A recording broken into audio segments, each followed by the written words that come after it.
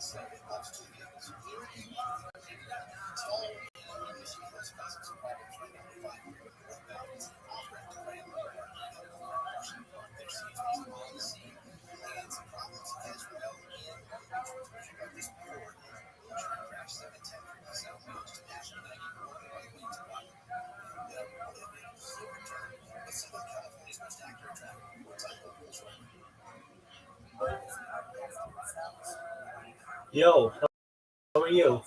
What up, King Cabbage? Can you hear me?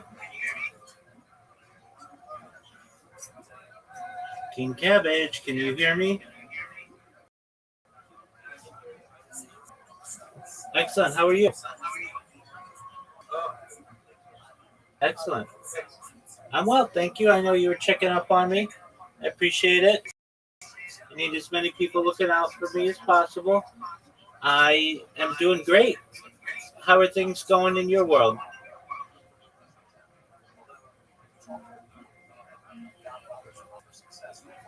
How are things going in your world?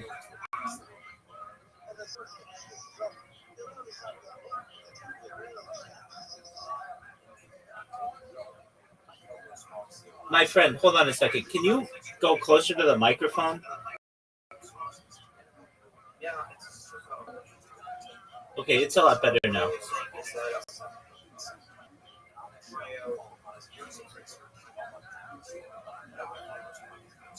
Okay, what's wrong? Tell me about it.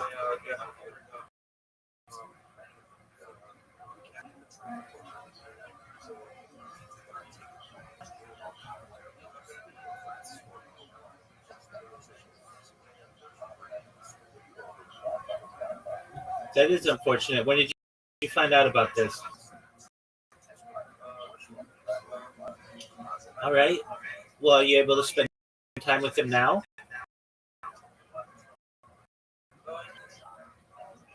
All right. Well, it's important to maximize the time with the people here as much as possible. Are you doing that?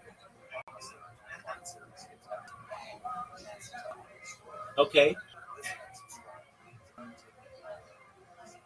You're away from the microphone again. Can you come back?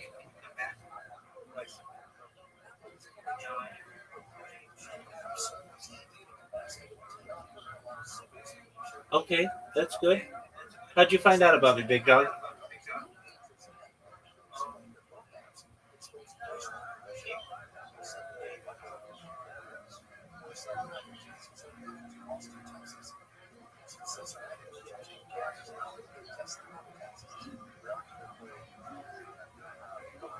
All right, King Cabbage, may I ask, how old are you?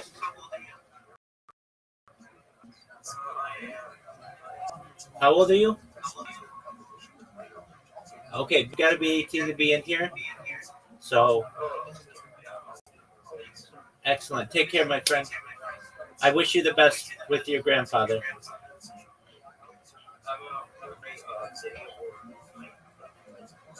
Absolutely. Come back in 5 years, big dog. Take care.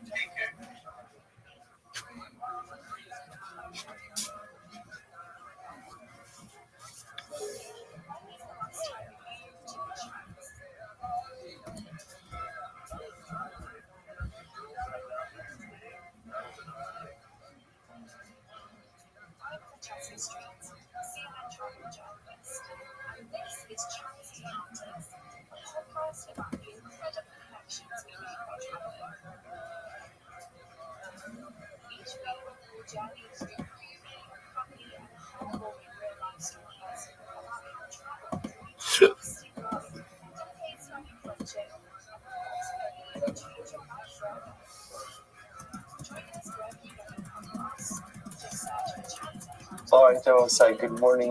Good morning. Let's begin by thanking all of our sponsors for this morning. To thank our annual Talmud Torah sponsor, the Tilson Mishpacha, for dedicating all the Shurman Drashos this year. Against Chus for Besoros Thomas for Am Yisrael. Talmud Torah sponsors his son, Haba Alinu Latova Paul Pollock, in celebration of the Nissan birthdays of his wife Kathy and granddaughter Tikva Esther Pavlik. Anonymous sponsorship in the Chus of sales for all of our children, and for these to be the month of Geula Shekhav Yisrael. Avram and Indy Kelman, in memory of Avram's mother, Sarah, Brian and Bas, Yoshua, Heschel, Zichron Lebracha. Now, week of learning sponsors, Paul and Kathy Pavlik, in of the yards like that Paul's father, Shmuel Ben Zechariah, and great grandmother Cyril Bas from Dov, Zichron Lebracha, and the merit of our Talmud. In the Shalom Slavin Aliyah, the families in Yachamo, all those who need a refuah Shabbat together with Kol Chol Yisrael, Chishbaruch Shemir hostages, and our soldiers should be successful b'chol ma'aseh yedeihem. Well, so with that, let us. We have a lot to do today. Technical issues this morning. Okay. Thank you so much. Thank you. All right, so since we are picking up Emir Hashem on today's daf is Kufches 108. You would have no idea about that from where we're starting this morning, but okay, we're starting on Kuf Zayin with Aleph 07a, and we are picking up Emir Hashem. Mini Casey Mipasharav, which is 2, 4, 6, 8 lines up from the bottom. Mini Casey Mipasharav. So David Amalek, remember again, is asking for what we'll call incremental forgiveness. So one of the things he asks is, if Baruch Hu literally again forgive me from my great sin. So the Gemara says, what is it? We actually mentioned this yesterday. God says, I'm asking that you remove my entire story. Don't write my degradation. Remove this entire story of Bathsheba from Tanakh. Amar lo who says, I'm sorry, I can't do it. Umay yochina talpi misarai omed misavach kama shanim ashevaya Yeshua v'osafti lo. Now remember again, Baruch Hu gives him much. He says, look, I removed a yud from the name of Sarai, right? Sarai became Sarai, and that yud was floating around for a couple of generations until I found the ability to place it in the name of Yoshua.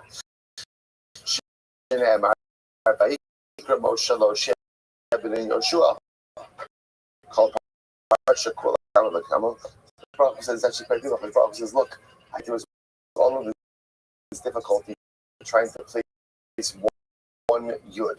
Trying to place one yud, I had to take the yud of Sarai, I had to place it somewhere.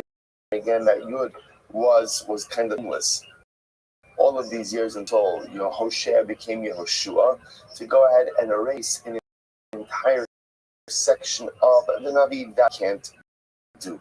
And there's a profound yesod in this as well, which is that certain things you can attain forgiveness, but they can't necessarily become undone. And this is a tremendously important yesod. Yesod in relationships, yesod in life.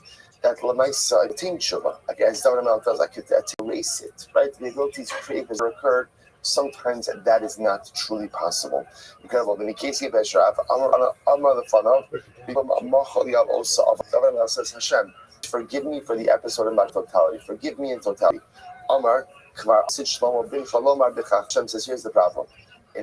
Your son Shlomo the following idea. Could a stoke of fire right in his chest and not burn clothing? Could a person walk on holes and his feet are not going to be burnt? One who has relations with life, ultimately again cleansed from such a sin. In other words, what Shlomo says to himself says that there's ramifications for certain averos. There's ramifications for certain misdeeds. So I can't just go just straight out forgiveness. Kabel Alecha, Amalei Kohachim Itra Dahu Gavra. So says should just be totally lost to everything. So the Gemara says, Amalei Kabel Alecha Yisurin. Such as David, if you want to be cleansed, yourself suffering. Accept yourself suffering. So remember, David was trying to attain forgiveness. The Shalom says, forgiveness just can't fence. It has to be earned in some way. Upon yourself, accept upon yourself suffering. So the Gemara says, keep it alive. David accepted upon himself. So for 6 months, David became the Tzora. He became attracted to Tzaras, and as a result of the Tzaras, remember again, everyone is separated from him. Upershim and the Sanhedrin, and the Sanhedrin separated from him as well. And the Stara, how do we know that he contracted Tzaras? Tini be'ezor be'atar, techapsini u'mishalek al, v'stakani men ha'shchina, v'seb hashivali sason ishacha, v'ruach mediva tismecheni. Upershim and the Sanhedrin, how do we know the Sanhedrin separated themselves from him? V'seb yashuvu li yir'ayich, shisha chadash minal. And how do we know, by the way, that all of this went on for 6 months? David HaMelech reigned for 40 years. Other days will say, in Hebron he reigned for 7 years. By the way, this was Melech's monarchy, right? For 7 years he was in Hebron. Now those 7 years in Hebron, that was essentially kind of birth. He was fully accepted as king over all of Klal Yisrael, and then for 33 years in Yerushalayim. So the Gemara says, and it says, "B'Chevron Malach al Yehud Sheva Shanim Shisha Chaim." Interestingly enough, the possibly in Hebron, he actually ruled over Yehuda for 7 years and 6 months. The Gemara says, "Mahani Shisha Chadashim Lo Kapir." Interestingly enough, when the tallies his entire monarchy, it doesn't count the 6 months. Shma Minon Stara. During those 6 months when he had Saras, he wasn't really functional so much. So he wasn't functional. Therefore, Allah so they were not counted towards the totality of his reign. So it's very beautiful Gemara ahead of us right now. David HaMelech is yearning for one simple thing. He wants forgiveness. Forgive me for my sin.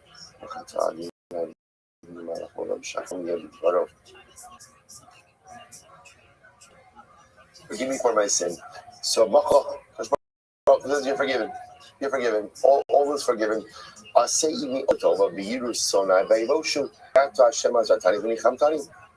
Remember, you both say, one of the things that we keep seeing is that David HaMelech again was so badly mistreated by everyone around him because of this particular Avera.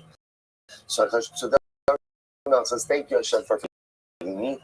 I would like a sign of your forgiveness. Both said this incredible day. I'll give you this sign during your lifetime, but I will give you this sign during the lifetime of Shlomo, your son. Both say incredible Gemara here. What happened? So the Gemara said, "B'shashu when Shlomo's based on Mikdash, bikesh lahachnis kodesh hachadashim, davku sha'arei levazem." When Shlomo finally placed on Mikdash, and he wanted to bring the Aron into the Kodesh, the gates of the Mikdash would not open. Can you imagine this? Shlomo HaMelech spent all of this time building this building, and then finally when he gets there, the gates won't open for him. Okay, so what happened? So Amar Lachmona, and he said 24 forms of shir, 24 kapet lachavtilim, and if the gates did not open, Amar so sha'arim sheikhem dinoschu pische olam v'yavo melech hakavod. Literally, open the gates and let the melech hakavod. Means the melech hakavod, who is the great king? Hashem Gibor Hashem Milchama. So it's like he's seeing all of these beautiful shiros extolling God, and yet below none, he still was not answered. Listen to this. Even Amar Hashem Elokim Al Hashem Kidei L'Shikach. Once someone supplicated and said, Hashem, my God, please do not go ahead and turn away from the face of your anointed one. Remember, said, of David your servant, Miyad it's open. So once there's something amazing which is Shlomo couldn't get to the gate of the Beit Hamikdash open until he invoked the memory of his father. Only once David was mentioned did the gates finally open up.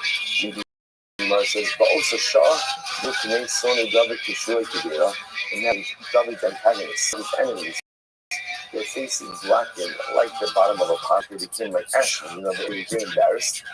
So, Shemachara Kosavan. And that moment they realized that David and was forgiven for that sin, for that episode of Bathsheba. I must say, a tremendous story. So, what's fascinating, David HaMelech got what he did, but he didn't get what he wanted. Right? He wanted this public display of divine forgiveness during his lifetime, but at the end of the day, only during the lifetime of his son Shlomo. But it's like there's a tremendous lesson in relationship dynamics and relationships. You hurt someone.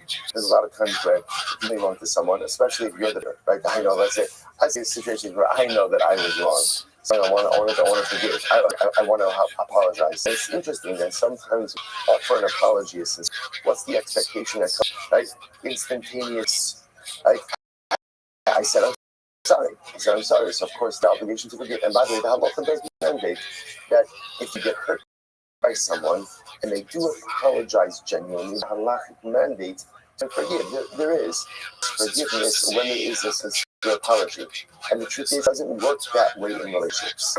When you hurt someone just because you feel bad and now you want to make it right, that's very beautiful. It doesn't do the damage on the timeline that you want. And that you can put things back to the way that you want. And it doesn't mean that you can wipe this slate clean just because now I am moved by tremendous remorse. Hurt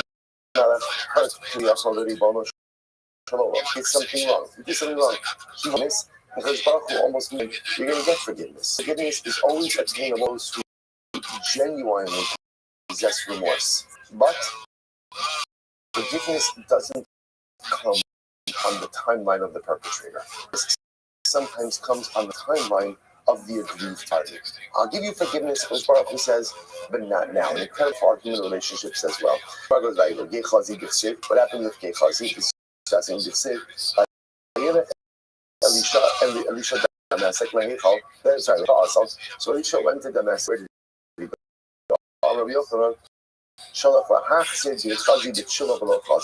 So Elisha went to bring back Gechazi to become about Shuvah.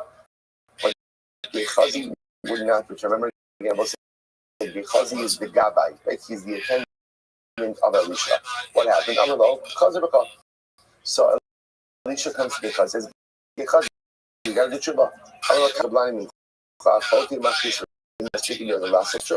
So Gechazi says, Elisha, I learned from you that if someone goes ahead and commits causes others to commit that. He can't do tshuva. So my other, what did Gechazi go back? He did the Amri Eder Sho'ebes Tala Lachata Saban Ve'amin Jamin Shamayim Ba'aretz. The Iged Amri Shal Hakaf B'Fiyah V'Hayezes V'Omeres Anochi V'Lo Yelachab. So some say, so apparently either Gechazi somehow gave the appearance that the golden calf of Yeravam, in fact, by power. Some say that he had a very powerful magnet, and with the powerful magnet, he was able to make the calf look like it was levitating. Say that he possessed the name of Hashem. He placed it in the mouth of the golden calf, and the golden calf began to speak. Either way, what he did was, he gave the appearance that they were. and that led many people to follow the and led them astray. So the Gemara says, Others say that Elisha kept the students away from Elisha. So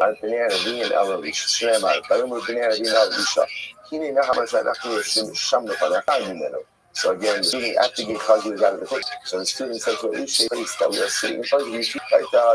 So what do you see from here? So that's what this time why weren't they there? Because again, Gehazi was keeping what's it right with them?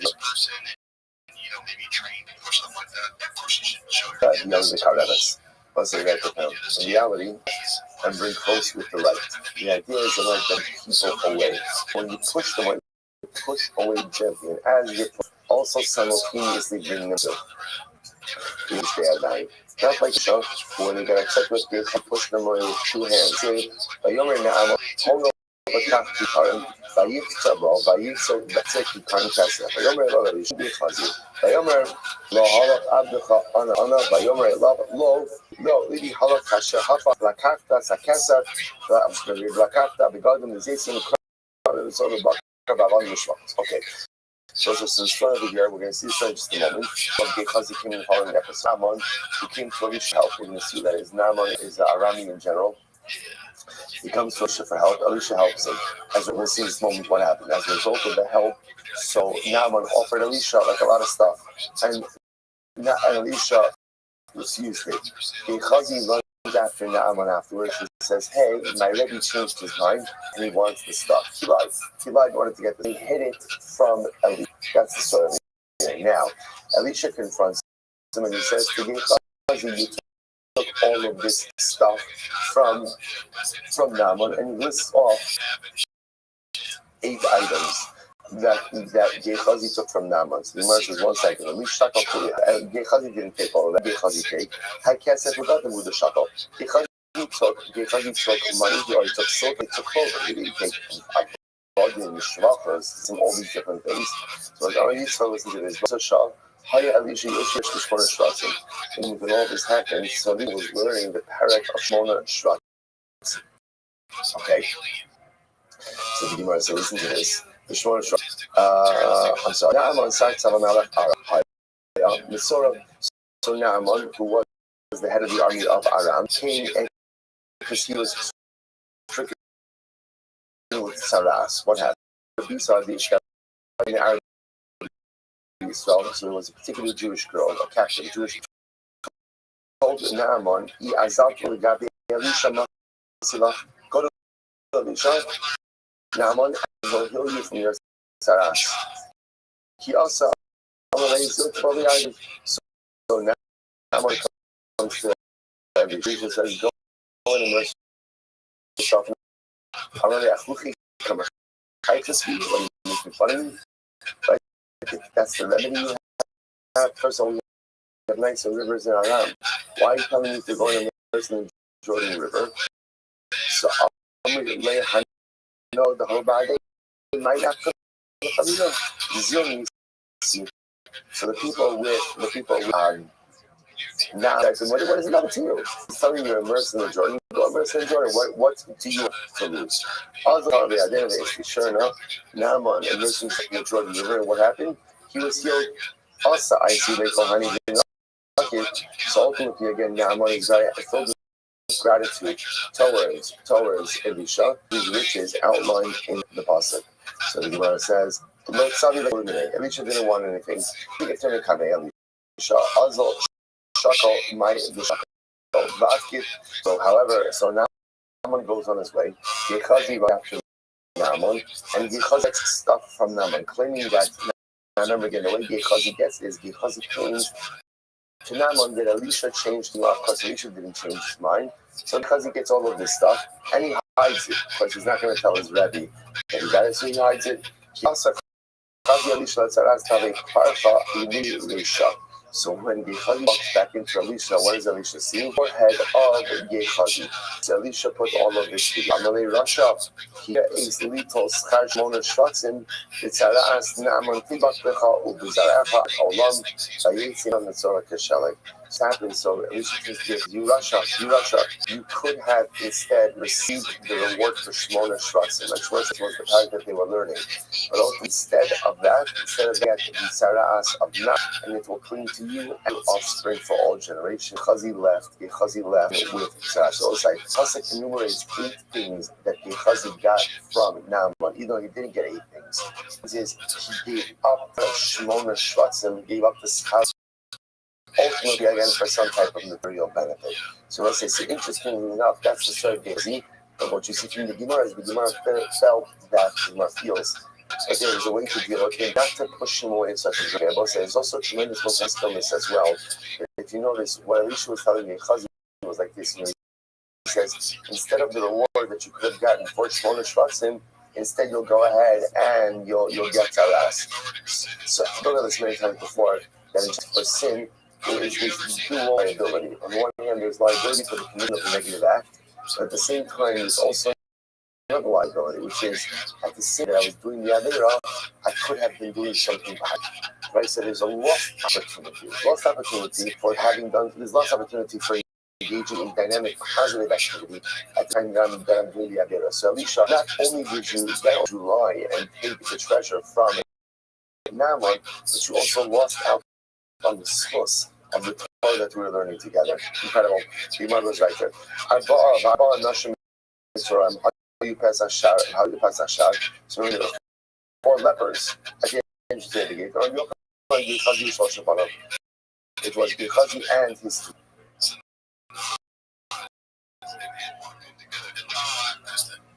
Okay, Yates 13 of the Isha, incredible Gemara. So Yates 13 of the Isha. Take small block of your kaleves. Push it away with your left hand, with your right hand. Now, what does this mean? Rashi says over here, Yetzer Ta'avaso Emachikam Legamrei Ma'et Yeshiva Olam Karpelei Bali Dei Yisrushen Yachol Lichposh from Varavera. So Yetzer over here means the desire for sexuality. Desire for sexuality is something that should be pushed away with the left hand, but ultimately again move closer with the right hand. Now what does this mean? It means it's like this. On one hand, if one totally pushes away and suppresses that desire, so that's a disaster, right? Because that could ultimately again prevent privation of the world. On the other hand, if you just fully embrace, just like lean into it, you become a very immoral individual. So I need like this balance and creating a little bit of healthy restraint, but at the same time also active engagement. That's the Isha actually said Daitan Kalim Titka also was a combo. What does it mean over here? And also a child and a woman. She says over here essentially Daitan Kalim. Daitan this context means sensitive.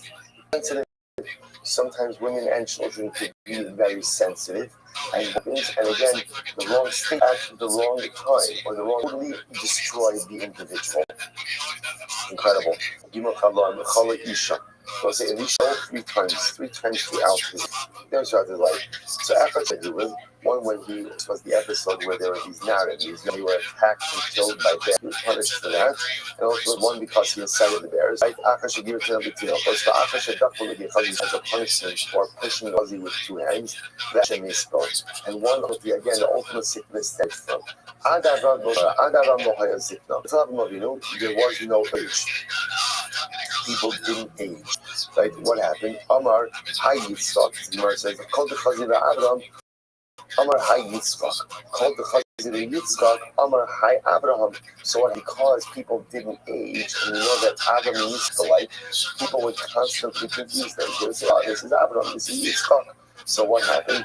Abraham davened for old age. So that Abraham Zakin Abraham because Zikna old age the first time is mentioned by Abraham Avinu. So it's actually quite interesting, right? That Abraham Avinu apparently asked for old age that people should be distinguishable.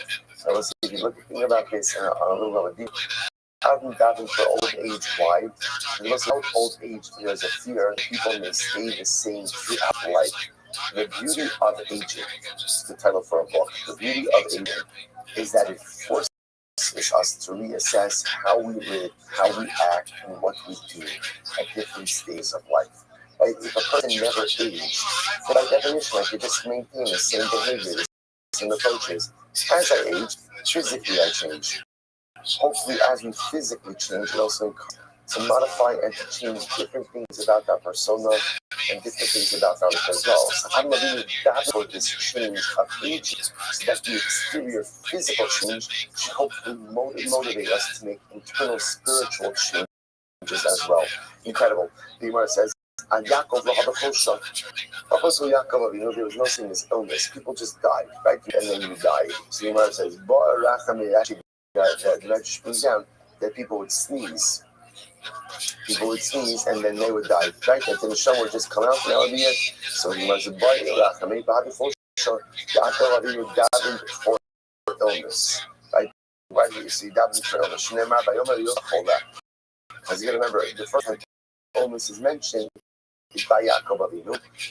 When Yosef is told your father is ill, Rashi tells over here, why did Yaakov die? This Rashi says, Kidei Shinai Lebanav, Lavav Yaakov and Kamo, Rios Allah Shas Misa, Kevan Shelo and Shinafal, the Yodin Shemos in the Kabbalah.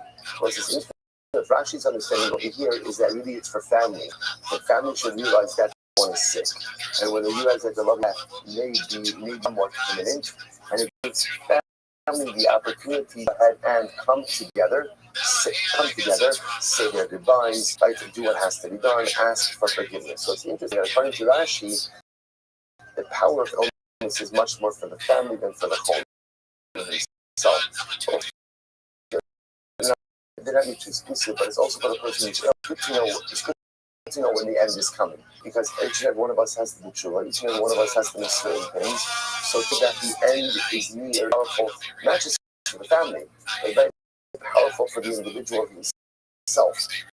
To know that again, the end is near, and therefore again, I have to go affairs in order. Incredible. So the Gemara is good. Up until Elisha, ultimately again, there was never anyone who became ill and was healed. Yes, it was they got sick, he died. So the first one became ill, and Elisha died, and he got well. Elisha as far as because the Pasuk says Elisha ultimately becomes ill with the illness from which he died from which would infer that there were other illnesses he died from because he died and was healed. Incredible. Mishnah. The generation of the flood have no portion in the world to come. Nor do they stand for judgment. This is a very interesting lesson of Lo'omdin Badin. So the way this is understood is they do not experience Mason as well. They don't experience Mason. Apparently, again, we still have to go. I know that I owe you still. That first we should finish up the Gemara before we go and get the Rambam. And so I read the Rambam about how this whole thing with like Olam Haba, Tchias HaMesim, judgment, how all of this stuff comes together. So we'll do it in Minas Hashem before we finish the Masechta. Over here is the Rambam. Not only do they not have Olam Haba, they also do not. They don't have judgment that occurs during resurrection. Tchias HaMesim. Shneimar. But you're looking about the Olam Lodin V'lo Ruach. The generation of the death. Is Migdal. Right? Ultimately, is built up to Shemayim. So in the case of Olam Haba, they have no portion of Olam Haba. Shneimar, Vayafetz Hashem apnei kol haaretz. Right? Vayafetz Hashem Hashem Olam Haba. U'Mishayafetz Hashem Olam Haba. Anshe Sdom, the people of Sdom. Ein lehem chilik Olam Haba. They have no portion in the world to Shneimar. Va'anshe Sdom Elohim v'chatayim laHashem. They were sinful to Hashem very much, so they were bad in this world. V'chatayim, and they are still filled with sin. Olam Haba. But interestingly enough, apparently, Anshe Sdom are resurrected. Like they have, and therefore, again, have the judgment associated with resurrection. Okay, well, so it says, it's not true. That Nehemiah says, both Dor HaMabul and the people of stone, neither of them ultimately experience resurrection. Shneimar, Hakim lo yakumu l'Shem tap of Kuf. That's 108a. Hakim yakumu l'Shem Mishpat. Chatoim ba'das tzadikim. Hakim l'Shem Mishpat. What does it mean that the wicked will not stand for judgment? Zed Dor HaMabul. The tzadikim ilu anshe stom. So it's interesting enough. Machlokas. Dor HaMabul and Dor HaFlor. Interesting enough. The anshe stom. You anshe stom experience resurrection or not? That apparently is incredible. Amulo. Badas Sidikim, aber den Badas Rishon. This stone will not stand in Adas Sidikim, but they do stand in Adas Rishon. Again, we'll see exactly what this means, but that's what it means is that they stand for judgment during the Ragrim. The Ragrim don't have a portion in the world tonight. By a Muslim, Noshim Motsi Givas Hars Benagir Hashem. By a Muslim, all of them, they died in this world, they follow the Benagir, the Olam Haba. This is very, very profound. Dor HaMidbar, the generation of the desert, Ein Lahem Chilik V'Olam Haba. And this is sweeping statement. The entire generation of the desert does not have a portion in the come. They owned but nor do they stand for judgment. Bamidbar Hazeh Yichamu B'Sham Yamuzu Rabbi Akiva. So we'll say this is the opinion of Rabbi Akiva. The Dor HaMidbar does not have a portion in Olam Haba, nor do they exist. And Eliezer Omer, Ayhem Omer is for the Hasidei Karse Brisi Alai Zeva. So the Lord says, not true. Dor HaMidbar was punished in this world, but they absolutely have a portion in the world. Adas Korach Asidolalos, the assembly will never come up. In Pashtus, what that means is followers will swallowed up by the earth. That's where they will remain. Vatechas Alei Ma'aretz Ba'olam Hazeh. Hayov Rabbi Akiva. So it's actually Jesus. Rabbi Eliezer Omer, Al Omer, Hashem, Nemus, in the Chayev, Mori, not true. About Askola, they said that one day will bring them up from the depths. All right, so a lot of time back here.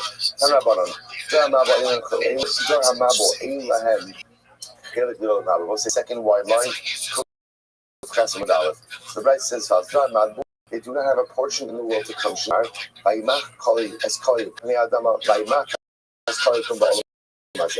Everything was wiped out. That's a reference to this world. And they were wiped out from the earth. That refers to Olam. This is Rabbi Akiva. This is of the opinion that Allah no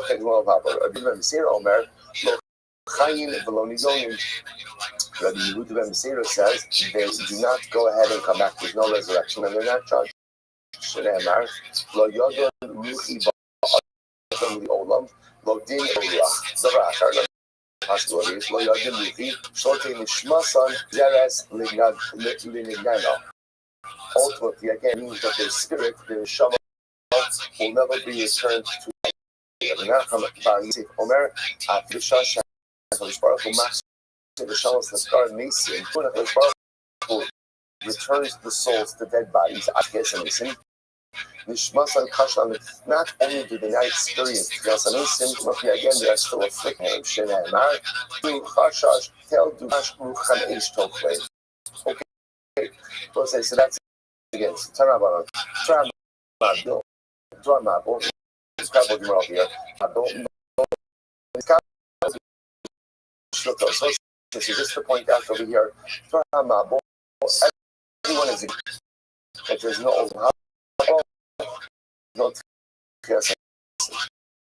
like at that point it doesn't seem to be convention. Now we might talk a little bit more about Hamabo.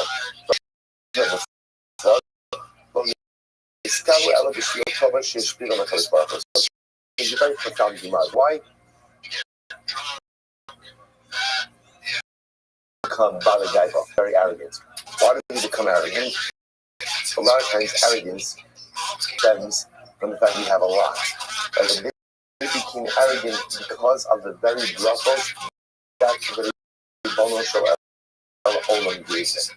The Gemara says, Makam, what does it say by them? Bakeim Shalom Mipachad V'lo Shevet Elo Ka'alei V'ksiv Shon Ravar Velo Yagil, Paras of Lokishka, Yishvach Kitsoner, the Demi Rakil, Yisu Bato, Kinar, Yisbukula, Uga, Uxid, Evolve Yime, and the Tov, which knows of an the Borega Shali Kasu, the Gama, Shlael, Sur, Migastra, Kappa, Loxenu, Ma Shakai, Benu Mano, Yoki, Kabal. For example, the Sudan we just read, all of the material that they received. Right? They Imam had everything. The result of having everything, they said, what do we need God for? So why do we need everything? Sorry. They said ourselves, so that for right? The most we need God for is but the truth is even for that we don't need him. Or narrows in my nose. We have so much water, rivers, we have springs, we have to sustain ourselves. The very bracha that I upon them, that's what is to anger me. I'll show them what I done awesome. I will judge them through this to rebel against me. Shneimar, Vani, Hinene Mabu Mabu Hinene Mis Hamabu Mai. The Bible says this is very profound. So here's everyone to yourself, why does Hashem wipe out the flood? So the Gemara understands over here because that was the source of this self-contented actions that led to their against God. So the thing you really need to depend on is rain. We have so many waters, we don't even need God for that. Well, you rebel against me with bracha, I'll bring about punishment with source of brachas. Incredible. Rabbi Yossi,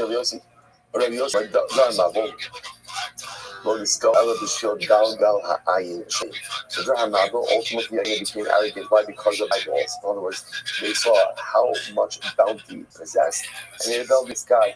The eyeball itself resembles a body of water. Hashem went ahead and judged them with water with the eyes.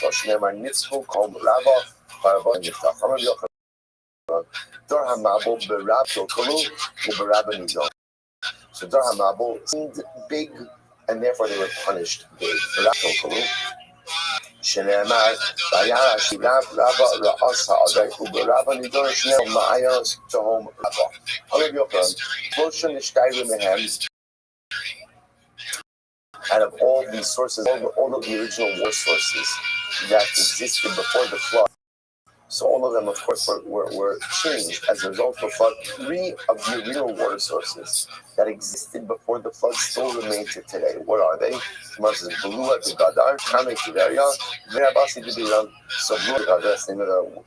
the spring. Hot springs of Tiberia, and the spring is the great spring of Biram. Okay, so remember again, still don't have the flood. Every living thing went ahead and corrupted its way. I'm going to be open on the money. So they needed behemoths with chayas with behemoths. And man made it with all kinds of animals as well. So everything was just corrupted in the world. I'm going to be Arakana, the Kulam Kazu, and the animals kind of returned to their mating only with their kind. Chutz with Tushlami, with the exception of the Tushlami bird. So apparently, the Tushlami bird mates with anything. So again, that's the one holdover from the days of the Mabul. So the end of all living things is coming before you.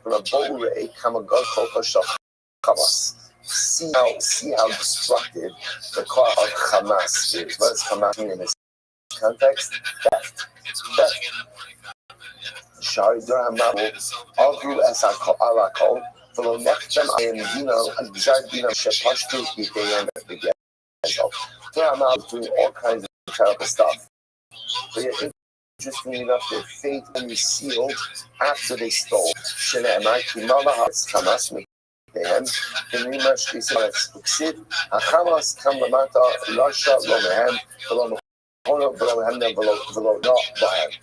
it's actually quite interesting. Is it that Hamas? Why is it that sealed the fate of the Hamas? So which last Hishpach said that Hishpach is able to forgive us for a variety of things. And Hashem is able to go ahead and understand why we say this. The one thing that becomes unforgivable is when we wrong one another. When you hurt another person, take from another person, abuse another person, take advantage of another person. So again, stealing is also the same ability. Like when a person is with other people, often they rob other people of relationships. When that type of dynamic sets in, that becomes an unforgivable dynamic in Hezbollah. We Rosh could tolerate a lot of stuff we do to him. What he can't, so to speak, stomach, and what he can't go ahead and forgive are the things we do to one another. Incredible. So the goes like to Amar Zakov Asmo Kimako, Amar. לפן הריבונו שלום, לא מהם, ולא מהמונם, ולא מהמם, ולא not בהם.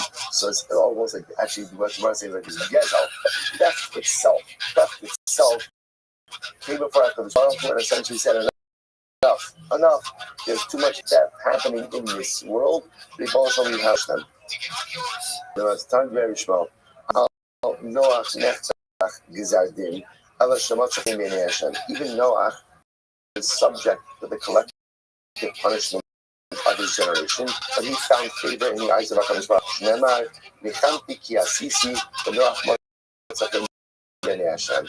V'ayimachim Hashem ki asas adam ba'aretz. Hashem, literally again, that he knows a man. So ki asar abin, amar HaKadosh Baruch Hu, yafa asisi, shetikant v'en ba'aretz. Everything is something good. That I created a system where man could be buried in the ground. Since man can be buried in the ground, dispose of them. My shmuk sifha kalaynakim sifhasam baynakim osam baydaber elidamri lo yafa asisi shetikan. Isn't it good that I established for them burial in the earth? Sifha kalaynakim sifhasam baynakim malarosh adiber lasos yamo. Ela told us Noach. He was righteous in his generation. Those are famous backlokas quoted by Rashi and the Chumash. So why did you have to say that he was righteous in his generations? So he was righteous in his generation, but not he had relative righteousness. He was righteous because he lived in a generation of the Rishonim. But had he lived in a different generation, he would not have been so righteous. If he was righteous in his own generation, ultimately again, all the more so that he would have been just had he lived in a different generation. Already kind of enough. Marshall was righteous because he lived in a different generation, or would he have, or because he was righteous in his own generation, certainly would have been righteous in a different generation as well. Already kind of enough. Marshall was let's go to Rabbi Yochanan. Rabbi Yochanan said he was relatively righteous. He was righteous in his own generation, but not in a different generation.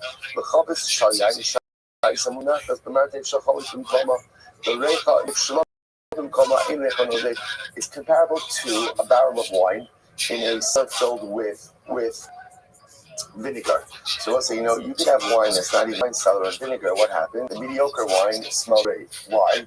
Because it's surrounded by vinegar. But put that same wine next to a bunch of barrels of high quality wine and selling what? Doesn't smell so great. That was Noah. He was out of wine in a generation of vinegar. Therefore, it smelled great. It smelled so great.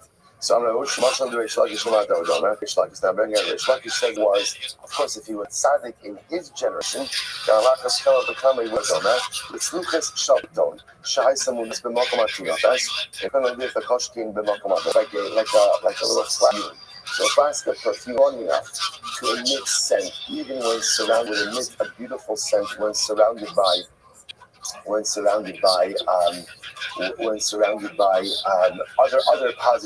other positive scents as well. Incredible. Let's I just point out that in the Lashon of Rashi in the Chumash.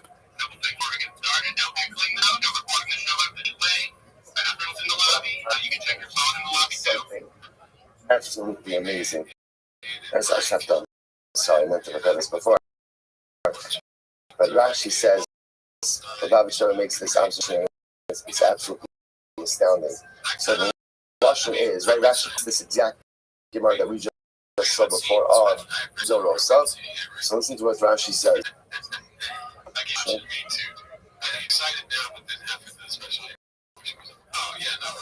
So Rashi says over here,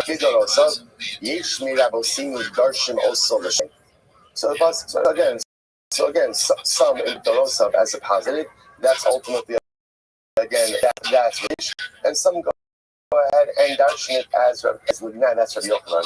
So besides the Racha makes an amazing observation. If you look at the Lashon of Rashi says, Yesh mi rabosim darshan osel shalach. There's some of the rabbi who darshan it as a praise, and the Yesh should darshan Lignai. And there are those who darshan it as disparaging. It doesn't say Yesh mi rabosim darshan l'shvach. Yesh mi rabosim darshan Lignai. There's Yesh rabosim l'shvach, and just Yesh Lignai. The Baba Shirav is so beautiful. He says, you know what? It is so easy to find the negativity one. It is so easy to find what's broken, wrong, and what's not working, and what's not nice. It's easy because all of us have it, and the truth is, you can see it relatively easily. There's no great place in that. So you want to be great, and where does this come from? This personal the greatness comes when you're able to see the greatness in someone else. When you're able to see past all of the broken type and all of the negativity and all the things that are not working, and able to see their goodness and able to see their beauty. That is made up of seeing darshan l'shvach. So that Rashi himself is telling us, don't be the kind of person who looks at the other and sees the gnat, but rather again, be yesh made up of seeing. Catapult yourself to a heightened spiritual level. Be the kind of person who sees the spirit in every other individual. Incredible. Good. So everything is wiped out. But so again, if man sin, so wipe out the animals. So let's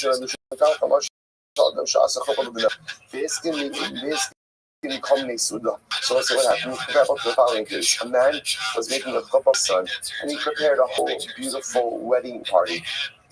Unfortunately, the chassan died, but the chuppah.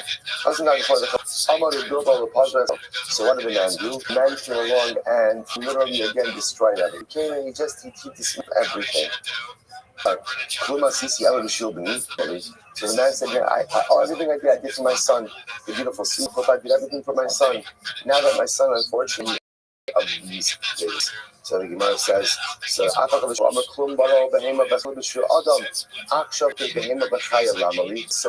says, I made a whole world. Why didn't the world? For man everything. I didn't make animals. This is like again. This is why Hashem didn't create the animals for the animals' sake. He didn't create the Amos Chayes because he was an animal alone. He didn't create trees and things because he's a tree hugger. That's not why he created it. He created everything for us. Everything for us. So the says, if man is not living up to his potential, if man is not going to maximize his potential in this world, then nothing else is necessary. Overwhelming. Because everything was destroyed except for the fish in the sea. So reminded said, it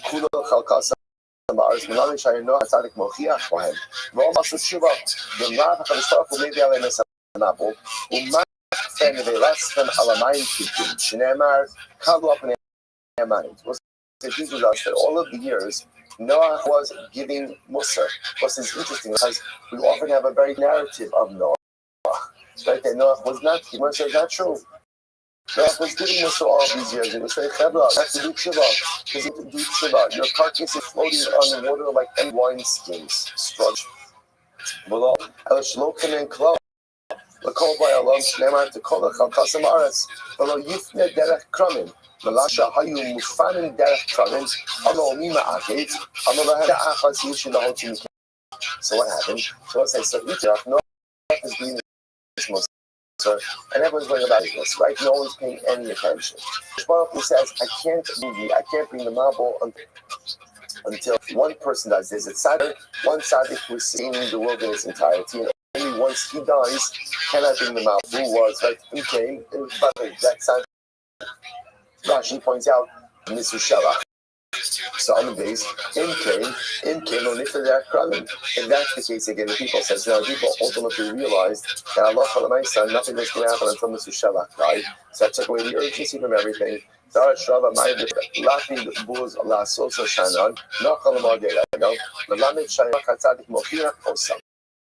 Noach was rebuking them.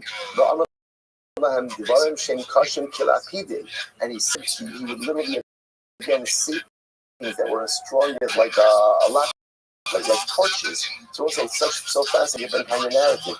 Noah was a Musa each and every day. Played boats, buying the vazino. So Zoke, and they discovered right. They went ahead and they mocked him. They said to Noah, Zoke, save us Zulama. Why are you building that ark? I want to talk about maybe how they come on Mabel. Who's going to bring a Mabel? I don't know. Mabel Shem. So what kind of Mabel? What kind of flood is God bringing? Let's hear about this. In Mabel, Yeshno Acher, Ba'alisa Shma. So if it's fire, what about fire? So apparently they had this thing called Elisa, and Elisa was fire repellent. So again, if God brings fire, we got it covered.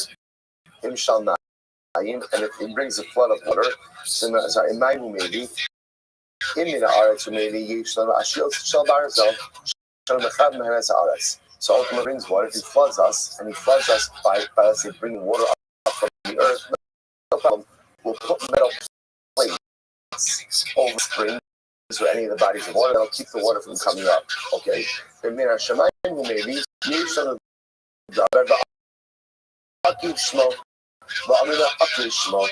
if it water from the skies, in other words, immense rainfall. So you have this thing, the ultimate Akish. And Akish apparently is some type of absorbing that would absorb all of the water. We're not scared. If he brings fire, we got that. If he brings water, if it's water from the earth, metal plates. If it's water from the sky, it's Akish. And maybe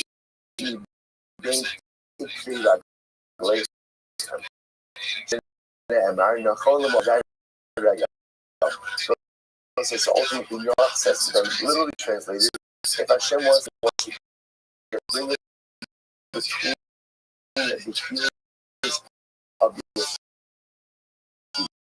now Rashi understands over here that it's a reference to semen. The Chashbar wants to wipe you out again by bringing a flood of semen. He could do so. Now, why would he mention that? Because also remember again, they're also involved violating of immorality.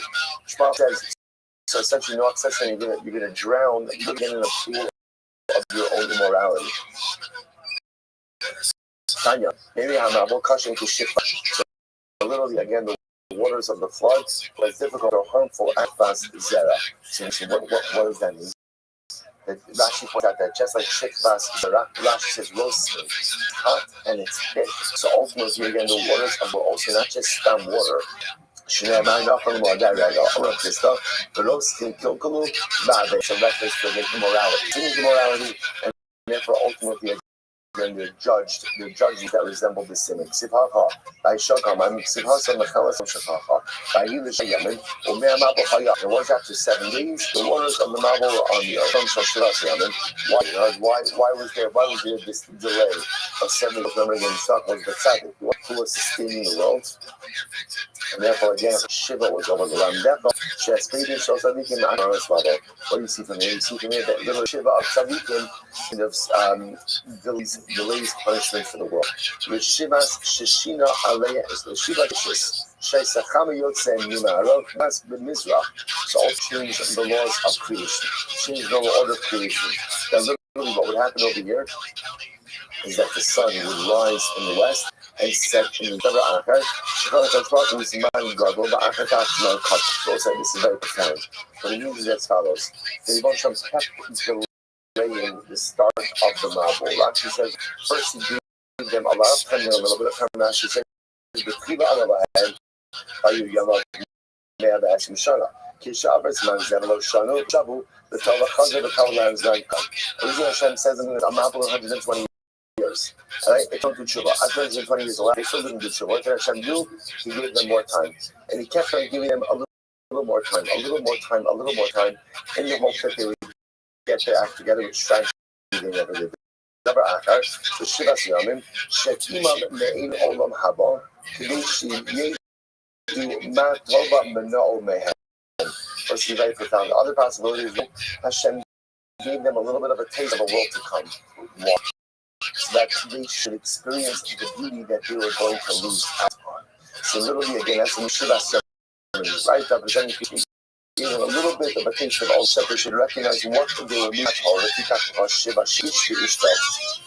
So the concept saying now with Shiva, to gather again from every kosher animal, 7 pairs. 7 pairs, literally again, an animal and its spouse. You know, usually for the Hema, very outside. The animals have marriage, then it says that they also what it means is when it says what it is, only allow animals into the table that did not engage in immoral behavior. So the Gemara says, how would Noah know which animals were immoral, which animals weren't immoral? Like, how would you know that information? Unless this stuff, so he brought the animals before the table, not before the table.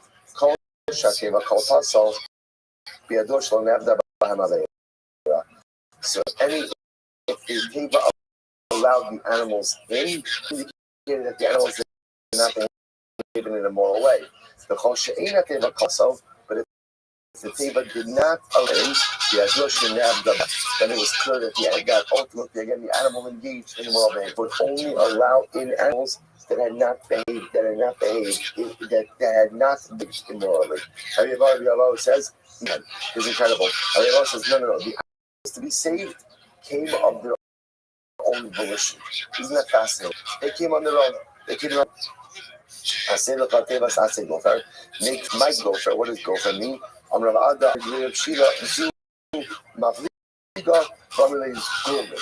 some type of word or material. Soar kasar teva, make it soar. Rabbi Yochanan Kava ba arentos or golios, deshim iros lahem kitsarai. So remember again, the soar kasar teva. The soar was the source of light. What was this source of? He says, assemble precious stones. These stones will go ahead and radiate light into the table. Incredible. Very good. And ultimately, I want to say the table itself didn't have a big roof, right? Because remember, you wanted the water to sheet off. But it did have a small roof, one flat area of an amok.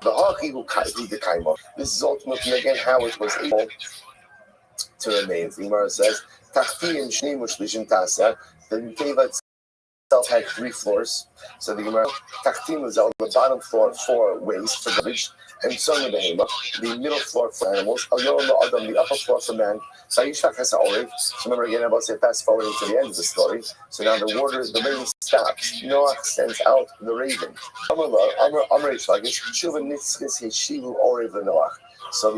the raven gave Noah a little bit of a difficult time. How so?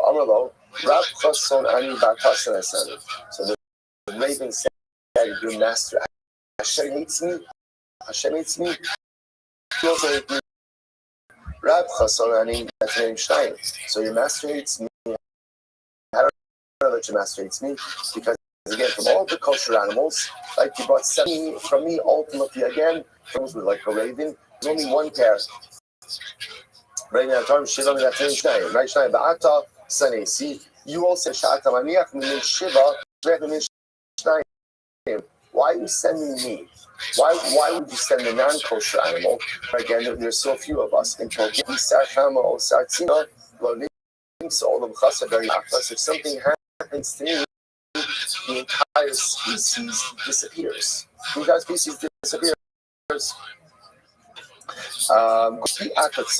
Or maybe you're my spouse. Or maybe I want to ask my spouse. So again, you know, after the oil, it says to raven Russia. But again, I'm not permitted to my own wife.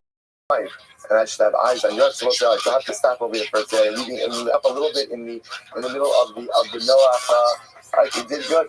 David Schwartz gets the credit for the early start, or whatever. Or you want to talk to the early start. I said Shkoyach.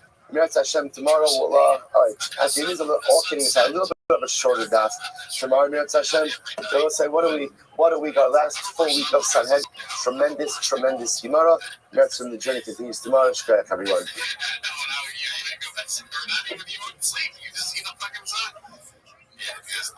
All right, Trevor on Zoom. Have a great Shabbos, everyone. Trevor and Yisrael, you're the majority. You're the Phoenix. Have a good Shabbos, everyone.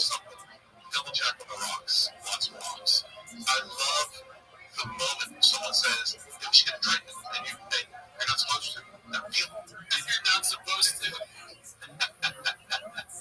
This is crazy. It's like anti-dare. It's funny.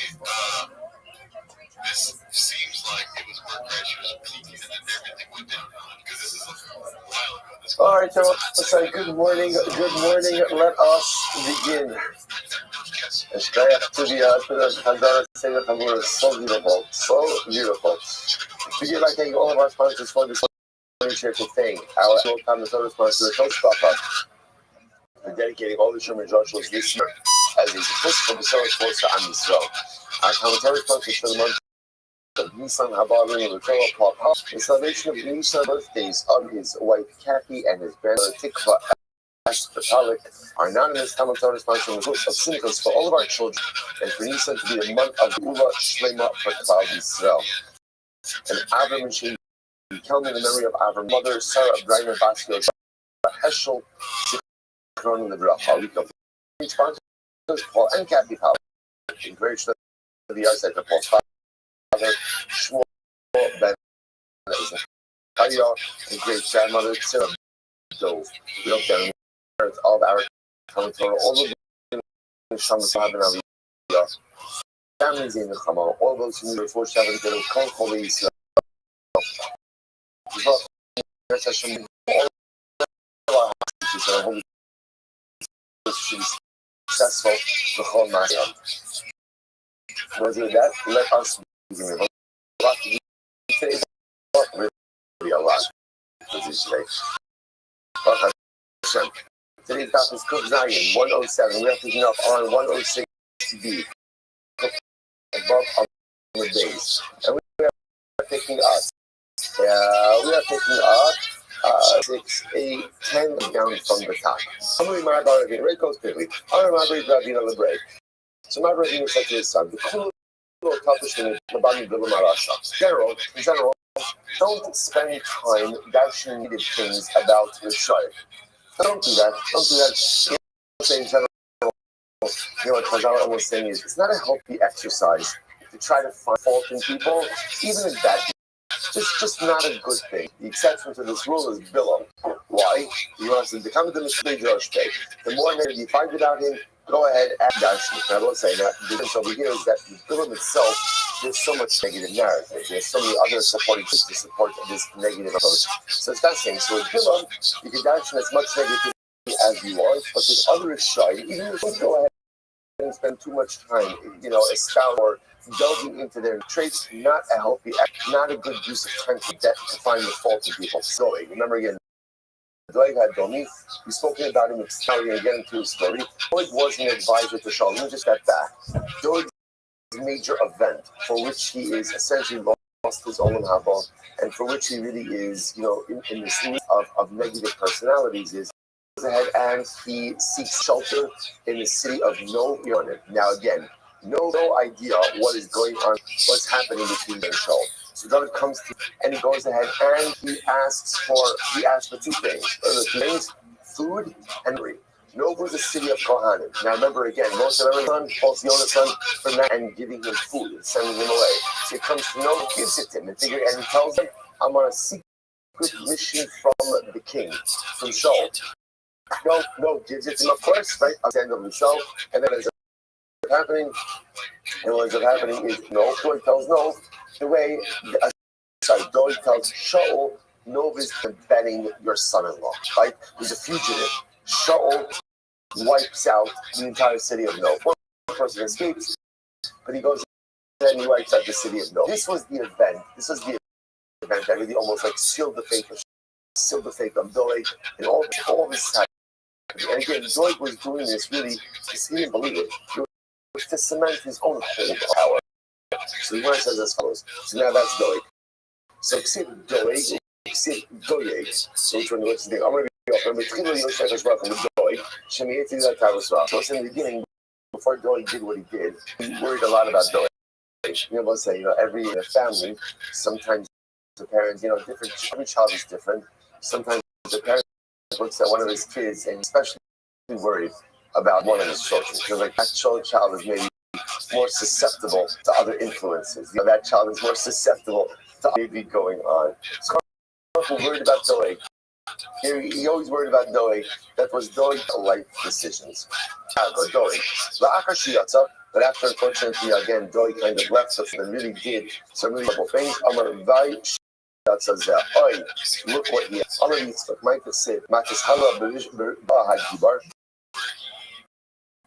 said, Cal Kala.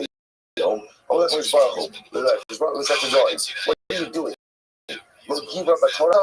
Aren't you strong in Torah? As Doeg sinning, the Ribon from Kiri matter with Doeg. You're best. You can do better than it. Aren't you a Gibar Batorah? Aren't you strong in Torah? Mat this halavara. What benefit will you have from all of this negative behavior? Look said, Kel, not to have I not shown favor, or do I not literally do you favor? You're kind of it's a tremendous muscle. Almost like a response was pained by what Doeg is doing. You have everything going for you. You have Torah. You have me in your corner. Anything and everything you want to have. Why engage in this behavior? Overwhelming. Or at least Habakkuk said, Hashem said to Doeg, Malach HaMesapach to Magi in the Parshas Meratzkin, the Parshas Mesaper Lashon Hara, Mavek. When you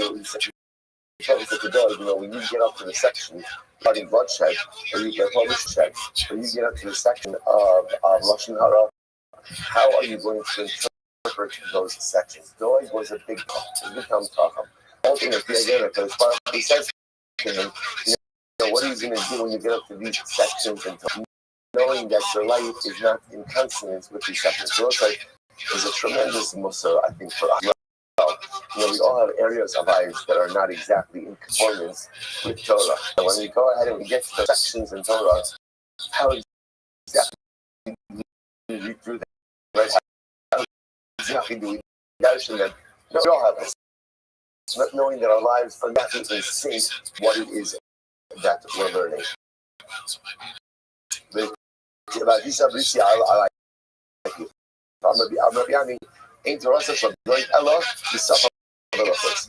Doeg's Torah was only from the lips out. What was Doeg's parable said? This is really profound. What was Doeg's ultimate issue? He did not internalize his Torah. He didn't internalize. His Torah was a pursuit.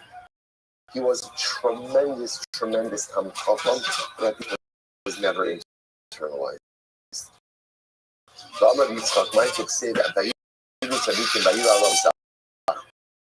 So between you, in the beginning, people feared Doeg. They mocked him. He lost his head. And one of these stuff might have said, so he literally means he swallowed a treasure and then Listen to this. Because Yamos Doeg. Baruch says, David says to Baruch, please take Doeg. Baruch is like, David take his life. Amalo, Chel. So ultimately, again, so here's the problem. Doeg has. I can't kill him now. Wait till you forget. Once he forgets his Torah, then I can deflate. I'm going to follow David says, no, Yerushem Kel. Just take his now. Which I will say, by the way, something fascinating. That the Ribon says to David, I do anything to Doeg because his Torah protects. So I say, isn't this incredible? Doeg was a murderer. Like, again, the Mishnah says, doesn't have a chelik Olam Haba. Olam says, Torah is so Chazal tells us Torah is matzvah.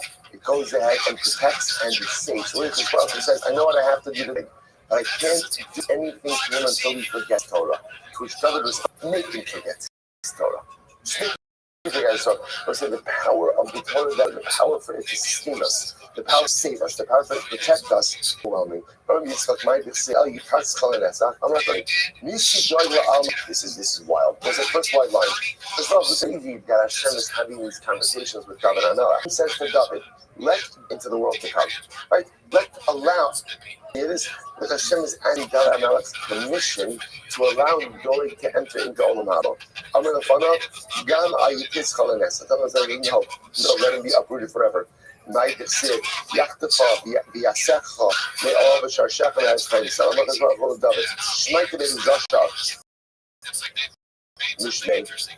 you're not going to let him into Olam Haba, at least let it be God was a trend from Kacham. Let it be that they relate Torah teachings in his name in the base measures. I'm going to find out Yichatcha Yisachha may be uprooted from the tent, representing the tent. So they'll say, no. Lehavi leave in Rabbanon. So ultimately, let him at least have offspring who are Rabbanon coming. To which the Gemara says, Shechel es Chaim Sela. Let it uprooted from the earth forever. So no, in other words, we'll say, so fasting, David HaMelech is filled with this righteous anger towards Doeg, and essentially David HaMelech felt, and remembering it was, we'll talk about David HaMelech, wasn't about Tshuva. David HaMelech understood the power of Allah. What was the problem? Doeg didn't do it. Doeg didn't do Tshuva. So again, you can't, I was going to say, and almost, we're going to see with this today's sugya, almost anything is forgivable, right? Almost any mistake that I make without forgiveness, can be worked out as long as I'm willing to engage in the process. If I'm unwilling to own my part, if I'm unwilling to accept responsibility, if I'm unwilling to go ahead and take it, that's my job to fix it, then nothing can get. The tragedy of Doeg is only likely in what he did. The tragedy is compounded by his unwillingness to do the real personalistic work to fix it. Someone else says, if he's not going to fix it, there's no Olam Haba for him, there's no future for him, and there's no teaching of his measures from incredible. My gift said, Aye Sofer, Aye Shokel, Aye Sofer Samigdalim. So I say something literally translated and described, where is the measurer, where is the one who counts towers? And what does this mean? So the Gemara says, Aye. This is all a reference to Doeg. Like, what happened to the one who could count all of the letters in the Torah? Where's the one who can literally again weigh so the lenient and stringent laws are rep Doeg's exceptional style? Who is the one who goes ahead and who's the one who goes ahead and counts what is that? Sofer, Shmeos Halachos Psukos, the Migdal HaPoreach. Doeg knew 300 halachos concerning the tower. What's the floating tower? So by the way, there's a couple of different interpretations of this. If you take a look at Rashi's on the left-hand column, third line down to the top. Mishnah, you see that? The Migdal HaPorech there, Hanichnas LaEretz Ha'ana B'Shmo U'Migdal U'Tamei Lo. So it's like, so this is an interesting halach. We've actually seen this ref, and essentially, don't ask how it happens, but how it happens. Person goes into remember, there's a general, there's a general rabbinic prohibition, or there's a general rabbinic that Eretz Ha'anim, right outside of Eretz Yisrael, has rabbinic tumah. That's generally used. If you're in a structure, that can sit between our tumah. That can go ahead and create an interposition, a blockage to the tumah. What happens if the ohel, the migdal, is floating? Right? So again, it's a theoretical question, but what's the implications of that by things? So apparently Doeg had 300 halachos associated with that particular unique shayla. That was the precision of his knowledge.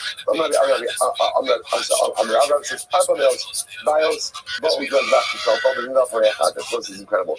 So Rava said, so in fact, Doeg and Achitophel, right? Well, again, unfortunately, both made terribly wrong decisions. Doeg and Achitophel asked 400 questions in the sugya of the floating tower. So the Gemara says, if shit lulu chad, They weren't, not one of them was this. They asked such good questions. No one said, watch this. Rava said, Rabusa boy, this is such a big deal to ask questions. So I said, this is a idea. So essentially, what Rava was like this. It's not to ask questions. Would it be even better is to do what? Is to give answers. So let's say, I think the other piece that I'm saying, this is, I didn't like this line. It's a tremendous line. Rabusa, boy, is God supposed to ask questions? What Rava is saying is like this. Life is filled with questions. Questions are very nice. Feel free to ask them as long as they don't paralyze. If we ask questions and we can't move forward to get the answers. And Rava says the success and meaning in life is not found in this. Right? Meaning in life is found in forward movement. Meaning in life is in the ability to not get answers, but still find the ability to go ahead and move yourself forward. The greatness is, as I said, like the guy who asks precision questions, oh, that's godless, that's not godless. You know what godless is? Godless is two things. The person who asks the questions doesn't get to move forward, and the person who doesn't spend the questions. Instead, utilizes and marshals his energy to move himself. Incredible. Right there. The change that you do. It was a great Gemara. In the years of Rabbi Yehuda, so in the years of Rabbi Yehuda, everybody was versed in the syndrome of the Zikin, right? Like the Babas were in the Zikin now. The Babas, Sanhedrin, Makos, all of those, like court law, damages, those type of things. So Anon, Kamasnina, so this is right. So that's one pairing himself, right? His time to Rabbi Yehuda's time, right? So Rabbi Yehuda, right? In the years of Rabbi Yehuda, pretty much everyone was proficient in one area, specifically again Ezekiel. So Rabbi said, by us, Kamasnina Tuba, we learned that Ba'oksin. When I say Oksin, is the halachos line, halachos of Tuba. So Rabbi is pointing out that in his time, he had much greater proficiency in Torah. Rabbi Yehuda's time only had proficiency in Ezekiel, damages. Rabbi said we not only have proficiency in damages, we also have it again in books in so many other areas. Listen to this. Rabbi says, yet, if you have a lucky Rabbi Yehuda,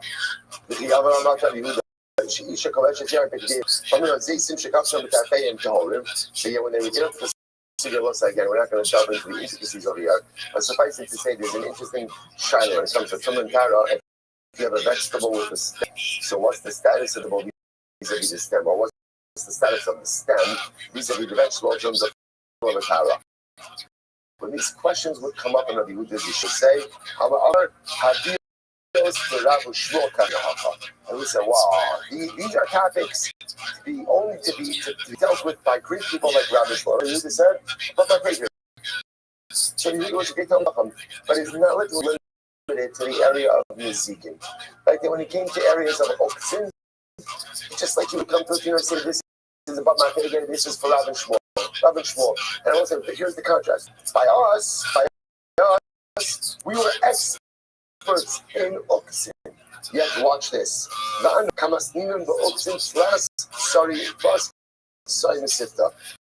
Rabbi said to me, I had 13 yeshivas learning Oksin. Like Rabbi Yehuda didn't know Oksin. We have 13 yeshivas running Oksin. And yet, Rabbi Yehuda showed when there was a drought, all Rabbi Yehuda had to do was take off his shoe, and it would rain. All he had to do was take off his shoe. Now, the act, Rabbi points out, the act of taking off shoes is an act of discomfort, kind of like a velos. An act of discomfort. So as soon as Rabbi Yehuda removed his shoe, as a sign of like discomfort, there's a drought, it would begin to rain. We cry out and we cry out and no one listens to us. Let's go fascinating conclusion. Ella, HaKadosh Baruch Hu,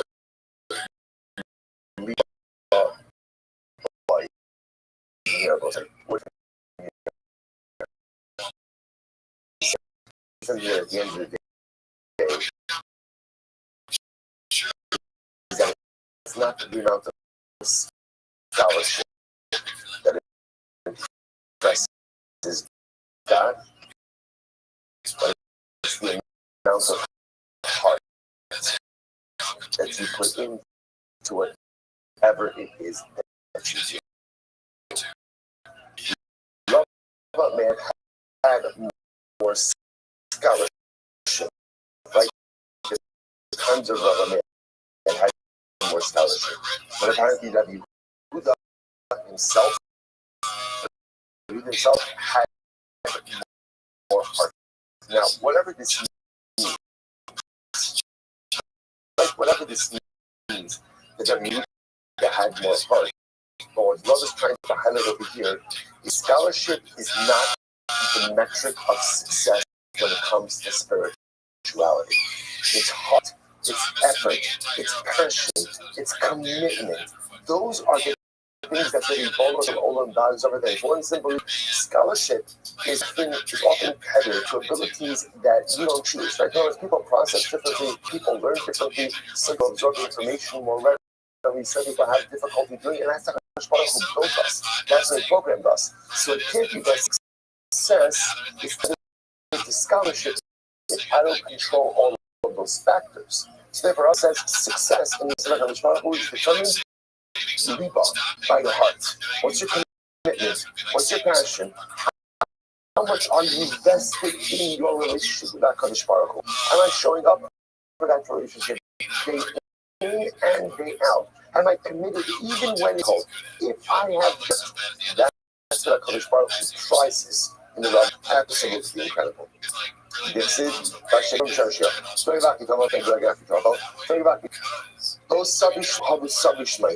Dogen Achitofel never really understood what it was that learning. Okay, masculine, is that possible? Ayi Sofer, Ayi Shofi, Sofer Samigdalan, I'm not Lohavi Sabish Mike, by the time I ate for that Doeg had office. When it came to the floating tower. Right? You understand how that doesn't make any sense. You must say, hello, what was the problem? The problem was they must say they knew a lot of Torah. What were they able to get to? Allah Ma'isa. They weren't going to listen, and what is it really to get to Allah Ma'isa? So that they weren't able to get to Allah Ma'isa. Says, Dichsiv, is after all the pasuk says, that Hashem are known to only those who. In this context, the word says Sud means the foundation. It's like Tzadik Yisol. The foundation is halacha. You need Siyata D'Shmaya in order to be able to arrive at exactly what to do. They didn't have this. So they did not have halacha rights because they didn't have Siyata D'Shmaya, which also means that when you tell us the ability to, or the fact that they didn't have halacha l'maisa, but that also means what's halacha l'maisa. Halacha l'maisa is you can take what you learn and to implement it into what you live. What or how you live. What was the base of Doeg Achitofel? They were great scholars, great Talmidei Chachamim, but apparently they were unable to take what they learned and put it into how they live. They didn't allow this. A lot of times we live with this kind of cognitive dissonance, where I'm learning, and I'm acquiring a lot of tremendous information, and I know what to do. The problem is I don't always do it. It's the nature of our lives. So that's what it means also that I can't, I'm learning, but I'm not learning, I like the Hilchasah. Right? I'm not learning halacha l'maisa because my learning is translating into the way that I live. Incredible.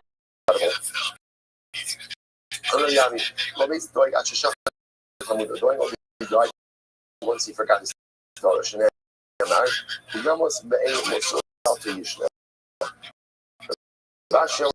when it's Tara,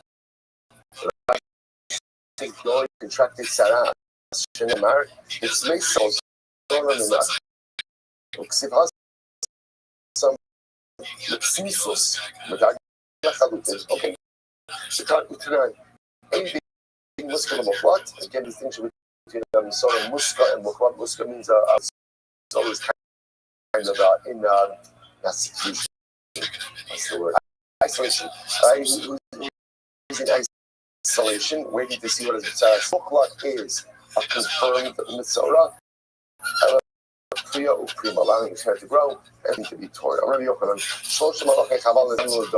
There were three destructive angels who were summoned. What did they do? Echad, the Shikech Hamudo, Malach caused Zoe forget his learning. The Sarach Nishmaso, burnt his Neshama.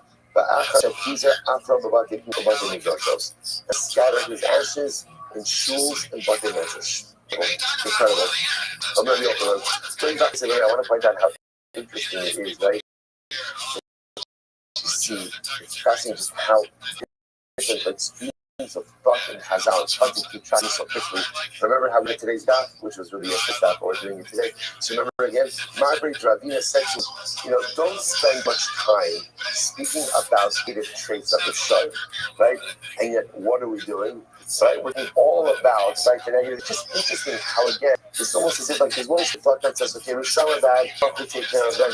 I was not to focus on negativity of individuals. That's one stream of thought. The stream of thought is no, it's really important to learn about Rishayim.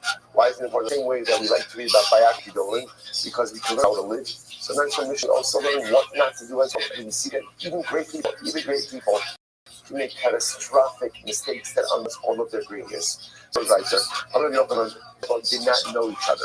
They didn't know each other.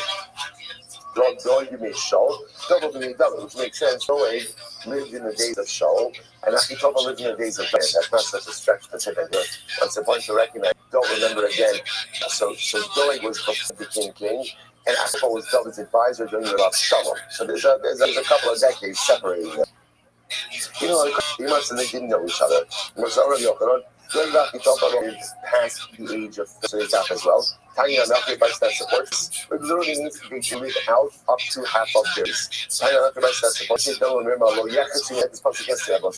Right? But you remember again the min as Rabbi Hanina.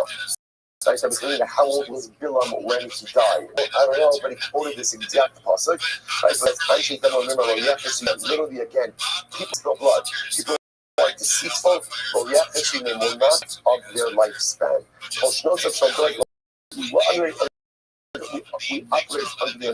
We operate with the understanding their lifespan is 7. Let's say that Russia is not going to have a lifespan, not putting to 35. Starting lived to 34, Topha lived to 33. Which I just want to point out something amazing. Just especially when you look at the lens of the scholarship of Doeg and Achitofel, that they were outstanding scholars. So again, it's just fascinating. I don't know. To me, these personalities are fascinating because clearly these were people who were capable of such overwhelming greatness and such profound conflict.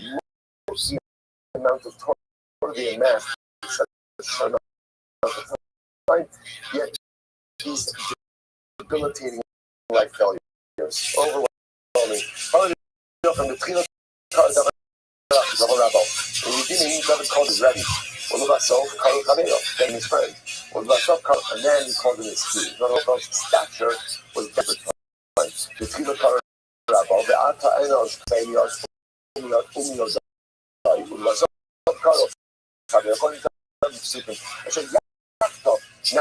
together. We'll go ahead and explore the base of the Malik, but I get you.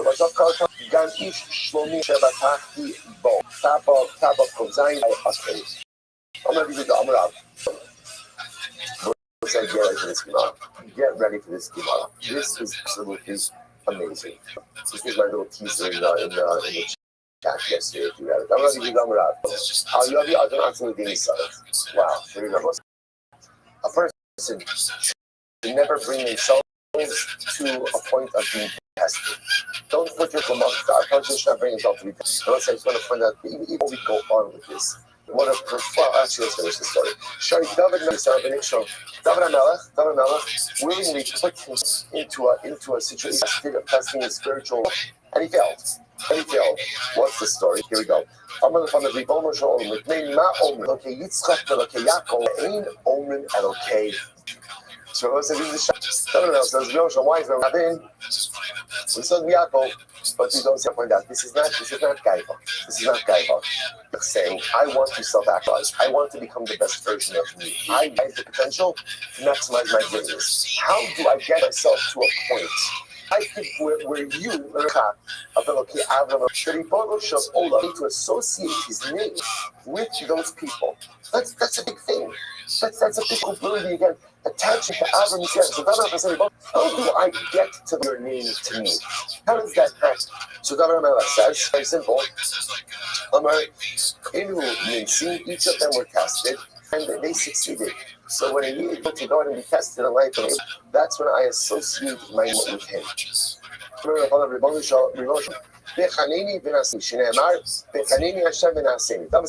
on. Bring it on. Not exact quote, but just say, like, test me. Thank you. I'm ready for it. I'm ready. I got it. It makes total sense. How can you know what I really am until you test my results? So test me. Amar, says, it's very important to understand. Moshe did not give David the test. David asked for it. We'll see why it's important later on. Amar, so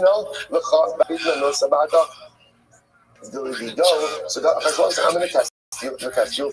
But here's what I'm going to give you an advantage that I did not give to Avram, Yitzchak, and Yaakov. How so?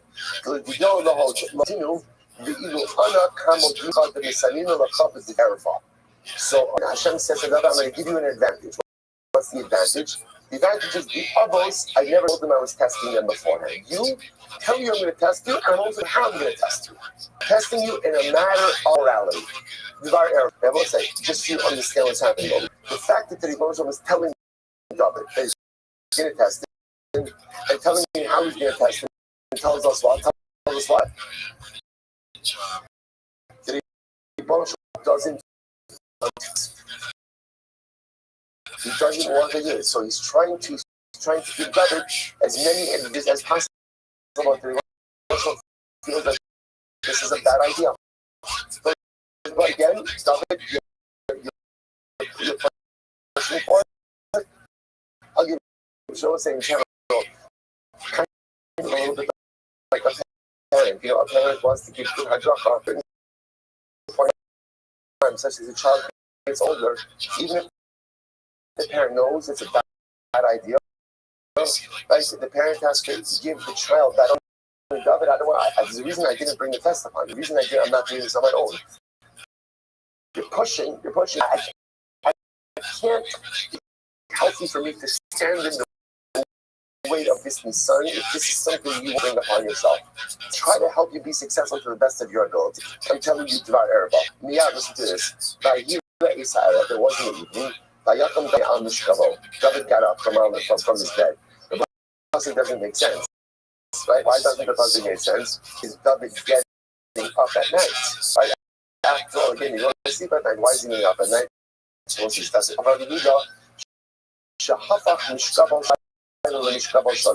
Literally, again, he switched around his bed schedule from night to day.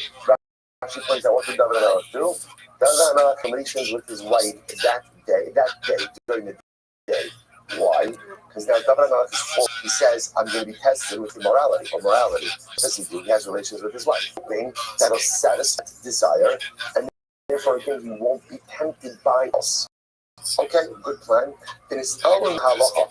This is wild. And you forgot the halacha. What's the halacha? Either cut on yish ba'art of man's body. Right? A reference again to the makom mila. The man's body. The Gemara says, listen to this. Right. If you satiate it, it's always hungry. Umar Ivo Sabea. If you starve it, it's satiated. What does that mean? This is incredible. So it works with this desire is the more you have it, the more you want it. You have it, the less you have it. And by the way, what less means is the more moderated it is, the more we're able to curb that appetite. By the way, this is not unique here. Like this is the Ramban and Kedoshim T. Right? What does that say? What does it mean to be holy? Kadesh es atzmo b'masha mutalach. Moderation. Kedusha is all about moderation. Overindulgence just yields a gluttonous type of life approach, where you just want more and more and more and more. And even if it's permitted gluttony, gluttony gets a person into trouble. Moderation helps a person curb appetites in the right way. Again, we know that type, again, there's tremendous holiness and importance to sexuality. But it has to happen in a framework. There's a mitzvah of owner, right? The man has told you, right? There's a frequency that has to occur.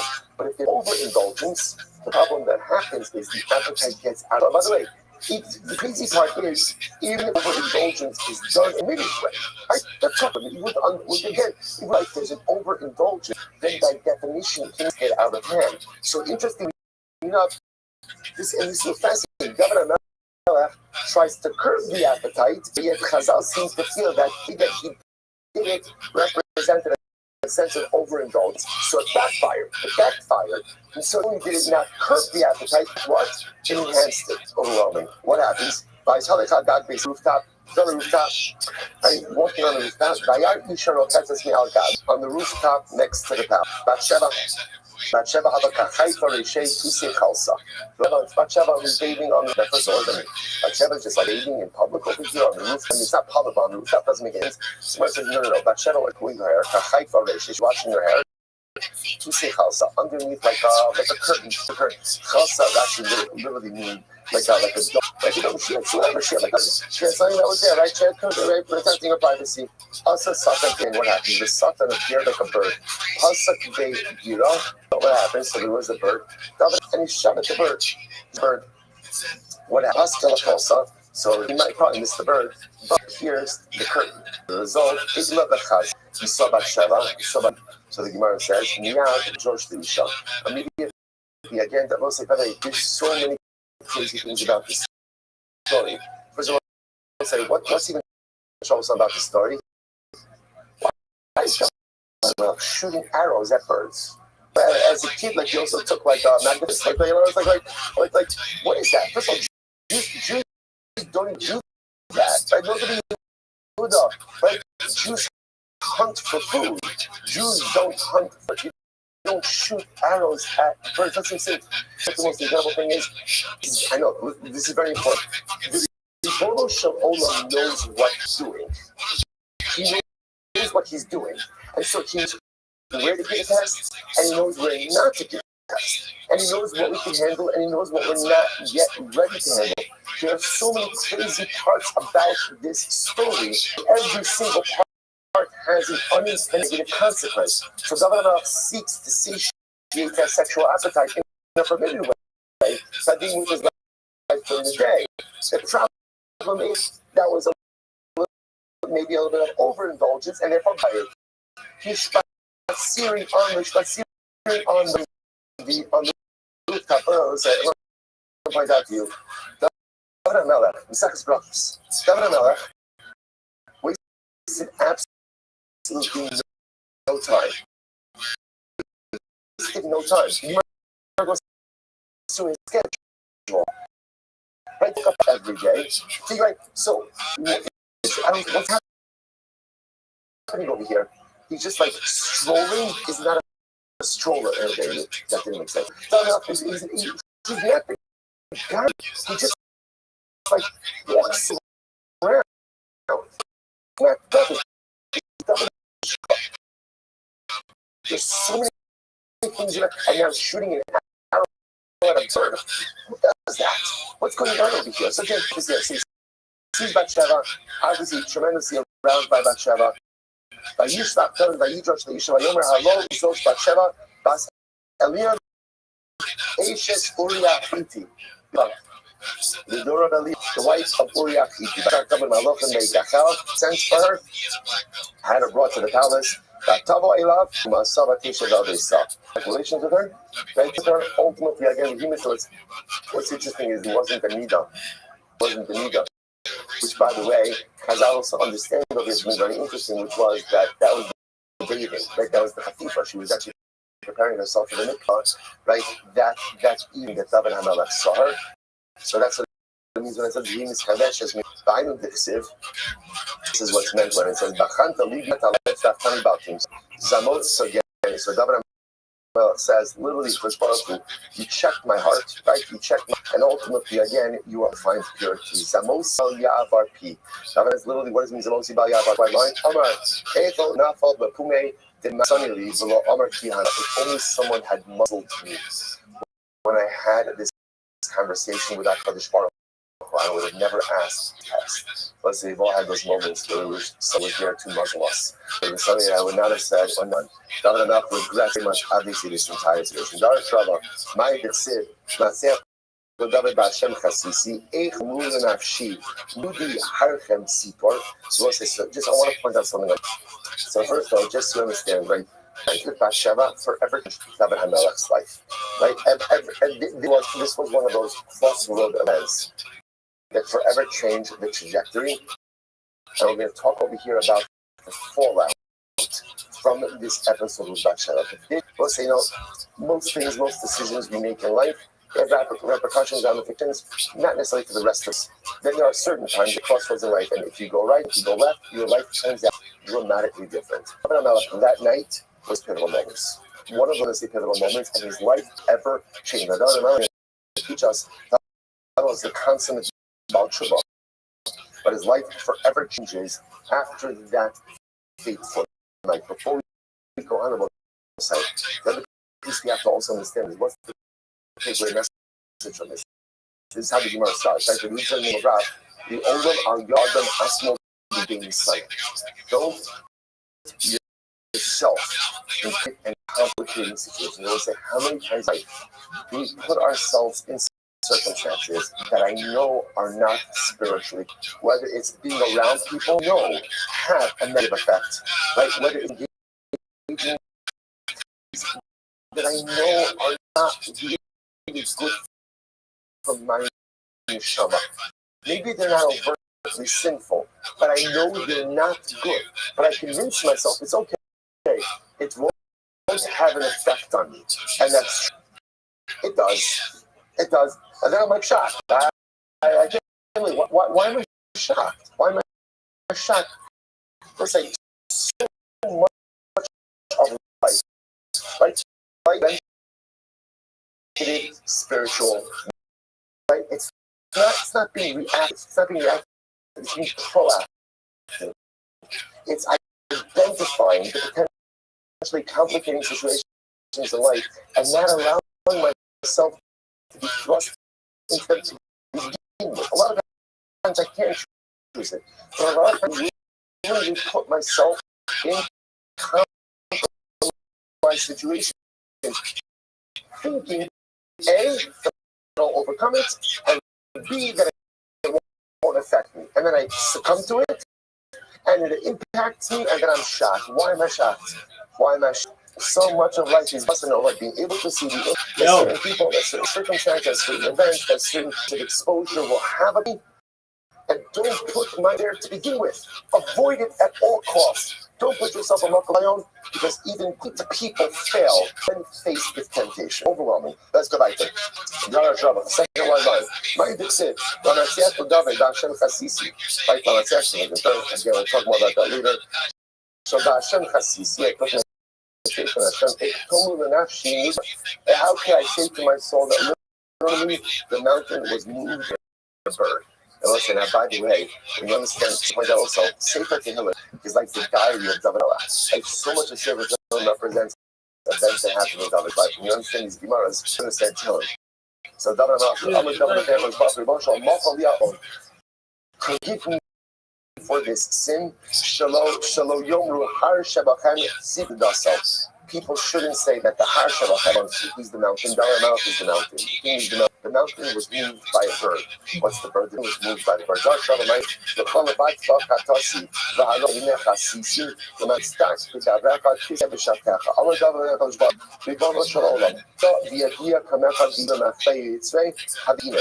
Lord said, this is wild. Hashem, you know, if I wanted to overcome my Yitzhahara, I could have done it.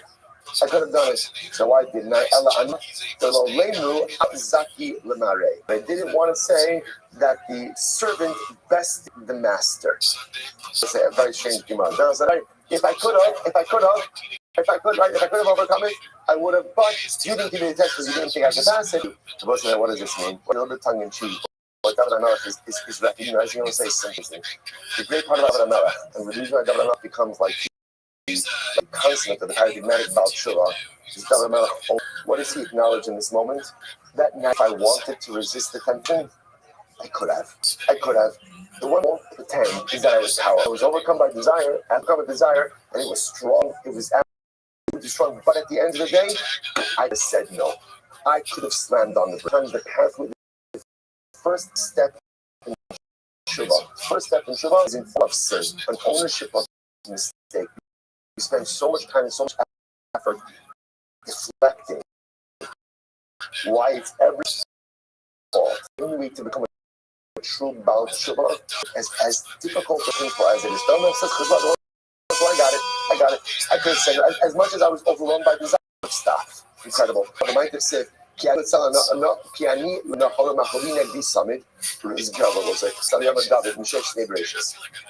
fascinating parts of this age. David and Bathsheba were meant. They were meant for each other from the beginning of time. Ella, I love the Machol. But what ended up happening is they came together and came. Ella, Shaga. So ultimately, again, Bathsheba meant for each other. We're meant for each of time. But rather, what happened? Their relationship really began before it was ripe. It was like eating unripened fruit. And let's say meant for each other. How do you know that this union was ultimately blessed by God? How do you know it? Right? Their son, Shlomo, their first child died. That was part of the plan of Bathsheba for David. Ultimately, again, their son was Shlomo, built the Beis Hamikdash. God himself named Shlomo Yedidia, the one who is beloved. The union was how it came about. That was fundamentally flawed. Darashava might have said, this was incredible. Now, the verse focusing on that last phrase, if you tear me, I will not bleed. Tear it, and there is no blood. So, how you calling this sorry? So David says, you know that if they were to tear my flesh, so how you done show says it would not bleed. I've been so humiliated with this sin of Bathsheba. So we're going to talk about this. I've been so humiliated from the sin of Bathsheba. Prick me, I will not bleed. Right? In other words, that even if they were to cut me, I know so humiliation is highlighted by like this, like blood. This is wild. When they're learning about the halachos, death penalties, taunt me.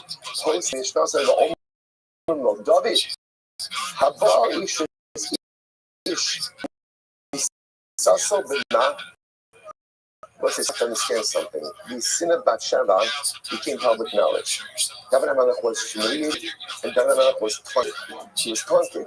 So literally, the Beis Medrash, and the time they come in the Beis Medrash would taunt and say, "Oh, David, by the way, what is this? Someone who is adultery? What's the punishment for that?"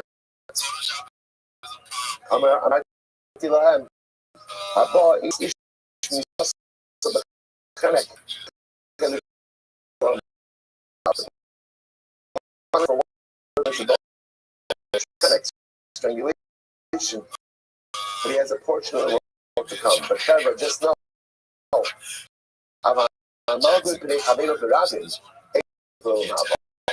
someone who embarrasses his friend in the world to come. So let's say, and this is what, in addition to all the external enemies, right, all of the wars, all the hostile neighbors that Eretz Yisrael had, David HaMelech humiliated and degraded within his own kingdom. This was the fallout. By the way, there were three different punishments received for this Sheba. Really four. The loss of their child, illness, and rebellion in his household. So when David HaMelech was sick, the Gemara says, even when he was sick, Kiyem Shmona Asar Onos. And he maintains his conjugal obligations to all of his wives. Shneimar, Yagati Bancha, Eschabaka Lailamisi, Bedimasi Arsi Amsa. So let's say, so this is quite fascinating. What is this? First of all, I thought it was fascinating. How to use the head and actions this possible, right? Yagati Banchasi, again, I cried out in my pain. Eschabasi, Bedimasi Arsi Amsa. Literally, again, I soiled my relations. No, I'm saying, even when I was sick, maintain my obligation to have relations with as well. Say, what does this mean? Part of the thought with the episode of Bathsheba is that I had other wives. So I think what God teaching us over here is that I had to figure out to repair those other relationships. I will say again that sometimes there are things that happen in a marriage that cause irreparable damage, a tremendous rift, and it's upon the perpetrator of the negative act to do what they can to mend that and to put that back together. So that I can be to all of my wives. This is wild. The sin of Bathsheba, David wanted to worship idolatry. What does this mean? David bought Adelo, Hashem Elohim. Ve'in Ros El Avodah Zarah. He who Salma Risha Di Dov because of Sushai Arki Karot La'adama Arosho. So again, David is about to worship idolatry. We'll see why in just a moment. A man by the name of Fusha Arki. Fusha Arki again, his clothing is torn. There's dirt on it. Said, Amar David, you're so just David, what are you doing? You're going to say a king like you, David Amelech, worships idolatry? Or say, Gary, come along. So jumping. Part of the fallout, part of the punishment for the sin of Bathsheba is Hashem told David there's going to be in your home. That was the rebellion of Avshalom. Avshalom was the result of the episode of Bathsheba. So now David refuses to Avshalom. He's not going to injure. So David thinks he's going to lose the rebellion. David feels that if he loses the rebellion, there's going to be a tremendous kill Hashem. And people will have questions on Hashem. How can it be that a allowed David to lose this battle against him? So isn't David's question? David says, you know what? I'm going to worship idolatry, idolater, and then when I battle against Avshalom, people will understand. David was concerned about the honor of HaKadosh. He was concerned he lost to Avshalom to kill Hashem. So instead, he decided, let's be idolater, and then people will attribute my loss to the fact that I switched over to idolatry, and therefore, again, the city of HaKadosh Baruch Hu will be preserved. I will say, a love for HaKadosh Baruch Hu willingness to take a team in such a dramatic way. So the Gemara says, listen to this. So Amar, my time kind of sibas yifastar. This is incredible. So Avshalom's mother was a woman by the name of Ma'acha. Ma'acha was a princess who David Gentile who David as yifastar war bride. So Husha Arki says to David, why did you marry Yifastar? So Amar le Yifastar what a shaye. Permitted. Amalei, lo dash the smuchim. Did you not dash from the juxtaposition? So you might have to pass all the Torah. What does Torah by Barshas Quickly? Here, Leish and Sorar Umora. Colonel, say Pastor, Yesh Boten Sorar Umora. Yeah, you're allowed to. But what comes right after the Pastor? Then Sorar Umora. I will say, I want to tell you, it seems like one of these conversations. I was like rubbing salt in the wounds. Like, I don't know exactly what the purpose of this was, but this was already happened a couple of decades earlier. But the cliche, I think that David didn't marry Ma'acha to begin with. Almost as if there's any bearing on the story. Okay, and it saves David from worship idolatry, but this was the one who was ready to worship idolatry out of immense love for HaKadosh Baruch Hu. Thought that if he lost Avshalom, as David Melech that would have been Chol Hashem. David was willing to give everything away for the sake of the honor and dignity of Shalom. Overwhelming. Let's go later. What could David Melech be compared to? So the Gemara says, L'silka kusi. He can be compared to a kusi merchant. Rashi points out over here, kusi merchants work like this. They never sold in bulk. They never sold shares. Why? Because the cheshbon was like this. If you sell in small measures, you have to buy more often, and they price a little bit each time. So they make more money by smelling by sales. That was David Melech. Amar David we're going to see the David asks for forgiveness, but he asks for forgiveness like in intervals, like a little bit at a time. So first, David asks for forgiveness for our accidental utterance. We'll make mistakes. Shem says, forgive. Next, when we are not getting it, from the intentional sin no one knows about. Shem says, fine, forgiven. Forgive me for my intentional sins. Shvikila, forgiven.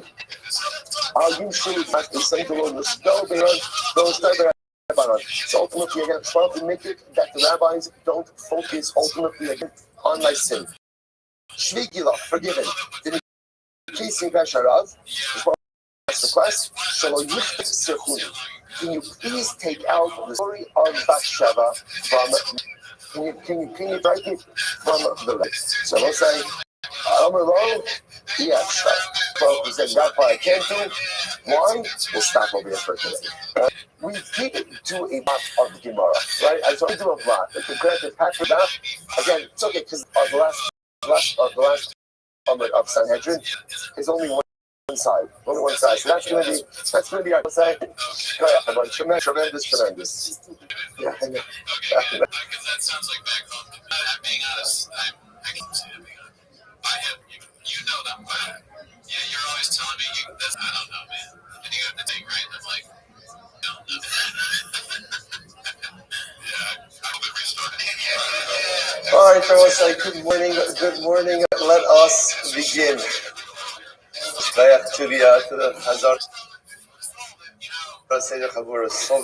So beautiful. Begin by thanking all of our sponsors for this morning. Here to thank our annual Talmud Torah sponsor, the Tosh, for dedicating all this year as a host from Besoros to Am Yisrael. Our Talmud Torah sponsors for the month of Nisan Ha'Palik. The celebration of Nisan, his wife Kathy and his granddaughter Tikva Esther Palik, our anonymous Talmud Torah sponsor in the school Simchos for all of our children. For Nisan to be the month of Geula Shlema for Klal Yisrael.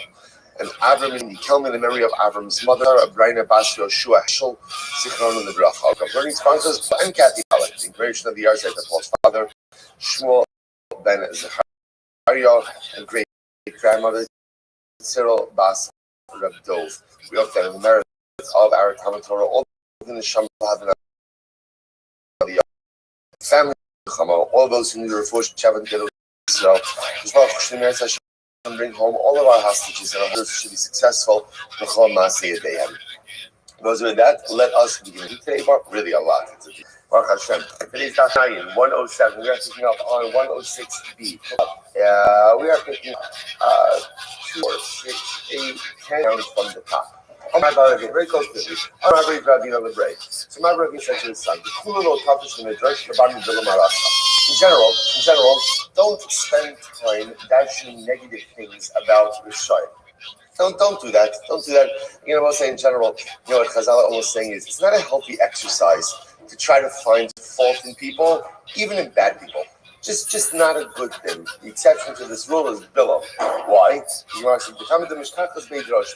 The more negative you find about him, go ahead and I will say that the difference over here is that the Bilam itself, there's so much text to support negative narrative. There's some other supporting stories to support a negative approach. So with Bilam, you can dash in negativity as you want, but the other Rishayim, even Rishayim, don't go ahead and spend too much time, espousing or delving into their negative traits. Not a healthy exercise, not a good time to find the fault in people. See, we're going to focus a little bit on going. Remember Yomi? We've spoken about him extensively. Now we're going to get into his story. Doeg was an advisor. Let me just take a step back. Doeg's major event, which he is essentially boss is Olam Haba, and for which he really is, in this list of negative personalities, is David HaMelech is on the run from Shaul. He goes ahead and he seeks shelter in the city of Nov. Now again, Nov has no idea what is going on between David and Shaul. Most of the people don't know what's happening between David and Shaul. So David comes to Nov, and he goes ahead and he asks for two things. What are the two things? Food and weaponry. Nov was a city of Kohan. Now remember again, go back. Gemara says, false Yonasan going ahead and giving him food and sending him away. So he comes to Nov, he asks for food and weaponry. Nov gives it to him, and he tells them, I'm on a secret mission from the king, from Shaul. Nov gives it to him, of course, right? Understanding of himself. And then what ends up happening is Doeg tells Nov, by the way, Doeg tells Shaul, Nov is aiding and abetting your son-in-law. Fugitive. Shaul wipes out the entire city of Nov. One person, he goes ahead and he wipes out the city of Nov. This was the event that sealed the fate of Shaul, sealed the fate of Doeg.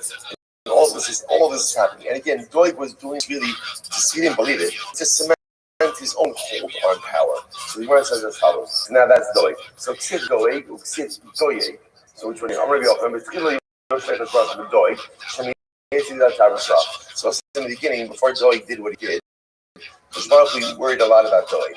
Saying, sometimes the parent, different. Every child is different. Sometimes the parent looks at one of his kids and he's especially worried about one of his children. So the child is maybe more susceptible to other influences. That child is more susceptible to other things that may be going on. So as far as we're worried about Doeg, that was Doeg to go ahead and make the wrong life decisions. But after,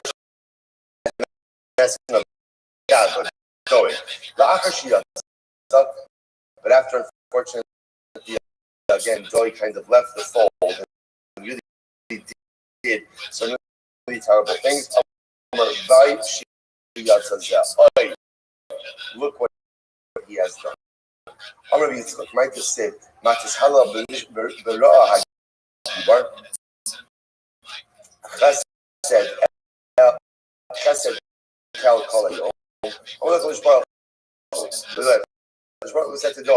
are you doing? Aren't you strong in Torah? As Doeg was singing, but he says to him, what is the matter with Doeg? You're better than this. You can do better than this. Aren't you a Gibar Torah? Aren't you strong in Torah?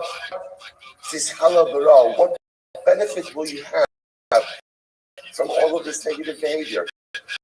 Lo chesed kel mater lecha kol hayom. Have I not shown you favor? Do I not literally give you favor? The entire Muslim is a tremendous Muslim. Almost as if HaKadosh Baruch Hu was kiviyachol pained by what Doeg is doing. HaKadosh Baruch Hu has everything going for you. You have Torah, you have corner, anything and everything you can like to have. Why engage in this day overwhelming? It said, "L'Rasha Amar L'Kim, Ma L'Saper Chuki." Amar HaKadosh Baruch Hu Doeg, HaRasha. Hashem says, "Doeg HaRasha, Ma L'Cha L'Saper Chuki, Parshas Meratzim, Parshas L'Saper Lashon Hara, Ma Ata Dorish Bohem." When you said to Doeg, when you get up section regarding bloodshed, or you the prohibition of bloodshed, or you get up to the section of Lashon Hara, how are you going to interpret those sections? Doeg Tam Chacham. Ultimately, again, because Baruch says to him, what are you going to do when you get up to these sections in Torah? That your life is not in 50 seconds. It's like tremendous musar, I think, for as well. We all have areas of our lives that are not exactly in conformance with Torah. When we go ahead and we get to those sections, how exactly do we read through? Exactly do we dance in them? It's not knowing that our lives are not exactly in sync with what it is. Rabbi Ami ain't Torah like Ella, Yisaf of Doeg's Torah from the lips outward. Really profound. What was Doeg's ultimate issue? He did not internalize his act. He didn't because Torah was a pursuit. He was tremendous Talmid Chacham. At the end of the day, it was never influenced. But Amar Yitzchak might say that Vayiru Tzadikim V'Yalav Isaac. So the Year, in the beginning, people feared Doeg. In the end, they mocked him. Yitzchak might say Kel Bala Vayakum. Let's say so. He's actually it literally means he swallowed it and then vomited it. He didn't know Yerushenu. Amar Dav Yisrael says, Baruch Hu, please take Doeg's life. Please take his life. Baruch Hu is like, David HaMelech is done. Take his life. Amar Chel Bala. So ultimately, again, so here's the problem. Doeg has a lot of Torah. Doeg has a lot of Torah. Kill him now. Wait till he forgets. Once he forgets this, then I can go ahead and take his life. Amar the father of David says, just take his. Which Rabbi said, by the way, is so fascinating. That the Baruch Hu says to David, I can't do anything to Doeg because his Torah. Rabbi said, isn't this incredible? Doeg was a murderer. Like Doeg was not a good guy. Doeg, again, the Mishnah says, doesn't have a chemical in Haba. Yet the Torah is so powerful. Chazal tells us this Torah is migna u'matzla. It goes ahead and protects and it saves. So says, I know what I have to do to Doeg, but I can't do anything to him until he forgets his Torah. To which David responds, make him forget his Torah. Just make him forget his Torah. I said the power of the Torah that he the power for it to sustain us, the power for it to save us, the power to protect us is overwhelming.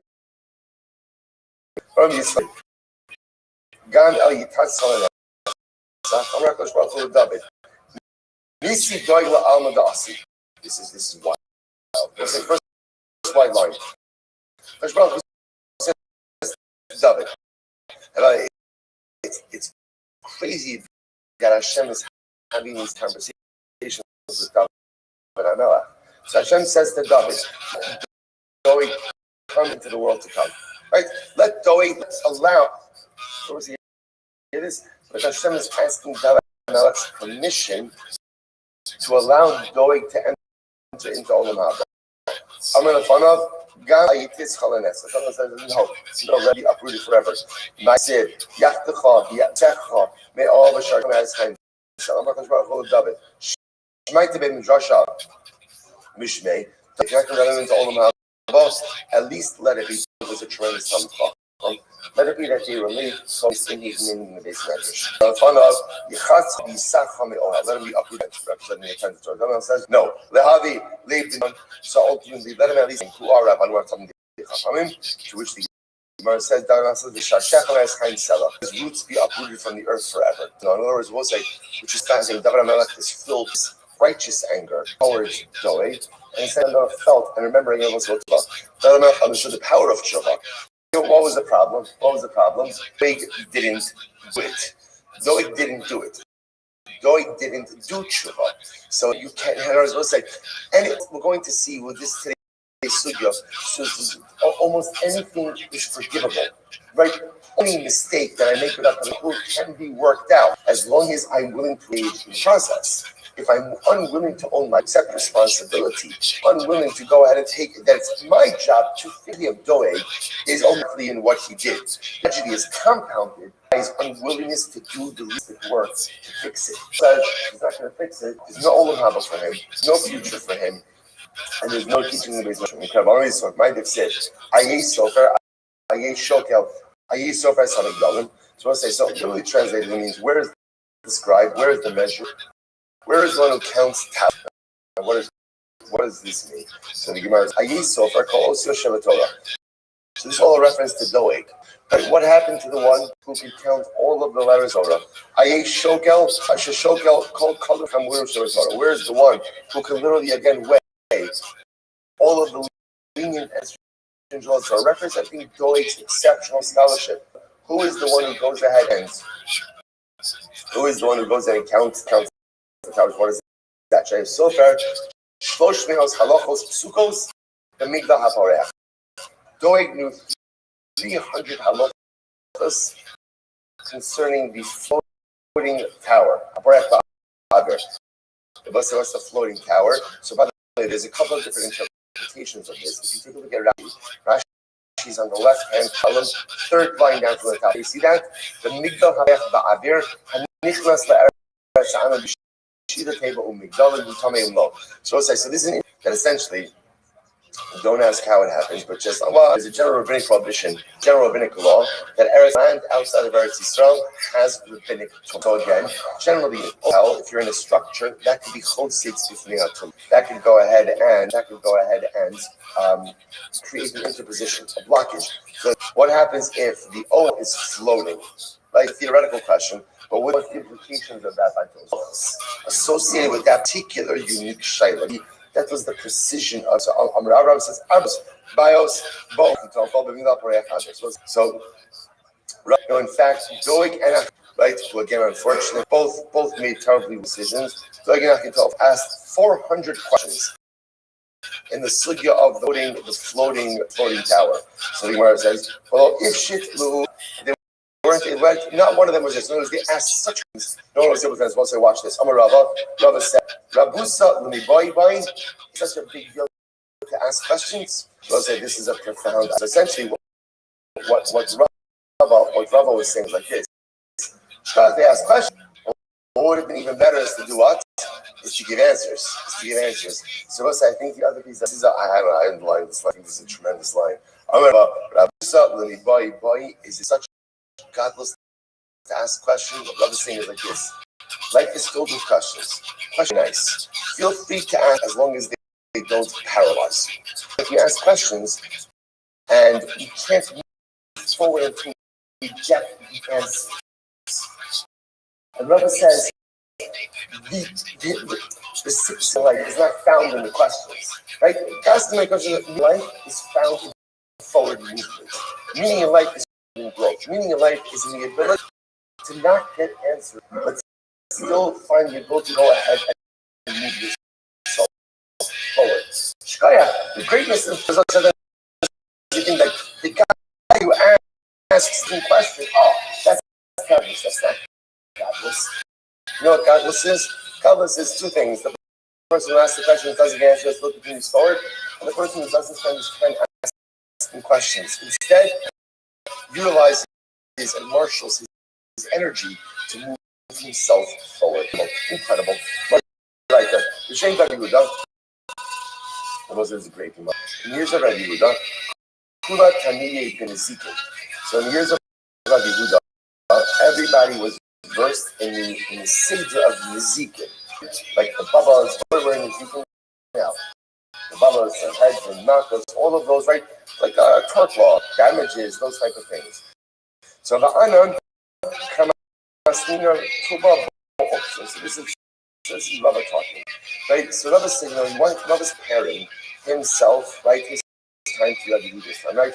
So Rabbi, in the years of Rabbi Yehuda, was proficient in one area, specifically again Nezikin. So by us, Va'anon Kamasina Tuba. We learned that Ba'uksin. They want to say Uksin is the halacha of Tu and Tara. So Rava is pointing out his time, right? In his time, he had much greater proficiency in Torah. Rabbi Yehuda's time only had proficiency in damages. Rava said we not only have proficiency in damages, we also have it again in books and so many other areas. Listen to this. Rava says, yes, if you have a Rabbi Yehuda, so yeah,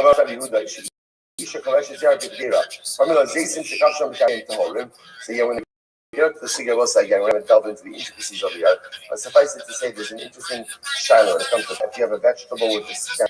So what's the status of the vegetable vis-a-vis the stem? Or what's the status of it? When these questions would come up on Rabbi Yehuda's show, he would say, and we say, wow, these are topics like Rabbi Shmuel. That's what Yehuda said. So Yehuda was a good Talmud Chacham, but his knowledge was we come to him and say this is above my pay. And also, here's the contrast. Rava said, by us, experts in. Yet watch this. Kamasninan be'otin class. Sorry, Rava said means 13 yeshivas learning. Rabbi Yehuda didn't know 10 yeshivas running Oksin. And yet, Rabbi Yehuda Shalas Masani Vashra, when there was all Rabbi Yehuda had to do was take off his shoe. All he was take off his shoe. The act of taking off shoes, an act of discomfort. So Rabbi Yehuda removed his shoe as a sign of like discomfort that there's a drought, it would begin to rain.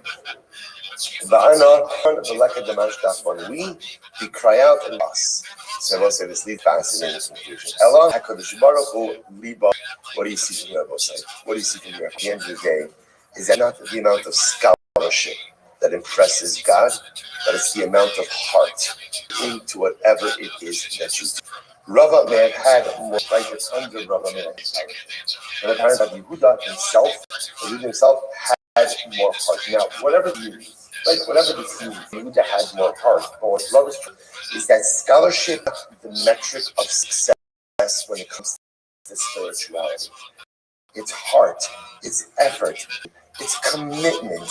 The things that really scholarship is often tethered to abilities that you don't choose, right? In other words, people process differently, people learn differently. Some people absorb information more readily, some people have difficulty doing it, and that's HaKadosh Baruch Hu built us. That's what he programmed us. So it can't be that success is tethered to scholarship if I don't choose. So therefore, Rabbi says, who is determined? Riba, by your heart. How much are you vested in your relationship with God? Am I showing up for that day in and day? Am I committed even if it's difficult? If I'm that's what HaKadosh Baruch Hu prizes in the being table. This is Hashem Yer the Leilav. Aram Shashia. Talk about the Tofel, back to the Tofel. Talk about the Tofel. So going after Tofel never really understood what it was that they were learning. Okay, is that possible? I just said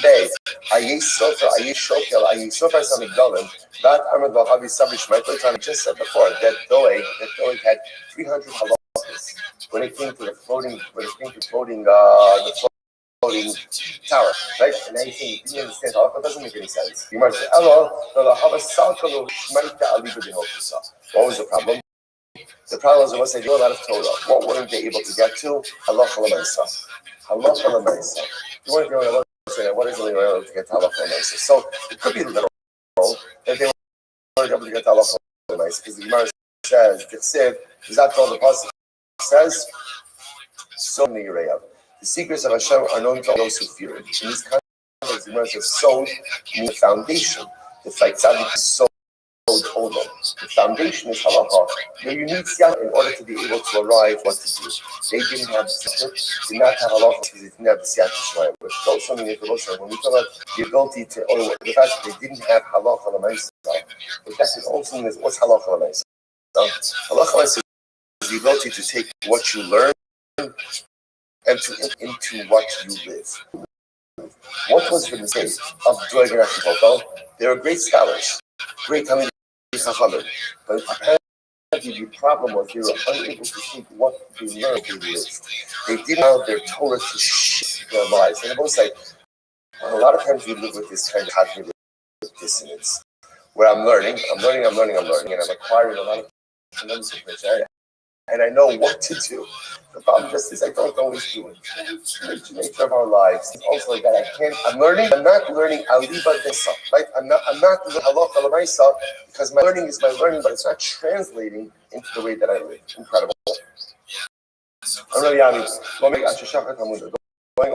He died once he forgot his Torah. Shneimar, Yibein Musa Robi Balto Yishna.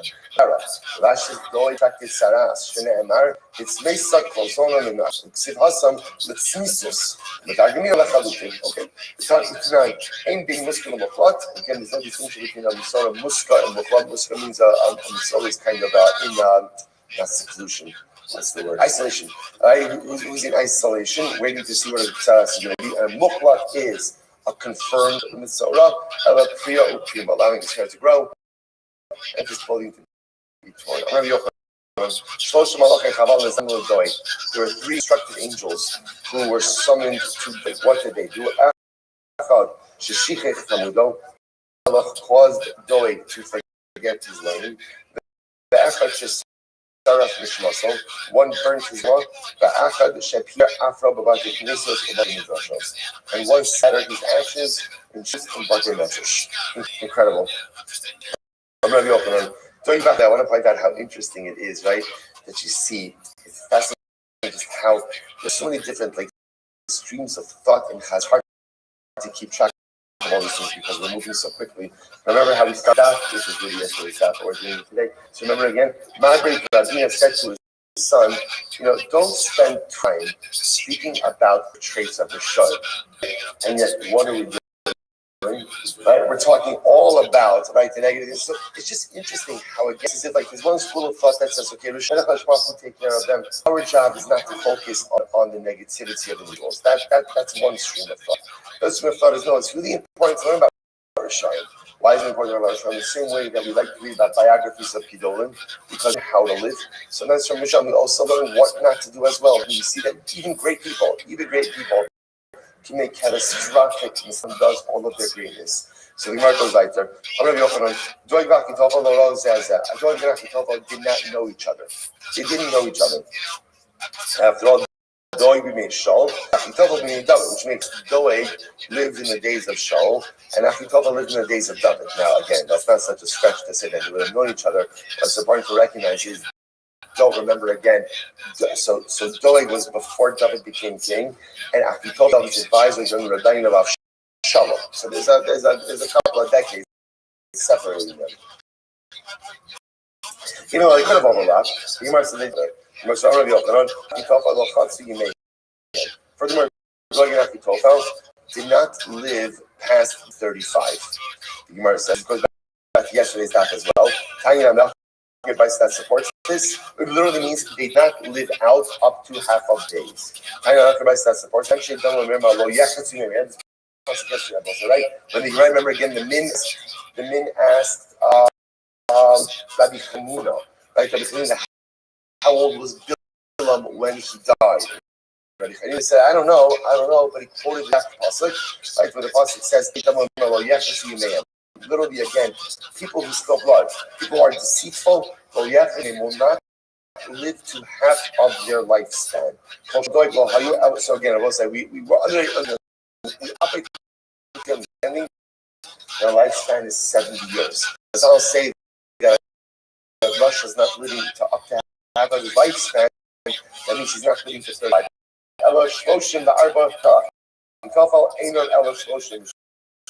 Doeg lived to 34, Achitofel lived to 33. So I'm going to be open on the Tefillah. I just want to point out something amazing. Just especially when you look through the lens of the scholarship of Doeg and Achitofel, that they were so young, yet they were outstanding. So again, it's just fascinating. I don't know. To me, these personalities are fascinating because clearly these were people who were capable of such overwhelming greatness and such profound accomplishment toward the amassed in such short, yet these debilitating failures, overwhelming. In the beginning, David called himself up, was ready. Then he called him his friend. And then he called him his storage. Achitophel's stature graded over time.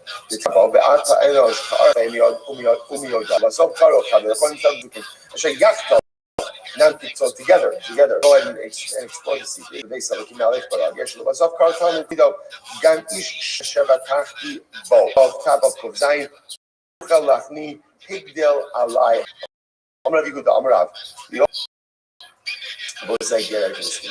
Get rid of this Gemara. This is absolutely amazing. Sorry, this was my little teaser in the chat yesterday. If you read it up, persons should never bring themselves to a point of being tested. Put yourself among a person should not bring himself to be tested. I will say, Shari David Melech Yisrael, Heidi Ashla Bin Yisrael. David HaMelech himself into an intuition of being tested, of testing his spiritual resolve, and he failed. What's the story? Here we go. Elokei Avram, Elokei Yitzchak, David. Wow. So Rabbi said, this is the Shaila. David says, why is when we got in? We say like Aaron, we say like Yaakov, but we don't say like David. I want to point out, this is not Gaiva. This is not Gaiva. This is, you understand what's happening over here. This is David Amelech. I want to self-actualize. I want to become the best of me. I feel that I have the potential to maximize my greatness. How do I get myself to a point where you say, what's the chap of Eloki Avram, Eloki Yitzchak, Eloki Yaakov? What's the chap of that? The Ribbon of Olam is willing to associate his name with those people. That's a big thing. That's a big problem. Again, this is what Avram says. How do I get to the level where you will attach your name to me? How does that happen? So David Amelech says, well, it's very simple.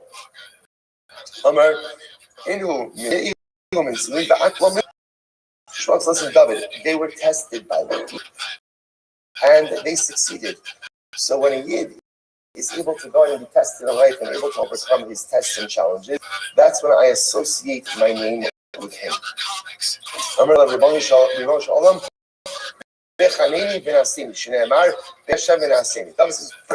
it on.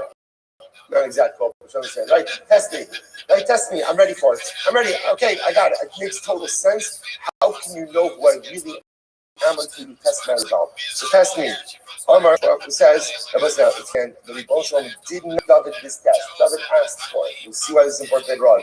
So I'm going to test you.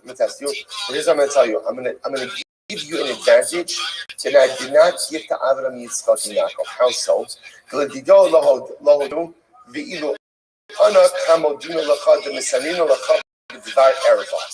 So again, Hashem says, I'm going to give you an advantage. What's the advantage?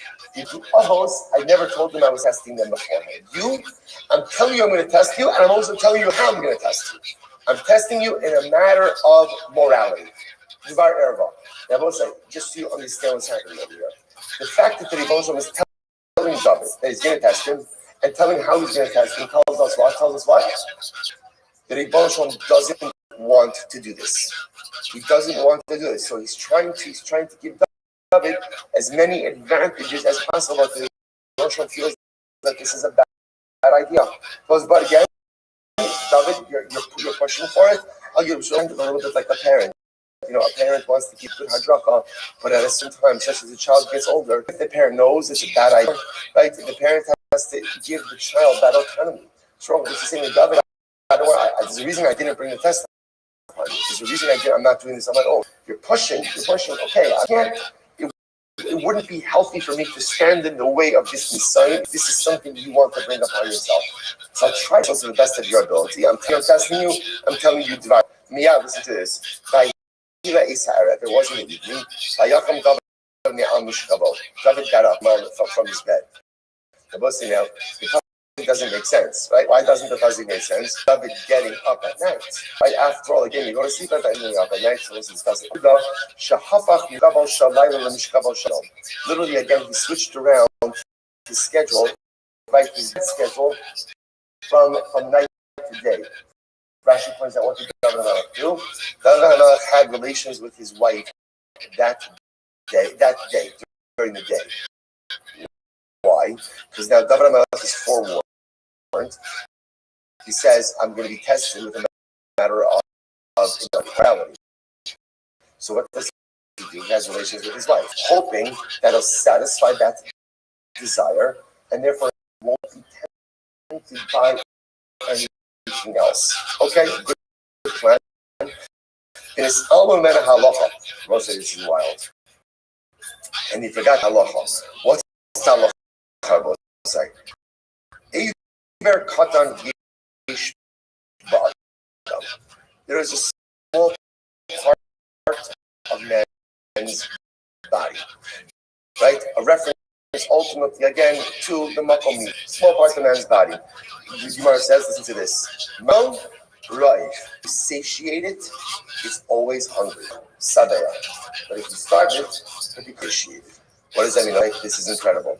So the way it works with this desire for sexuality is the more you have it, the more you want it. The less you have it, the less you have it. And by the way, less means the more moderated it is, the more one is able to have it. By the way, this is not deep here.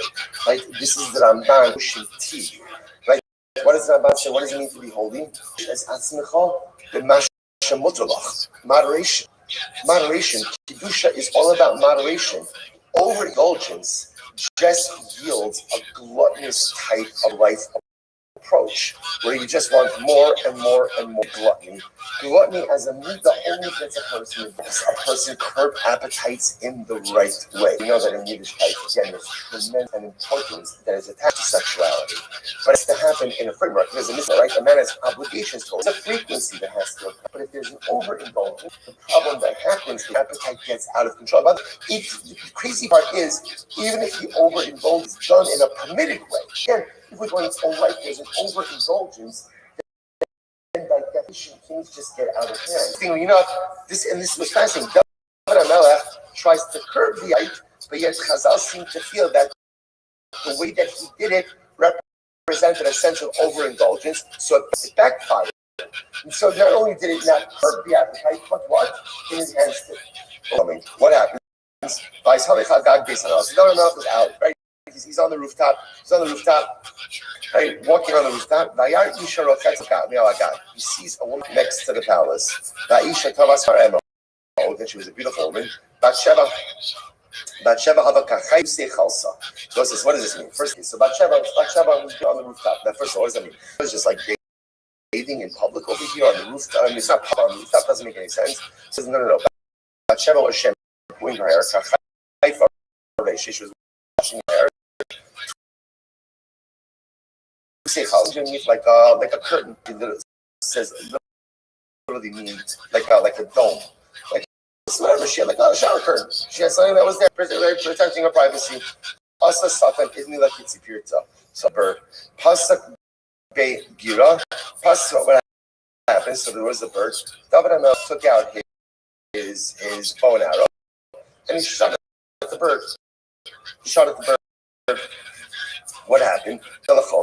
So he might probably miss the bird. He pierced the curtain. As a result, Igla v'chazye. So the Gemara says, Miyad vayishtach. So many crazy things about this story. First of all, say what's even troublesome about? Why is David HaMelech shooting birds? Like as a kid, like you also find out the ants. Like what is that? First of all, Jews don't even do that. Like look at the Yehuda. Like Jews hunt for food.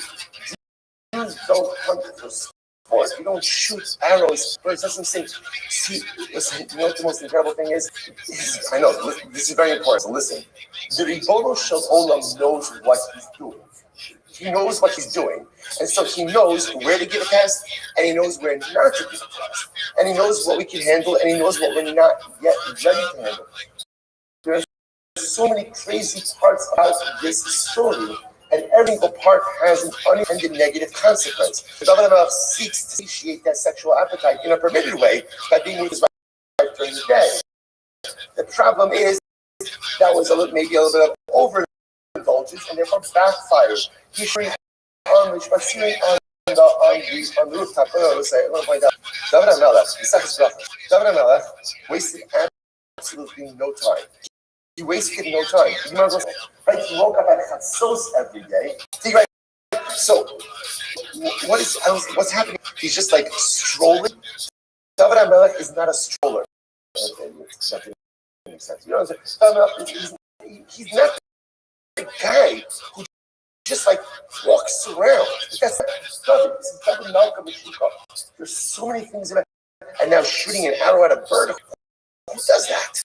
What's going on over here? So we'll see everything to see. So he sees Bathsheba, obviously tremendously aroused by Bathsheba. Vayishtach David vayidrash leisha yomer halo zot Bathsheba bas Eliam eishes Uriah. This is Bathsheba.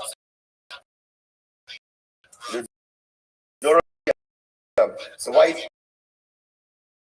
of Uriah Hiti. Vayishtach David malchim leikachel. David sent for her. Had her brought to the palace.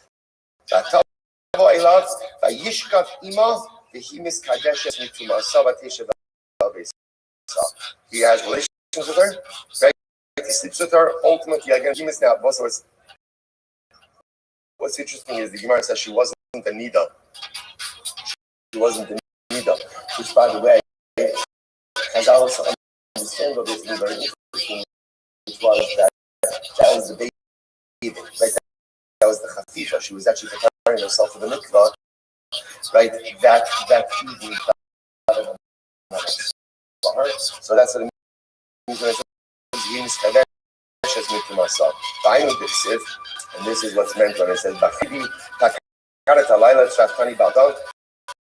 so again, so David Amalek said, literally, you checked my heart, right? You checked my heart, and also you are unable to find pure. David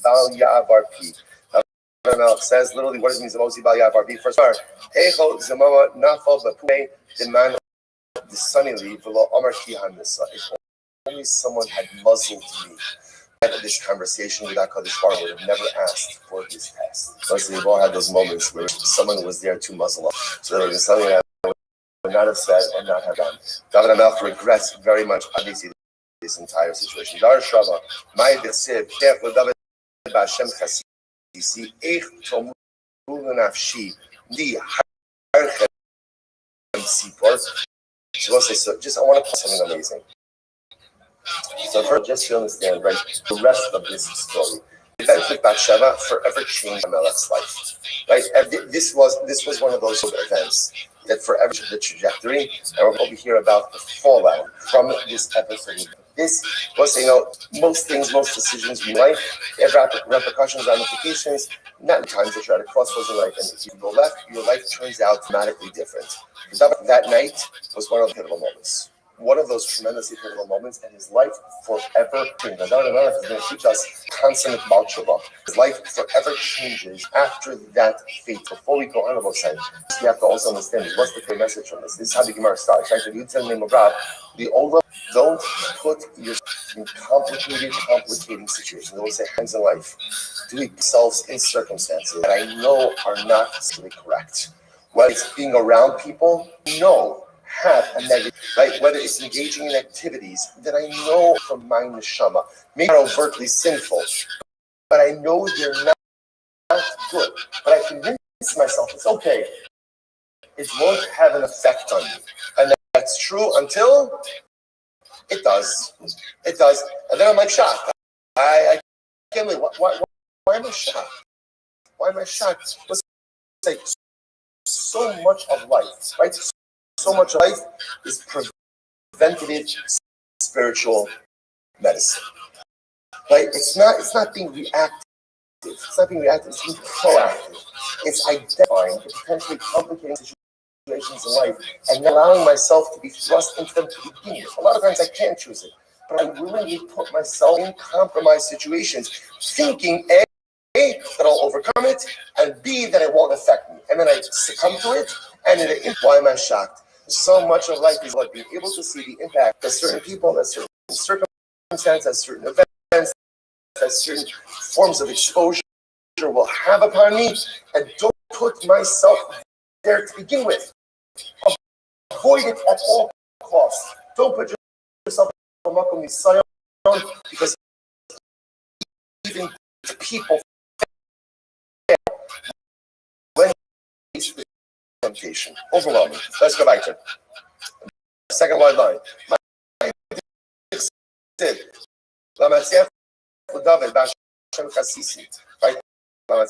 doctor.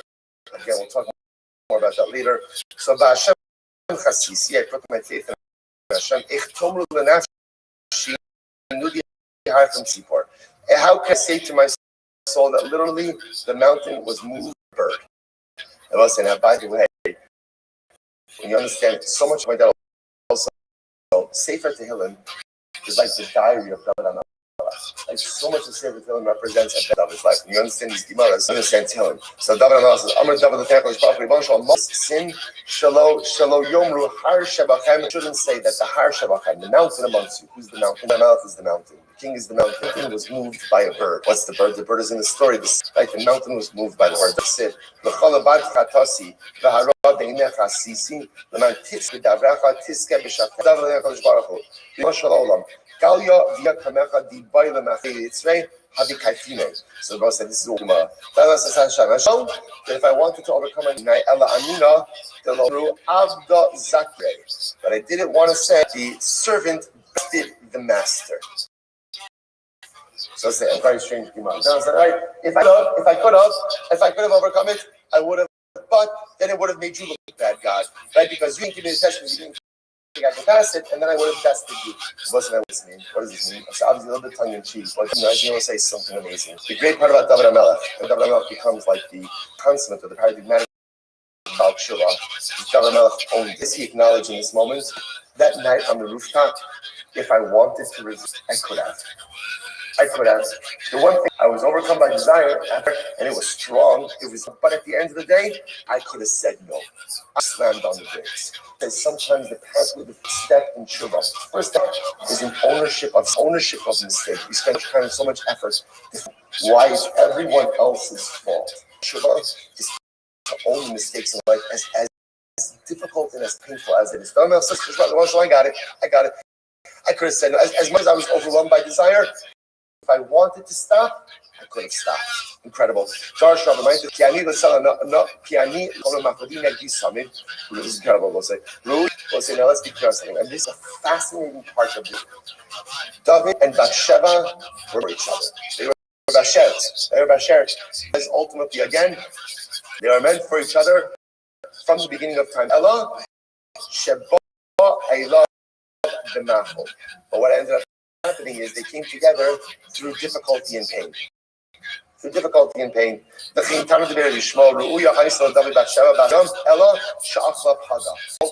Bathsheba and David were meant for each other. From the beginning of time. But rather, what happened? Their relationship began before it was ripe. There was like eating unripe fruit. And let's say, by the way, I just want to point out, how do you know that David and Bathsheba were meant for each other? How do you know that this union was ultimately blessed by what? Shlomo, right? Their son was Shlomo. Their first child dies. That was part of it. Ultimately, again, their son was Shlomo. Shlomo built the base of Mikdash. God himself names Shlomo Yedidya, the one who is beloved by God. In fact, so that's how we know the union was correct. It was how it came about that was fundamentally flawed. Now,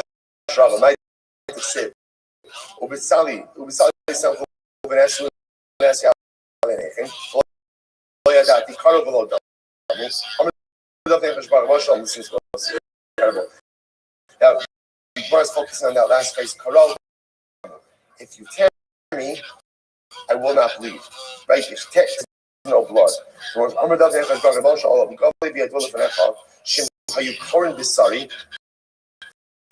So David says, you know that if they were to tear my flesh, I would not bleed. David says, I've been so humiliated over this sin that I was going to talk about. I have been so humiliated from the sin of Bathsheba. Again, if you prick me, I will not bleed. Right? In other words, that even if they were to cut me, I know so humiliation is good, but it's like the draining of blood.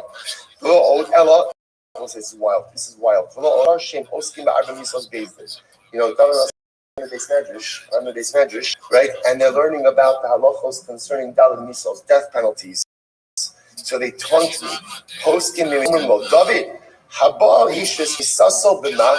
Understand something. The sin of Bathsheba became with knowledge. David HaMelech was humiliated. David HaMelech was taunted.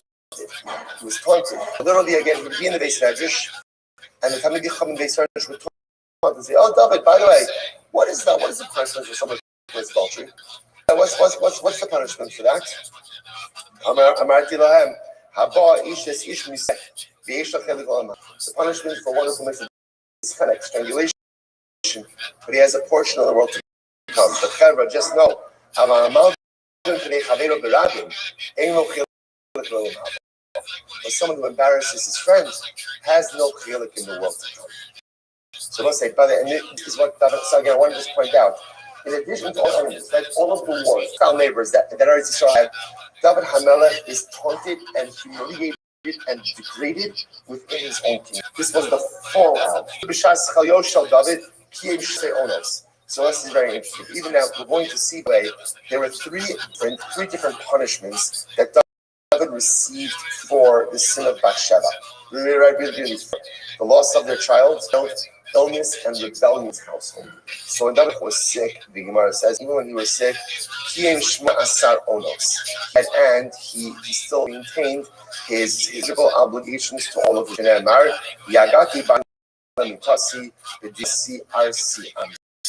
So this is quite fascinating. What is this? What is, first of all, fascinating is how the Gemara goes ahead and that is possible, right? Yagati ban Chasi, literally again, so literally again, I soiled my dad. I was understanding over here as a reference to relations. So that I was saying, even when I was sick, I maintained my obligation to have relations with others. So I'll say, what is this?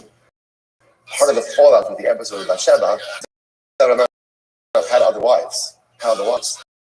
So I think what Chazal is telling us over here is David HaMelech had to figure out to repair those other relationships.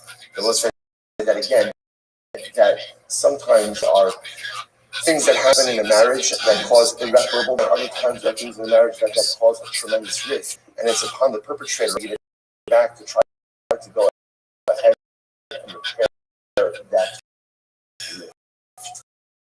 And to do what they can to mend that and to put that back together. So, understands, I did a lot of damage, not just about to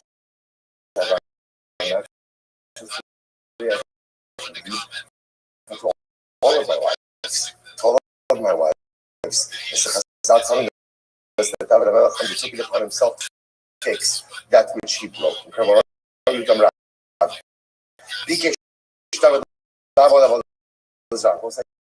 This is wild. And after Bathsheba, David HaMelech wanted to worship idolatry. Wow. What does this mean? David ad Harosh, Sheish Hashem Elohim. Ein Rosh El Avodah Zarah Shneimar.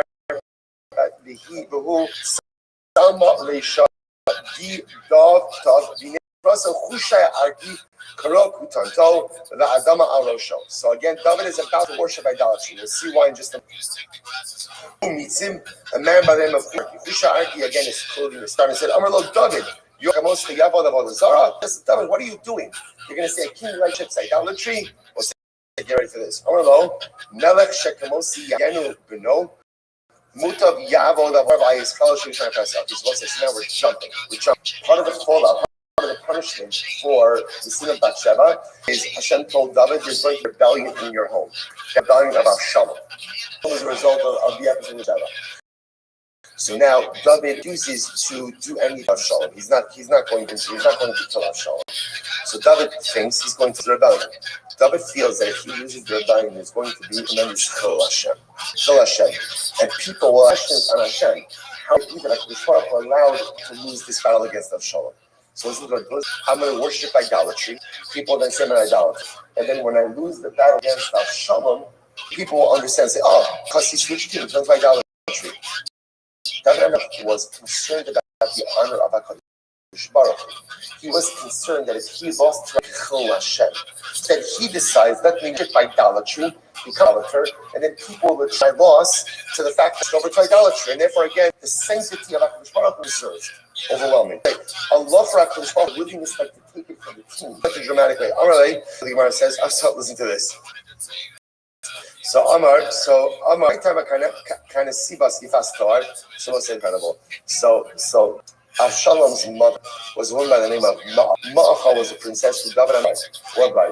So Hushai, he says to David, David, why did you marry Yifas Torah? Amrle, Yifas Torah, I want to show you. Yifas Torah is permitted. Amrle, lo darash smuchin, did you not darash the juxtaposition of Sukim? Right after Yifas Torah, just talk about what does talk about? Parshas Kisei. Samechle kia leish sorer umora. No say fastar yesh toben sorer umora. You're allowed to. But what after the fastar section? All right, I will say. I want to tell you. You see, like one of these conversations that's like rubbing salt in a wound. Like this was right. This was already. This happened a couple of days earlier. But as the Chusha, he's saying that. By the way, why did you marry Macha to begin with? Almost as if there's any bearing on the story. Okay, amen. Chusha. He saves David from worshiping idolatry, but this was just understand, it might be the one time in history someone was ready to worship a tree out of immense love for HaKadosh Baruch Hu. David thought that if he was to have shalom as David Melech Yisrael, that would have been Chol Hashem. David was willing to give everything away for the sake of preserving the honor and beauty of the Ribbon Shalom.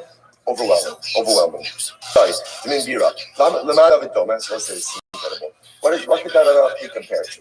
So the Socher Kusi, compared to a Kusi merchant, I will say about this. They never sold in bulk.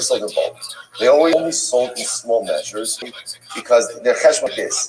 If you sell in small measures, you have to buy more often, and they could increase the price a little bit each time. So they make more money by buying in small measures. That was David Amel.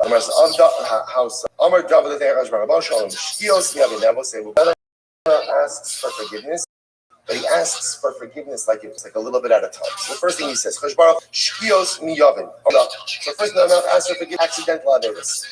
Make mistakes. Shem says, forgiven. Next, when he starts from the intentional sins, but no one knows about. Shem says, fine, forgiven.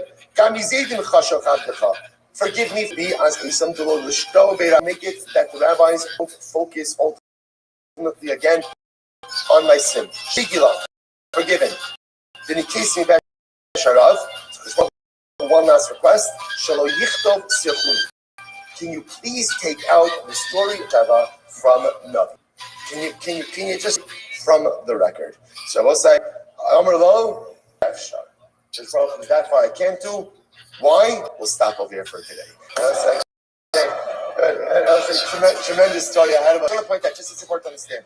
We did do a lot of Gemara, right? I just want to point out, we did do a lot. Okay, great. The half of it was yesterday's daf. Again, it's okay because the last daf, of Sanhedrin is only one side. That's going to be our catch up both sides. Tremendous. Yeah, I know.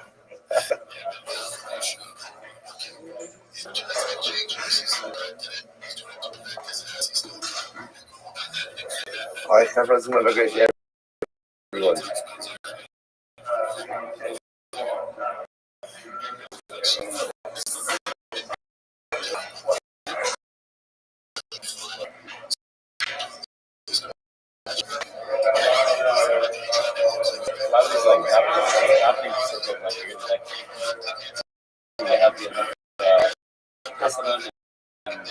That's the only problem with size. It's a shame because I think these people are supposed to see.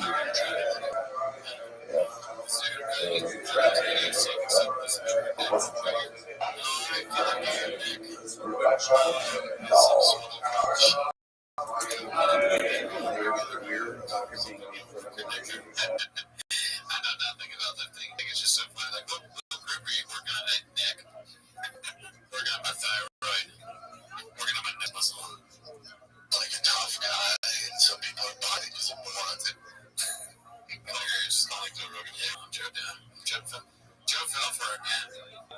Listen, he's not as sharp as he's not the smartest tool in the shed like Shop. No, he's not the greatest. All right, everyone, say good morning. Let us begin by thanking all of our sponsors for this morning here at the bank. Our annual Talmud Torah Township production pay a Those who we're dedicating all the this year, wishing a tremendous mazel tov. Telling his friend Benjamin Wall on the occasion of the marriage of his dear son Tuvia to Shira, The beautiful couple of minutes Hashem experienced nachos and hatzlacha, and for all of Klal Yisrael as well. Our Talmud Torah sponsors for the month of Nisan. Paul Catholic in celebration of the Nisan birthdays of his wife Kathy, granddaughter Tikva Esther. Anonymous Talmud Torah sponsors in the social because for all of our children for Nisan to be the month of Shlema for Klal Yisrael. And Adam and Shane become in memory of Adam. Sarah, Brian, Bas, Yoshua, Heshel Zikra. A week of learning sponsor, Paul and Kathy Palik. Mary Shemai that Paul, his father is Shmuel Ben Zechariah, and Bas Rabdol. And Steve Galaska, in honor of all of the bracha that Hashem has provided for me, Jordana, and our family. Beautiful Shkoya. As the beautiful say with that, let us begin and tremendous shkrat to Zevi Daniel and the Chazara Kabura.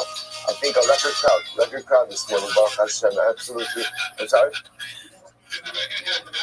That's right, called I'm good. All right, Baruch Hashem, they definitely got arrested. But really, and also Shakara again, I know it only ends up being a couple of minutes, but the truth is, remember, to get a couple of minutes of Chazara, to walk away with reinforcing some of these stories with that, obviously you need probably a full hour to manage to, but like they accomplish in 10 minutes is incredible and a shishback to all those who push themselves even just a little more. Hey, Grandma, I want to say that is Kuvav. 106. We are picking up a minute of Hashem on Kufyama days.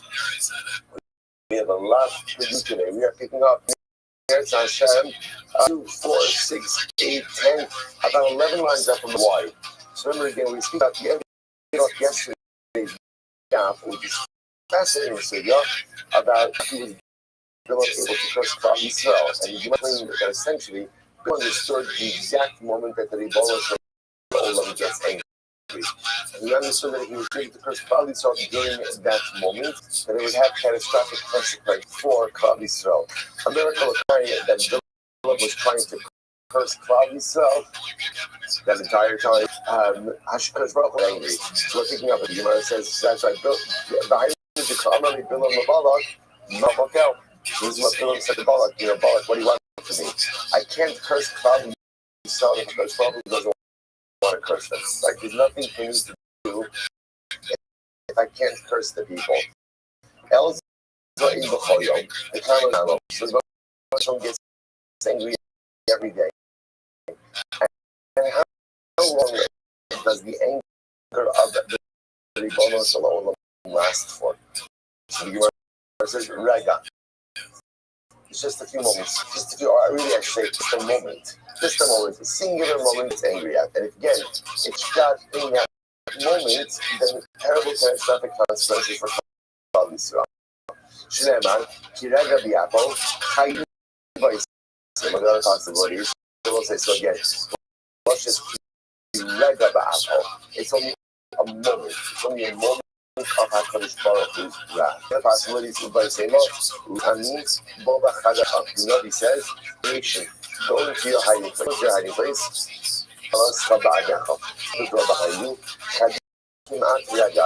Hide this literally again for just a moment. Until the divine wrath passes by. So again, the same idea. Just wait for a moment until the divine wrath passes. So the Lord says, good. Now I get what it's done. When does this more occur? When is God angry? So the Lord says, the plus Shai Kamesa, in the first 3 hours of the morning, the early morning, Karbalta to Taragolta, the rooster are totally white. So the Gemara says, Kol Shaita Shaita, that's white. So she says, Kol Shaita is based on Sunki, and Shaita is based on Sunki. Time to get the out, it might be white with a small streaks of red. And early morning, so the smartphone should be totally white. Okay, now the Hava, the Shimuzi that he was showing lady. The woman is a heretic. There was a heretic who lived in the neighborhood of the Yeshua ben Levi. Right? And I will say again, now when it says the name, this is obviously an incredibly antagonistic person. The Commissarle is not the Commissarle. And he just gave Yeshua ben Levi just a difficult time. Very difficult time. So what happened? This is incredible. So Yeshua ben Levi had Yom Echad, Night Tanagolta, also the Kali. V'osif, V'amar Kimota Yishaita, Milakshe, The Shmuel is a great idea. He's like, I'm done with this guy.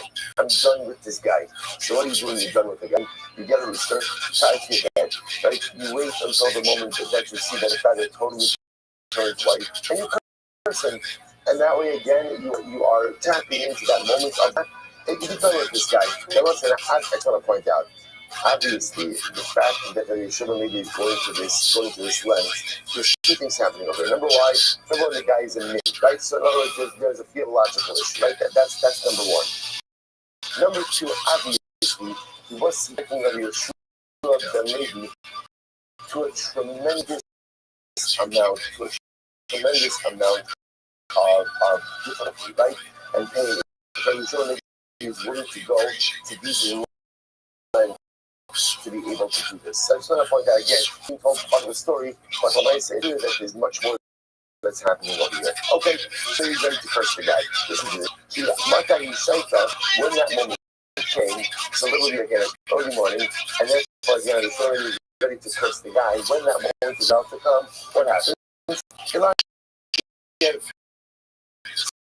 So when it's really falls asleep, nothing because it's clear, not in a normal way. And so the fact that I fell asleep, he's like, he's up the whole time moment. And literally, when at one moment, he fell asleep. So keeping that moment, that Rishon says, guess what?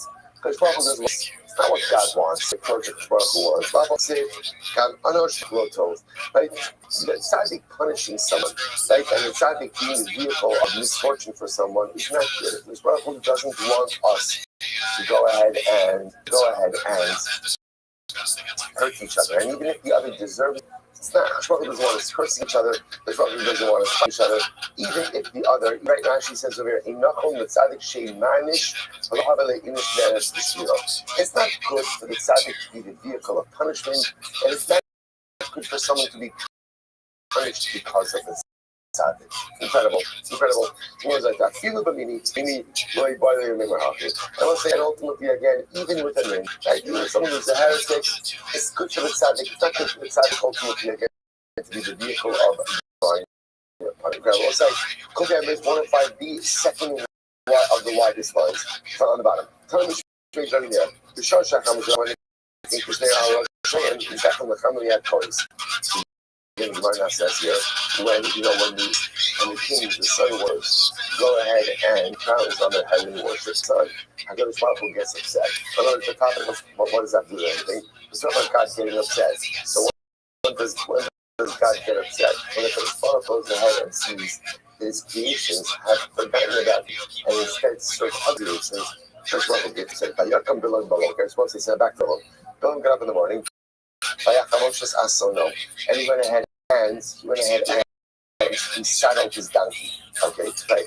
Now, what's bothering more about the passage over here? He's a question guy. He's important. If he's important, then what should he not be doing? Right? He shouldn't be saddling his own donkey. You have a guy for that.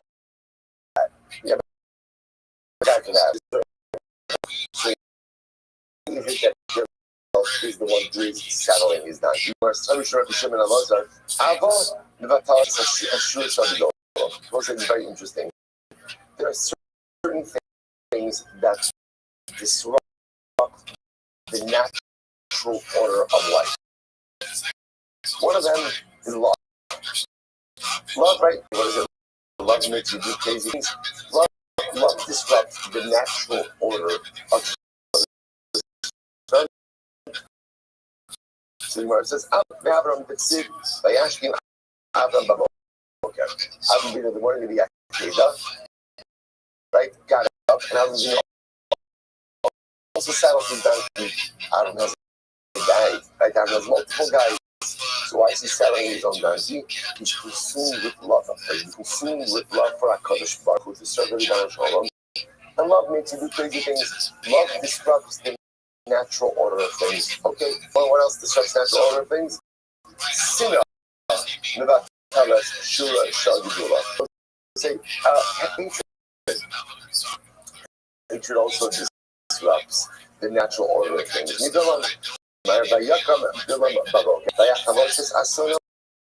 Ultimately, I can get up in the morning he settled his own donkey.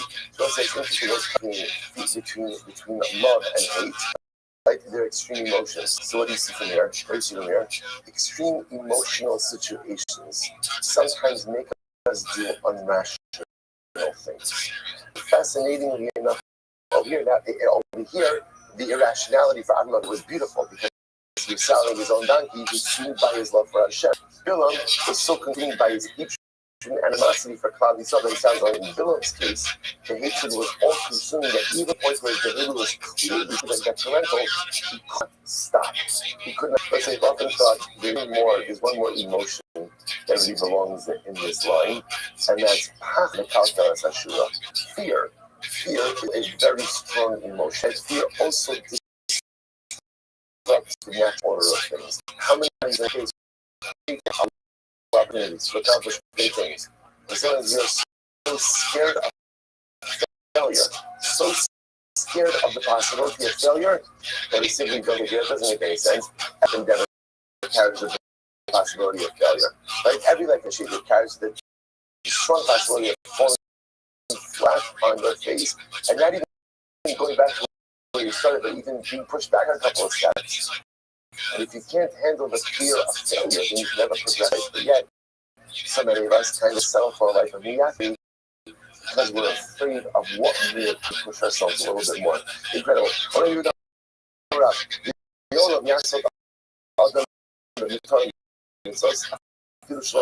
Beautiful Gemara. I will say, by that, I'll just point out, explain it to me.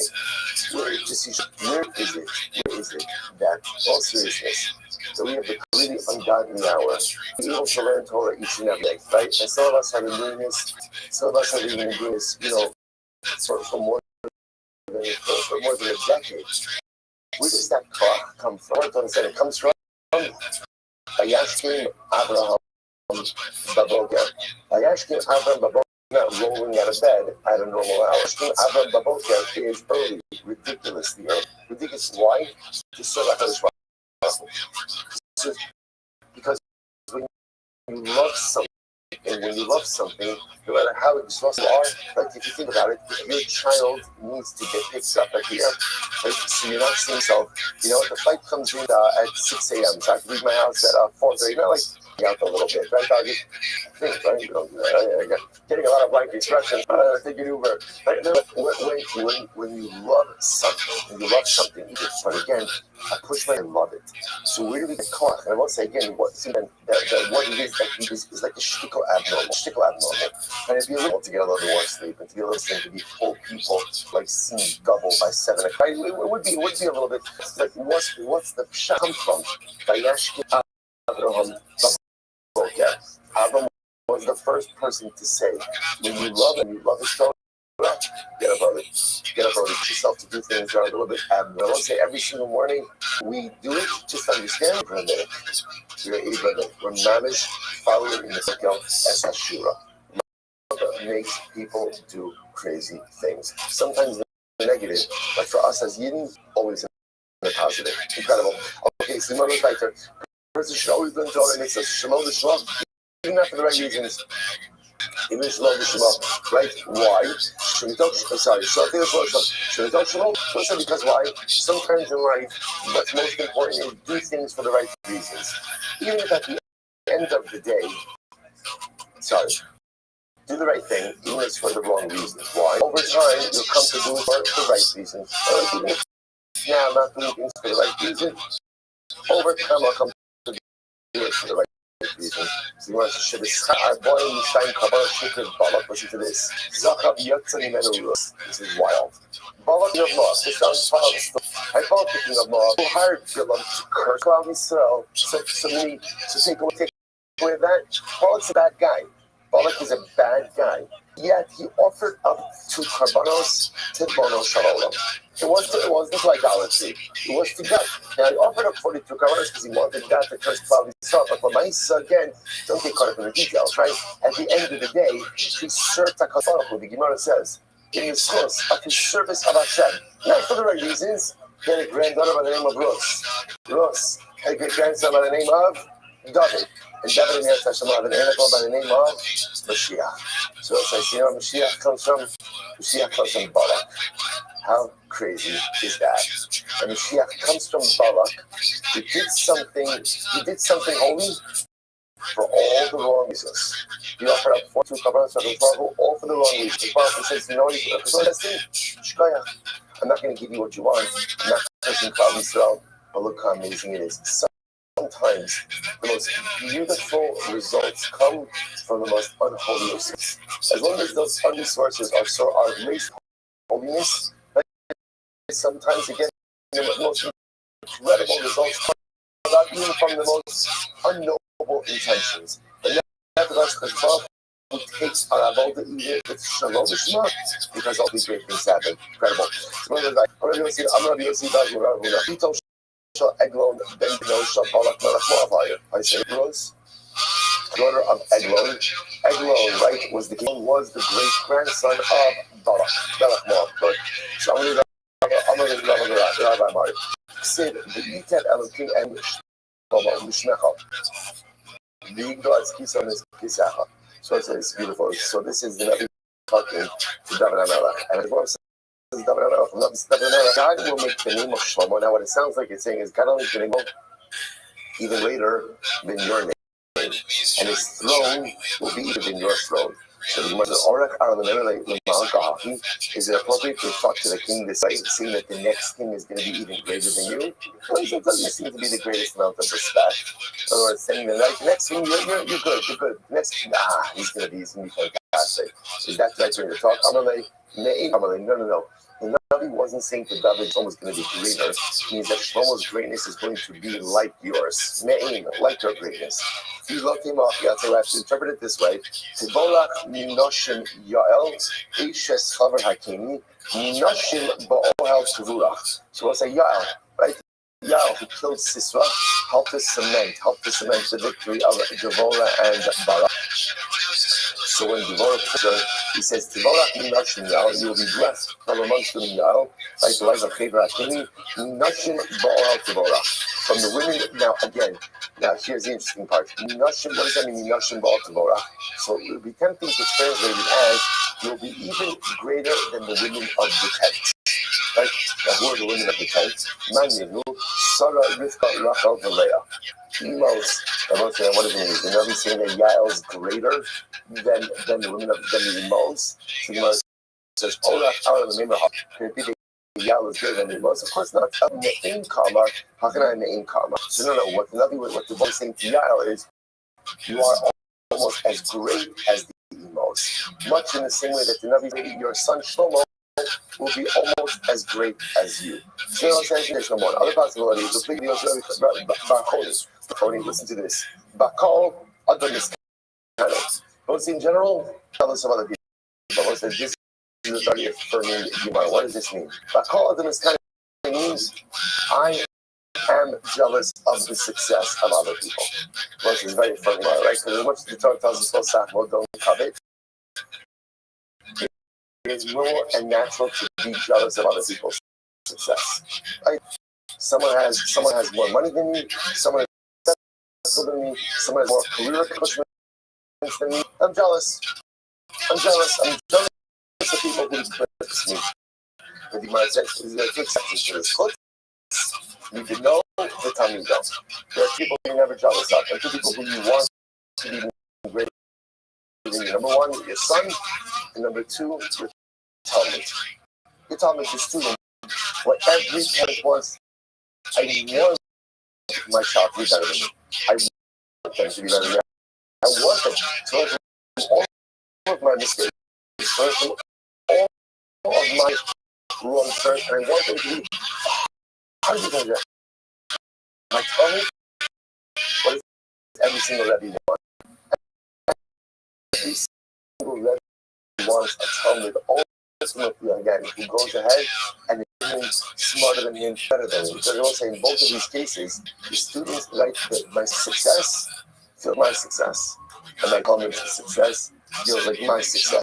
So you want to listen to this.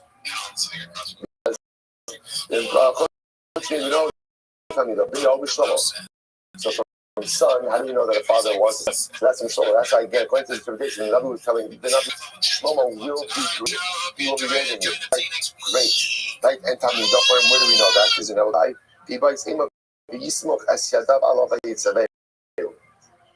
So one possibility is we learn it from that ultimately again, Eliyahu gives Elisha Kishna, a double portion of his bliss. So Eliyahu wanted Elisha to be greater or Yoshua. Hashem said to Moshe, place your hand on Yoshua, and Moshe placed his hand on Yoshua. So again, both of the Bayim wanted their Talmidim to be in the men. Incredible. Like the Vayasim Davar B'Chid Davam.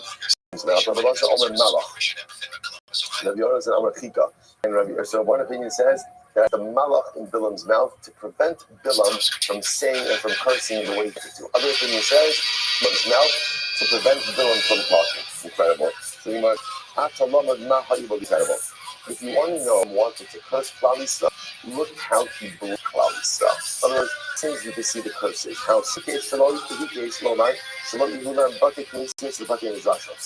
Bilam wanted us to have no more shuls, no more shuls, no more bate medrash.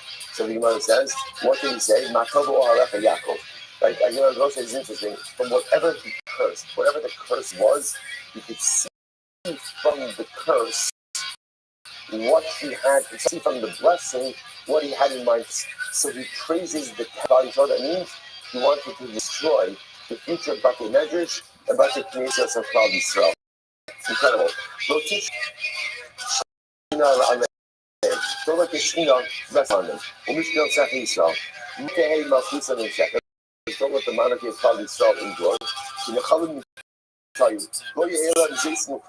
They shouldn't have any type of vineyards, right? Vineyards or groves. So the Gemara says, your scent literally shouldn't wash. It's like that word, right? Should wash. In other words, that scent, you shouldn't have it. What does that mean that the scent shouldn't wash? It has an impact on the world.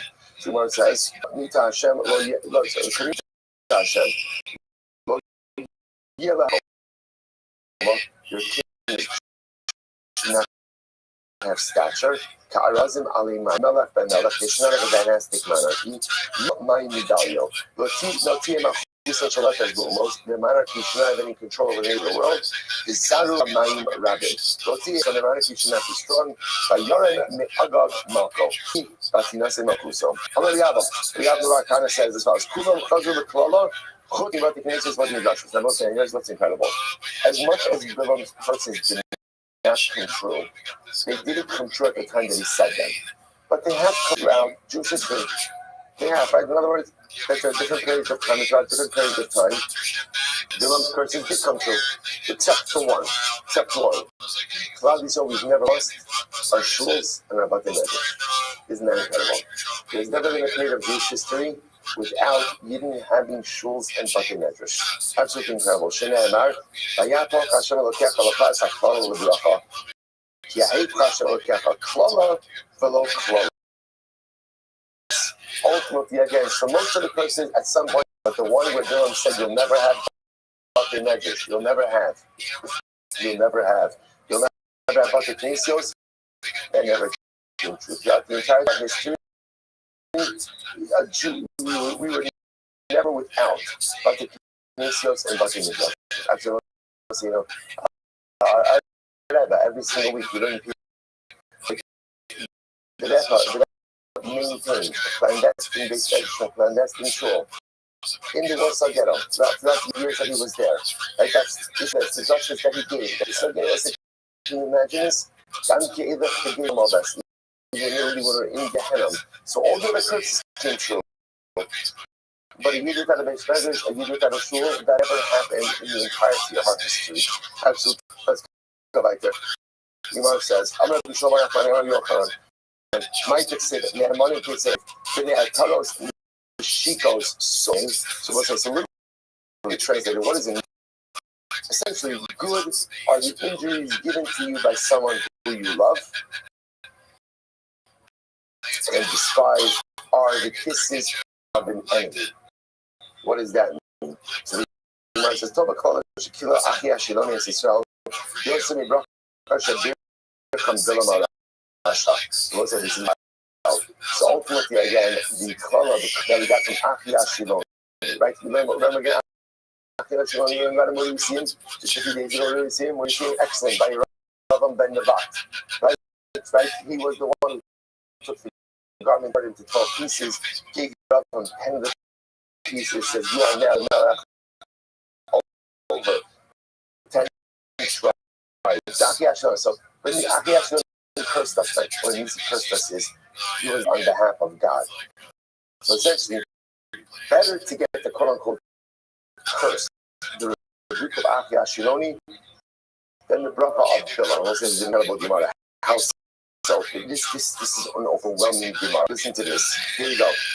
Achiash Shiloni, Kilo as Yisrael B'Kana. When Achiash Shiloni cursed us, I say curse is a strong word. Delivering rebuke. But we're going to call it a Torah. When he cursed, he referred to Klal Yisrael read. As you read, a Kana, listen to the Shirah Amai. V'hika Hashem es Yisrael, kasher yono takana b'mayim. So Kadosh Baruch Hu will strike Klal Yisrael. Shem reed is stricken in the water. So say now, what does this mean? So why does he compare us to a reed? Get ready for this. This is incredible. So first of all, a reed always stands by water. Like the Gizom cliff and a reed relates. So it's always found by water. It has a lot of, and even both Sheba Olam or the ocean rows. But listen, what happens with the reed? A reed is soft. Because it's soft, all of the winds of the world could blow it. And what happens to the reed? It also will come up. So what happens to the reed? We turn it over. Even laying on ice, but it's never uprooted. You know, because the aim is using also. So ultimately, again, the reed just sways with the wind. But as soon as the wind is finished, what happens to it back up in place? Yet interestingly enough, about and he called us a cedar tree. Now, what's the case? The cedar doesn't grow by water. Right? And furthermore, the cedar, it does not go ahead. Cedar is a very strong tree, and they won't move. But once the wind goes ahead and gains the cedar tree, so apparently, again, while the winds can't do anything to the cedar tree, the southern wind does have the ability to uproot it and put it on its face. It's not only that,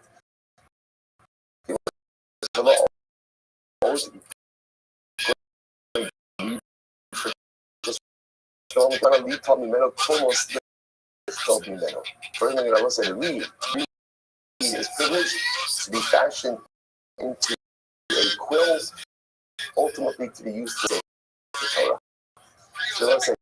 So therefore, again, better to get the curse of Achiloni, right? Than to get the bracha of the illustration. I want to just think a moment. In that bracha of Achiloni, it's incredibly profound. Everything to be successful is contained in this Gemara. Number one, to be like the number one, plant yourself. What does water represent? Water is Torah. Water is also Chesed. Torah, water is Chesed. Let's say a person wants to sustain themselves in life. There are two things you need to do. You need to be completely embedded in life, not just learning Torah, but living Torah. Furthermore, to exist for yourself and must become a person who is about Chesed, and must ultimately, again, who is rooted in a life. Furthermore, we'll say life is with winds. Life is with circumstances that we don't want. Different ways that you can deal with unwanted circumstances. So number one, you just fall down. Woe is me. I didn't want this, I planned this, I don't like this, it's not fair, whatever you say, right? And you can just give up. You're not happy with going, give up, you can do that, or you go with it.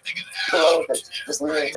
And then we're going to go in here, and life circumstances have all different kinds of places. One thing I know with absolute certainty, which is spring back. Okay. I'll be okay. But whenever, again, this is a tumultuous period of life, and tumultuous periods of life, we are pushed down this way, pushed down that way. Circumstances of life actually take their toll on us. But one thing I know, that when it dies down, and it will, I'll slowly but surely spring back. Why? Because I've never been, once again, going back to the beginning, as long as I keep myself rooted by water, the water of Torah, daughter of Chesed, my root system is strong. And if my root is no set of circumstances, how debilitating they may be from where I am situated. Incredible. What's the last call? The comus. You know what the crown of comus really is? It becomes a quill that writes a Sefer Torah. At the end of the day, and I will say so profound on so many levels. Sefer Torah represents again the book of our accomplishments. At the end of the day, what's your book of accomplishments? Personalistic Sefer Torah that you are writing. But the half of the Sefer Torah, personalistic writing a Sefer Torah, doesn't just benefit you, it benefits others. Kind of going full circle. We started with the water, we end with the Sefer Torah. The real hallmark of your accomplishments is ultimately able to do that. It's very nice to be the root, to be the reed, and all these beautiful things. At the end of the day, what is the picture to truly becomes? What is it that you're doing? What is your grand grand accomplishment? Ultimately, is the personalistic secretary you write for yourself. Ultimately, you have to be able to be used by others as well. Incredible. Let's write that. As far as just go back to below. That's interesting.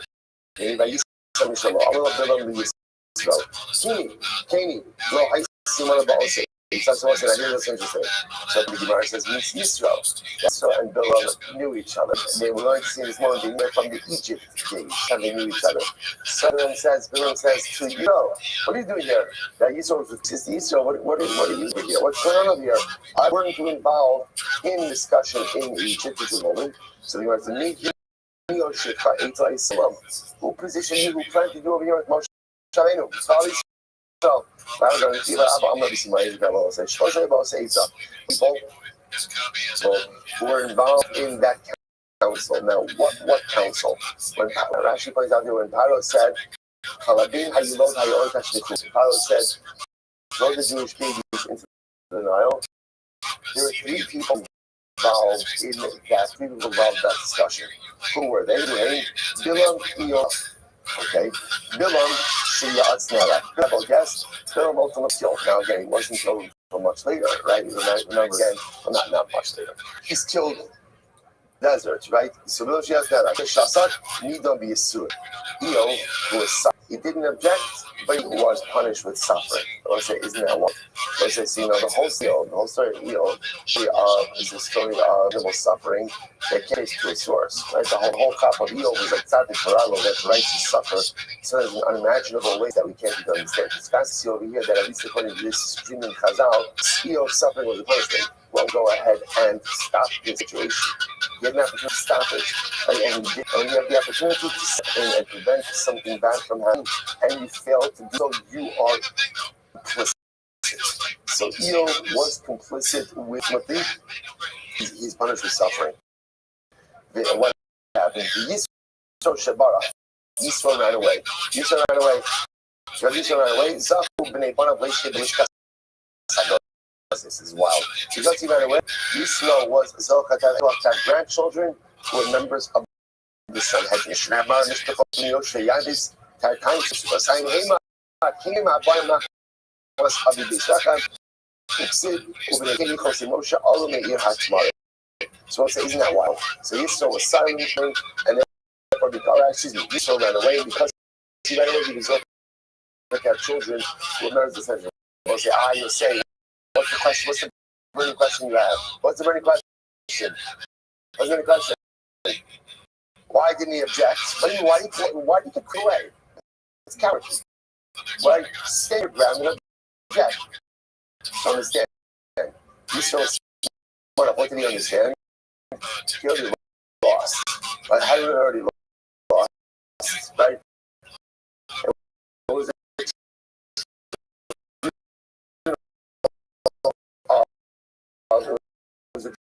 Tribunal of 3.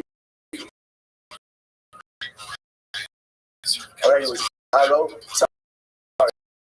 It was a tribunal of 4 was Paro, Yisro, Paro, Bilam.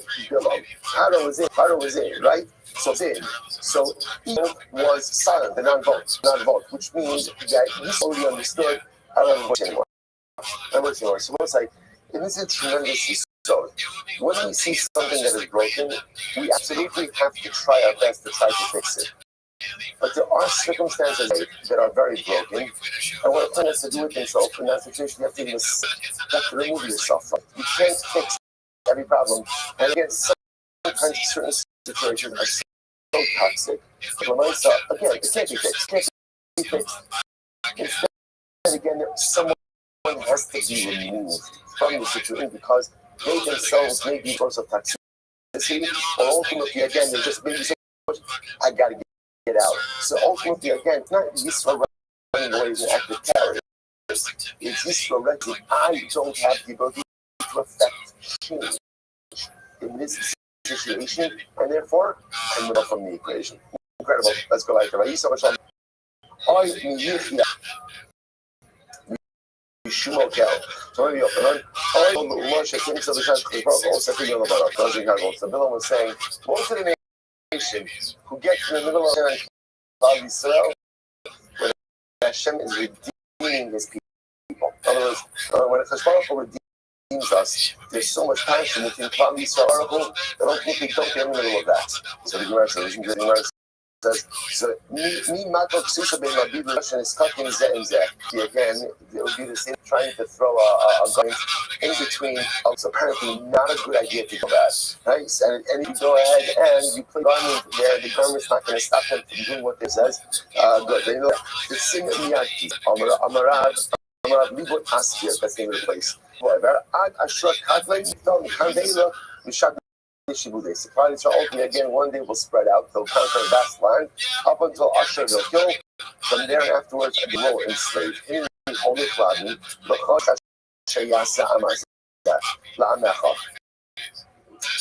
Now incredible. So now Bilam realizes he's going a little bit. Right? Bilam realizes he can't trust the Jewish people. Not going to work. As they say, it's not working. But Bilam says to Balak, look, trust them, but let me give you an aid what you can do to just be done with his people. Let me give you the all right, so what? So Bilam, now Lashon Bilam, he says, "Eshayasa ha'amazel la'amecha." So the Gemara is like, "Amecha la'am hazeh." Why should it be your nation? It should be this nation. But ultimately, again, hinges on others. All right, so what's Bilam? So what says now? This is not working. Bilam says, "Baba, here's my last piece of it." He said, "This is like this is like full in case of what is it? Full in case of emergency. This is the fire alarm. This is what you do to Klal Yisrael if you want to destroy them." Elohim shall aid Sonei Zima. You know what that means more than anything? That means immorality. Morality, right? Listen, we've seen that in morality is not the thing that Hashem hates most. What does Hashem hate most? Dishonesty. What's very most? Dishonesty. Disingenuity, right? That's Hashem hates more. Hashem hates people who just are dishonest. Hashem can do it any and every other way. He really can. But we can't do it on ourselves. We're not honest with each other. That's what he can't do it. But never like morality is a very close second. But he has like immorality. So Bilam says like this. They is like Krishna. Now the Jews is that the Jews like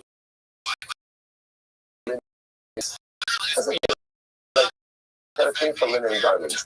And that points out over here, why did they like linen garments? That says it's what they use in Egypt. Apparently again it's light, usable material, with fall seasons, right? So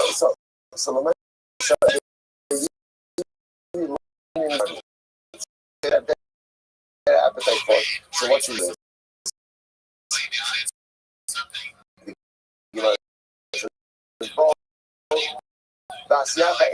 So Bilam says, here's what you should do. Bilam lays out the whole plan for Balak. Here's what you do. So go like make like a little bit of like a market. Remember again, the Jews are camping together. So Bilam, so just see I have like imagery over here. So just look at the desert. Bilam says to Balak, look, set a shuk, like in marketplace, right by the Jewish encampment. Okay?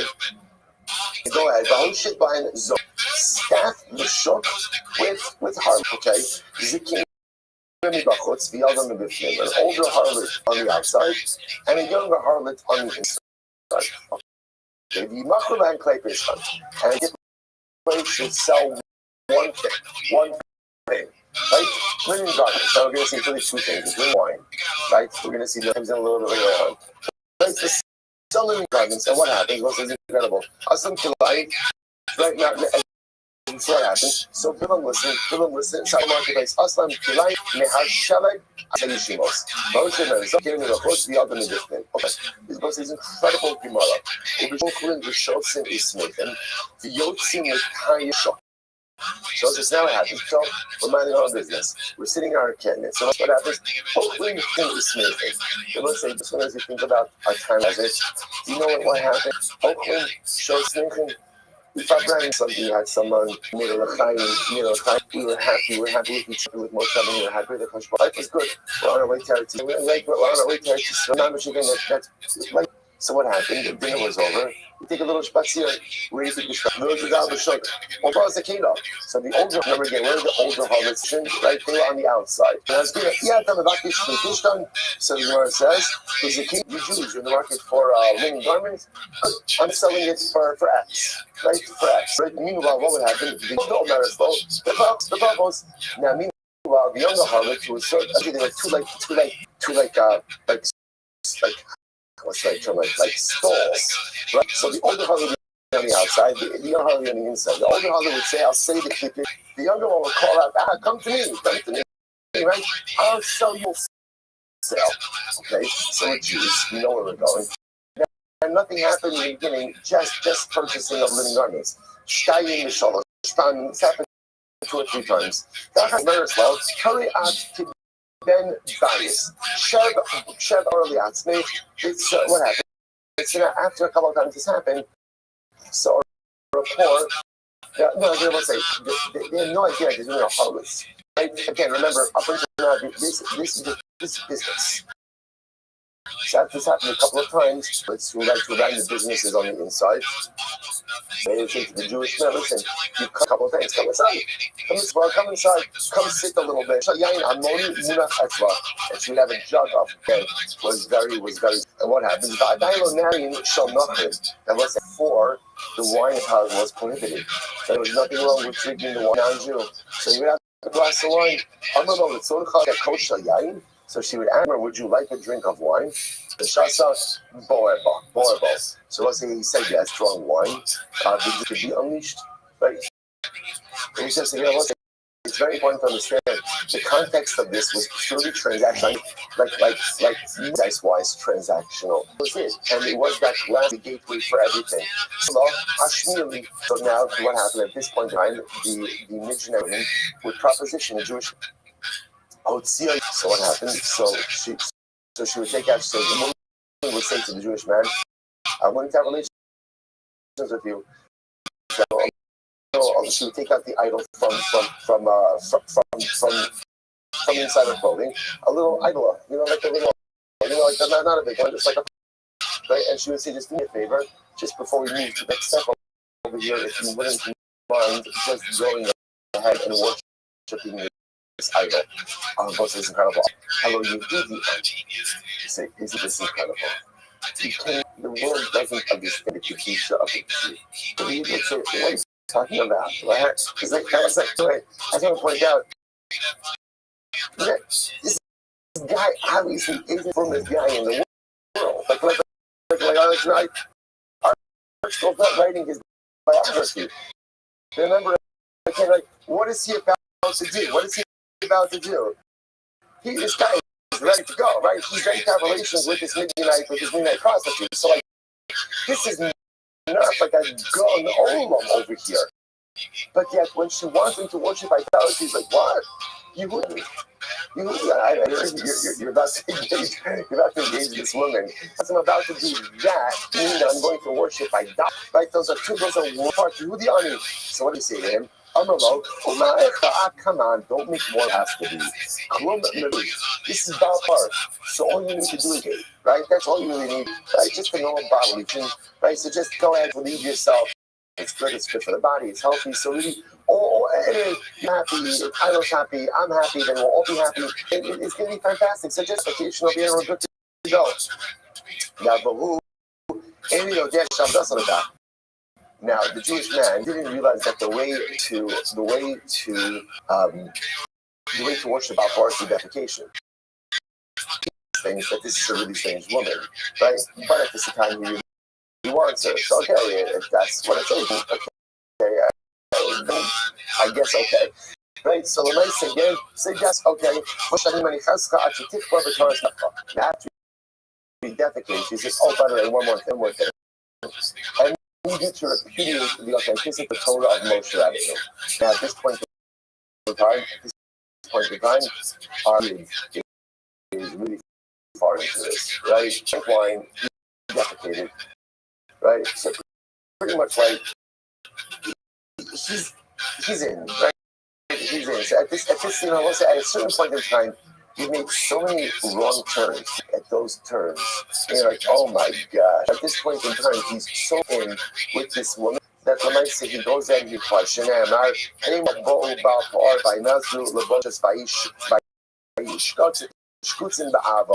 so ultimately, and this is how it started. I will say two things in this story. Number one, do you understand? You understand what lengths they went to, like, right? And this is time. You know what this is? You have to kill someone. A TikTok, you don't kill someone, right? You're gonna do a couple of moments, right? And that's it. It's done. This is time.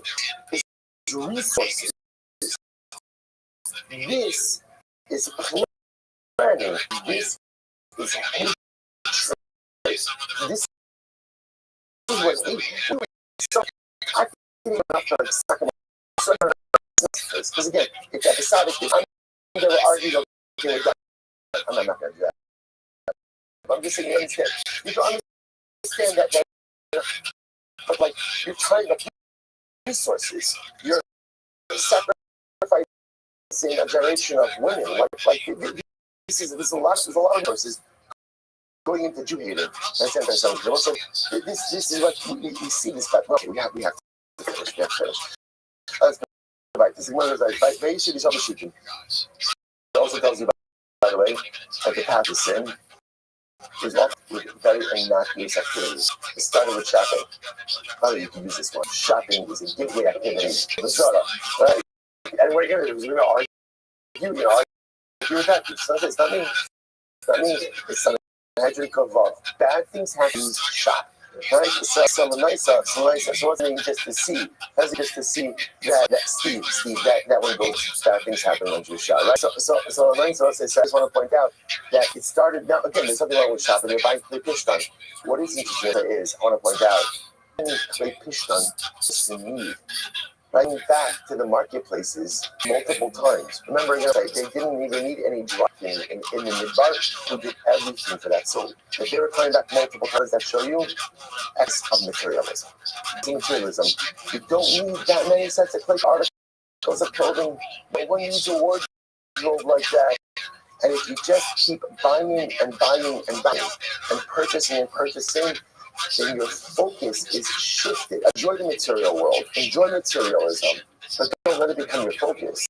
The moment it becomes my focus, then I'm now open to a whole bunch of other things. Indulgence in the material, but a glass of wine, not be having a glass of wine, and not because there's a very simple reason. Not be having a glass of any woman who your wife, your mother, your sister, your daughter. If they are not directly related to you, should not be having a glass of wine with them. It's a simple math. Bad things happen when men and women who are not married to each other or directly related to one another share alcoholic beverages. Not good. It's not. So you see again, over-obsessed in materialism led ultimately again to glass of wine with people that you should not be having wine with, and then what happens? And what happens? They're both say, Avodah Zarah, immorality, all this stuff. And where did it start with? What did it all start with? It started with too many linen garments. Too many linen garments. So let's say this is the most important. This is to live a life with such mindfulness and awareness. Every action has consequences, and every action is a gateway to something that follows it, and even something inherently non-sinful, but we have the right thing to put direction to get to in life. All right. Shishma, the name of the place is Shittim, I'm sure. No, it's called Shittim because again it was a place in Klal. So ultimately again that we involved in for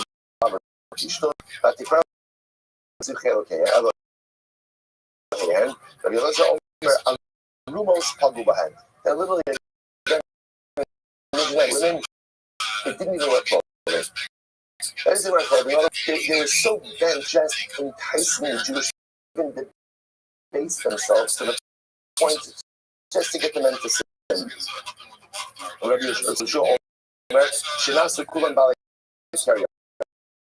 Obviously, the men, so saying the men seen like this, again, so became about carry. All their similar missions. My Russian refugee, the Russia Omer refugee Shma, then the place is refugee, the Shua Omer, Sharipu, ultimately, again, the weekend in the Torah. So if you are someone and you're ritual, I'm so we use Lashon of Vayesha, that we always Lashon of Tsar, Lashon of difficulty. Shneimar, Vayesha, we saw the sheeping, Vayakal, Mizno, Abel Small, Vayesha, so that's our special. Vayesha, Yaakov, Baris, Miguel, Baris, Kinai, Hayadi, says, Sama, so we'll say ultimately, Vayesha, Yaakov, the cell of Yosef. Vayemar, Vayesha, we saw Baris, Goshen, Vayikulu, you may Israel, Lamos, Yaakov, the cell in Goshen, Yaakov, died not long after. Vayesha, you do Israel, the Beta, Ishkas, Kapno, Tachastina. So, Vayesha, the Satan, Shlomas, Hadad, Domi, Zera, Hamelach, Ube'eto. So, you know what, so whenever you see the word Vayesha, as much as Vayesha sounds like a Lashon like tranquility, usually it's only negative that is going to happen. That's not going to be hard to so once ultimately Klal Yisrael kills all of Midian, and they also kill all with the kings of Midian. That's the Gemara. So the Gemara says, why was Bilam with the king? Why was he there? So it's like because Bilam went to collect his honorarium. Now, why did Bilam honorarium? After all, again, if he done both, as well, he did something better than he do. He devised the strategy to lure us of 24,000 Jews. So Bilam went to the kings of Midian and said, "Have delivered you dead Jews." I went ahead and caused Klal Yisrael to suffer this terrible misfortune. You give me money. And what ends up happening? He goes to payment, and what happens? He goes to the payment, and he ends up like Klal Yisrael. This is the famous adage, Gamla alzla by turning, so that's the famous was the saying, right? The camel to get a pair of horns ends up losing its ears. Well, so once again, much better in the original Aramaic, right? But you understand, something else, camel is big, right? What does a camel want? Camel wants 5 horns. Who doesn't want horns? No one messes with you when you have horns. And the camel in his 4 horns ends up losing his own ears. But if Bilam wanted something that was beyond his reach, he ended up losing everything in his life. Bilam, remember all that Kosei? And they killed Bilam, but Kosei, he wasn't a story, he was a Navi. Navi, why did he call him Surah? Rabbi Yochanan didn't Navi about self-Kosei. In the beginning, he wasn't Navi. But then I will say, source lesser is a lesser position than Navi. See, he wasn't Navi, but because of a series of bad choices, ultimately, again, he's just the most the Sagni Shulti Havoi Aiznagri, the woman, the princess, who was once married to royalty, ultimately committed adultery with a laborer. In other words, we'll say, it's bad for the princess to commit adultery. It's even worse when she commits adultery with like emperor.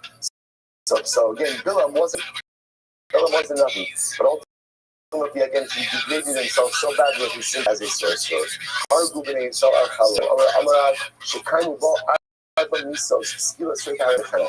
I will say when the Jews killed Bilam, they killed him in a way that he suffered all 4 forms of execution. Actually points out it was something amazing. Hanged him, they hanged him, right? So look here on one side, listen to this. So they hanged him underneath the fire. By hanging him, and that's Chana. Decapitated him. That's science, right? That's right. That's side, that's the sword, right? Then he formed that's skila, the skila person off a roof, and then he burnt in the fire. It's straight off. Executed with all forms of misa. When he died, how old is he when he died? So Gemara said, because of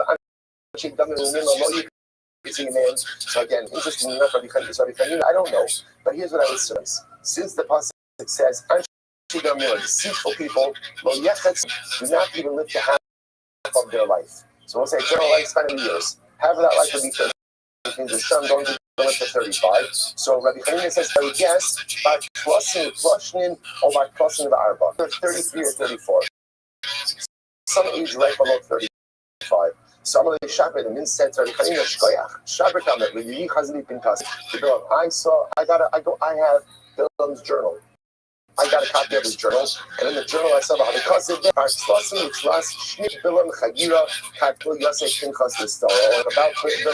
and it's written that Bilam was killed by him at the age of 30. So it says Bilam was 33. Ultimately, again, let's have to stop over here. Please, right, let's again, we move the goalpost every day. Right today, we got the side. Everyone, that's tremendous. Yeah. Respecting of our neighbors.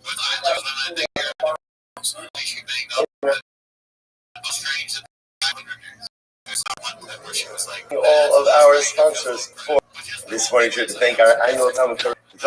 We're dedicated this year, which is tremendous mazel tov.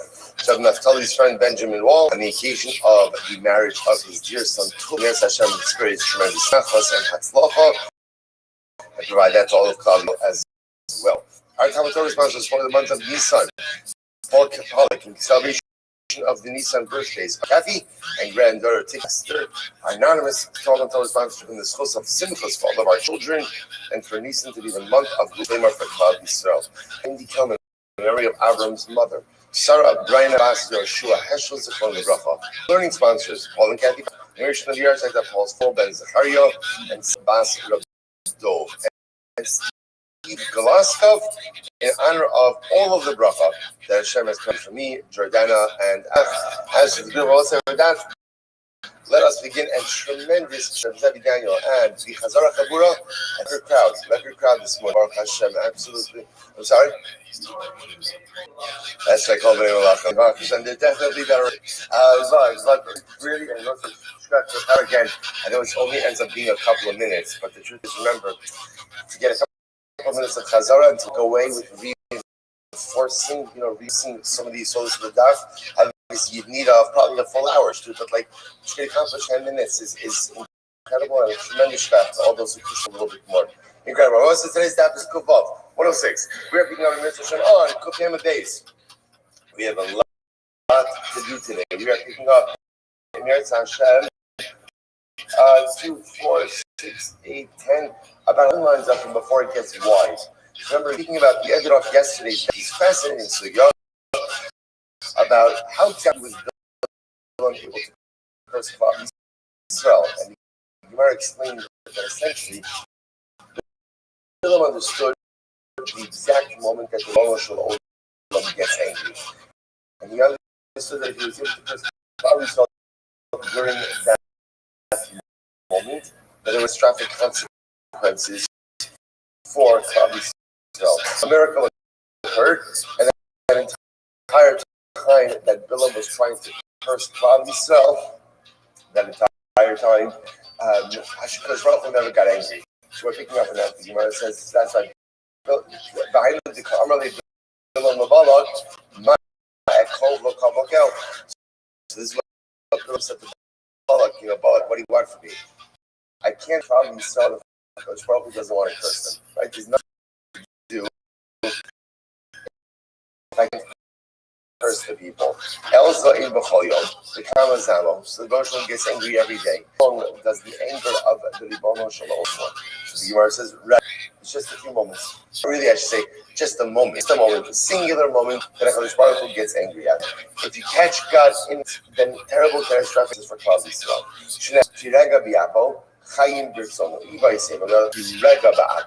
It's a moment. It's only a moment of HaKadosh Baruch Hu's wrath. The other possibility is Lech Ani L'Chadarecha. The Navi said, my nation, go into your hiding place. Go into your hiding place.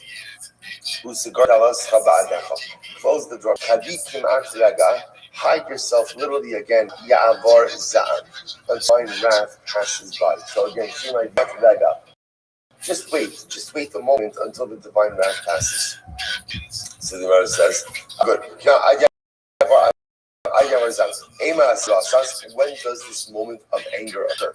When does Baruch Hu get angry? In the hours of the morning, the early morning. Ultimately, again, when the Gemara says, the feathers of roots are always so apparently again throughout the day it might be white, but there are small streaks of red in these early hours of the morning, so so it's totally white. Okay, so we'll say a story. Kind of a story here. There was a min. Let's see this way before. Min is a heretic. There was a heretic who lived in the neighborhood of Rabbi Yeshua ben Levi. Right? And I will say again, now when it says a min, this is obviously an incredibly antagonistic person. The Hava Commissar, and he just gave Rabbi Yeshua ben Levi a very difficult time. Very difficult time. So what happened? This is incredible. So Rabbi Yeshua ben Levi had an idea. Yom Echad, Naked Tanagolta, Va'asole B'Karei, Va'osif Ba'amar Kimata Ushaita, Ilache. Sure, it's a great idea. He's like, I'm done with this guy. I'm done with this guy. So what do you do when you're done with the guy? You get a rooster, you tie it to your bed. The moment that you see that the feather turns white, and you curse. And that way, again, you are being into that moment of divine. Hey, you can be done with this guy. I just want to point out, obviously, the fact that Rabbi Yeshua ben Levi is going to this level. There's two things happening. Number one, the guy is a mid, right? So in other words, there's a theological. Right? That's number one. Number two, obviously, he was subjecting Rabbi Yeshua ben Levi to a tremendous amount of difficulty, right? And pain. So Yeshua ben Levi is willing to these lengths to be able to. So I just want to point out again, we're all part of the story, but Lamai said there's much more that's happening over here. So Yeshua ben Levi is ready to curse the dog. When that moment came, so literally again, it's early morning. Therefore, again, Yeshua ben Levi is ready to curse. When that moment is about to come, what happens? Elatye fell asleep. The Gemara says, Kimati Shaita, he fell asleep. So Yeshua ben Levi says it's clear. Lav Orachara means this is not the normal way. But Yeshua ben Levi says the fact that I fell asleep, she's like, he's up the whole way, just waiting for that one moment. And literally, when that one moment came, he fell asleep. So the fact that he fell asleep in that moment, that Yeshua ben Levi says indicates that what? There's probably doesn't want me to do this. It's not what God wants. Not the approach that God wants. Right? The tzaddik punishing someone, right? And the tzaddik being the vehicle of misfortune for someone is not good. Who doesn't want us to go ahead and even if the other deserves it, it's not. Who doesn't want us cursing each other? Who doesn't want us harming each other? Even if the other, right? Rashi says over here,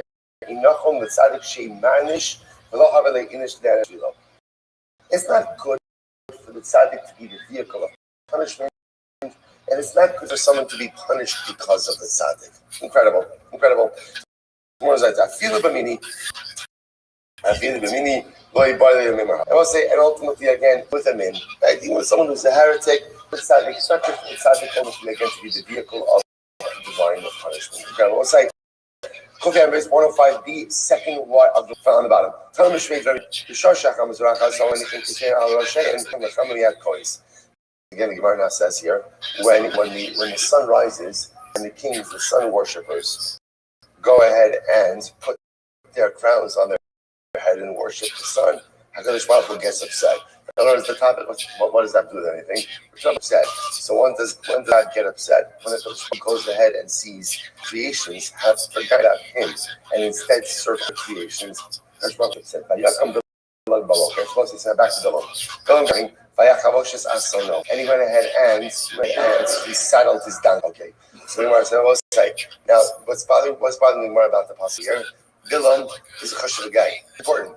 If he's important, then doing right, he should have been his own donkey. You have a guy for that. Right? When you reach a certain level. So why do you think that Bilam himself is the one who is saddling his donkey?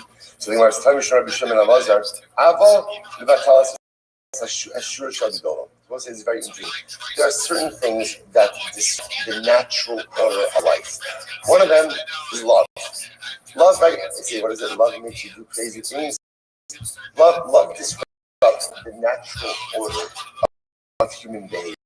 Where do we know this from? So the Gemara says, Avram, Ksiv, Vayashkim, Avram, the morning of the Yakeda, right? Got up, also saddled his donkey. Avram is a guy, right? Avram has multiple guys. So why is he saddling his own donkey? Because remember, this is on the way to Yakeda. He's consumed with love for Yitzchak, consumed with love for HaKadosh Baruch Hu, to serve the Shalom. And love makes you do crazy things. Love disrupts the natural order of things. Okay. Furthermore, what else disrupts the natural order of things? Sinah. Shura Shal Gidula. So say hatred. Hatred also disrupts the natural order of things. Ultimately, again, Bilam got up in the morning and he saddled his own donkey. So say it's interesting what's coming out here between love and hate, right? They're extreme emotions. So what do you see from here? What do you see from extreme emotional situations? Sometimes make us do irrational things. Irrationality for Adam Avinu was because he was saddling his own donkey, consumed by his love for Hashem. Bilam was so consumed by his hatred and animosity for Klal Yisrael that he saddled his own donkey. Now, in Bilam's case, the hatred was all-consuming that even to the behavior was clearly self-detrimental, he could not stop. But say, there's one more emotion that really belongs in this line, and the Fear is also a very strong emotion, and fear also disrupts the natural order of things. How many times in life are we faced with incredible opportunities to accomplish great things? But sometimes we are so scared of failure, so scared of the possibility of failure, that we simply don't take it. Doesn't make any sense. Every life endeavor carries with the possibility of failure. Right? Every life initiative carries with the strong possibility of falling flat on your face, and not even going back or even being pushed back a couple of steps. But if you can't handle the failure, then you can never progress in life. But yet, so many of us kind of just settle for a life of mediocrity because we're afraid of the occur if we push ourselves a little bit more. Incredible.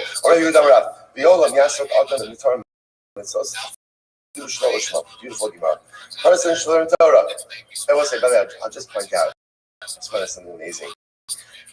Just you should understand, where is it that also is that we have the koach, get up at a really ungodly hour, able to learn Torah each and every day, right? And some of us have been doing this for years. Some have been doing this, for more than a decade.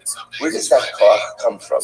So to understand, it comes from Vayashkim Avram Baboker. Vayashkim Avram Baboker is not rolling out of bed at a normal hour. Vayashkim Avram Baboker is early, ridiculous. Ridiculous. Why? To serve HaKadosh Baruch Hu. Because when you love something, no matter how exhausted you are, right? If you think about it, if you're a child to get picked up at the airport, right? So you're not saying to yourself, the flight comes in at 6 a.m. So I'm at my house at 4:30. You're not like, listen, Shefla, I love you. Get a cup of coffee. I'm going to be there around 9. Right? Just hang out a little bit. Right? I'll just think. Right? Getting a lot of blank expressions over here. Maybe we should do that. Take an Uber. Right? In other words, when you love something, even though again it's falling on my face, it's not like you're any more rested because you love something.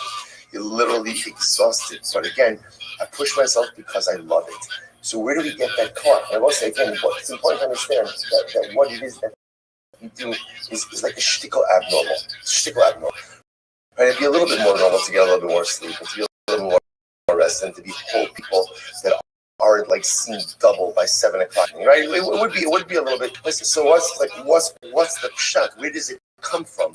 Vayashkim Avram here. Avram was the first person to say, "You love it, you love the Torah, get about it. Push yourself to do things that are a little bit abnormal." And I will say every single morning when we do it, just understand we are Abrahamic.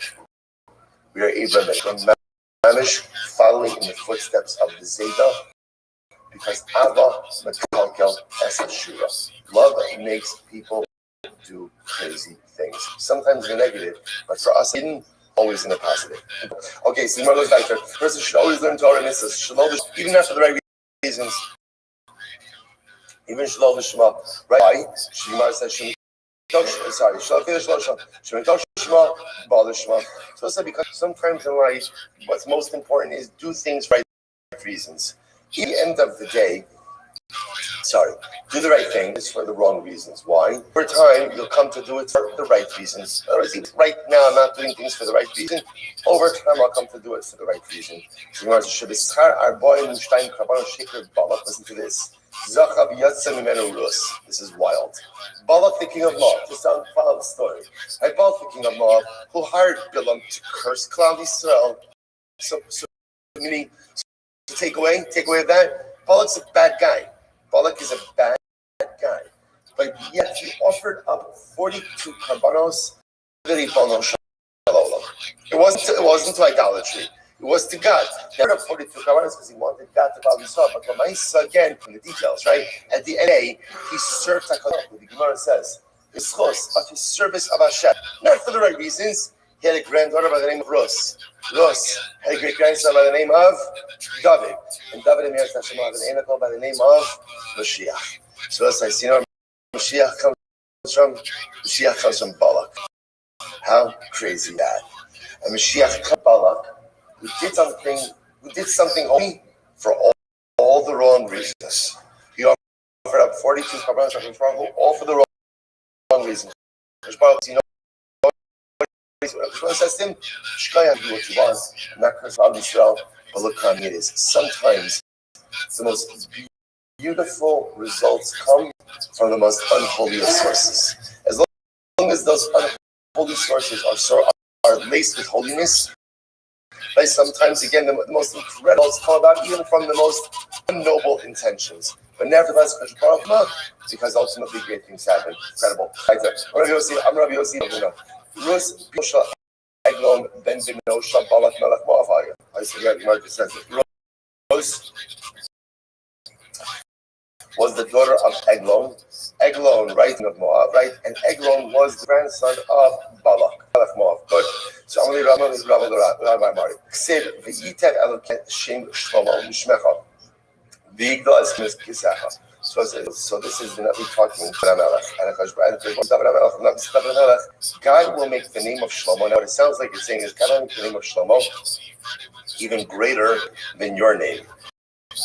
And his throne will be even than your throne. So the Gemara says, is it appropriate to talk to the king this way, saying that the next king is going to be even greater than you? That doesn't seem to be the greatest amount of respect. In other words, saying that the next king, you're good. The next king, he's going to be fantastic. You talk Amalei. No, the Navi wasn't saying that Shlomo is going to be greater. It means that Shlomo's greatness is going to be like yours, like your greatness. I'll tell you right. Interpret it this way: Tivora minoshim Yael hakini minoshim ba'ohel Tivura. So we'll say Yael, right? Yael, who killed Sisera, helped to cement the victory of Devorah and Barak. So when Devorah praises her, he says, Devorah minashim Yael, you will be blessed from amongst them in Yael. Minashim ba'ohel Devorah. From the women part. Minashim, what does that mean? Minashim. So it would be tempting to treat it as you will be even greater than the women of this. Right? Now who are the women? Maninu, Yiska, Rachel, Leah. The Emos, the Navi saying that Yael's greater than the women of the Emos. So Gemara says, Orach Aram Rahaki. Could it be that Yael is greater than the Ella Me'im Kamar? How can I Me'im Kamar? So no, what the Navi what Devorah was saying to Yael is you are almost as great as the Emos. Much in the same way that the Navi is telling David, your Shlomo will be almost great as you. So that's interpretation number one. Other possibility is if you Rabbi Yosef Barchoni. Rabbi Yosef Barchoni, listen to this. Bakal Adam Niskanim.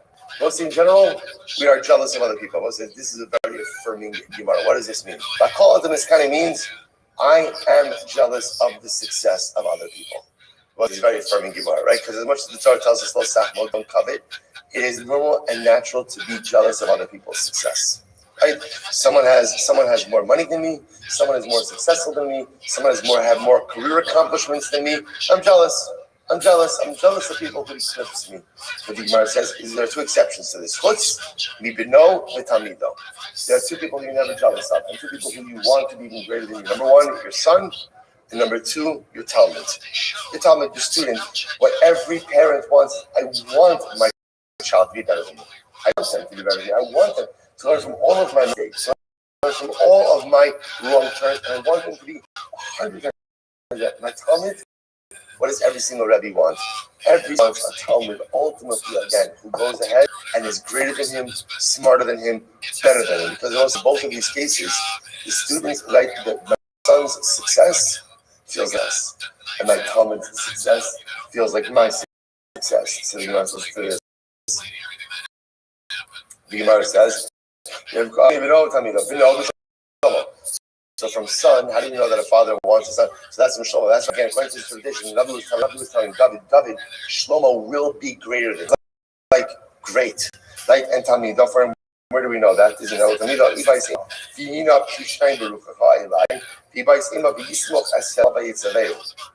Some possibilities we learn it from Elisha, right? That ultimately again, Elio gives Elisha a double portion of his greatness. So Elio wanted Elisha or Moshe to Yoshua. Hashem said to Moshe, place your hand singular on Yoshua. Moshe placed his hands plural on Yoshua. So again, both of these Rebbeim want their Talmidim to be even greater than them. Incredible. Let's go back to Vayas and Dabar B'fi Bilam. Let's go back to the Hashem placed his words in Bilam. Omer Malach.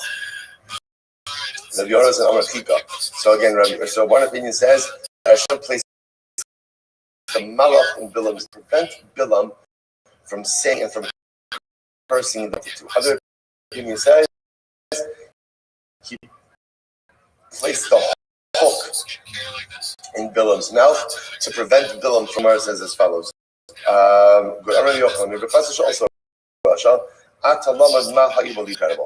If you want to know how Bilam wanted to curse Klal, look how he blessed himself. In other words, from the blessings you can see the curses. How so? The Gemara says, listen to this. Bilam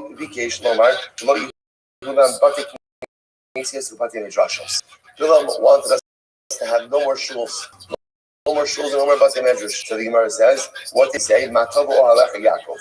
Right? Again, I was about to say it's interesting. From whatever the curse was, see from the curse what he had. Sorry, the blessing, what he had in mind to curse. So he praises the tense of Klal Yisrael. That means he wanted to destroy future batei medrash and batei knesiyos of Klal. Incredible.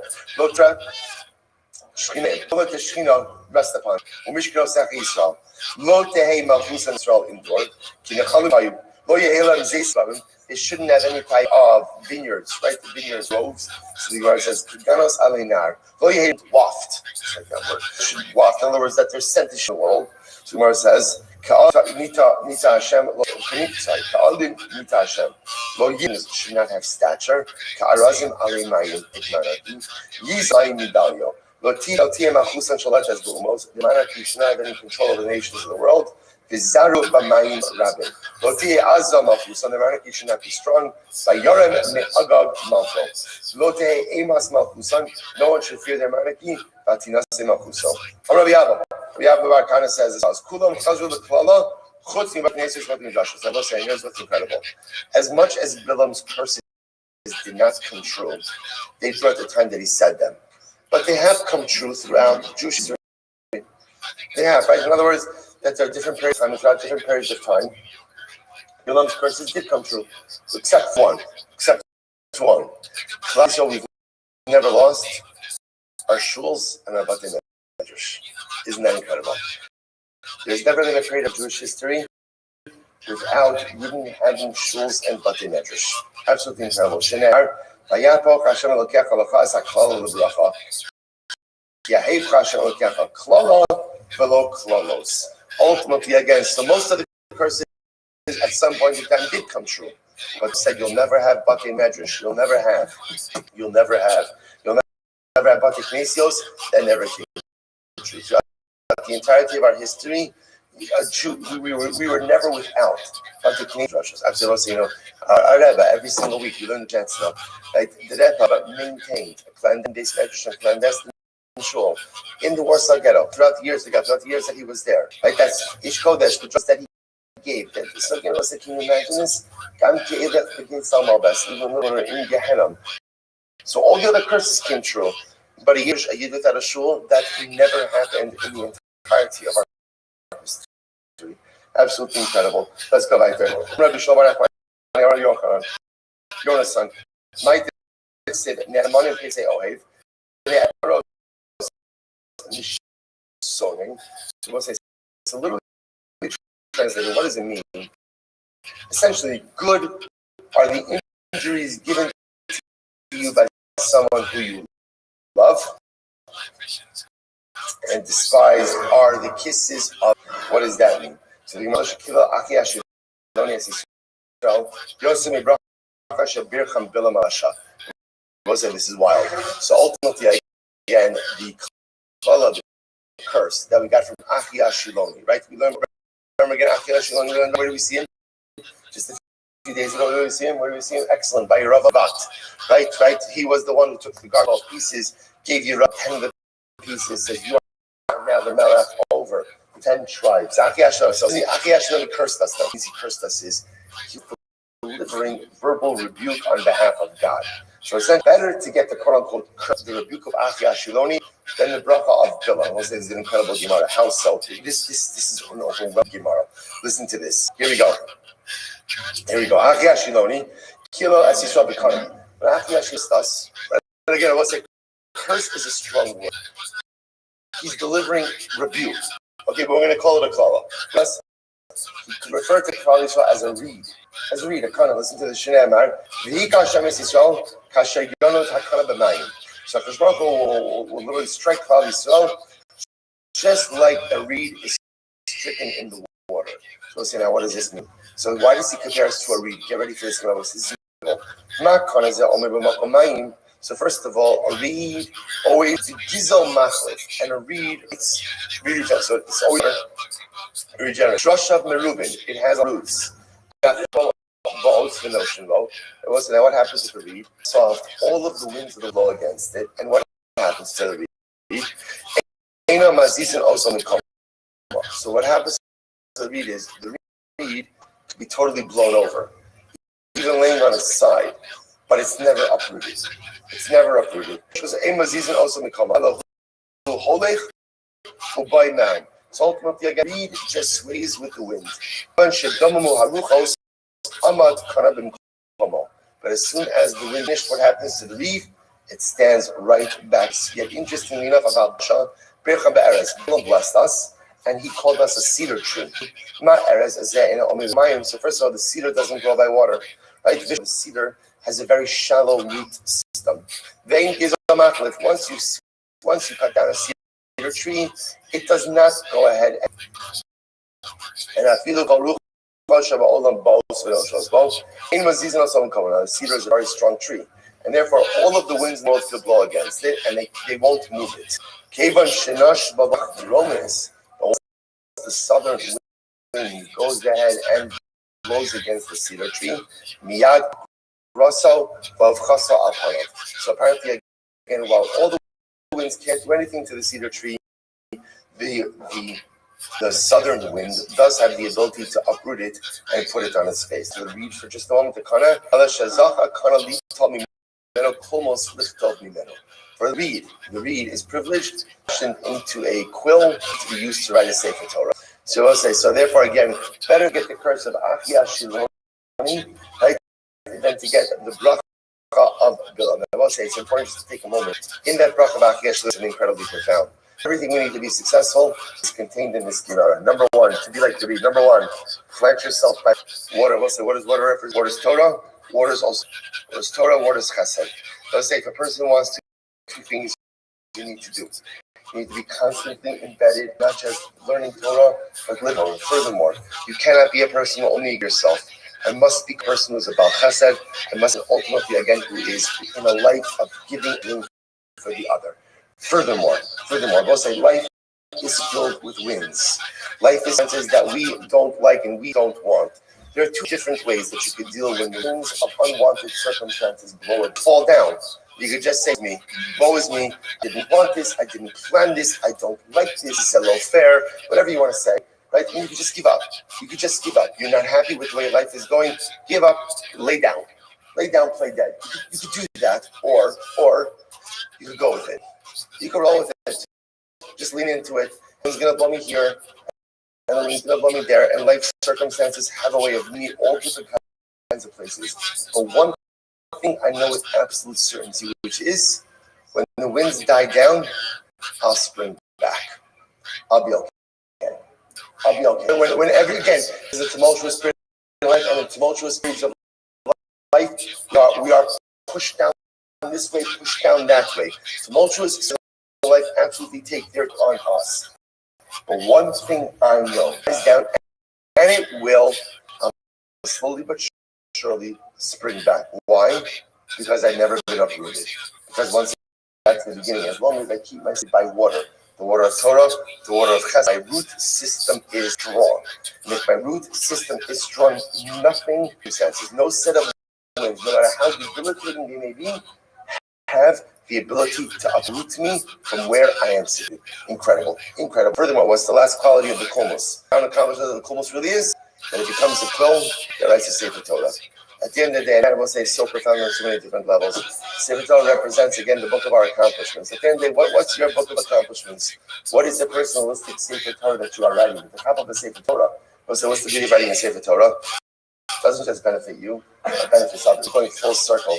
We started with the water, we end with the Sefer Torah. The real hallmark of your accomplishments is ultimately what you're able to do for the other. While it's very nice to be the root, to be the reed, and all these beautiful things, at the end of the day, what is it that you're contributing to Klal Yisrael? What is it that you're doing? What is your grand accomplishment ultimately? Is a personalistic Sefer Torah for yourself, but that Sefer Torah ultimately has to be able to be used by others as well. Incredible. Let's go back there. So the Gemara says, "Vayar Sakini." So still collective below. Vayar Sakini. Vayisa Mishalo. Amalo Bilam Yisrael. Kini. Oh, I hear this interesting. So apparently, Bilam, the Gemara says, means Yisrael. Now, Yisrael and Bilam knew each other. Right? They were going to see in this moment. They knew from the Egypt days. That's how they knew each other. So Bilam says to Yisrael, "What are you doing here?" With Klal Yisrael. So he says, Yisrael, what are you doing over here? What's going on over here? I want to involve in that same discussion in Israel in just a moment. So the Gemara says, "Me hitmo mitzvah isani olam." Who positioned you? Who planted you over here? Shalenu, Klal Yisrael. I'll say there are three people who were involved in that council. Now, what council? When Rashi points out there when Kalabin Hayilot Hayor Tihu. Pilate says, throw the babies into the Nile. There were three people involved in that discussion. Who were they? Eluhain, Bilam, Eov, and Yisra. Okay. Bilam, Shia Asnera. Bilam said to Pilate, yes, I agree. Yes, I vote yes. Bilam ultimately was killed. Now again, he wasn't killed until much later, right? You might remember again, well, not much later. He's killed in the desert, right? So those she has that. Eov Shasak Nidon B'Yisur. Wow. Eov, who was silent. He didn't object, but he also didn't acquiesce. Right? He didn't agree. He was punished with suffering. I would say, isn't that wild? So I say, see, the whole story of, is the story of unimagined that can't be traced to us. Right? The whole crop of was like tzaddik varalo, that the righteous suffer. Sometimes in unimaginable ways that we can't even understand. It's fascinating to see over here that at least according to this stream in Chazal, It wasn't for nothing. Eov's suffering was a punishment. Well, why was it a punishment? Eov had an opportunity to go ahead and stop this situation. He had an opportunity to stop it, right? And he didn't. And when you have the opportunity to step in and prevent some bad from happening, and you fail to do it, you are complicit. So Eov was complicit with Paro, and therefore ultimately he's punished with suffering. What happened? Yisro Shabarach. Yisro ran away. This is wild. Because he ran away, Yisro was Zochat to have grandchildren who were members of the Sanhedrin. So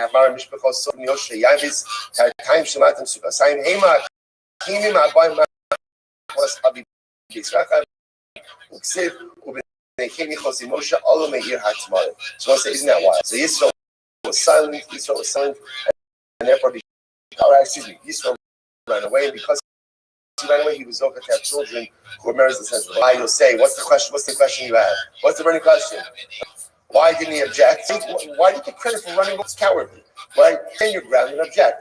So Yisro was smart enough. What did he understand? Right? It was a tribunal. It was a tribunal of 3. It was tribunal of 4. It was Paro, Yisro, Elam. Paro was in, right? So he was silent and not vote, which means that Yisro already understood I don't have a voice anymore. So we'll say, it is a tremendous Yisro. When we see something that is broken, we absolutely have to try our best to try to fix it. But there are circumstances in life that are very broken, and what a person has to do with themselves in that situation, you have to be solid. You have to remove yourself from it. You can't fix every problem. And again, sometimes certain situations are so toxic that again, it can't be fixed. Instead, again, someone has to be removed from the situation because they themselves may be the source of toxicity, or again, they're just maybe so much, I got to get out. So ultimately, again, it's not Yisro running away as an act of cowardice. It's Yisro recognizing I don't have the ability to affect change in the situation, and therefore I'm removing my equation. Incredible. Let's go like the Ra'is. So much love the Omer. Oy mi yichya mishumo kel. So maybe Yochanan. Oy lo lo. So Bilam was saying, nation who gets the name of Hashem and Klal Yisrael when Hashem is redeeming His people. In other words, Baruch Hu redeems us. There's so much passion between Klal Yisrael and HaKadosh Baruch that ultimately don't get in the middle of that. So the Gemara says. So listen to this. The Gemara says, "So mi mato tusa ben labil leviya b'shashin ischakin zeh and zeh." So apparently, again, it would be the same thing as like trying to throw a garment in between. So apparently, not a good idea to get in the middle of that, right? And even if you go ahead and place a garment there, the garment's not going to stop them from doing what they want to do. And the Gemara says, "Good." Ben says, "V'tzim miyad amarav." Amrav Libon Aspir, Vanu Asher Va'avover, Ad Asher Kadal Mikandela, Yishagnisha ultimately again one day will spread her vast land. Abba Asher they'll kill, from there afterwards they will enslave. So okay, now incredible Gemara over here. Incredible Gemara. So now Bilam realizes, fast forwarding a little bit, right? Bilam realizes he can't curse the Jewish people. Not going to work. As they say, it's not working. So therefore Bilam says to Balak, look, I can't curse them, but let me give you an eitzah about what you can do to just be done with these people. Let me give you the eitzah. All right, so Bilam, now the question of Bilam is, he says, it says, why should it be your nation? It should be this nation. They tell the kilos about him. So the person himself, but ultimately again hinges the curse on others. All right, so what's Bilam supposed to say now again? The curse is not working. Bilam says, Baba, here is my last one. This is like this is the full-in case of, what is it? Full-in case of emergency. Right? This is the fire alarm. This is what you do to Klal Yisrael if you want to destroy them. Elohim shall elu son. You know what God hates more than anything? God hates morality. God hates morality. Right? Listen, we've seen by the way here, immorality is nothing that the Lord hates most. What does Hashem hate most? We saw this. What does Hashem hate most? Dishonesty. Disingenuity. That's Chash Baruch Hu hates more than Chash Baruch Hu hates people. Chash Baruch Hu can do it any and everywhere. He really can. What he can't do is when we're honest with ourselves, we're not honest with each other. That's what he can't do. But in any event, nevertheless, right? Immorality, very close second. And he has like now the Jews, this is fascinating. The Jews of that generation, they really liked linen garments. Actually, they like a thing for linen garments. Now Rashi points out over here, why did they like linen garments? Rashi says it's what they wore in Egypt. Apparently, again, it's light, breathable material, good for all seasons. Right? So they really like linen garments. Okay, that appetite for it. So what should you do? Listen to the Gemara. It says, Bo Vasya ate some. So Bilam says, here's what you do. And Bilam lays out the whole plan for it. Here's what you do. So go make a little bit of like a market. Remember again, the Jews camped in the desert. So Bilam, so you just see I have like the imagery over here, some desert. Bilam says to Balak, look, set up like a shuk, like a marketplace, right by the Jewish encampment. Okay? And go ahead. Vahoshit behind the zonos. The shuk with harlots, with zonos. Okay? Zikina mibachotz, v'yalda mibifnim. An older harlot on the outside, and a younger harlot on the inside. Okay? V'yimachul and klei pishlam. And again, this marketplace should sell one thing. Right? Linen garments. Now we're going to see really two things. It's linen garments and wine. Right? You're going to see that wine comes in a little bit later on. Right? So sell linen garments. And what happens? This is incredible. Aslam kilayim. Right now, so what happened? So Bilam listened. Sorry, Bala Marketplace. Aslam kilayim nehar sheleg adesa yishimos.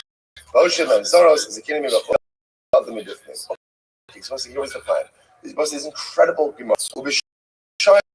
Oakland V'Snim. V'yotzim l'tayel V'Shok. So as it's now, we're minding our own business. We're sitting our encampment. So we'll say what happens. Oakland Shosin Smith. We'll say, do you know, sometimes we think about our time in the desert. Do you know what happened? Like on a typical evening in the desert? Oakland shows Smith Ifa Brang, right? Cloudy throw. Yeah. Eat a little something, you had someone. Time we were happy with each other. We were happy with Moshe. We were happy with the conscious. Life is good. Right, on our way, and now Michigan, that's life is good. So what happened? Dinner was over. Take a little pushback here. We need to push back here too. Where do you go? You went to the shop. So we're in the marketplace. Those are the shop. Omer's law is a kingdom. So the older harvest, remember again, where were the older harvest station? Right? They were on the outside. So what happened? So the Gemara says, the kingdom Omer's law is shada. So what happened? So the older harvest was, oh, you're in the market for, you Jews, you're in the market for linen garments. Good, I'm selling it for X. For X, right?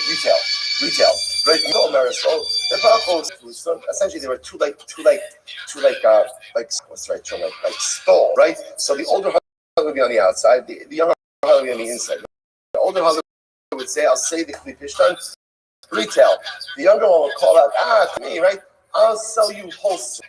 Okay, so we're Jews. We know where we're going, right? So again, so go wholesale. Happened now. We'll say now nothing in the beginning. Just seeing of linen garments. Shayim v'shalosh panim. This happened 2 or 3 times. Achakach omer slow. Hurry at kibden bayis. Shev barley atzmei. So what happens? So now after a couple times this happened. So a poor. Now again, we'll say they have no idea, right? Again, remember up until now, this couple of times. So the younger ran the business is on the inside. Already a couple of times. Come inside, right? So we're doing this world. Come inside. Come sit a little bit.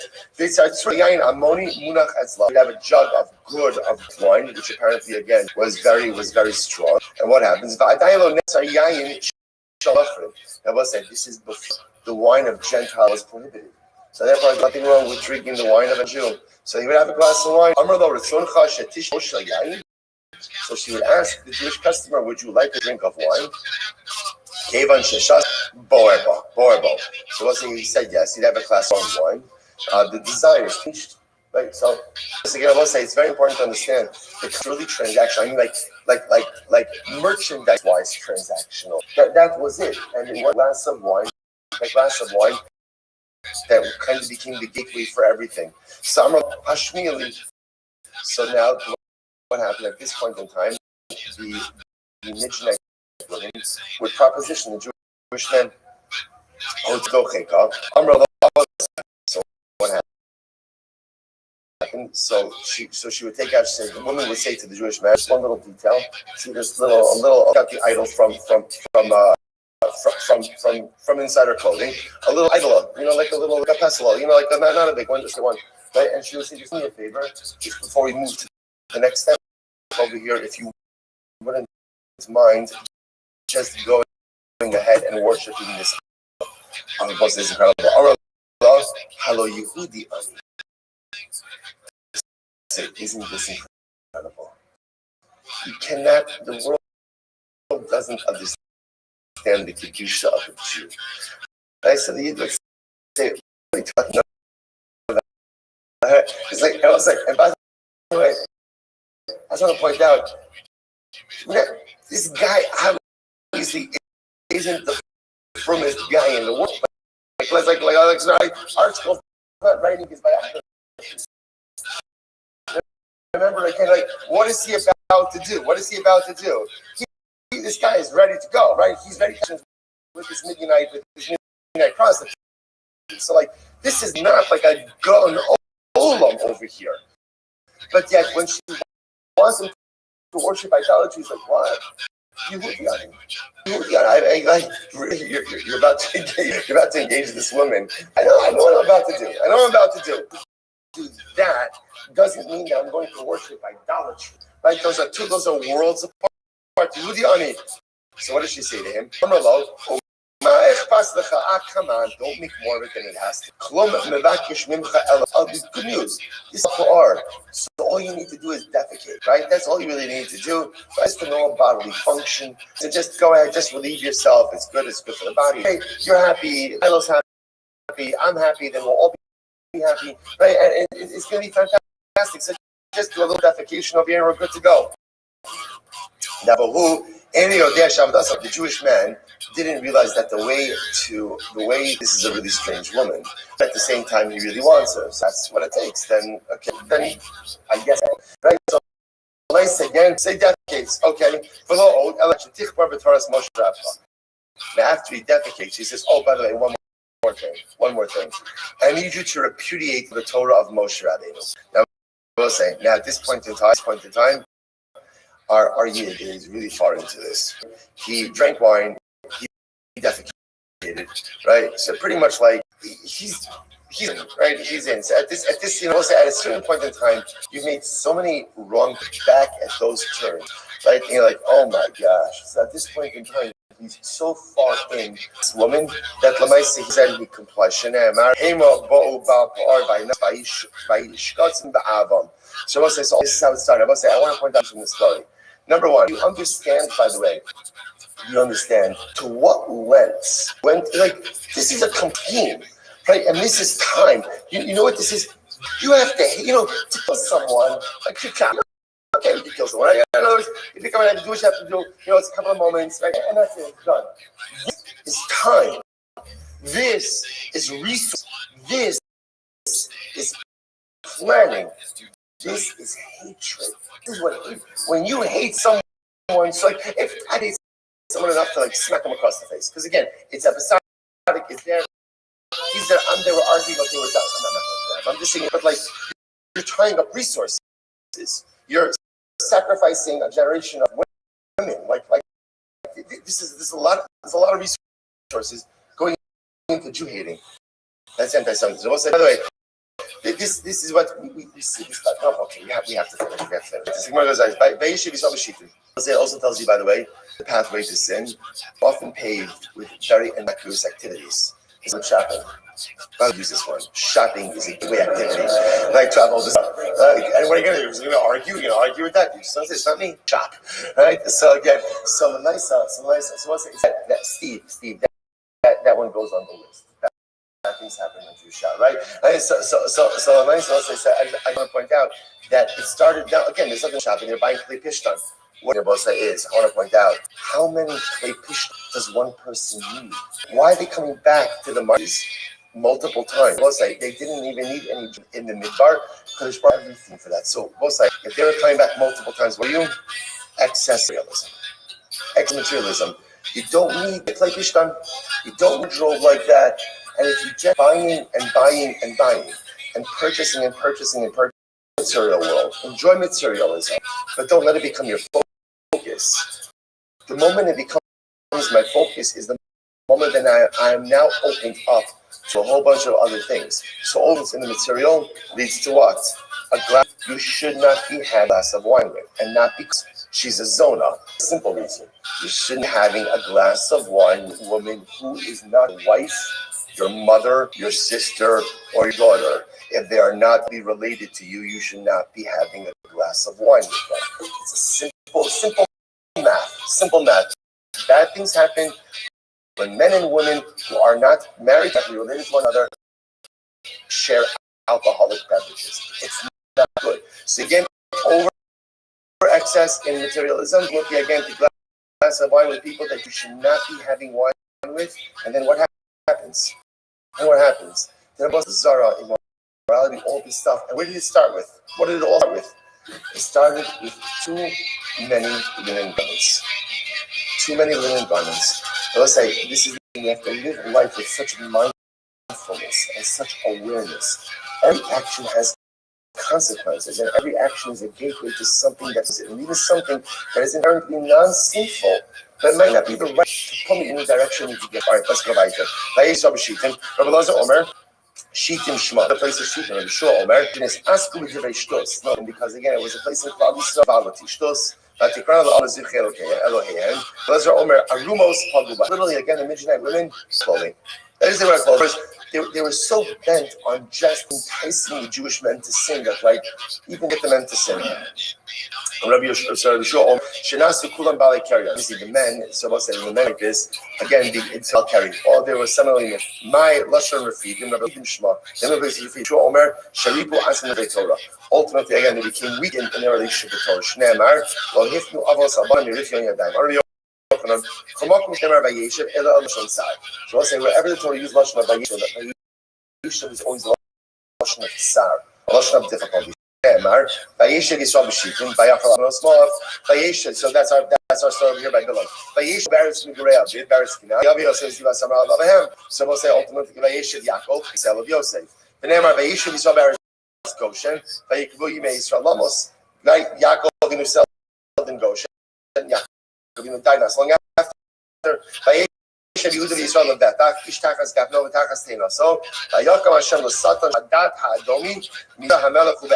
again, what do you see the word Vayeshev? As much as Vayeshev sounds like tranquility, you would foreshadow something negative that is going to happen. That's Bilam.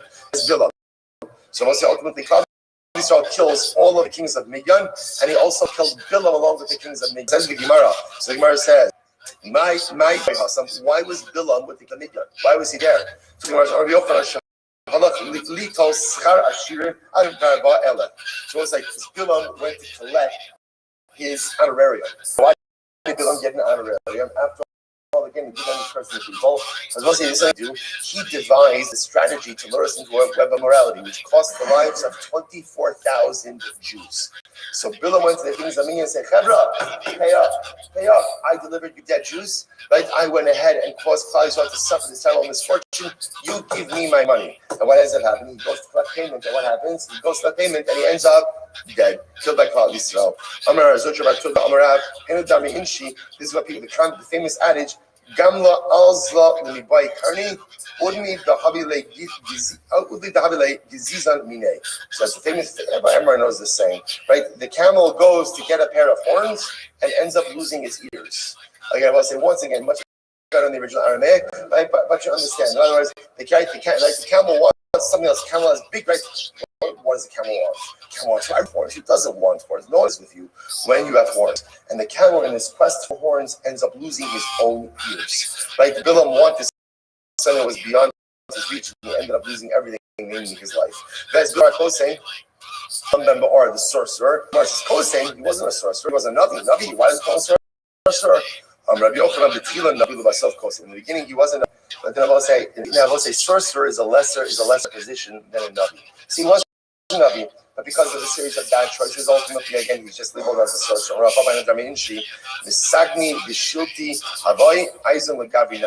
The woman, the princess, who was once married to loyalty, ultimately committed adultery with a laborer. In other words, we'll say, it is bad for the princess to commit adultery.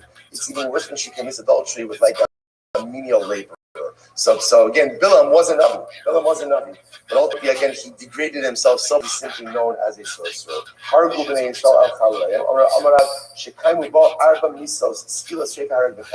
I must say, when the Jews killed Bilam, they killed him in a way that he suffered all four forms of execution.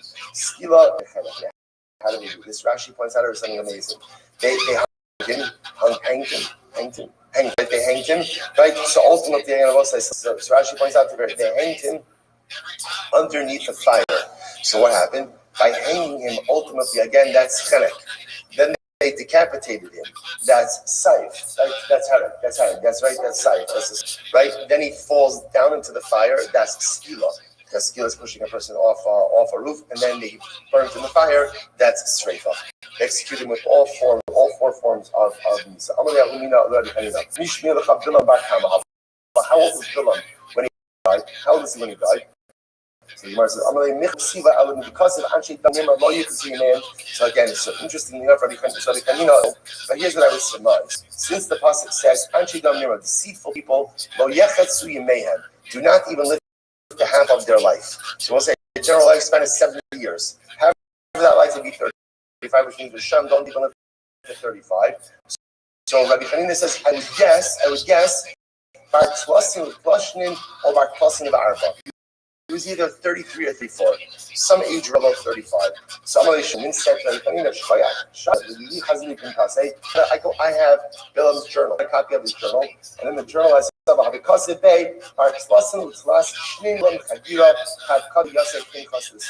about Bilam, and in it it's written that Bilam was killed by Pinchas at the age of 33 years old. So Bilam was 33 when he died. Ultimately, again, a little bit less. I was about to stop over here. We got on the base, right? Again, we move the goalposts every day. Right, today we got on the base side. Shkayach, everyone. Shkayach, tremendous. Right, yeah. Hello, everyone. We have to be respectful of our neighbors. We say that. He's reinventing himself. He's like, that was never me. I never, once need me. Because he thinks you have to, even though he knows that he peed in this thing all the time. Yeah. He's like, no, that's all me. I don't do that. Why doesn't he have awareness to be like, that was a joke I used to say all the time? At least admit it. Yeah. All right, Tabasai, good morning. Let us begin by thanking all of the sponsors for this morning cheer to thank our annual Talmud Torah sponsor, the Restream, so we're dedicating all the Sherman drops this year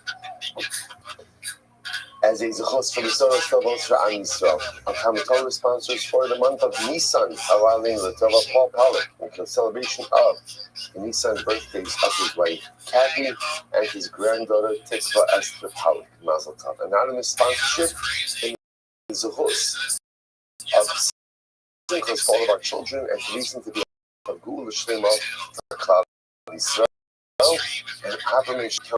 In memory of Avram's mother, Sarah, Naina, Bas, Yeshua, Heshel, Zichron, Yedacha.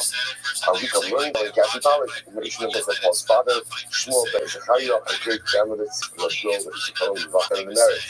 All of the Nisham Shalom, Danny's in the Kama, all of those who are going to have and get Kol Yisrael. Yerusham should bring home our hostages, the Karov, and our holy soldiers should be successful in the Kol Amasi again. What's with that? Let us begin with a lot. We tell you about Hashem, today's dot is Kuf 105. We're going to take another next Hashem on Kuf Dalit on the days 105. about 15 lines down from the top. We're in a beautiful Gemara right now that's a moving Gemara talking about the secret from Eicha. So it says as follows: so again, speaking about Am Yisrael Shuknait. The Gemara points out that it's two bechios, two crying.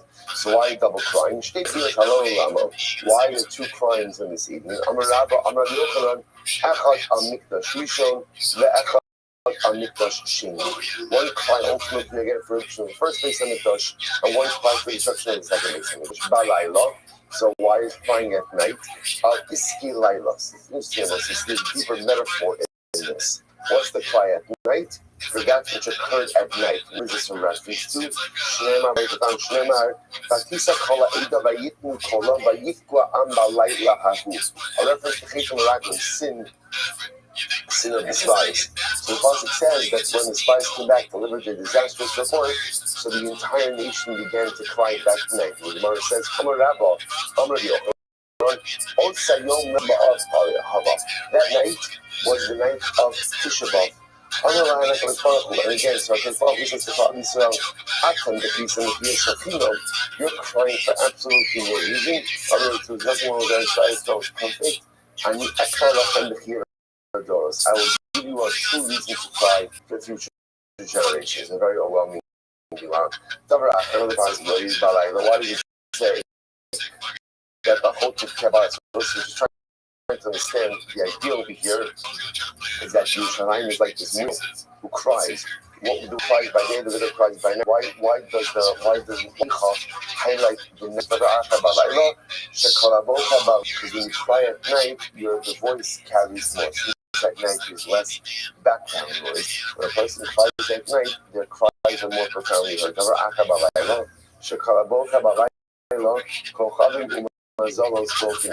Furthermore, when you cry at night, so to speak, the stars and the constellations cry along with you. And we always say furthermore that when a person cries at night, anyone else who hears those cries along with them. Now the truth is this third answer also will be built on the previous two. Night, ultimately the voice carries. Cry at night, the stars and constellations cry along with you. There's this profound sense of crying. Because of that, when people hear other people crying at night, it's almost as if the crying spreads. So it's a very beautiful Gemara, it's a profound Gemara.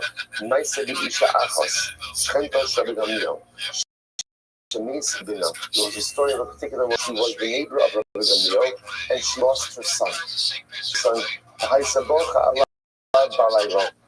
And she would cry over him every night. Rabbi Gamliel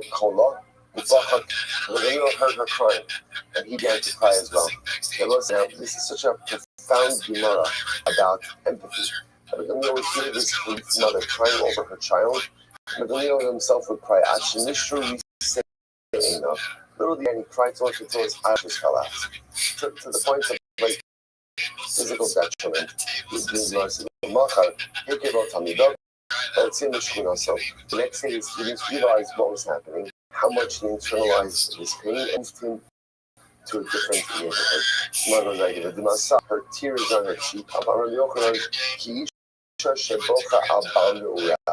So the idea here is tear on the cheek, almost represents this idea of crying, and the crying doesn't stop. Right? There are different kinds of law in this world. There's a law that you cry over, but then you're itching forward. And then there are other losses that some paralyze us. We have the tears on the cheek, where the loss is almost like immobilizing. The tear is always there. What type of loss is that? Like a woman who loses the husband of her youth. She says, when a woman loses the husband of her youth, that's the man who she married when she was young. The person who she intended on building her life with. And when she loses that life partner, is almost like a solvable loss that's there. That's how it describes the loss of Yerushalayim. Incredible.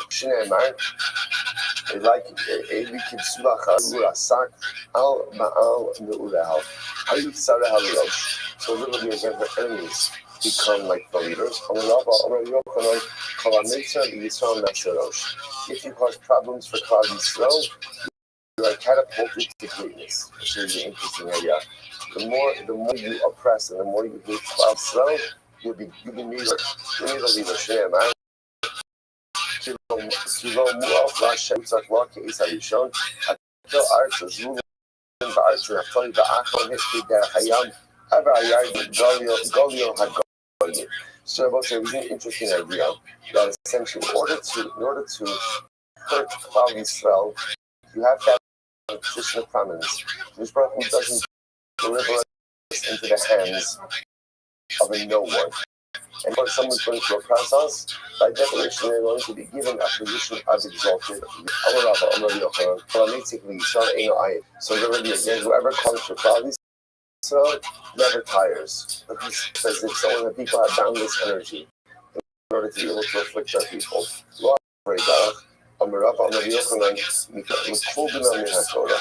interestingly enough, Allah is almost saying these clothes should not befall you. So the Gemara says, from here you see Kol B'nam Minatara. What's Kol B'nam? Rashi identifies that Kol B'nam was an expression that meant that sometimes when something bad happens, a person would say, you should never experience this Kol B'nam. That's the pasuk to say, Lord, what's happening to us shouldn't happen to anyone else. Let's say first the widest line. Kol over dust. The evil stones sits or still. The Baruch Hu treated you like the Jews Shalayim Tavis, as if we over that. And how so? The stone said, Hashem hinted our stone. But the stone says Hashem caused it to rain on fire on the stone.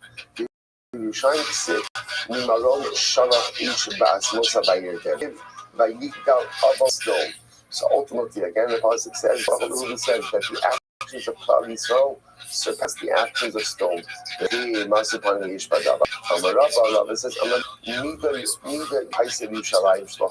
says, this is incredible. Incredible as, unfortunately, the behavior of Yerushalayim had become, Yerushalayim still possessed the attribute of not stone.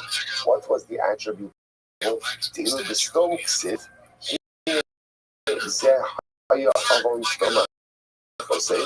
go. Shivas lechem, the young lonely fizika. In stone, there's no sharing. Right? In stone, wherever you hide it.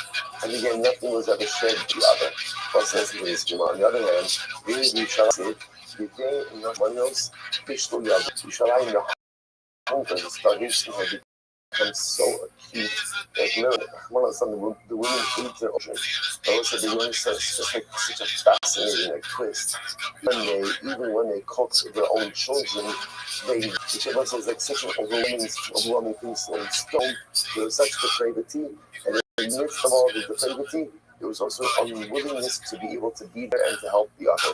In Yerushalayim, even when things became most terrible, people were always willing to look out for one another. Incredible. So the verse is, the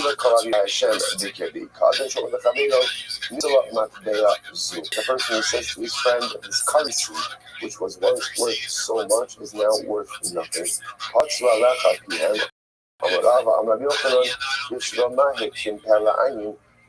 it so much? And I remember again, in Eicha goes with the Aleph base. You're interesting enough if you look at this pasuk, that their mouth opened up against you. If you notice that pay is before ayin, even though normally ayin is before hay.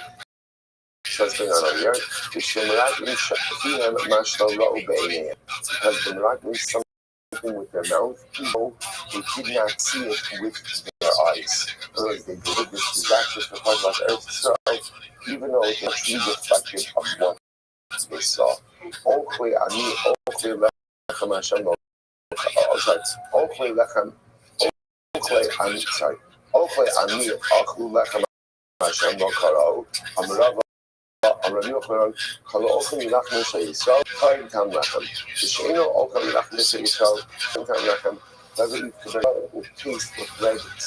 Whoever doesn't eat the bread won't taste bread truly is. What does this mean? And people will say bread represents sustenance. Right? Bread represents the core like pillar of existence. If you want to understand what existence is, look at Klal Yisrael. If you look at anyone else, you'll think pieces of what it means to lead a life, but you won't find the entire picture. Only Klal Yisrael has the real lechem of existence. Hashem lo kara lav amra ila dayani. So this refers to the corrupt judges. This refers to This refers to the teachers of young children who shirk their responsibility and did not give the proper chinuch to the Jewish children. Who appointed them? Rashi. Sorry, that's Denecha.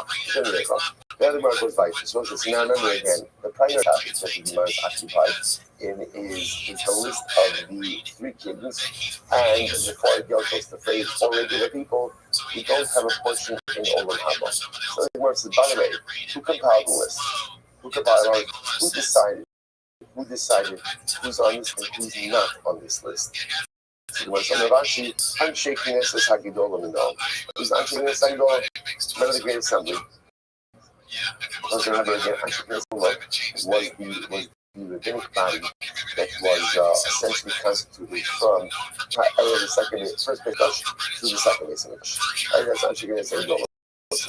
They did a lot of things like they created, as we know it today. So they created this list. So you might listen to this. One of you don't have big shoe old, you didn't know. So they wanted to add another person to this list. Now this is actually pretty wild. The Gemara says they wanted to add Shlomo HaMelech to this list. So let's say now, remember again, we've already seen this before. We mentioned a number of times throughout this parak that by Shlomo says, "Vayasa b'nei Hashem." That Shlomo did that which was terrible in the eyes of HaKadosh Baruch Hu, and the pasuk seems to indicate that he worshipped idolatry. Now, to qualify that, the U.S. what happening was Shlomo had a lot of women. His wives brought in a lot of idolatry, and he did nothing to stop its practice. So, in that sense, he's responsible for idolatry, even though he himself never worshipped idolatry. So they wanted to add Shlomo to the list. So the Gemara says, "But the most beautiful of it is Tacha Lifneihem V'lo Shkicha." So comes before him David HaMelech. David HaMelech appears to them, and David HaMelech prostrates himself before them, saying, "Please don't do this." But they paid no attention to him. But Ishmael Hashemayim, the Loch got Yisraelim. Fire came down from the heavens and started literally again licking at their benches. And it was all because again, clearly HaKadosh Baruch Hu was voicing his dismay with this decision, but yet they did not pay any attention to it. Remember again, Lo B'Shamayim, HaKadosh Baruch Hu doesn't decide Torah, we decide Torah. Yotza Bas Kol Kohen, Chagis Ish Maher B'Malachto, L'Fnei Malachim Yisyatzei, B'Al Yisyatzei L'Fnei Chashuchim, Mishehiktim. Again, so then the Bas Kol comes out. The Bas Kol says, ultimately again, and you see a man who does flip quickly before he will be. What does this mean? So HaKadosh Baruch Hu said, Bas Kol came out and said, Mishehiktim, they see the they sell. So first of all, Shlomo built my house before his house. He built the Beis Hamikdash before he built his own palace. Well, not only that,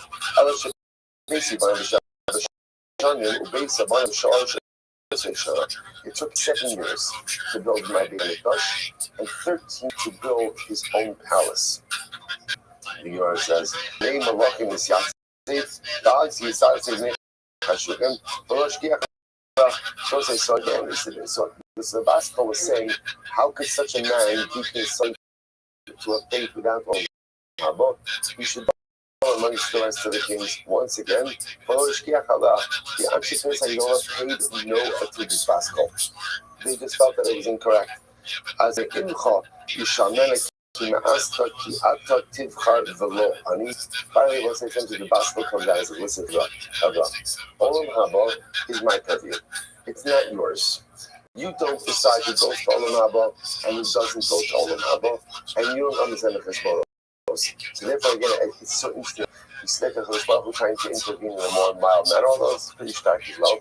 And at the end, essentially what he says is, yes, you're right. Torah belongs to you. Halacha belongs to you. Decision-making processes when it comes to the adjudication of law belong to you. But at the end of the day, when it comes down to who goes to Olam Haba, who doesn't come to Olam Haba, that's up to me. That's up to me. And therefore, again, Shlomo was not added on the list. Darshan Yishumos Hayu Omen. Kulan Ba'im Olam Haba. I will say this is wild. So Darshan Yishumos. Rashi says over here, who are Darshan Yishumos? Darshan Psukim. It says, as Harashon, Emes Hayu Omen Shalom Kulan Yish Chelik Olam Haba. Chelik Afilu L'Menashe B'Gav Nach. So it's the Darshan Yishumos. Say, everyone has a portion of what's to come. Everyone, again, this is the opening line in Mishnah. Kol Yisrael. Yishon Chelik Olam has a portion in the world to come. Even Menashe, even Yerabban, and even Achab, even the evil kings. So the Gemara says, incredible. So, Kulam Olam Shneimar, Li Gilad V'Li Menashe, Ephraim Ma'oz Roshi, Yehud Chokiki, Moab Sirachsi, Al Edom Ashnet Ali, Alai Plashes Yisrael. Who do these refer to? Li Gilad Ze Achab, Shinach Ramos Gilad. This refers to Achab, who did a lot of Ramot Gilad. Next, Menashe Gilad Shmo, Menashe is Menashe. Ephraim Ma'oz Roshi, who does that refer to? Ze Yerabban, Sinafan. That refers to Rabban, who came from the tribe of Ephraim. Yehudim Chokiki, this is my scepter. Ze Achitofel. That refers to Achitofel. David HaMelech, starting as advisor, top of Kofei Bosai, Dika Asim Yehuda. Who came from the tribe of Yehuda. Sir Moab Sirachzi. What does that mean? Ze Gechazi, Shemaka Al Iski Vechitza. Because he was stricken with because the issue of washing. This has to do with, with Naaman, the general of Aram, who was stricken with Tzaras. Elisha tells him to go ahead and immerse himself in the Yarden. He does so. Naaman wants to go and reward Elisha. Elisha says, I don't want any money. Gechazi afterwards came on his own and said, Elisha changed his mind. Now he lied. Elisha didn't change his mind. It's an opportunity for his own financial advancement.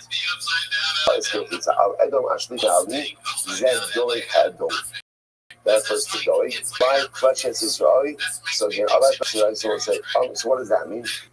So we'll say, so first of all, so we'll point out this is incredible. Right? The Darshan Yishumos, ultimately, I'll try to understand that everybody has a chiluk in Olam Haba. Now, listen, I have a follow-on.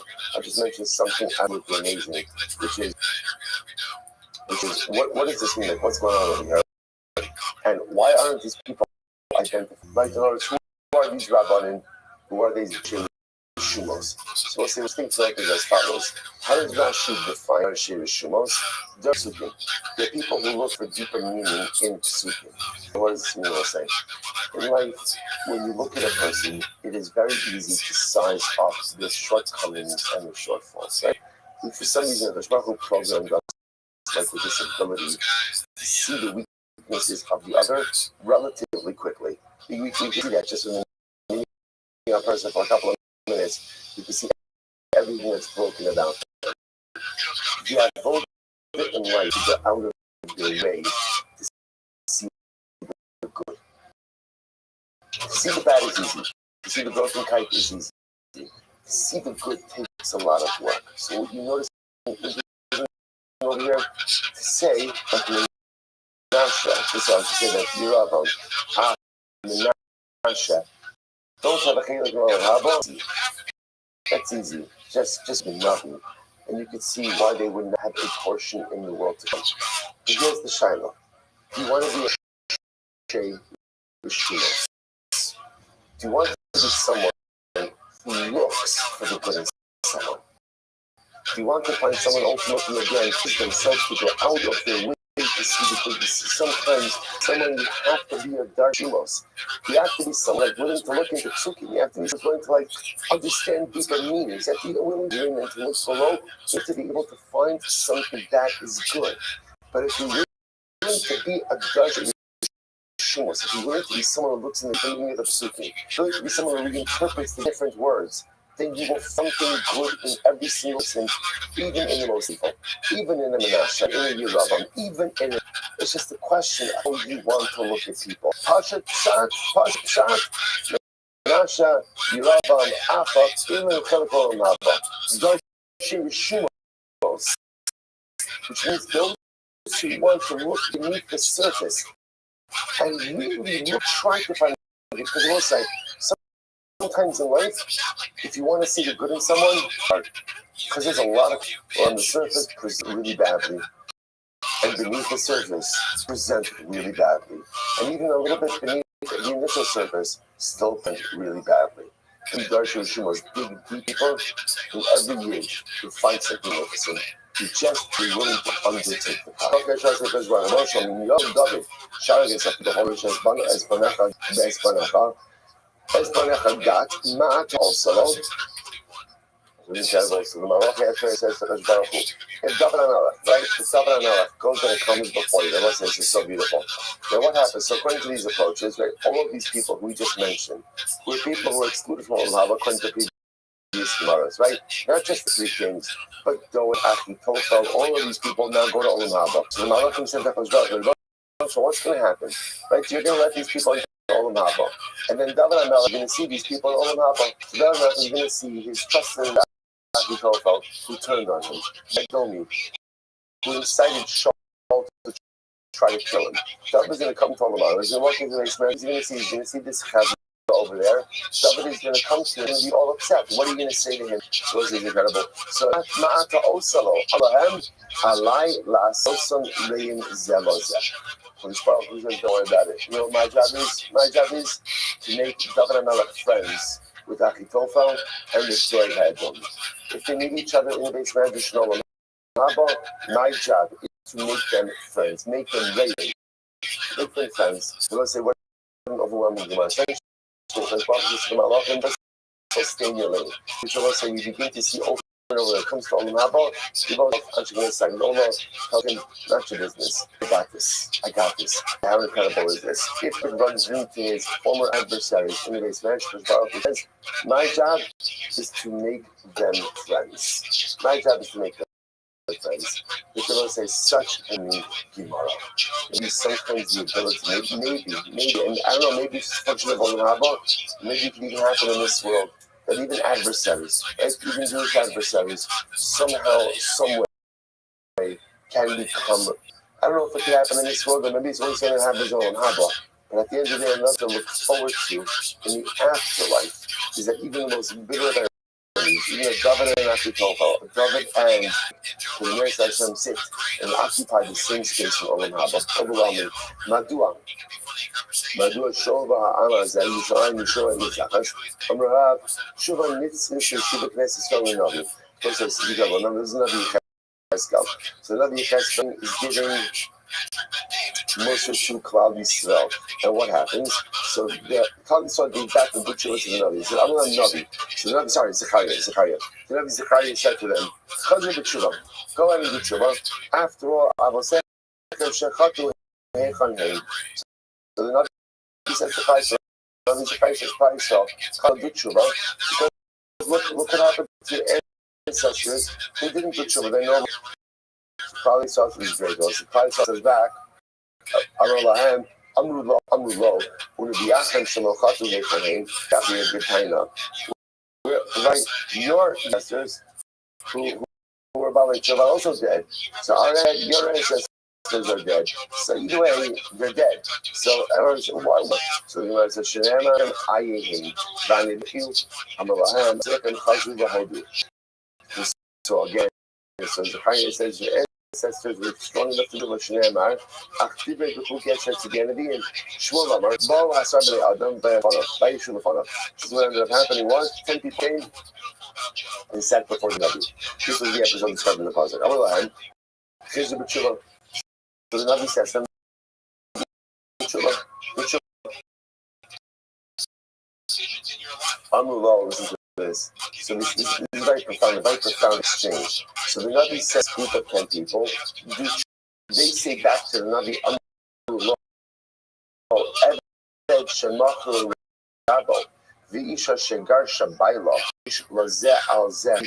So it's interesting. So the Jews said that Navi, right? If you have an Eved who was sold by his master, or a woman who was by her, could the master have any expectation of the Eved, or he have any expectation of his wife? What they were telling the Navi was that Ribono Shalom has cast us away. Cast us away. We've been rejected by the master. We've been rejected by the husband. So what do you want from us? It's so profound. And by the way, this is the theme over and over tomorrow. And even when Israel was worshiping about the Zara, there was still such a connection to Hashem. And you can see Klal Yisrael, at least in this experience, were felt rejected by the Ribono Shalom. Allah HaKadosh Baruch Hu Navi Emar Lahem. HaKadosh Baruch Hu says to Navi, Eize Sefer Timano Sheshem Echadki Esther Ein Ba'avorosechem Min Ol V'Shachem Shal Imchem. HaKadosh Baruch Hu says back to you, ask Klal Yisrael, where's your get? Where's the hell that says that I sold you to soul? HaKadosh Baruch Hu says, no, don't put this on me. Don't put this on me. I didn't project. And now what you're doing is you're projecting. You rejected me, and now you're projecting on me that I rejected you. Those say such a profound, so much psychology here. Also in like the worship of idolatry. How again, Klal Yisrael plays the role of the victim. You reject us, folks. I rejected you. I rejected you. You spent generations sinning. You rejected me, and now you feel guilty for all of that rejection. So now you're projecting on me that I rejected you. So that's the shalom. Where's the gap? Where's the document of sale? I never divorced you. I never sent you away. I sold you out. Now the rich is my said, Nebuchadnezzar Abdi. So what is in the part was it? It's also refers to David, my servant, and Nebuchadnezzar, my servant. He said, what is this? David, Yadol Lefnei Sha'amar V'Haya Olam Shasidi Yisrael Lomar Kach. So people, sorry. HaKadosh Baruch Hu said, HaKadosh always say this. Leficha, Ketfil HaKadosh Baruch Hu V'Karo Avdo Eved, V'Karo Avdo Eved Shekonin Nechasim Eved L'mi Nechasim L'mi. So also this is fascinating. It sounds strange that HaKadosh Baruch Hu calls David his servant and Nebuchadnezzar his servant. First of all, it's saying that always understand that when Nebuchadnezzar did, it wasn't Nebuchadnezzar, it was Baruch Hu. Nebuchadnezzar was the agent. If I call Nebuchadnezzar the servant of God, then who's the master? Who's the master? HaKadosh Baruch Hu. Now, what does that mean? There was a servant of the master. Whatever the servant acquires, the master acquires. Even you were conquered by Nebuchadnezzar and under his domain, you were under the domain of the Eved, but we still belong to HaKadosh Baruch Hu. Never is there a rejection by HaKadosh Baruch Hu. Even when we are conquered and subject, those others themselves are avodim to Hashem, and being a servant to the servant still means that what? I belong to the master. There is such an overwhelmingly profound and beautiful Gemara. Never are we rejected by HaKadosh Baruch Hu. We may reject God, which does happen, and as a result, sometimes there's a feeling of guilt having rejected God, so we project onto God that He rejected us. But there's nothing further from the truth. The Ribono Shalom never rejects us. He loves us too much to ever reject us. He loves us too much to ever sell us out. He loves us too much to ever give up on us. Incredible. So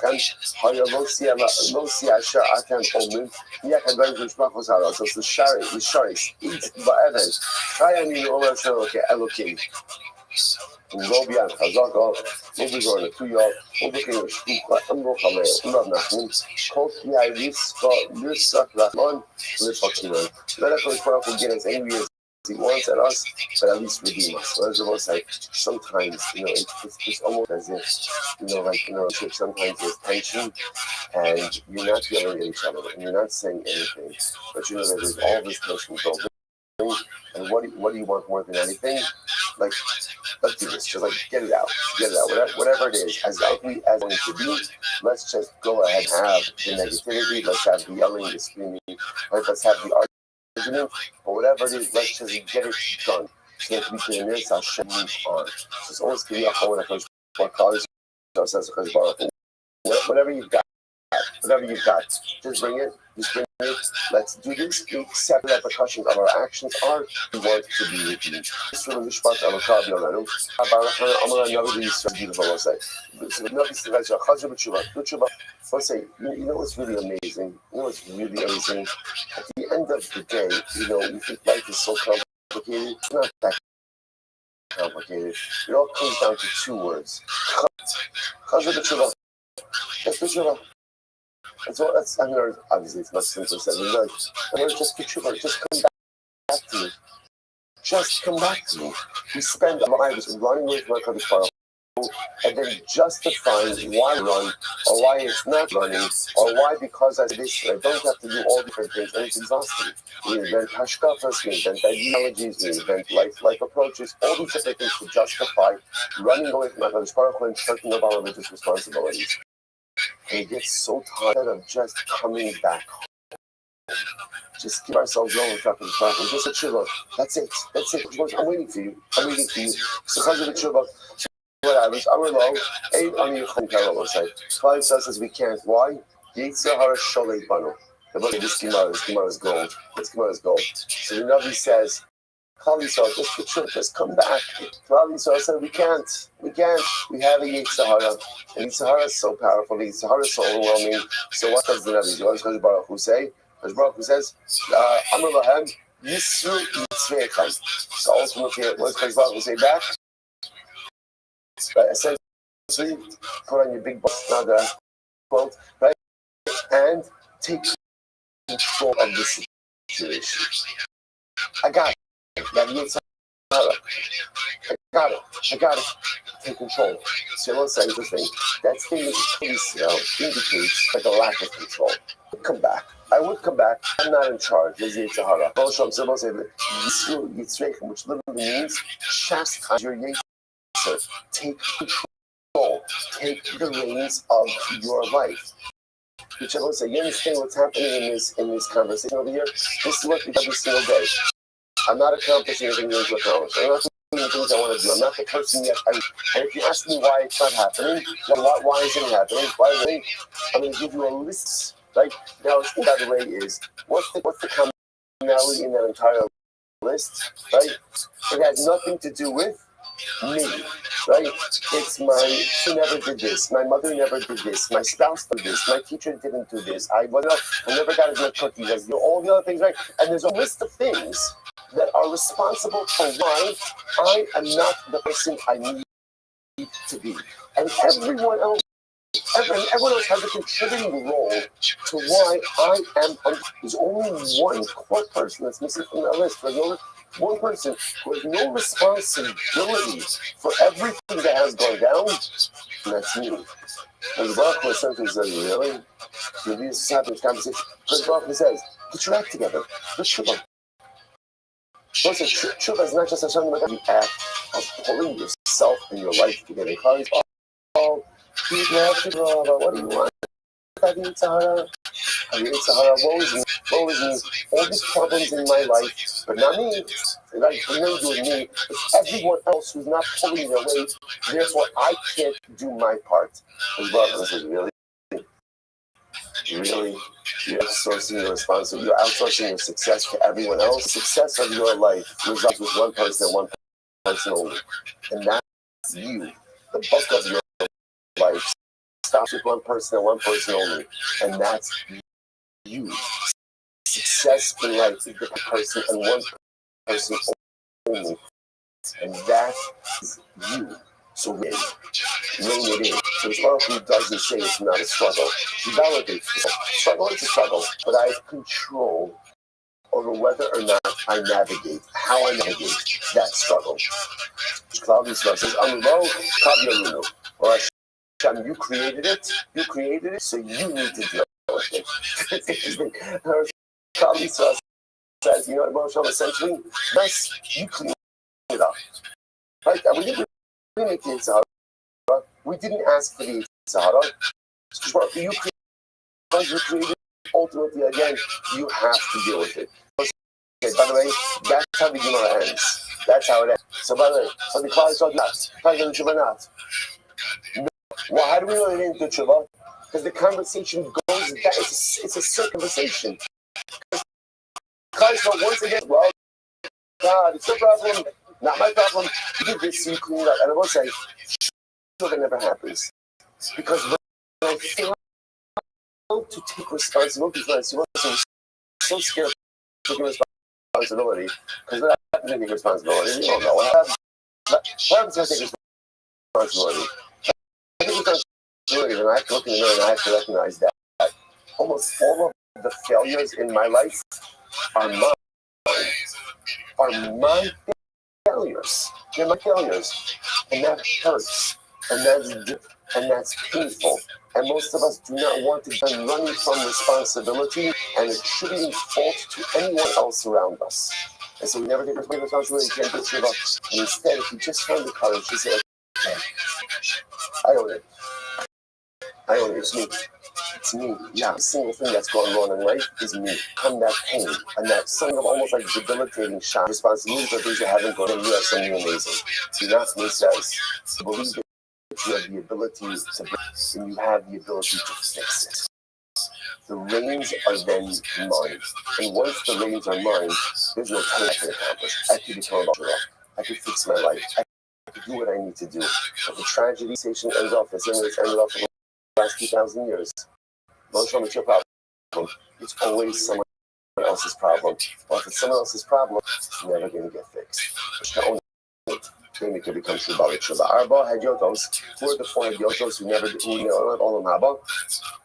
Bilam, Doeg, Achitofel, Gechazi. So Bilam, what's his name? Where's that Bilam over here? What's his name? Bilam. So Bilam means below without a nation. Without a nation. Never Achar.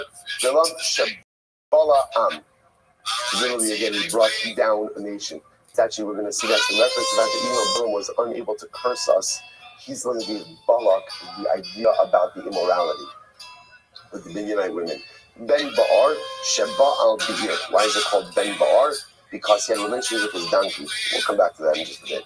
Tana, Sumar says, Tana, Hu Ba'ar, Hu Kushan Rishasayim, Hu Lavan Ha'arami. That's pretty wild. So Bilam's father was Ba'ar. So the Gemara says, by the way, this guy Ba'ar, his name is Ba'ar, he's Kushan Rishasayim, and he's also Lavan. Wow, he's also Lavan. So the Gemara says Ba'ar, Sheba al Be'ir. So ultimately he's called Ba'ar because he had a relationship with the donkey. Kushan Rishasayim, he's called Kushan Rishasayim, the Avich Te Rishos Israel, because he did 2 terrible things. He did 2 terrible things to Klal Yisrael, right? Yaakov, Va'achaz Yaakov, Achaz b'nei Yaakov, Va'achaz b'nei Shvot HaShoftim. One was during the days of Yaakov, that would be a reference if he was in Lavan, and the other during the days of Yoshua. Okay, so Rashi says, I'm sorry, Nisas Yoshua after he died. Okay, then Rashi says, Omash Mo, his actual name, Lavan HaArami. The actual name was Lavan. Interesting. Which Shabbos said, by the way, we've been indicated that Bilam was the son of Lavan. Bilam was the son of Lavan, which is pretty incredible. So the Gemara says, and listen, and Bilam, by the way, they're also making Lavan incredibly old. So what do these things actually mean, right? That doesn't mean that it's actually Lavan. These people are just blessed with longevity. Someone who possessed the same need of longevity, you can see a similarity between Lavan and Bilam, right? Both of them more. What do you say? What do we say in Haggadah? Lavan beat Laakar as a whole. Right? Lavan wanted to uproot everything. What is Bilam? Bilam beat Laakar as a whole. Both of them have the same stated mission. So the Gemara says, Ben Baruch said Ben Ba'ar. So it says the son of Ba'ar. So in one pasuk says that Bilam is the son of Ba'ar, and then it indicates that Ba'ar was the son of Bilam. Which one is it? I'm gonna be Yeshua. I'm sorry. Good. I'm gonna be Obvious. We know who Reuben is. So in certain respect, Ba'ar, right? Ba'ar was the son of Bilam, the son of his son when it came to prophecy. His father was Ba'ar, his son was Bilam, but Bilam was greater than his father, and therefore he's like the father. He's a father to his father in the realm of prophecy. Okay, Here's interesting. The fact that it says that Bilam doesn't go to Olam Haba, what does that seem to indicate? That other Gentiles go to Olam Haba. Then he's go to Olam Haba as well. To which the Gemara says, "Sang Rebbe Elazar Omer, Yoshu Sha'ula, Kol Ben She'elukim." Says the verse, Yeshuva Sham. What does it mean that it says the wicked will go to the Sha'ol to Gehenna? Elu Hoshe Yisrael. This is the first the sinners of Israel. Goyim Shcheche Elukim, Goyim who forget Hashem. Elu Hoshe Oleko Hadin. Now, what's interesting? If you hear you see, you might have a little bit of your days. Your days. By the way, if you look over, it says Elu Umos Ha'ol refers to the nations of the world who do not have a portion in the world to come. So how did it become Hoshe Hadin? If you look, see, it says right, Tiyat Lefi HaSensor. Gemara was censored. This was a censored Gemara. It originally said, again, members of the nation do not have a portion of all of them. All of them. But for Jews. Not for the of the world. The censors that ultimately, again, the sinners of the nation of the world don't go to Olam, but everyone else. The Rebbe Elazar, Rabbi Moshe, B'chin Hemar, Chavim, Lo Ne'emar, Ela Goyim Shechei Allah, who that referred to? Man Ninu, Kol Goyim Shechei. Shmuel saying, what you see when it's on the do the nations of the world go to Olam? Those who forget Hashem, the world who don't go to Olam. And other thing he said, no, Olam is only for Jews, not for Olam. Okay. The app also Russia Nasi Sirmeatzmo. Even Bilam himself, even Bilam obviously, our Mishnah clearly subscribes to the idea that the nation righteous Gentiles do go to Olam Haba. And otherwise, why you exclude Bilam from Olam? So our Mishnah clearly tries to combine some righteous Gentiles after Olam Haba. Okay? So the Gemara says, even Bilam gave a sin. What was the sin? Thomas Nashi Mosi Sharon. In Thomas Nashi Mosi Sharon Ke'acharisi Kamo. In Rab, Himni Homich La'ani. So Bilam himself said, if I die a natural death, then that is indicative of the fact that I'll be going to Olam Haba. If I die an unnatural death, it seems to indicate that I'm not going to Olam Haba. Of course, Bilam didn't die natural death. He was killed. So he didn't go to Olam Haba. But was Moab the victim again. So let's go back to the Bilam story. So the elders of Moab come to try to reach Bilam. Tana, Midian and Moab L'Hayalan Shalom E'olam. This is incredible. The nations of Midian and Moab did not get along at all. So much L'Shnei Kalaf and Shai Yisrael here, they're collaborating. So what's going on over here? It's incredible. Much L'Shnei Kalaf and Shai Yisrael, it's comparable to two dogs, right? Who really did not get along. Right? Always a lot of animosity. What happened? A wolf attacked one of the dogs. So the other dog says, Amra Acha in any Ozro, Hayom, Horik Oso, Ulamachar Ba'alai. So the second dog says, listen, if I don't help the first dog, even though I really don't like him, today the wolf is going to kill him. What's going to happen? Tomorrow the wolf is going to come and kill me. So therefore, again, it is better for me to partner with my dog. Essentially, the enemy of my enemy is my friend. Right? The idea of it, so even though the dogs don't like each other, they're united. See, Midian and Moab get along at all, but they had a common enemy of Israel. Therefore, they teamed up together. I'm going to have a Hainazami Inshi, Karkushka, the Shunra, Dula, Mitabra, Gada. Literally translated, the weasel and the cat had a feast from the fat of the one with that. Again, one of those ones that doesn't trail, right? Much better than the original Arabic. So they don't get along. So when they face an enemy, they're willing to gang up together and feast on the vanquished enemy. So they started in Bilam, decided Sigmar says that so they come to Bilam. And the Pasuk says that the messengers of Moab stayed with Bilam. So where did the guys from Midian go? They came in the room for a line about Shivosi as Kandavar Amar Arukumish. So the message that once Bilam was unable to give them an immediate answer, right? Because they say to Bilam no. And Bilam says, you know what? stay here tonight and I'll get back. They realized that once Bilam wasn't able to give them an immediate answer, something was going on. It wasn't going to work. And they said, Baruch was not going to go for this. Is there any such thing as a father despises his son? My father. So the messenger didn't even realize Baruch was not going to curse them. He's just not going to curse them. So they went home. Amr Nachman, chutzpah is incredible. Chutzpah, afilu klape shmayim mahani. So chutzpah is a very powerful tool. And chutzpah, even again, Baruch Hu is able to change. How so? This is the Karak said in the beginning when Bilam asked the Baruch Hu to go and curse Klal, go with them. They are amazing enough. Bilam persists. So kum lech itam. It says go with them. Go with them. You want to say, so what do you see from there? Bilam was chutzpah, right? Bilam was chutzpah. But chutzpah sometimes comes off. I must say, we know this in life. Sometimes, chutzpah usually is understood in a negative way, but sometimes chutzpah can actually have very powerful and positive repercussions. Like, again, never Bilam did not work well. Like, you see from that when a person is adamant, about something, even after the Baruch Hu admires, so to speak, they're adamant. I'm not sure it's just chutzpah, not the similar tagari. Chutzpah is like a king without a crown. Now, a king without a crown has the ability to affect some level of change, not complete change, but to yesterday's document. Remember again the story we saw about the two Jews being taken captive? Or right, what did the captors say? I'm older thoughts. I both say, being a stiff-necked people, that's chutzpah. Chutzpah is part of what's kept us. Right, stiff-neckedness of us, so ultimately again is what changed us throughout. Chutzpah is powerful if used in the right way. The sieve, I know Kayon, Rach, Mashuach, Marash, Ma'ilabin, Sweet, Kashin, and I'm not Yochanan.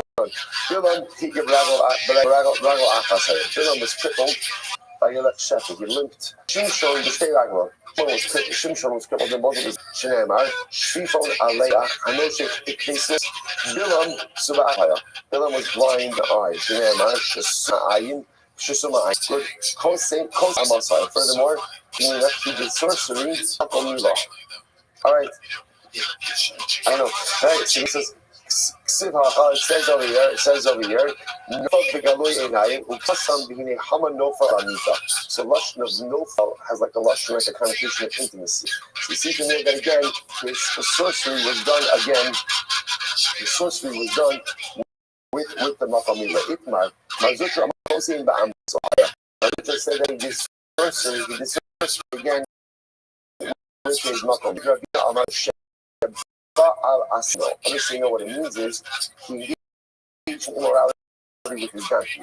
Right? You know what it says? So, but not that he did sorcery again. So that we just saw before. I don't have any relation with his donkey. Sifhacha, Kara, Shacha, Muksif Hasam, Bein Ragla, on the base, Kara, Nafa, Shacha.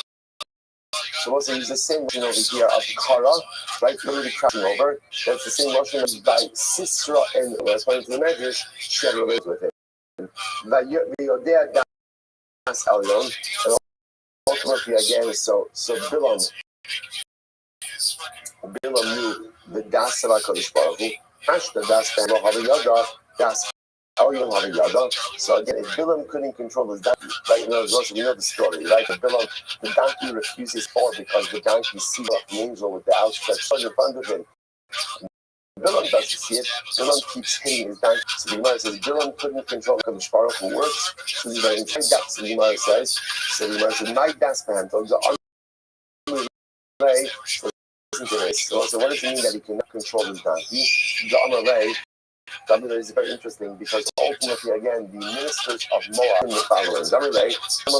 This is very interesting. When Bilam goes with the ministers of Moab were surprised that he was going on a donkey. They said, "Where's your horse? Where's your horse?" Right? What's going on over here? So we'll say, some of them, Shaddai Biritiva. So we'll say, this is great. So Bilam says, oh, you know what? Like, you know, it's like asking me, like, you know, why are you in a Honda?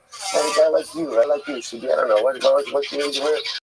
Where's your Cadillac? So he says such thing. He says, oh, this is a loaner. It's in the shop. My horse is out. You know, my horse is out. It's grazing. is doing its thing. She was on the leg. Hello, I know he has some car. So it's now the donkey begins to speak of me. Really, I'm a loner? I'm your donkey. I'm your donkey. Yeah, you're my donkey, but let's think about Alma. I'm right on you. I just usually have and transport stuff. You're my transport. You're my hitch. You're my U-Haul hitch that I usually go ahead and put on my luxury vehicle. Like my horse. I would never cut that on a donkey like this. So Don, he says, really? I said, talking about you use me all the time. You ride on me all the time. So he says, no. I tell you about Alma vacations in the shop. They all crowd there over there. John is what I'm talking about. You've been riding on me again for forever. A little old. Hello, Shani. Oh, Silicon, my city should be okay. All right. And furthermore, again, he says, right, literally again, yeah, I provide many services for you. Right, transportation and other. Right, so that, by the way, what's fascinating about this is you almost see it's interesting, the donkey is saying to Bilam, at least to be a makrito. At least, obviously you're such a maneuver, you're such a base and disgusting guy. What you do to me and with me, at least recognize the role that I play in your life. Right? You want to be degenerate, you are a degenerate. Don't be ingrate and a degenerate. Right? It's incredible what it says. Sid Hafa, Haskin is Kandi, Sid Hasa, Latino Separis. Ella, my dear, that's all. There's obviously again, Philip is the guy's arguing with his donkeys. What does it mean that he knew Akash Baruch? So he must try your day out, Lachaving, Osa, Shah, Shahan's Baruch Koyes. What Bilam knew was the exact moment that Akash Baruch gets angry at. Muslim gets angry for just one moment of the Bilam knew that exact moment. Calmer than another yourself. I mean, Sukhana my Yalak Malachmor, Uma Ona Omor, Mirashida Malayogo, Lamandas Tzedakos Hashem. What does it mean that when Bilam was trying to pursue, what does it mean in the righteousness of Hashem? My Lamandas Tzedakos Hashem. Properly saw Duna. How much Tzedakos Asisi Mohed? No, when Bilam was trying to curse you, how much tzedakah I did with you? How so? Shaloka. Again, Bilam knew the exact moment that God got angry. And for all the days that Bilam was trying to curse you, I did that moment that entire time. So the Gemara says, because had I gone ahead and gotten angry that entire time, that one moment, if Bilam would have cut one moment, it would have destroyed you. If Bilam would have destroyed you. So Akash Baruch Hu says, miraculously, I did not get angry at you at all during that entire time. So the Gemara says, time to come late dinner on the Balak, ma echo will cover kill. So it says, interestingly enough, this is what Bilam was saying to Balak. I've got it all figured out. I know that if I curse cloudly saw during one moment, angry, I can destroy them. But I don't know what to tell you. God getting angry. And because God's not getting angry, therefore what? I'm to curse Christ. So I don't say, Mitzvah, I'm leaving over here a little bit of anger, and that's we'll finish up with Bilam tomorrow. Everyone. Tremendous. Well, it's been an eventful 2020. Let's see what we got next. This is posted by Chris Lives. What happens next month? Let's see. Incredible.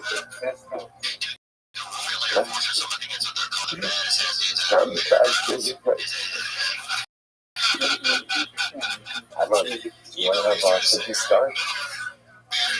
What's up? I think I'm fast. Okay, good. Yes, the adventurous outdoor show. She can check for Graves' disease, honestly. He just says it so confidently, and he has no idea what he's talking. He's the best, dude. Bear Growls. That's what he said. All right, so let's say good morning. Good morning. Let us begin by thanking all of the sponsors for this morning cheer today. Our annual Thomas sponsor for Touch Day is social stock of our dedicating all the Sherman draw shows this year as a host for Besoros Stavos for sponsors for the month of Nisan Hawaii Latova Pollock, celebration of the recent birthdays of his wife Kathy and his granddaughter Tikva as Pollock. Anonymous sponsorship in the Zavos of Simchas for all of our children, and for these to be a month of Gula Shema for Klal Yisrael, and Avram Shem Yitrom in memory of Avram's mother, Brian Bas Yoshua Heschel Zichron L'Bracha.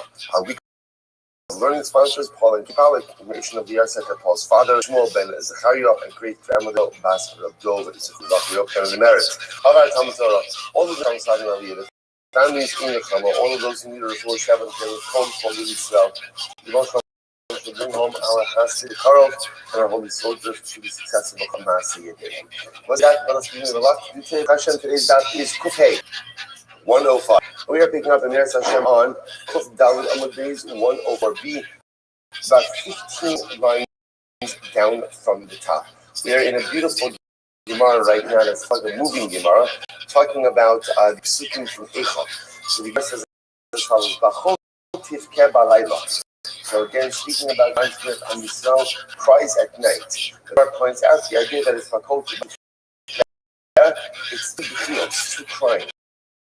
So why double crying? Shtei b'chilas halal lama. The two cryings in this evening. Amar Rabbi Yochanan, echad al Rishon, le'echad al Mikdash Sheni. One cry ultimately again for the first base of Mikdash, and one cry for the destruction of the second. Why is crying at night? What's the cry at night? For that which occurred at night. This is in reference to very profound Shneimar. Tisa kola eda vayitni kol chetim raglim, sin of the spies. So the pasuk says that when the spies came back, delivered a disastrous report, so the entire nation began crying that night. And the Gemara says, that night was the night of Tisha B'Av. And again, so this is the Israel. I give you a true reason to cry for future generations. Why does it say that Bachotiv Kebas is that Yerushalayim is like this widow who cries? The widow cries by day, the widow cries by night. Why does Eicha highlight the night time cry? Because when you cry, a voice carries more. Since night is less background noise. When a person cries at night, their cries are more profound.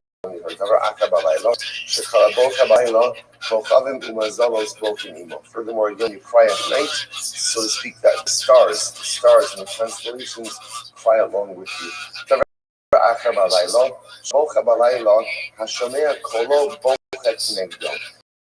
I will say further that when a person cries at night, everyone else who hears those cries along with them. And the truth is, this third is also to be built on the previous two. When you cry at night, ultimately the voice. When you cry at night, the stars, the constellations cry along with you. There's this sense of crying. Because of that, when people hear other people crying at night, it's almost as if the crying spreads. So it's a very beautiful Gemara, a very profound Gemara. There was a story of a particular woman. She was the neighbor of Rabbi Gamliel, and she lost her son. And she would cry over him every night. Rabbi Gamliel heard her crying, and he began to cry as well. There was a profound Gemara about empathy. Rabbi Gamliel would hear this bereaved mother crying over her child. Rabbi Gamliel himself, literally again, he cried until his eyelashes fell out. To the point of like physical detriment. The next day, his students realized what was happening, how much he internalized this pain, and it moved him to a different neighborhood. Her tears on her cheek.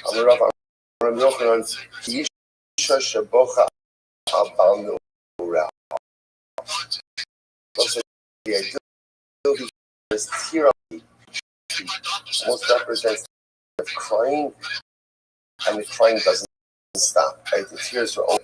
There are different kinds of losses in this world. The loss that you cry over, but then you move forward, and then there are other laws that lies us in place. He said, the tears on her cheek represents the second type of loss, where the loss is almost like immobilizing. The tear is always there. What type of loss? Like a woman who loses the husband of her youth. Rashi says, when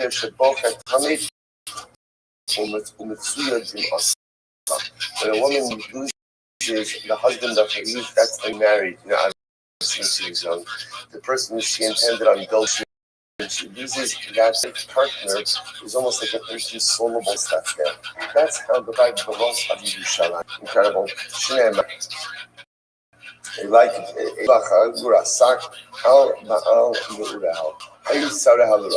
so literally, I guess, become like the leaders.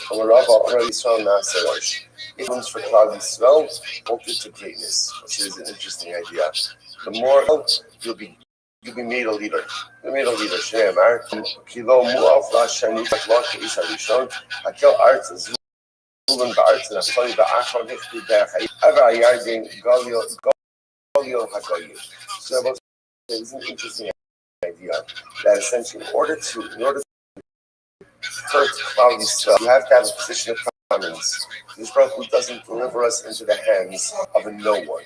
And therefore going to oppress us, by definition, given a position of exalted leadership. So literally again, whoever calls the college for Klal Yisrael never tires. It's almost as if some of the people have boundless energy to be able to afflict their people. Violation call over Darach. So what's this interesting enough? Law Leighton call over Darach is almost like saying these klavos should not befall you. So the Gemara says from here, see Kolbina Minatorah. What's Kolbina? So Rashi identifies that Kolbina was an expression that meant that sometimes when something bad happened, a person would say, you should never experience this type of misfort Kolbina. So that's the pasuk is saying, over there, what's happened to us shouldn't happen to anyone else. What's the widest lines? Call over there.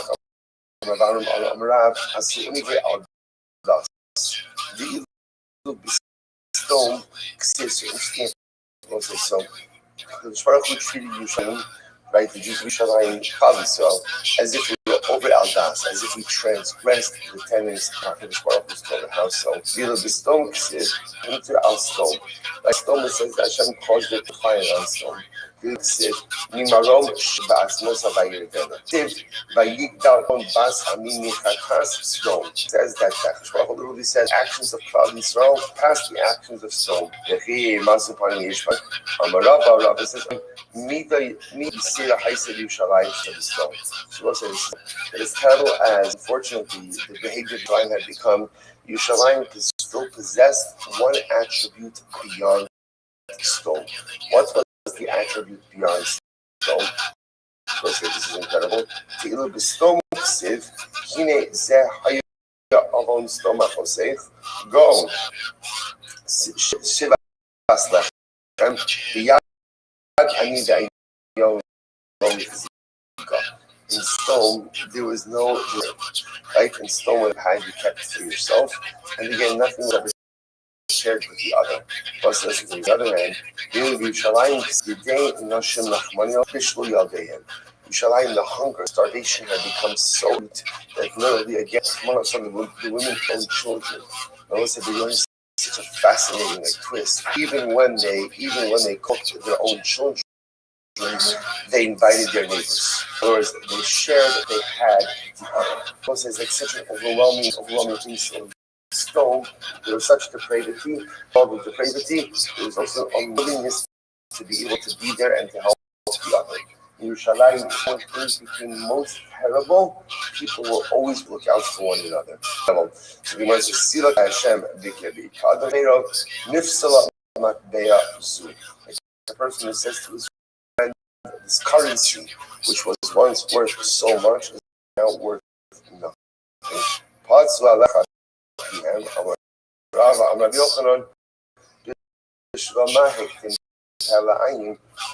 it so? remember again, in Eicha is in order of days. Interesting enough, if you look at this part of Lecha PM, their mouth opened up against you. If you notice that pay is before ayin, even though normally ayin is before pay. So that's going on here. ושומרת אישה, אמרו בפיהם מה שלא ראו בעיניהם. Because the Malakim said something with their mouth, even though they did not see it with their eyes. In other words, they delivered this disastrous report, even though it was not truly reflected. They saw. Ochle lechem Hashem loka. Ochle lechem. Ochle. I'm sorry. Ochle an achlu lechem Hashem loka rao. Amarava Amrav Yochanan. Halo ochin lechem Shei Yisrael. Ein tam lechem. Shein ochin lechem Shei Yisrael. Ein tam lechem. Whoever eats the bread of Klal Yisrael, what bread truly is. Whoever doesn't eat the bread of Klal Yisrael won't taste what bread truly is. And I'll say, what is existing? On a deeper level, I'll say, bread represents sustenance. Like bread represents the core of existence. If you want to understand existence, look at Klal Yisrael. If you look at anyone else, you'll find pieces of what it means to life, but you won't find the entire picture. Klal Yisrael has the real lechem of existence. Hashem lo kara Rav Amra Eva Dayanim. So this refers to the correct judges. Ushol says, this refers to the teachers of young children, their responsibility, and do not keep a proper. Me, sorry. Okay, so that's the end of the day. The primary topic that the Gemara is is the list of the kings and the phrase for regular people who don't have a portion in Olam Haba. Who compiled list? Who compiled ours? Who decided who's on this list and who's not on this list? So the Gemara said, Ravashi, he's unshaking a Sagdola. Let's remember again, unshaking a Sagdola was the rabbinicum that was constituted from the end of the first place in the Kush to this Kush. Right? That's unshaking a Sagdola. So they did a lot of things, like they created Tefillah as we know it today. So they created this list. So the Gemara says to Rav, Bikshu Od Echad. So it's enough to add another person to this list. It's actually pretty wild. You wanted to add Shlomo Hamid to this list. So it was saying that, remember, we've already seen this one, you mentioned a number of times throughout this parak, that by Shlomo says, Yas Hara B'nei Hashem, that Shlomo did which was terrible in the eyes of HaKadosh Baruch Hu, and the to attribute that, or the presence in the now, qualified that what ended up happening was Shlomo married a lot. His wives brought a lot of idolatry, and he did nothing to stop its practice. So, in that sense, he's responsible for idolatry, even though he himself never worshipped idolatry. So they want to add Shlomo to the list. The Gemara says, "Ba'ad the Yokno Shalavad, finish Tacha Lifnayim Shtichalav." So comes the Tanakh. Tanakh appears to them, and prostrates himself for them, saying, "Please don't do this. No attention to him."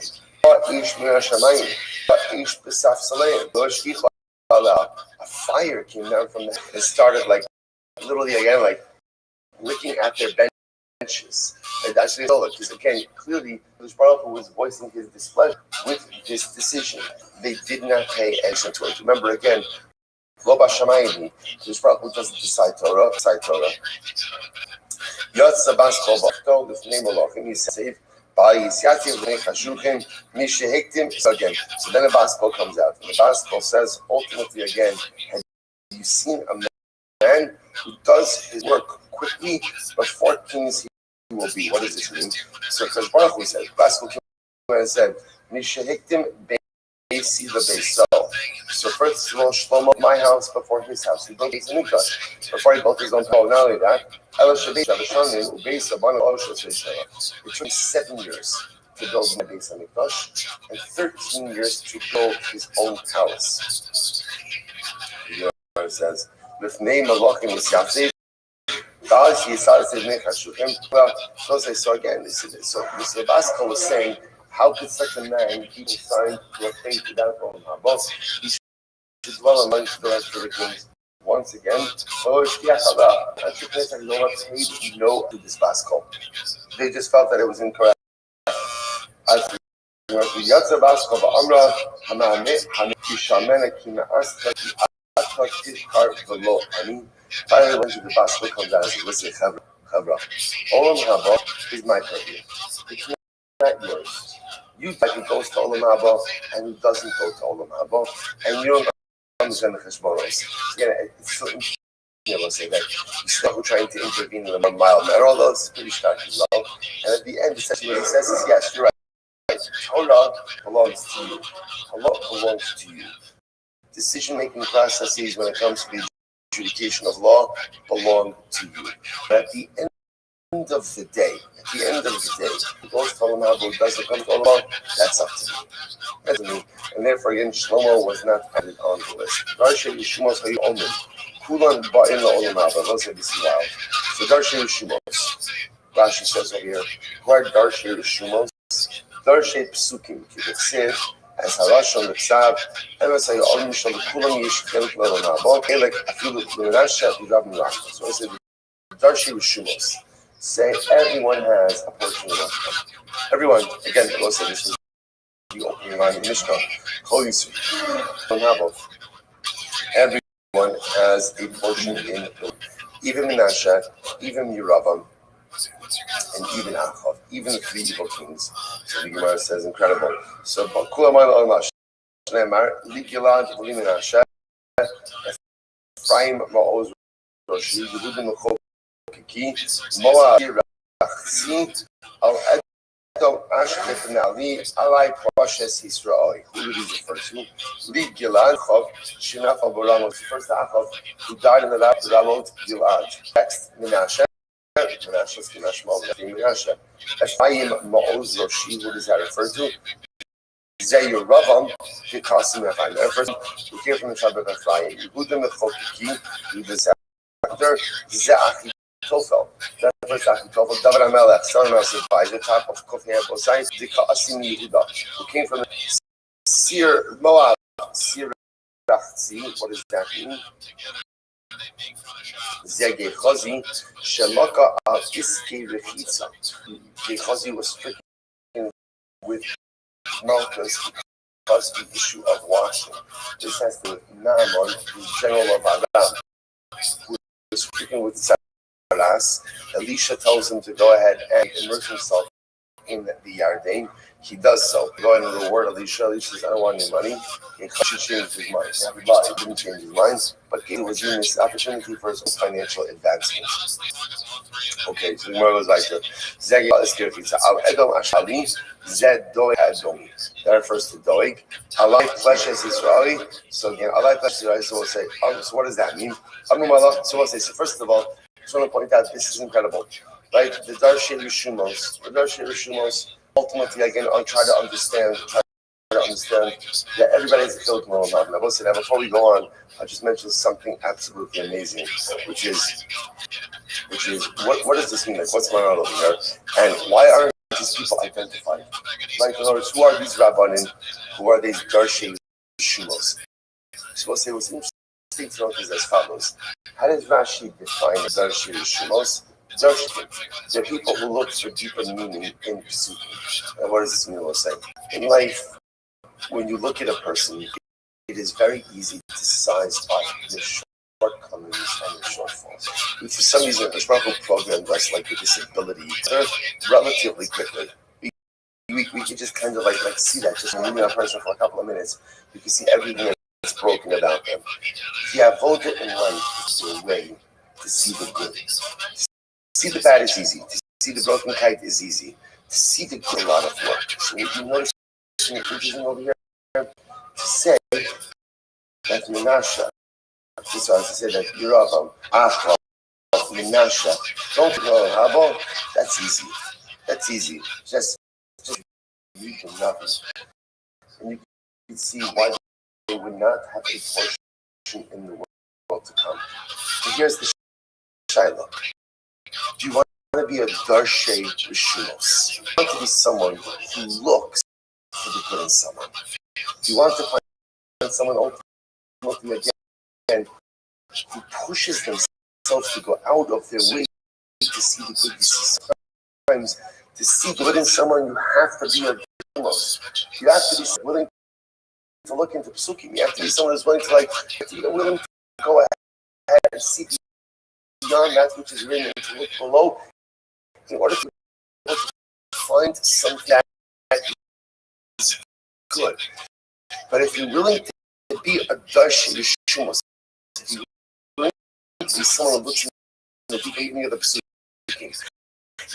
going to be someone who reinterprets the different meaning of different words, you will find something good in every single person, even in Stephen, even in a Menashe, even in a Yeravam, even in an Am.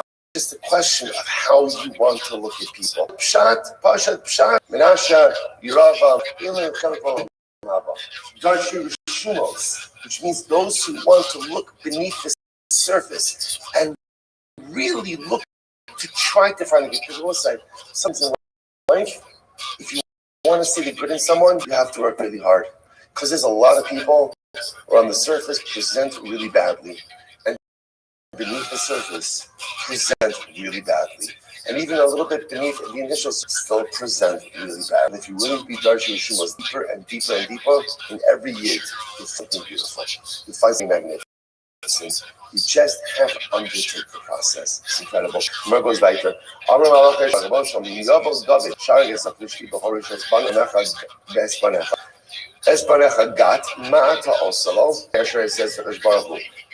If David HaMelech, right? If David HaMelech goes and it comes before you, Allah says it's so beautiful. Now what happens? So according to these approaches, right, all of these people who we just mentioned were people who were excluded from Olam Haba in the previous Gemaras, right? Just the three kings. But Dog, Achitofel, all of the people now go to Olam Haba. Malachim said that was so what's going to happen? Right? You're going to let these people into Olam Haba. And then David HaMelech has seen these people in Olam Haba. So David HaMelech is going to see his trusted Achitofel who turned on him. Doeg Edomi, who installed to try to kill him. He's going to walk into the base and who's he going to see? See this Chavra over there. He's going to be all upset. What do you got? Ma'ata Osalo. Amr Lahem, Lai La Sosan Lim Zelozeh. He goes, don't worry about it. You know, my job is to make friends with Achitofel and with Doeg Edomi. My job is to make them friends. Make them reim. Make them friends. I'm going to say what an overwhelming because first of all, stay in your lane. You begin to see over and over when it comes to Olam Haba, Shalom tells entrepreneurs like, no, not your business. I got this. Rabbi say, how is this? If David runs into former adversaries in the match, my job is to make them friends. My job is to make them friends. Rabbi says, such an overwhelming Gemara. Maybe sometimes the ability, maybe, I don't know, maybe it's just functional. Maybe it could even happen in this world that even adversaries, like even Jewish adversaries, somehow, some way can become. I don't know if it could happen in this world, but maybe it's only something that happens over. And at the end of the day, another thing to look forward to in the afterlife is that even the most bitter of enemies, David and Achitofel, David and Adbek, for the nearest Hashem, sit and occupy the same space in Olam Haba. Overwhelming. Madua. This is Shiva Knesset Israel and Moses. Remember, this is Navi Yechezkel. Navi Yechezkel is giving thing Moshe to Klal Yisrael. And what happens? So the Klal Yisrael gave back a good shuvah to the Navi. He said, I'm not a Navi. So the Navi, Zechariah. The Navi Zechariah said to them, Chazar b'tshuva. Go ahead and do tshuva. After all, Avosechem shechat. So the Navi says to Klal Yisrael, so do tshuva, because look what happened to your ancestors who didn't do tshuva. They're no longer here. Klal Yisrael is great. Well, so Klal Yisrael says back, Amar Lahem, Amru Lo, Uliviyachem Shaloch Chatu Heichanim. So it's not exactly a good time now, right? Your ancestors who are also dead. So our ancestors are dead. Your ancestors are dead. So either way, they're dead. So why convince us the tshuva? So the Gemara says, "Shneim have avosechem ayehim, v'anevim ala olam yichyu, amar lahem avosechem chazru v'hodu." So again, so Zechariah says your ancestors strong enough to do tshuva. Shneimar, who gets to be says at the end of the Shmuel Amar, Boaz and Adam by Yeshua Lefanav. Shmuel said what happening was 10 people came and sat before the Navi. This was the episode described in the puzzle. Chizr b'tshuva. So the Navi says, "B'tshuva, Amru, listen to this." So this is very profound exchange. So the Navi says to the 10 people, "Do tshuva." They said to the Navi, "Amru lo, Eved shemach Rabbo, v'isha shar shabayla, klum yesh lazeh al zeh klum." So it's interesting. So the Jews said back to the Navi, right? If you have an Eved who was sold by his master, or a woman who was divorced by her husband, the master have any expectation of the Eved, or the husband have any expectation? Life of those most of what they were telling the Navi was that Ribono Shel Olam has cast us away by the master. We've been rejected by the husband. So what do you want from us? I'll say it's so profound. And by the way, begin to see this. This is the theme over and over. See this fact again. Even when Klal Yisrael was worshiping Avodah Zarah, there was still such a connection to Hashem. And you can see Klal Yisrael, at least exchange over here, turned away from HaKadosh Baruch Hu because they felt by the Ribono Shel Olam. Allah HaKadosh Baruch Hu Navi, Lechem Ar Lahem. HaKadosh Baruch Hu says to the Navi, Ei Sefer Krisos Imchem Asher Shlachtia, O Mimanati Eschem Lo Hein Bavorosechem Nimkartem, O B'Shachem Shalcha Imchem. HaKadosh Baruch Hu says back to the Navi, ask Klal Yisrael, where's your get? Right? Where's the document of sale that says that I sold you to? So Baruch says, no. Don't put this on me. I didn't reject you. You did me. But now what you're doing that to you reject me, and now you're projecting me, God, that I rejected you. I'll say such a profound, right? So much psychology here also in like the worship of idolatry. How again, Klal Yisrael plays the role of the victim. Reject us. I rejected you. You spent generations sinning. You rejected me, and now you feel guilty for all of that rejection. So now you're projecting on me that I rejected you.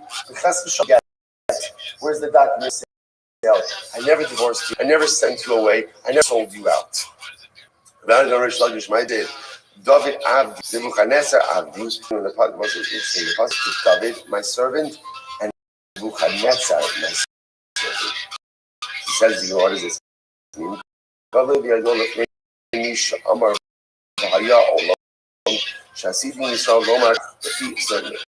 Some people, I'm sorry.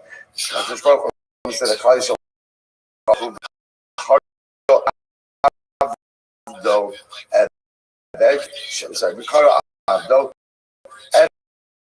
Evet, Kanan Nechassim, Everly Nechassim. So also this is fascinating. You know, it sounds strange that HaKadosh Baruch Hu calls David his servant and Nebuchadnezzar his servant. First of all, it seems like you always understand that what Nebuchadnezzar did wasn't Nebuchadnezzar.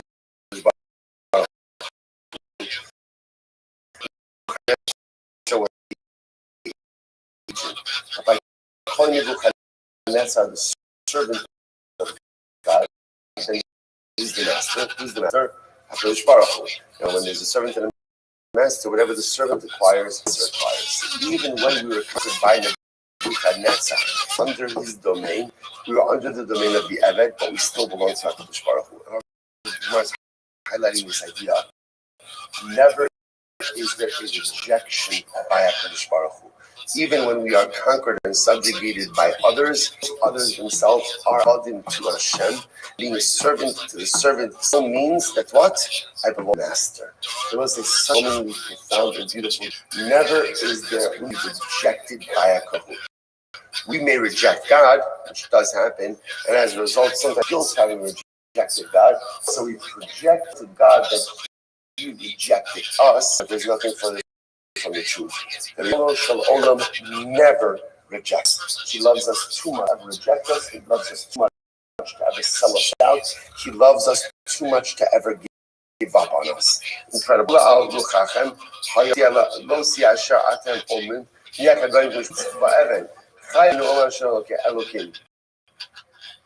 לא ביין חזקה, לא בזמן נטויה, לא בחין השפוחה, אמרו חווה, ומרב כל כי risk רחמונה Allah lefakina. Let HaKadosh Baruch Hu get as He wants at us, but at least sometimes it's almost as if, like in a relationship, some tension, and you're not saying anything. There's all this tension building. What do you want more than anything? Like, let's do this. Just like get it out. Whatever it is, as ugly as it's going to be, let's just go ahead and have activity. Let's have the yelling, let's have the argument, or whatever it is. Let's just get it done. So that we can hear. Whatever you've got, just bring it. Let's do this. We accept it, but then we want it to be redeemed. The Yisrael Mishpat Avocado, Amra Barakana, Amra Yisrael. This is beautiful. We'll say. Let's say, you know what's really amazing? You know what's really amazing? At the end of the day, we think life is so complicated. It's not that complicated. It all comes down to two. Chazru b'tshuva. That's obviously it's simple said and done. But just b'tshuva, just come back to me. Just come back to me. We spend our lives running Baruch Hu and then justifying why we're really allowed to run, or why because I said this, I don't have to do all these different things, and it's exhausting. We invent hashkafa, we invent ideologies, we invent life, these different things to justify going to HaKadosh Baruch Hu and shirking of our religious responsibility instead of just coming back home. Just give ourselves over to Baruch Hu. Just chazar b'tshuva. That's it. I'm waiting for you. So chazar b'tshuva. So what happens? Amar ani yecholin. This is incredible. Klal Yisrael says we can't. Why? The Bible says this Gemara is gold. So the Navi says, Klal Yisrael, just b'tshuva, just come back. Klal Yisrael says we can't. We hate Sahara.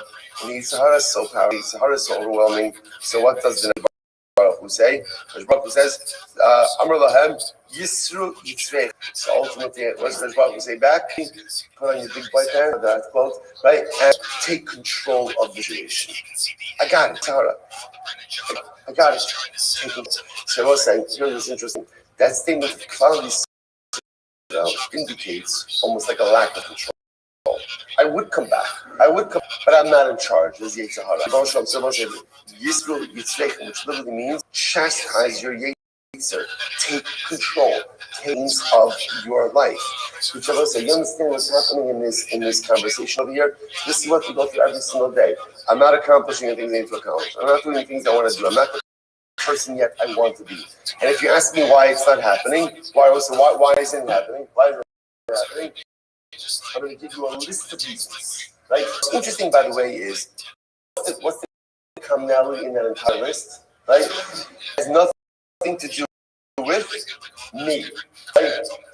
It's my father never did this. My mother never did this. My spouse doesn't do this. My rabbi doesn't do this. I never got as much cookies as the other kids. All the other things, right? And there's a whole list of things that are responsible for why I am not the person I need to be. Everyone else is blamed. Everyone else has a contributing role to why I am under. There's only one corpus missing from that list. There's one person who has no responsibility for everything that has gone down, and that's me. As Baruch Hu essentially says, really? This is happening in this conversation. Because Baruch Hu says, get your act together. Which of means the act of pulling yourself and your life together. All these says, you'd love to do tshuva, but what do you want, Sahara? It's woe is me. All these problems in my life, but not me. It's not my fault. It's nothing to do with me. It's everyone else who's not pulling their weight.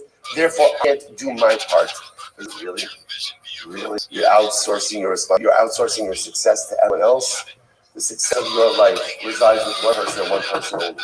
And that's you. The buck of your life stops with one person and one person only.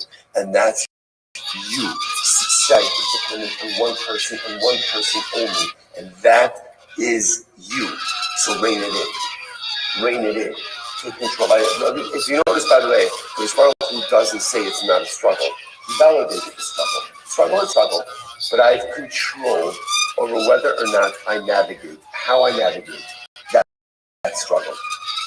which Klal Yisrael says, Anulo, Elakav Yaminu.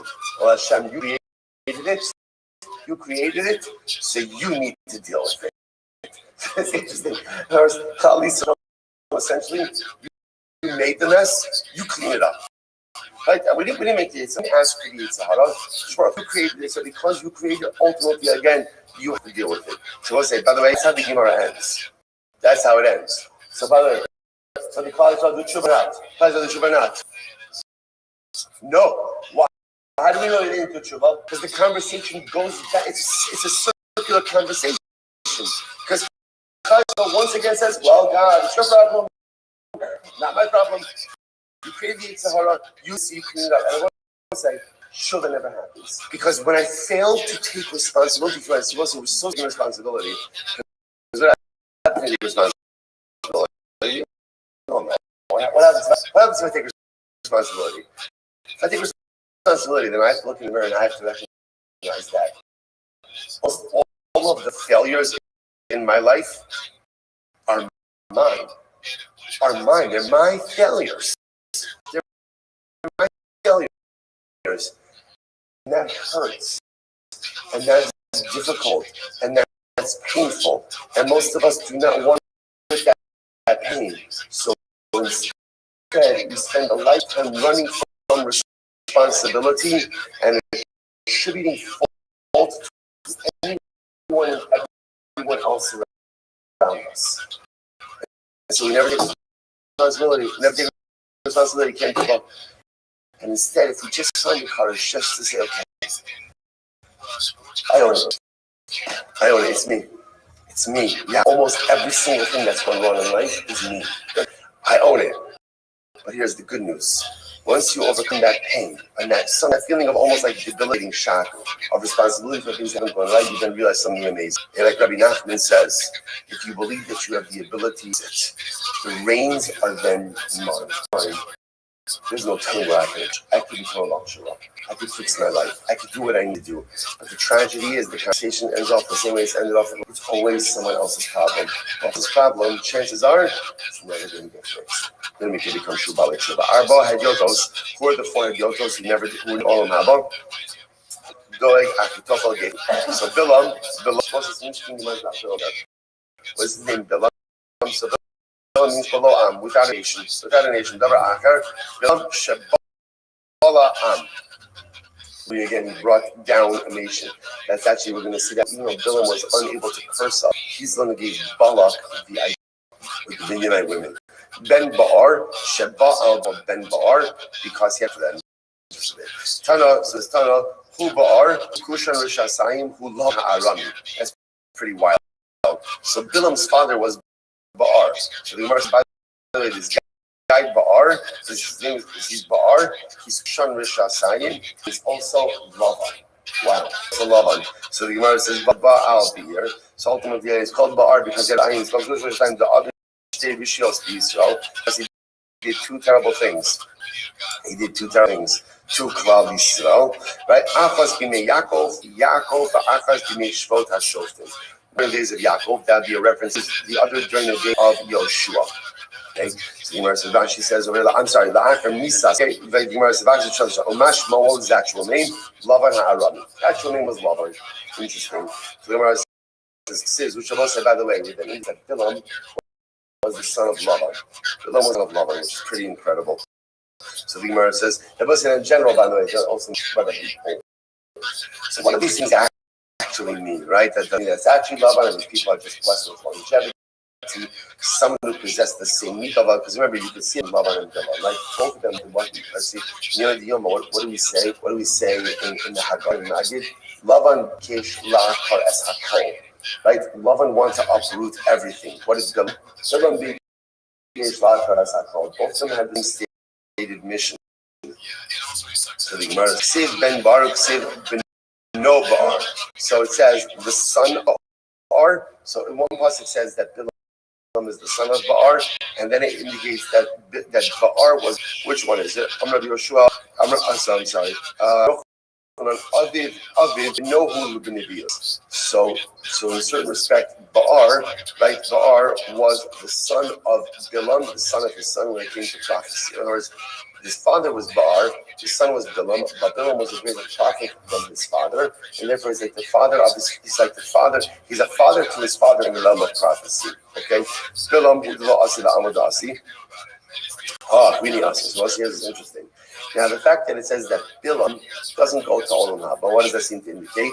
That other Gentiles do go to Olam Haba. And non-Jews go to Olam Haba as well. To which the Gemara says, Mas Nisin money. Then this is interesting machlokes. Whose opinion does this reflect? So the Gemara says, Rabbi Yeshua, he designed Rabbi Lazar Omer, Yeshua Rishon L'Shola, called Gaim. So we'll say, Yeshua Rishon L'Shola. What does it mean that it says the wicked will go to the Sha'al to get Elu Poshe Yisrael? This refers to the sinners of Israel. Kol Goyim Shcheche Elokim, all the Goyim who forget Hashem. Elu Poshe Ovdei Chavim. Now I must say, this is interesting. If you notice over here in the Gemara, you have a little bit of a Yud days. So the changes, by the way, if you look over it says Ero Umos Ha'olam. Really, it's supposed to say, this refers to the nations of the world who do not have a portion in the world to come. So how did it become Hoshe of the Kohavim? If you look in Agos Hasinum, it says the first Yad Lefi has sensed. This Gemara was sensing. This was a sense Gemara. It originally said that again, members of the nation of the world do not have a portion in the world to come. All of them. That all of them have us for Jews. All of us for Jews, not for the nations of the world. So changed it ultimately again to say the sinners of the nations of the world don't go. The Rebbe Lazar, one second. Called the whole goyim. So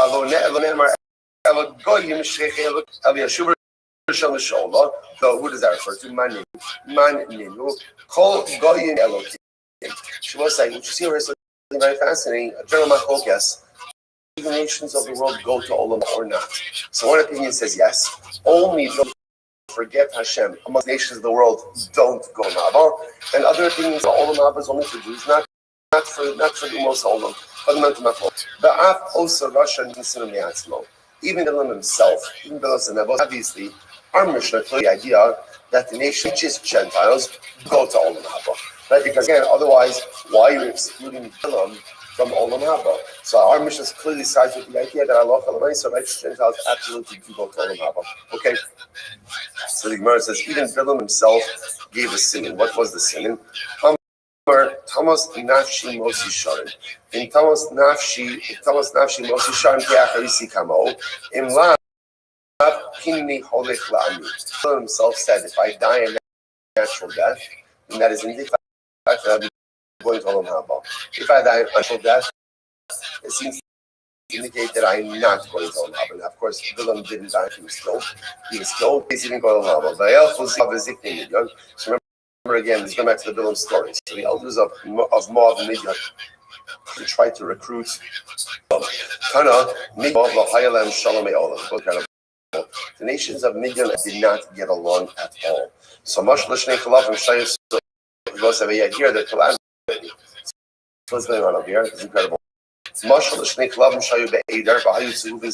comparable to two dogs, right? Who really do not, right? Always a lot of animosity. What happens? A wolf attacked one of the dogs. So the other dog says, Amra Akar in any Ozro Hayom. Also, will the machar alai. So the second is, listen, if I don't help the first one, I really don't like him, the wolf is going to kill him. What's going to happen? Tomorrow the wolf is going to kill me. So therefore, it's better for me to partner with my dog is my friends. Right? The idea over here, so even though the dogs don't like each other, they unite. Same idea. So Midian and Moab did not belong at all, but they had a common enemy of Klal Yisrael. Therefore, they teamed up together. Amar Papa Hainu Jami Inshi Kushta B'Shunra Aldu Hidula Tabra B'Dish Gada. Literally translated, the weasel and the cat had a feast from the fat of the one with bad mazel. Again, one of those ones that doesn't translate so well, right? Much better than the original Aramaic. So apparently, the idea is cats and weasels don't get along. But when they face a common enemy, they're willing to gang up together and feast on the vanquished enemy. So Vayesh was sorry, Moab in Bilam. Sorry, maybe. So Gemara says that so they come to Bilam, and then the pasuk says that the messengers of Moab stayed with Bilam. Gemara says, 1 second. Where did the guys from? So came on the Amar Vinu Palai Shivosi Eschem Davar Amar Amru Klum Yesh Av Shosonias. So the messenger realized that once Bilam was unable to give them an immediate answer, right? Because they say, "Come, first Klal Yisrael." And Bilam says, "You know what? Stay here tonight. Back to you." They realized once Bilam wasn't able to give them an immediate answer, something was going on. It wasn't going to work. And they said, "Because Baruch was not going to go for this. Is there any such thing as a father who despises his son? The Baal Shem is our father." So the messengers of Midian realized Baruch was not going to curse them. He's just not going to curse them. So they went. Chutzpah is incredible. Chutzpah, afilu klapi shmayim mahani. So chutzpah is a very powerful tool, right? And chutzpah, even against Hakadosh Baruch Hu, is able to affect change. How so? Listen to this. In the beginning, when Bilam asked Hakadosh Baruch Hu to go and curse Klal Yisrael, so Hakadosh Baruch Hu says, "Don't go with them." But yet, amazingly enough, Bilam says, "Ulubasov kum itam." It says, "Go with them." Go with them. So what do you see from here? Almost chutzpah, right? But chutzpah sometimes pays off. I must say, we know this in life. Sometimes, chutzpah usually is understood in a negative way, but sometimes chutzpah could actually have very powerful and positive repercussions. Again, not for Bilam. For Bilam, it did not work well. But again, you see from here that when a person is adamant about something, sometimes even Hakadosh Baruch Hu admires, so to speak, their adamance. I'm not sure it's chutzpah, malchusa below tagbahi. Chutzpah is like a king without a crown.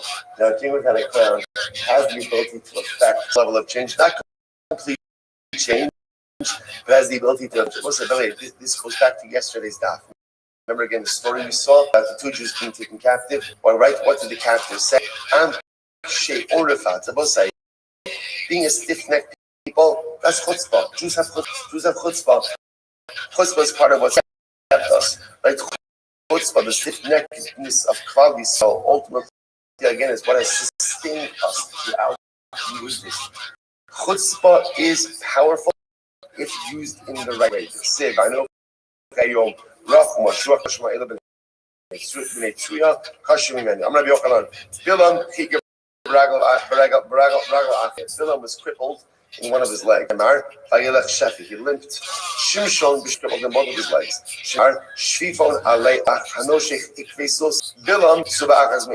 Bilam was blind in one eye.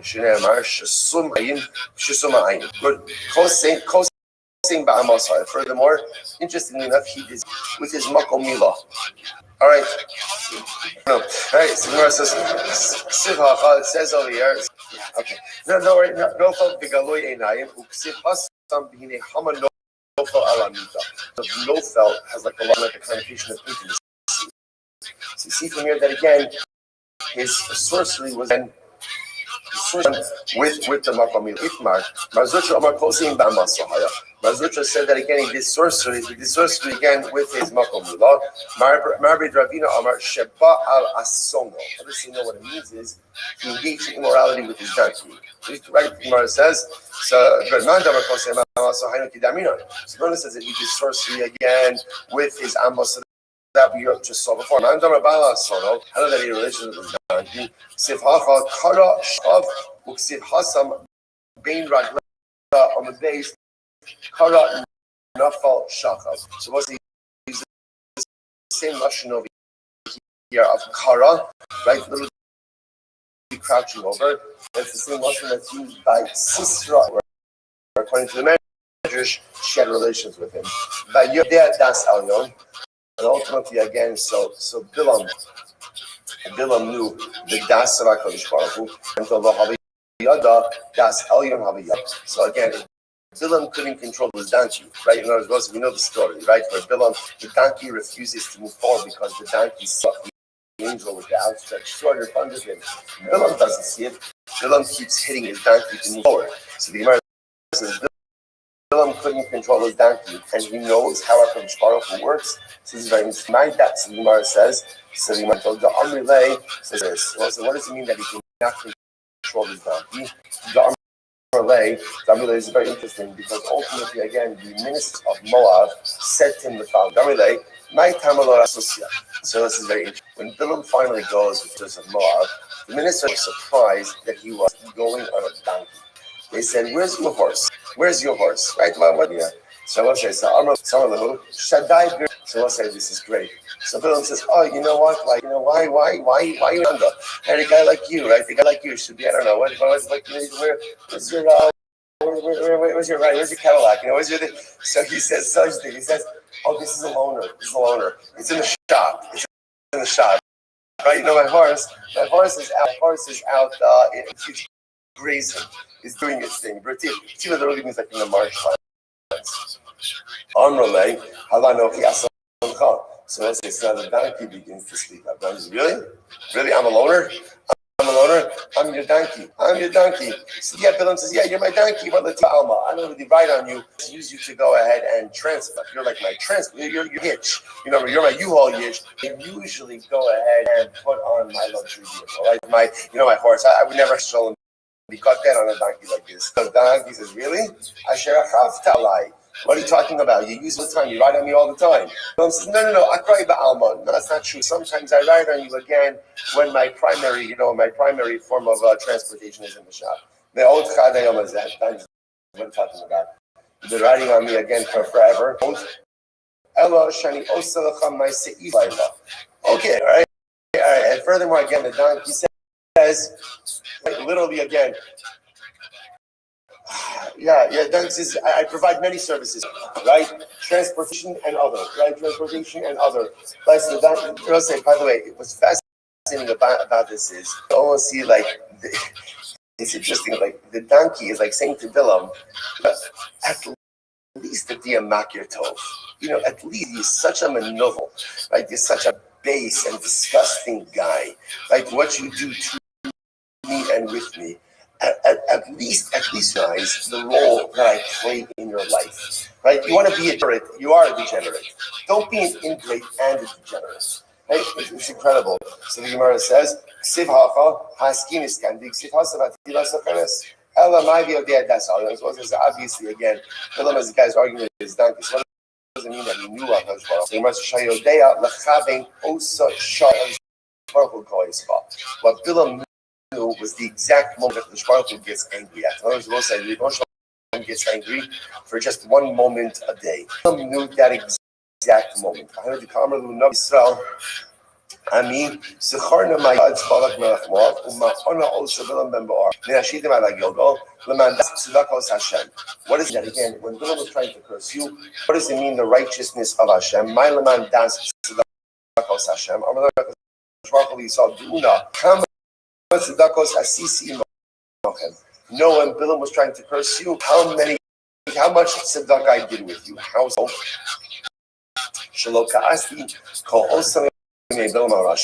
Remember again, Bilam was the exact moment that God got angry.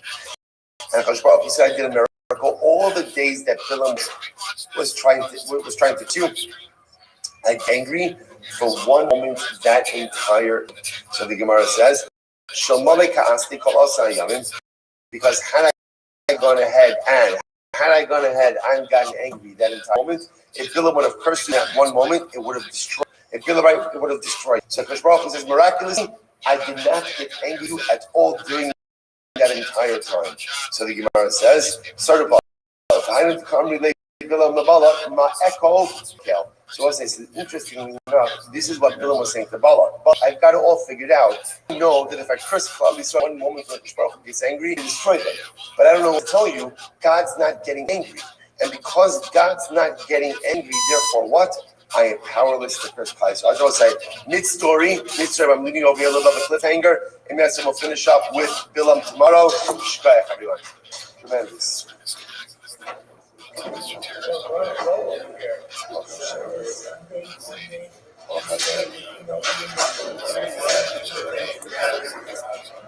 Incredible. Sound effects. He's like, how did we fit in here? He's the finest, not to say something. He's like, that's my German. it. Never asked. But if you ask, don't tell him that you did it. If you saw the podcast and tell him if he doesn't, he'll get a new car. He has a lot of cars. All right, we'll say good morning. Good morning. Let's begin by thanking all of our sponsors this morning share. To thank our Talmud sponsor for touching pay 50 cent. The Tilson a little bit of a dictatorship this morning. As Totally Tilson, a big mazel tov to his dear friend Benjamin Wall, Benjamin's dear son Tovia, to Shira, beautiful couple. Will Meretz Hashem give endless nachas to all of Klal Yisrael. Incredible. Our Talmud sponsor for the month of Nisan. Thank you to those that answered the call on WhatsApp yesterday. Thank you, Paulie Kathy Pollock. Celebration of Nisan birthdays. Our wife Kathy and his granddaughter Tikva Esther Pollock of West New Jersey. Not New Jersey. Mazel tov, Meretz Hashem, continued celebrations of the month of Nisan. An anonymous Talmud sponsor for the month of Nisan in the schos of Simchas for all of our children, and for Nisan to be the month of Geula Shlema for Klal Yisrael on May. And a week of learning, integration of the art site. Our sponsors for today, Saeed and Kin, in honor of the Chasana of Yishai Learner to Leah and Aaron to Ari and Shoshana from the entire Mishpat. Malta, we all love to vary today. Well, Hashem is that double chance to result to walk his son down to the Kabbalah.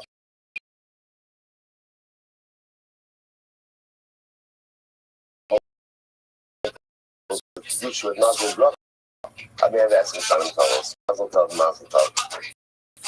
We'll say that first, so as you dedicate our learning in the schools, so we should bring home all our hostages. Our holy soldiers should be successful. Kol Amasei Yadayim, and the month of Nisan should be a Geula, and yet a national Geula, Meretz Hashem. So as we that, let us begin. Today, great daf. It's really great today. Today's daf is Kuf Daf. Picking up on Kuf Gimel with the days, we left off Tanya Hayden Meir Omer, which is about 15 lines down from the top. Daniel, Meir used to say, Adam doesn't have a portion in the world to come. Remember, again, the son of Damelech, who led a rebellion against his father. So Shalom doesn't have the head of Shem. Vayako es Shalom ve'nisu. Va'akub al mazeh. V'shem Shalom Meir. Achos yo, v'chomach shakasim b'hen ya'as hara b'nei Hashem. Lo chayin v'lo nidonim. Interesting case. I'm sure I want to say, name of Meir. Achaz and Malchus Yisrael, who did bad stuff, and the way the pasuk refers to them is that they did that which was evil in the eyes of Hashem. Lochayin is interesting. It means Lochayin, again, they do not come back with Tchiasa. Lo nidonim. They don't go to heaven. They don't go there. They're not judged. Rashi points out here, Lochayin, Lo Mabal Mitzadikim. Nidonim. It's very interesting. So there are people again who they're neither rested nor are they put in them. It says, so the guy,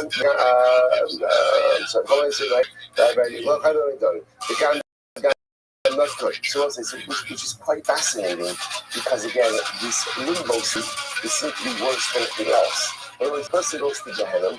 So you know again, Gehenna is a cleanse property upon the neshama. The only thing allows the neshama ultimately again regain its left and move forward. The ability to go ahead and go to Gehenna, the neshama from progressing, which seems to be the worst only of all. Again, that yishapach nafshah they love. Adam shemiri tushalayim lepeh leban basar shehechti esiyuda la'asas harabein Hashem. So in addition to all of the avodah zarah that Menashe introduced, apparently there was blood that was shed. To the point that Yerushalayim was filled with blood from one end to the other. So the one tries to understand what exactly is it that Menashe did. Instead of Menashe spilled all of this blood, what does it mean? Is that literal? So what does it mean? To which he wants to Shar Yeshaya. Some say it means that he killed Yeshaya Hanavi. Incredible. That although it was one person, because it was Yeshaya, it's considered that he killed that people from one end to the other with blood. The Ma'arava Amri in Eretz Yisrael, they said, Sha'asat Selem Masui B'nei Adam. That literally they said, so Menashe made an Arizara. And the idol itself was so big that it required 1,000 people holding his school, and every day killed all of them. So perhaps this idol that he commanded us out of, but the weight of the idol too much, and it would come crashing upon those who went and carried it. He killed 1,000 people every day. But there's a tremendous metaphor in that statement. You know, there are the difference between thinking about this, right? So there was the Zavod Zara that was too heavy to carry, and it crushed everyone who carried it. Gemara says about the Aron, right? That the Kohanim who went ahead and carried the Aron, what does the Gemara say? Ha'aron nos es nos av. The Aron carried those who carry it. When you put your co-host into the right things, when you put your energies into the right things, those things lift you up. You put your koach into Torah. You put your koach into Avodas Hashem. You put your koach into Eretz Yisrael. Those things lift you up. You put your energy, sense, and your time into the wrong thing, and those things will crush you. Right? And those things will bury you. Those things will bless you. Those things will finish you. Tremendously so. What we put our koach into, those times like that very thing, that very entity, that very initiative will lift me or bury me. The Gemara goes like that. Beautiful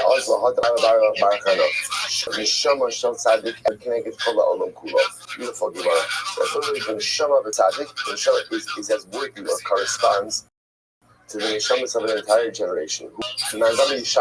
This reflects the view that Menashe killed Yeshaya.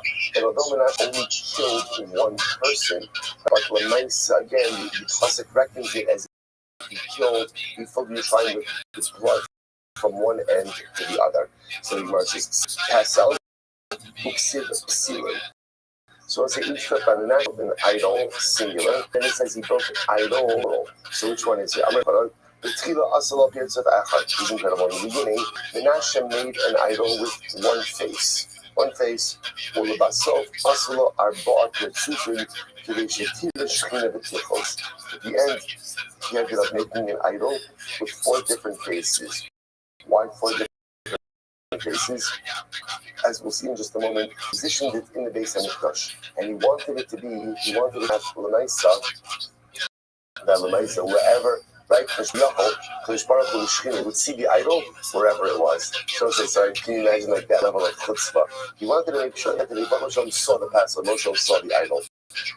Incredible. So the man was like, Chaz went ahead and put his idol in the upper story of the Beis Hamikdash.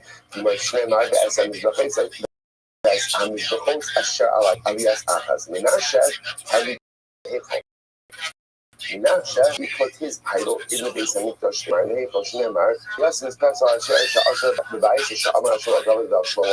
Bais Zev Yisham Shabakait Mikol Shifte Yisrael Asim Shmisham Amod. We saw this Kachak Adoshim. Amod took a step, and Amod put the idol literally again in the Kodesh HaKadosh. Shneimar Kitar Hamasah Mishtar Shea Mishtara Bamasecha Sarah Kris Kanes. So it's actually quite interesting. The part as follows: what does it mean that the couch, the little translated, it means the couch was too short to stretch out. What does that mean? The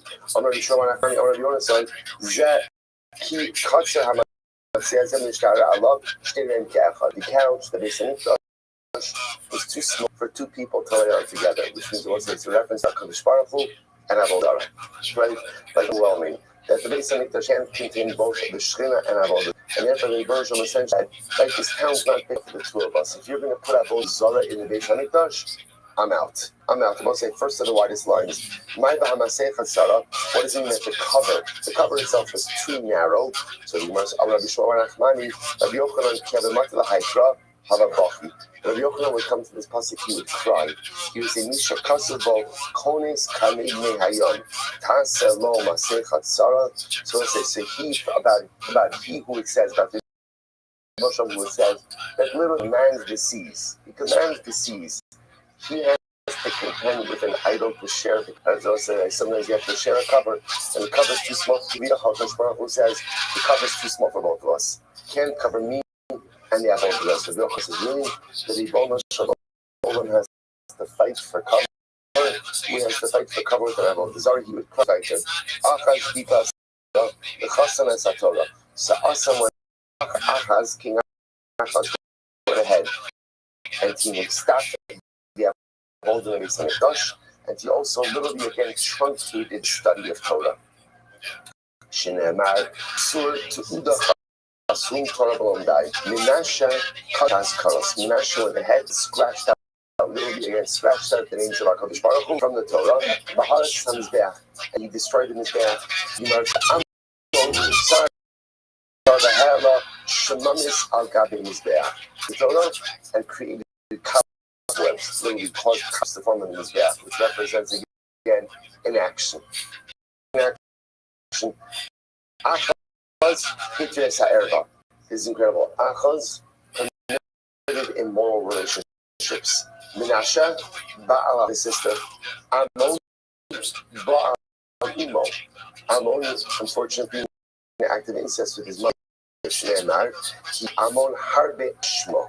Rabbi Yochanan is supposed to say, by the way, just understand, this is the natural progression of things. The more that the Ribono Shel Olam is no more guiding force. Right? A person is not anchored system of real religious element. Immorality and idolatry is there many times. What's idolatry? Idolatry is when you make God in your own image. You decide what and you create a system. The moment that occurs, by definition, immorality is soon to follow. So remember that one says that Ammon went ahead and burnt the Torah. Other says that he had a relationship with his mother. And he said, so it's interesting enough. His mother said to him, really? Like, you want to do this? Literally translated. Can you have any dirt right from the place where you from? Like, his mother was asking, like, what are you doing? The Lord said, listen, so Ammon said, this is about angering God. Like, this is about rebellion. So the Gemara goes like this. We all see Yoakim Amar as to this. When Yoakim came on the scene, he said, Kama lo yadi la'aguz klum. Right? So ultimately, again, this is incredible. Yoakim said, the ones who came before me, they didn't really know how to anger God. I could show you how to anger God, right? I will say that it was just so fascinating about this. What do you see from all of it? It's not just a shot. It's not like I've always heard people didn't. If you don't believe, then fine, but just go on your way. They need to anger. Why do they need to anger God? Why do they need to repudiate HaKadosh Baruch Hu in such a dramatic way? That's what we spoke about yesterday. When you are seeing your own beliefs, you do not need other people to agree with you, right? Nor do you have to spend your life trying to show other people why is that they're wrong. The only people who know no one else why they're wrong, right? And the only people who need everyone else to agree with them are people who are fundamentally and wholly insecure in what they believe. If I believe what I believe, good, do whatever you want. I'm going to live my life, I'm going to do my thing, I believe in what I'm doing, I don't need you to buy into it. This active repudiation and we need to rebel against HaKadosh Baruch Hu, like we need to give a shtach to the Ribono Shel Olam, represents a heightened level of insecurity. As evil as these men were, deep down, they knew what HaKadosh Baruch Hu was, they knew what the Ribono Shel Olam was, and they knew where their allegiance should be. When you walk around life with that kind of guilt, so you have to repudiate and you have to rebel, and you have to give the stuff every day. So comes your knees and I will show these guys how to sin. First of all, the third thing we really need God for is the sun. Is the sun. We don't even need it for the sun.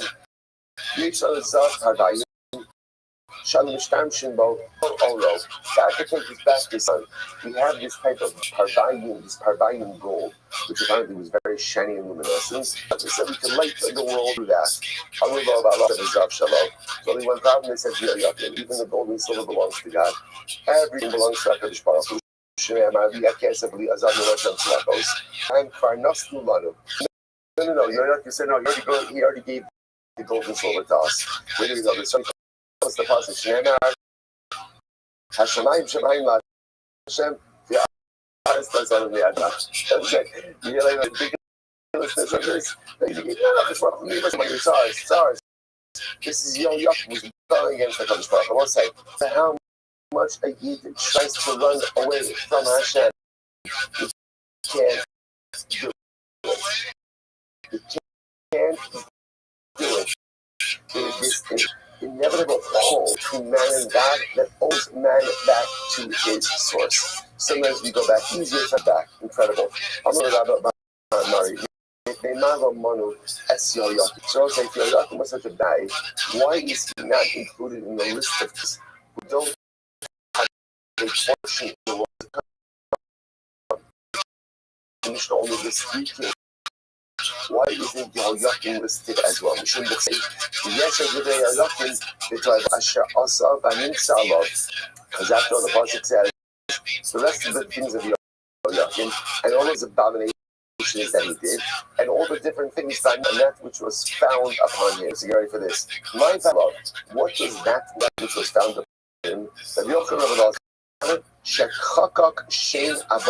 Wow. One says that tattooed on his milah, and what did he do there? He tattooed the name of his avodah zarah.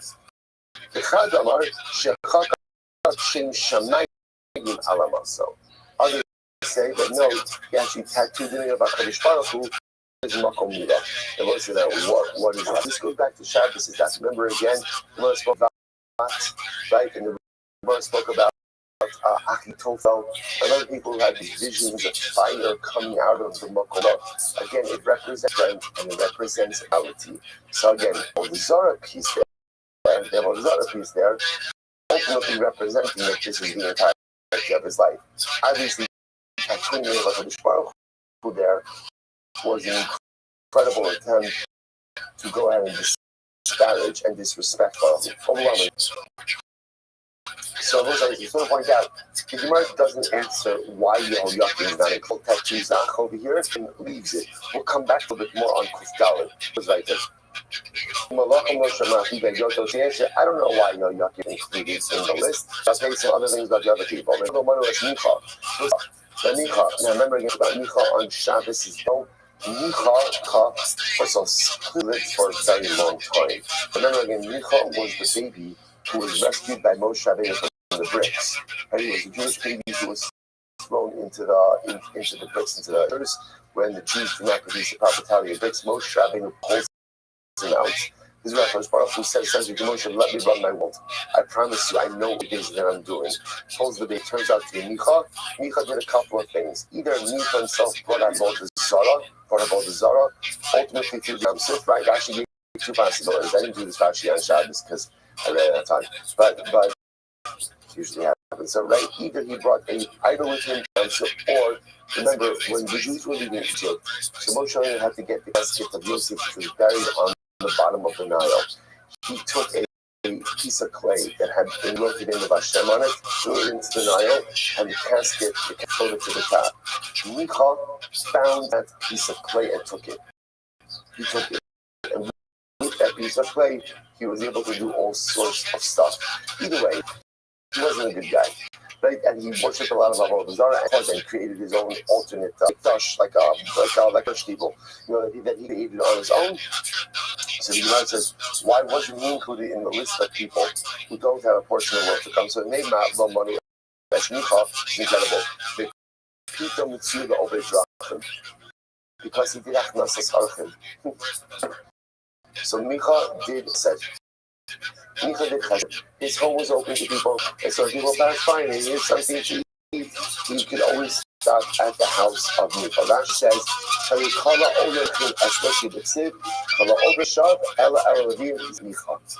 is this absolutely incredible? Micha worshipped Avodah Zarah, introduced Avodah Zarah, a ton of terrible things, but at the end of the day, he was not disheartened.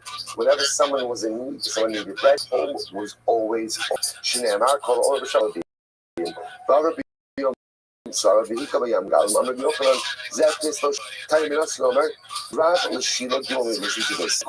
was the place where God set up a his temple, right to Shiloh, where the Mishkan was no, not far.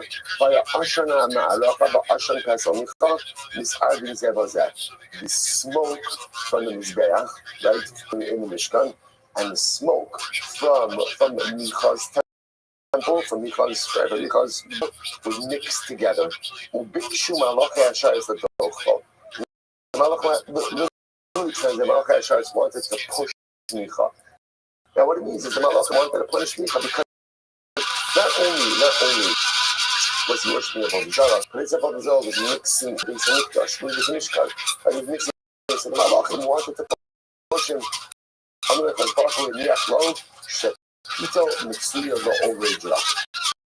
Incredible. So Hakadosh Baruch Hu said, Micha alone.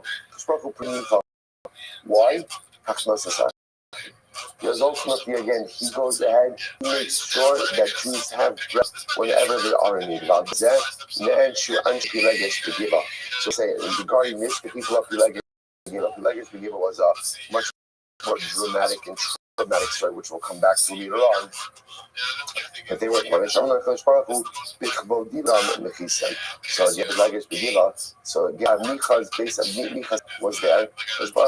When Micha's temple was, when there's Avodah Zarah, he never stuck up for me. But yet again, when there was an affront to the dignity of they suddenly went to battle. Again, we'll come back to that story a little bit later in the Hashem. But I will say that how overwhelming is this? How overwhelming is this? That what's supposed to protect the Chesed? See this theme over and over and over. The Ribono Shel Olam could forgive any sin. He really can. Have all the Zara, he can forgive. As long as are good to each other, as long as we are road to shalom, as long as we love one another, as long as our homes are open to each other, as long as we take care of each other, as long as that midah is present within Klal Yisrael, the Ribono Shel Olam could find in his heart to forgive almost any infraction. Incredible. I'm not the author of Mishra Yosef, but I'm sure Yosef and Kisma. שהרחיקה שתי משפחות מישראל, שנאמר על שלא קיבלו הסכם בלך המים. See, over here, Legima literally means like tasting. What it means over here in this context is you see how great Hachdas Archim is. Chesed is. Chesed is why? Because it's supposed ultimately, again, of two families in Klal Yisrael who did not offer food. Two families did not offer food to Klal Yisrael. They were distant. Who is it a reference to? Ammon and Moab. Ammon and Moab did not offer us food and drink during our time in the desert. And therefore, again, Shlokidmu, Yisrael, Lechem Rashi says, so therefore, again, they're not allowed to come into Klal Yisrael. Yocham Didei Amar, Brachakes Erev. Let's listen to this statement. Yocham is like this. In general, Hachnosas Archim, right? Hospitality. Being there for each other. It goes distances. It distances those who are close, right? So failure to do so, failure to open your home to the other, distances the ones who are close. Brings close the ones who are far. Causes Hashem to be away from the wicked. And ultimately, again, causes prophecy to come upon even false prophets, like prophets of Baal. So the Gemara says, Shirudasa Ola Zadon. And failure to do chesed for the other, even accidentally, is treated by Hakadosh Baruch Hu as an intentional avera. Okay, so let's analyze each of these statements. Number one, what does it mean that ultimately it distances those who are close? So it's the top of Daled 104a, Ammon and Moab. So Ammon and Moab was who are our cousins, but yet they are distanced from us. They're not allowed to come into Klal Yisrael. Why? Because they failed to exhibit proper chesed towards us. When we were in the desert, traveling in the desert, they did not offer us bread and water. Next, in the Karedas, as Harachokim, it brings close. So we'll say, so the first part is failure, it's just human kindness. It's about inviting someone into your house. Right? We ask you to take a Shabbat in Ammon and Moab. You see your mishpacha traveling, you don't offer them bread and water. You don't know how to exhibit basic human decency. So that's mirachages esakrovim. Failure to exhibit human decency pushes away those who are close. Some of them are close, pushes them away. Next, if you do so, it brings close those who are far. So he must be Yisro. This is Yisro. So we'll say after Rabbeinu defended Sipporah, right, and her sisters by the well. So they come back and they tell Yisro, Ish Irvihitzilonu, right? Ish Mitzvah, sorry. He said there was an Egyptian man, first Moshe, Egyptian man that saved us by the well. So what does Yisro say? Yisro says, bring him home. Bring him home. Bring him right, call him here and let him eat bread with us. So because Yisro invited Moshe to eat bread, Zafu b'nei Banav v'yashu b'lishkas hagazis. Yisro had grandchildren who served as members of the Sanhedrin. Shneimar, in Mishpachos Sotim Yoshvei Yadis, Tartayim Shematim, Soksim, Hema Hakim, Habon, Machmas, Abib, Des Avrech, Sivasam, Mekini, Chosin, Moshe, Olu, Meir, Hatmarim, Espene, Yehuda, Midbar Yehuda, Shadaneged, Arab, the Yemek, the Yashad As. So what's this? The point over here is you see the Canaan, people who ended up sitting in the Lishkas Hagazis Sanhedrin, who are the Canaan descendants of Israel. Mar attributes the fact that the descendants who sat in the Sanhedrin to the fact that he invited Moshe Rabbeinu to join them for bread. Incredible.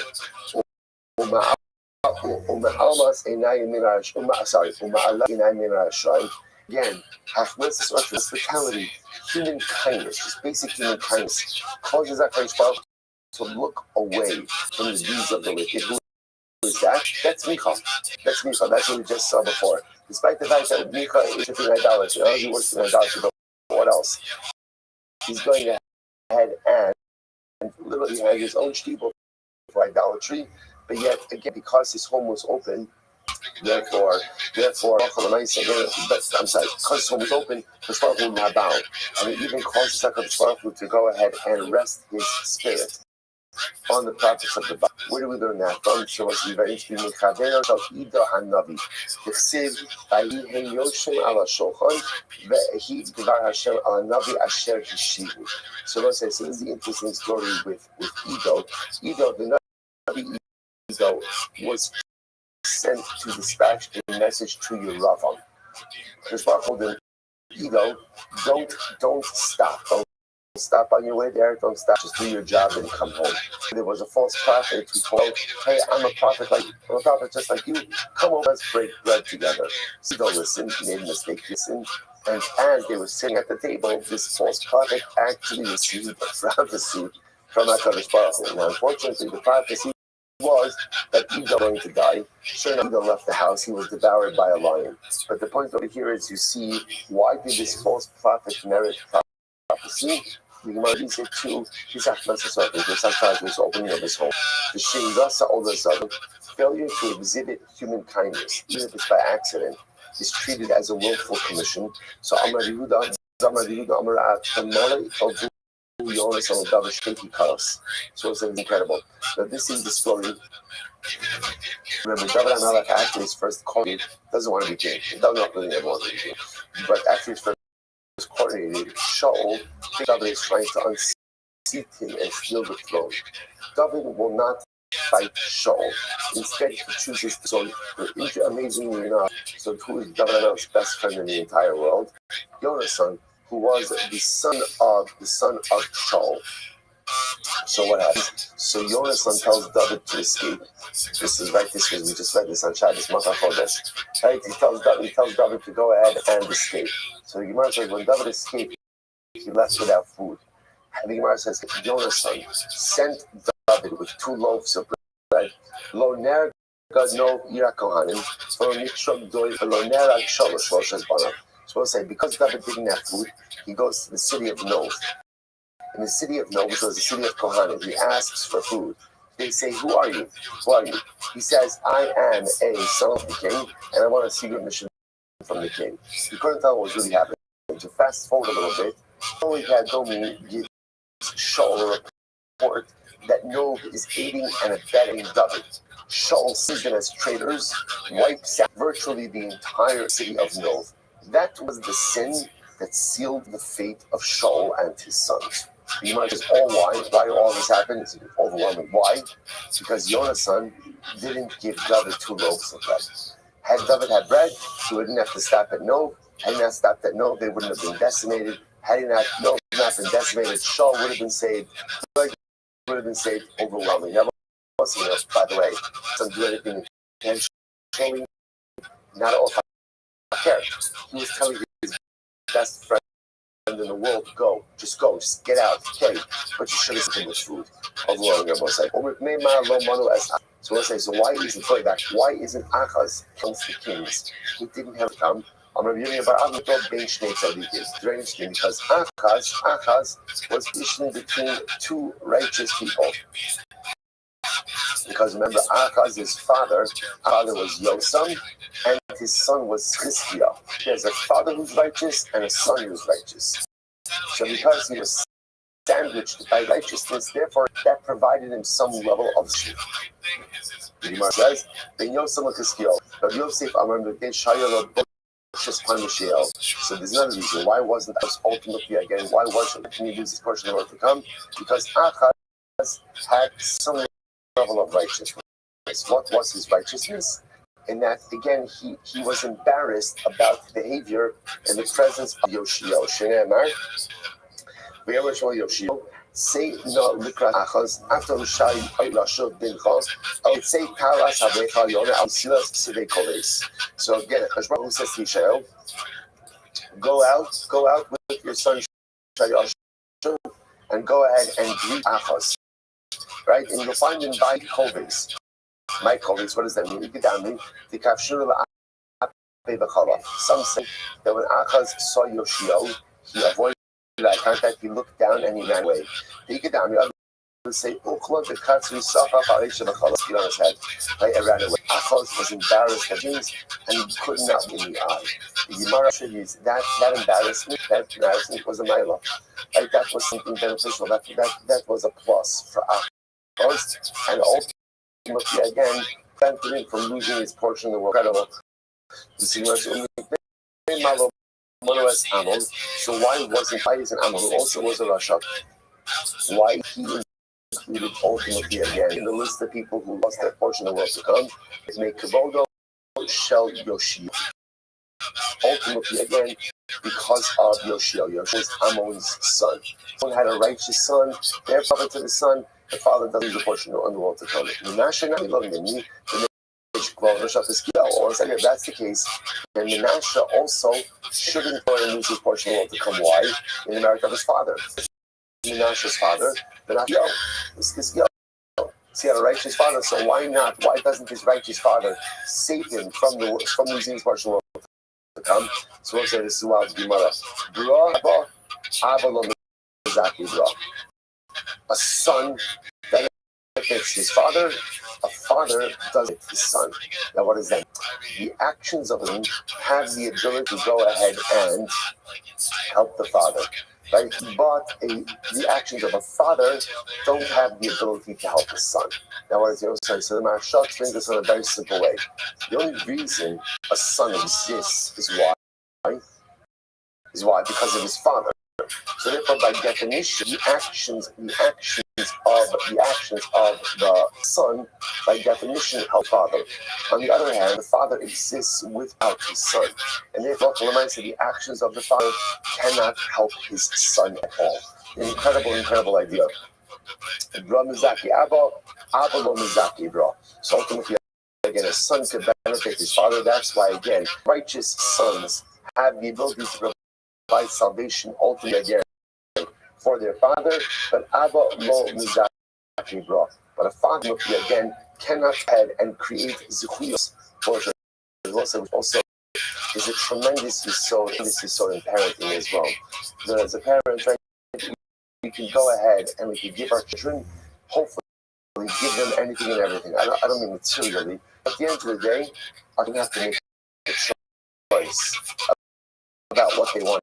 Right? You could be the best father in the world. You give your son anything and everything he needs to be successful. He has to choose to implement, to utilize, and to internalize those tools. Force him to do that. A tremendous soul. The Gemara goes right there. Miyadi Matzil. Vein Miyadi Matzil. Incredible. So we'll say it also Abba. So Banim Mashallah, and we are children to the Ribono Shalom. So just understand about saying along the same idea. Zaki Abba. What a son could do for a woman. The nachas that we could do for HaKadosh Baruch Hu is limitless. But interestingly enough, Abba Gibra, HaKadosh Baruch once again could give us all the opportunities in the world. He forced us to become great. Right? We have the greatest father in the world. But just because we have the greatest father in the world, inaction on our part doesn't. The fact that I have a great father is very nice. But Lamaisa, what does that actually do for me? Very little. The only way for me to become great is if I should take decisive action on my own. So when I do great things, Brahmazaki Abba. But the fact that Abba is great is not Mizrah. If I want to be great, I have to take decisive action on my own. Incredible. Ein Avram Matzil as Yishmael, Ein Yitzchak Matzil as Esav. Avram can't save Yishmael, and Yitzchak can't save Esav. You could have the greatest father in the world, but you still have to make a decision to be personally good. And Avram can't save Yishmael, and Yitzchak can't save HaKadosh Baruch Hu. And I will say, Ribono Shalom can't save me or you. You have the greatest father in the world, but if you want greatness for your own life, you have to make the decision to put in the work. You have the decision to put in the effort. You have to make the decision to make something great of yourself.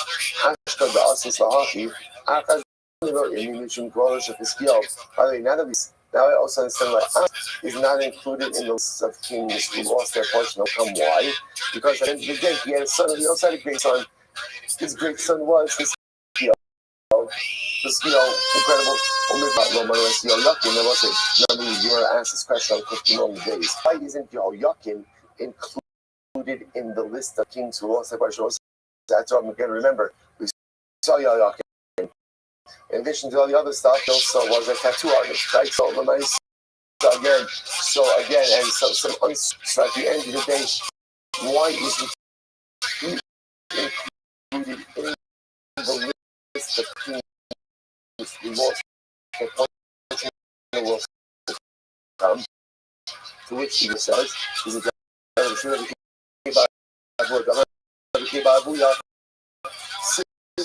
how good we also show Yehoiakim? Zol's father has once when we saw the story already. On the skull of Yehoiakim, remember again, part of Yehoiakim's punishment was Yehoiakim was not buried. His body was like thrown into the street like the carcass of an animal.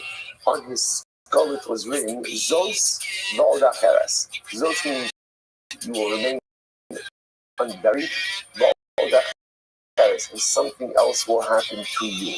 Okay, watch this. And he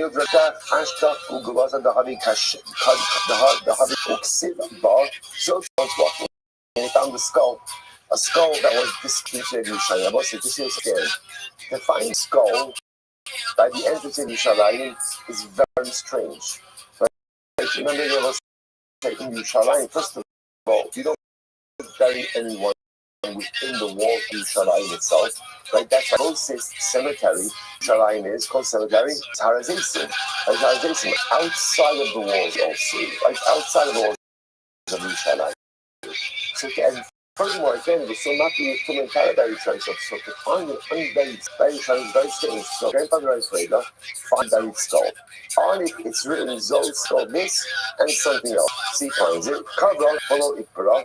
Kabra follow. He buried it, but then like surfaced again. And then he surfaced again. Google also show you today. So he surmised that this must be the skull of King Yehoiakim. The skull of King Yehoiakim. They Kvuras Hamor Yisachol Bahashtei, who will be again part of this punishment will die like the carcass of a donkey. They'll just be discarded. So the fact that the skull would not remain buried must mean that at the end of this was Yehoiakim. But anyways, that's not where Amar, Mahu, so nevertheless, the grandfather I prayed that felt, no, it's not right. And there is dignity that should be given to him, even if he was a Rasha. Again, what did he do? Adnan wasn't going to work. Also he wrapped it in silk and he put the skull in a chest. Chazia did this too, so what happened? His wife saw this wrapped in a piece of silk in a chest. Sabra, this is a Kamei Sahaba, but that it was his first wife. It was, by the way, in the previous version of the story, the neighbor, right? There was a neighbor. There's always a neighbor, right? And so there's always a neighbor. So in the first place, there was a neighbor who kind of put this idea in her head. Okay, this story is a little bit of a different version. So she saw the scholarship. It was the first wife of the grandfather. What the heart low command she learned. Clearly, he hadn't forgotten. He hadn't forgotten his first. So he was a shadra tanu. So she fired up the oven. She threw the oven and incinerated his skull back there. I need to say, Zos so let's say after this happened, you guys, this was the meaning of the concept that Yaakov would have Zos. In other words, his body would remain unburied, be incinerated. So let's say, so again, because this was Yaakov's punishment, therefore what? For halacha, I might say he got Olam Haba. That's why he's not counted in the list of kings who lost their portion, because this punishment, he retained the portion of Olam Haba. Tanya, I'm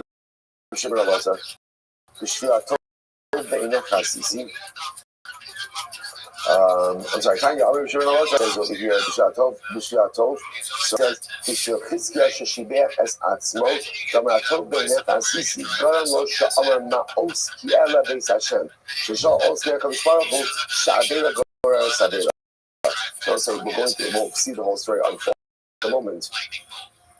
But Chizkiah, who was tzaddik, praised himself a bit too much. So the Shia told Beinech Hasisi, so Chizkiah said, if I've done what you've asked of me, so Ma'os Bishvil, Bishvil Ma'os, Nachrim Achlu Al Shulchano. So because ultimately Chizkiah did two things wrong. Number one, he praised himself. Number two, he asked HaKadosh Baruch Hu for signs for certain brachas. As a result of this, Gentiles ate at his table. Foreign leaders ate at his table. And because, again, foreigners ate at his table, because God was for his children.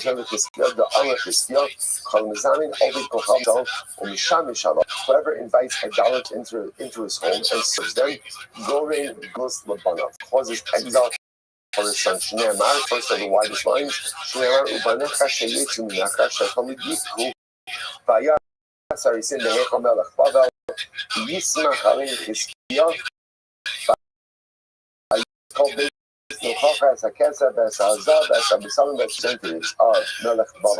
He showed them all the greatness of his home. So God, my face Nachsa wasn't his Nachsa. Still, discussing Christian's own wife. And this was considered to be a lack of truth. Nothing happened. Mike said he had his own wife serve these basically Nazar Haralan, showed them the treasury. He had stuff that was able to buy any other weapon, and he showed it to them. And this was inappropriate. He showed off too much. And that's called gullus. So I will say now the Gemara is going to go. Now that we spoke about Chizkiah, right? Chizkiah, now what becomes and destroys the base of Mikdash. Now, as actually quite a moving Gemara, the Gemara is going to launch into a little bit of discussion of the Gillas and interpretation of a number of the psukim. Very moving.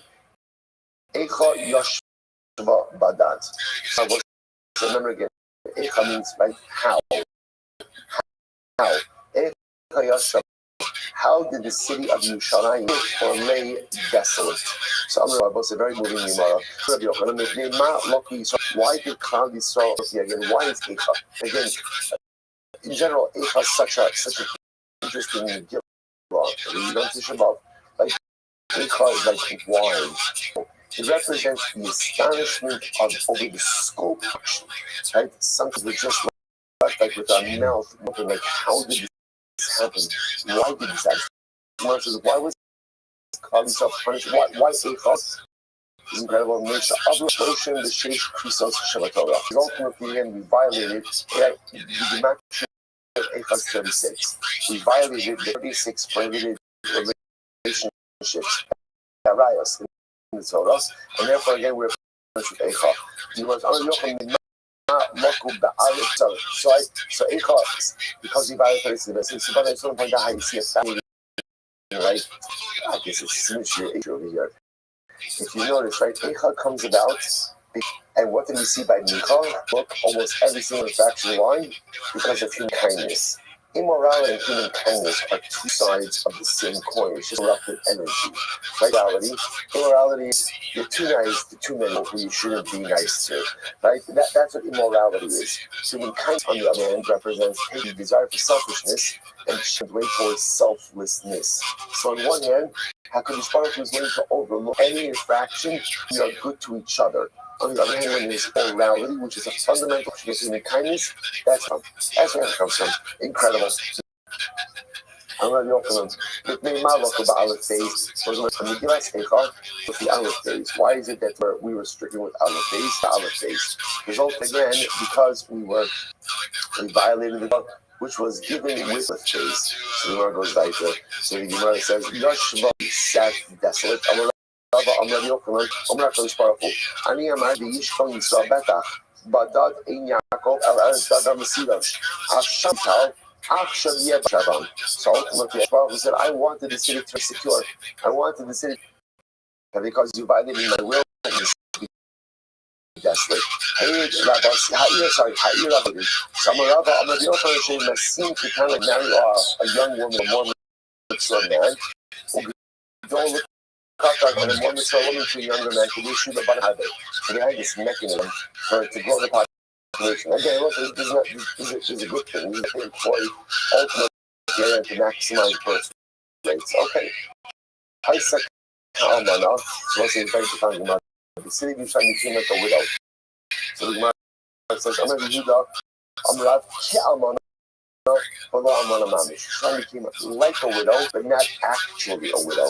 How Isha Shahala Medina Sayam, the Daito like a widow. What does it mean like a widow? That a widow is someone her husband. Same was like her husband, like a woman's husband, went far away and was gone for a long time, but she knew one day he would come back. She doesn't have beautiful issues. He left us. He left us. Right? He left Yishalayim. He left us. But he didn't fully leave us. We know that one day, Meretz Hashem of husbands, right? The Rebbe Shalom is going to come back to his beloved. Overwhelming.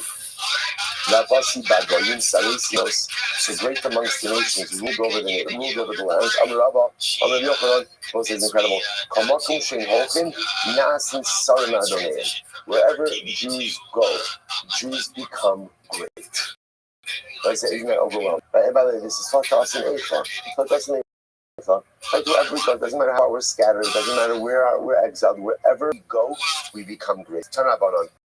Let's say incredible Gemara here. So this guys is an overwhelming Gemara. Get ready for this. Mike said Shnei are going to Nishma Harakano. Let's say it's showing two Jews. We're taking captive in Harakano.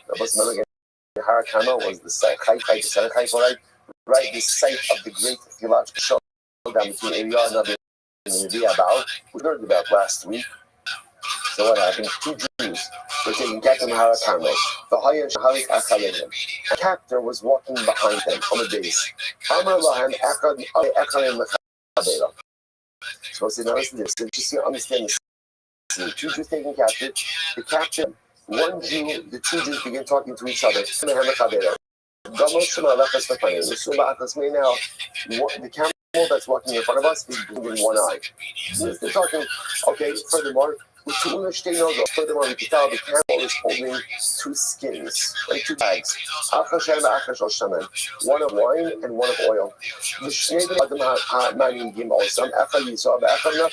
Ultimately, there are two people leading the camel. One is Jewish, one is not Jewish. This is the conversation between the two Jews. So the captor is walking behind them. He hears the conversation. You stiff-necked people. Me'ein atem yodin. How do you know this? How do you know all of this information? Some of those, so we'll tell you. We'll tell you exactly how we know it. Camel, now something else. So we tell you like this: a camel normally eats vegetation that it finds on the road. Mitzad sheroa ochelas, mitzad she'ein roa ein ochelas. For example, we notice that the camel is only eating the grass on one side.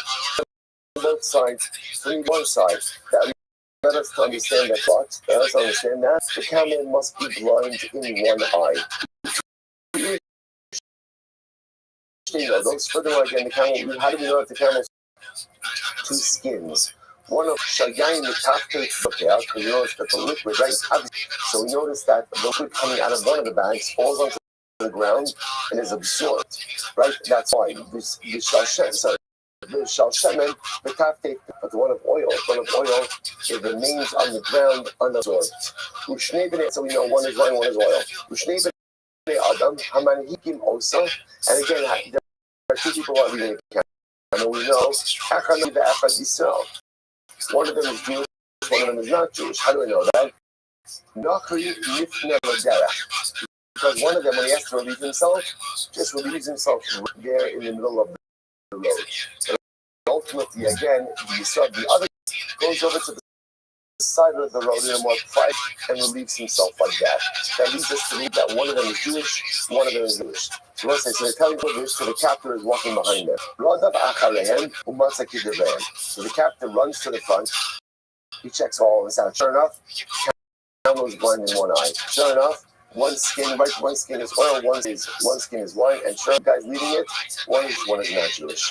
But the Nashkan al Roshan, the captor comes and he kisses the Bian of his son, and ultimately, actually, Yer says Bian of his son. He brought them to his house. He made for them a great meal, a great feast, a miraculous man, and he was dancing in front of them.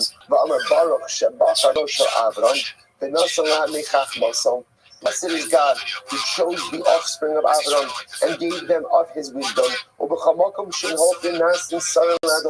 they go, they become great. And wherever they go,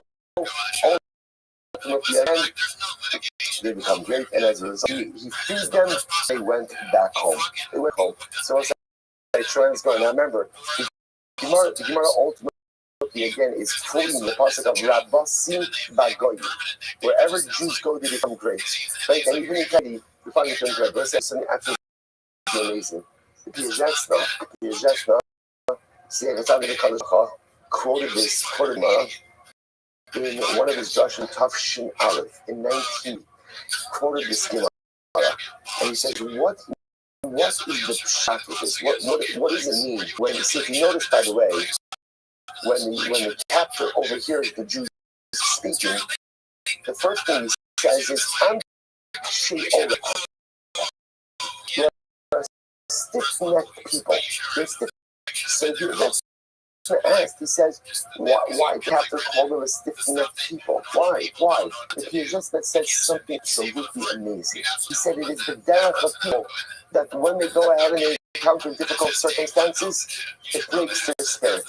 And how does that breaking of spirit manifest itself? People just give up. They just give up and they just resign. See what's happening in the story? In this story, Jews are looking at their circumstance. What are they doing? What are these two cats doing? They're looking for, trying to figure out more. What is it that's happening? What's the meaning of these circumstances? So they look at this. Why are the skins like this? Why are they like this? And they're always looking for greater meaning. So the captor says, what is the matter with you people? Why can't you just give up? Why can't you just end? Why can't you just resign yourself to the broken height of your circumstances? But Klal Yisrael is in Amshin Oref, led out in captivity, and we will still look for deep understanding, and we will still look for ways to grow, to transcend, and to learn. This is what is overwhelming to the captor. is, I don't understand. We'll break you people. And the answer is nothing. This Gemara will say was true during the days when we were exiled under Nebuchadnezzar, and it was true in 1940 in the Warsaw Ghetto, when the Piagets, the Mamish, used this same exact Gemara to be mechazik the kehillah of the broken-hearted in the ghetto. He would say, Chevra, they were being led out literally at the end to slaughter. The Piagets says, whatever you do, don't give in. Don't give up. We are the ambish, we are the stiff-necked people. And being a stiff-necked people means two things. Number one, we are in perpetual quest for growth. And we'll say it's important to understand sometimes, like, who we come from. We'll say, we have it really easy. Really easy. Most of life is spoon-fed to us. That's like a lot of our challenges, right? I want more partners, I want more health, I want more this, I want all the different things. That's just from a Ruchni's perspective, how easy we have it. And Allah because it's so easy, this is why we have to push ourselves. There's no time to relax. There's no time to keep it easy. There's no time to give ourselves up to house. There's no time to say, there's no urgency. Especially how we find ourselves in Chodesh Nisan. The Nisan are seeking resolve. There are great things that are happening. There are wheels that are turning. And if we just fertilize Gemaras like this, and we push, and we push, and we push, and we recognize that we are the Amshorek, nothing holds us back. Nothing holds us back. Not Nebuchadnezzar, not Kikri Makshimo, nothing holds us back. If we just understand it, sustained our people through thousands of years. So we should internalize and actualize, and that should bring us to the goal of the Karaf. And what I told you first today? What I find strange about this is like, what does it have to do with like these weird music videos?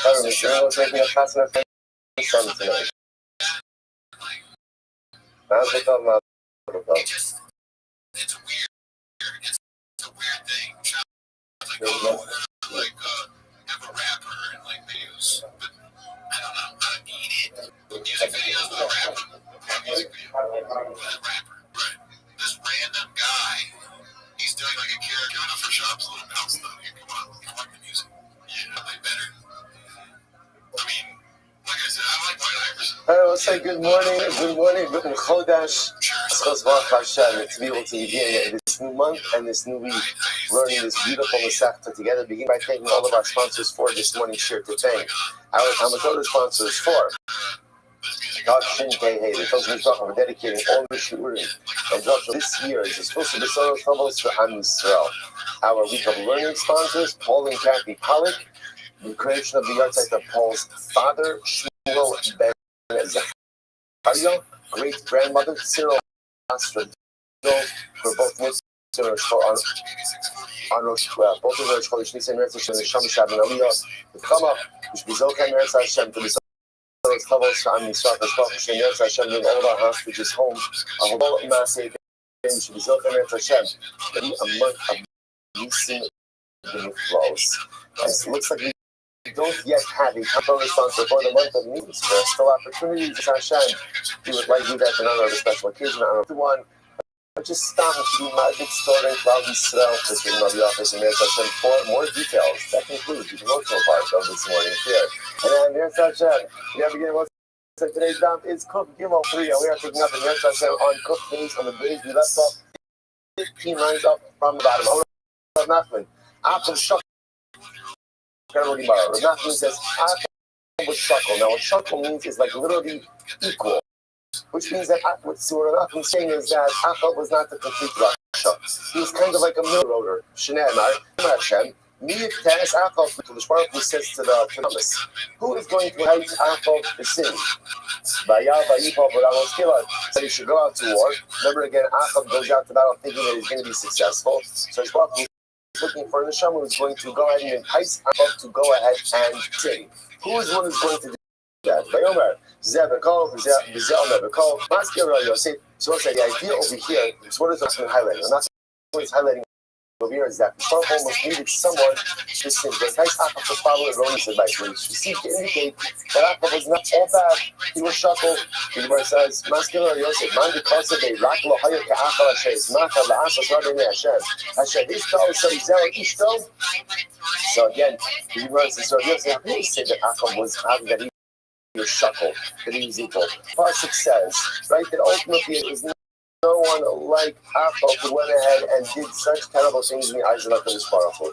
Okay, aside from his wife Izebel, what did Izebel do? B'Tanina, b'chol yom ha'isa shokeles shiklei zav la'avodas kochavim. Okay, the only person worse than Yaakov was his wife, was Izebel. What did he do? Out with coins for avodah every single day. Now, most yourself, so what's that? Measuring at gold coins. So remember again, one thing to worship avodah zarah. It's another thing to give your money to avodah zarah, right? To worship, okay, maybe you're not so committed. Once you give your money, where you give your money, that represents your heightened level of commitment. So Yaakov may have worshipped, but he's never gave her money. So the Gemara goes right. How can you say Yaakov was Yaakov? So I say, so again, we have to explain the statement. So what does it mean? Obviously not coming along with Matthew is trying to say that halakha there was some type of positivity to Yaakov's personality. What was the positivity? This is incredible. Yaakov Vatshon b'mamona haya. Yaakov was generous. Yaakov was generous. Vatshon literally means he was easy going with his money. He shared money. And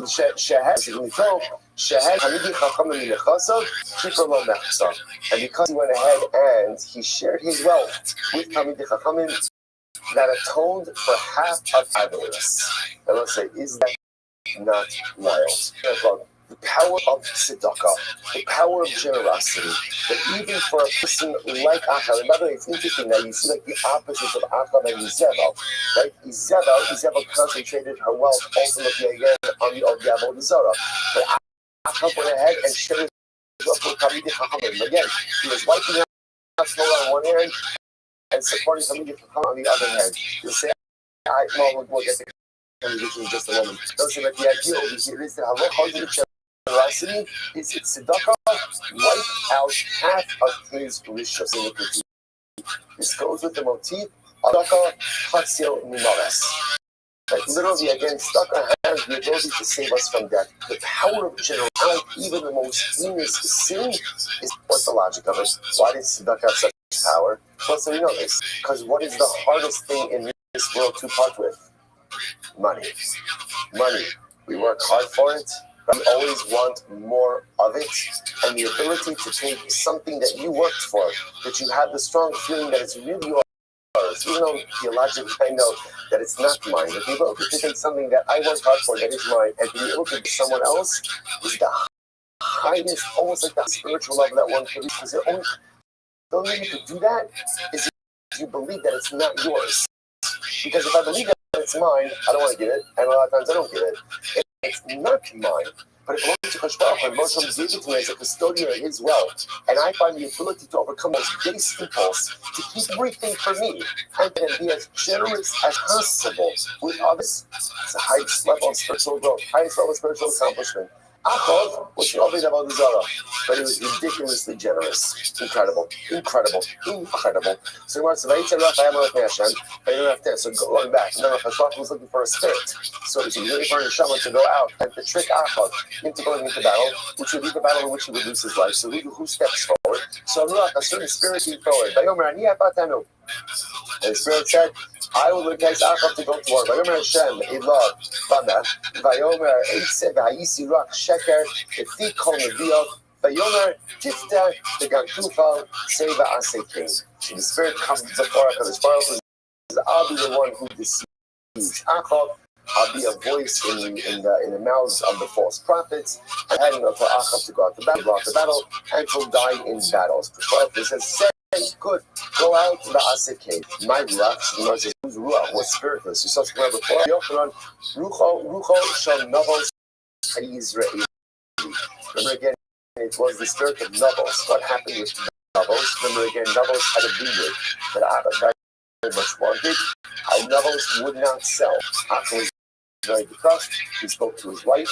His wife said, just bring him up on false stretches of rebelling against king, idolatry, all this other kind. He had novos executed. What's the halal to execute someone for rebelling against the king? What's his property? The king gets it. And therefore, again, Allah so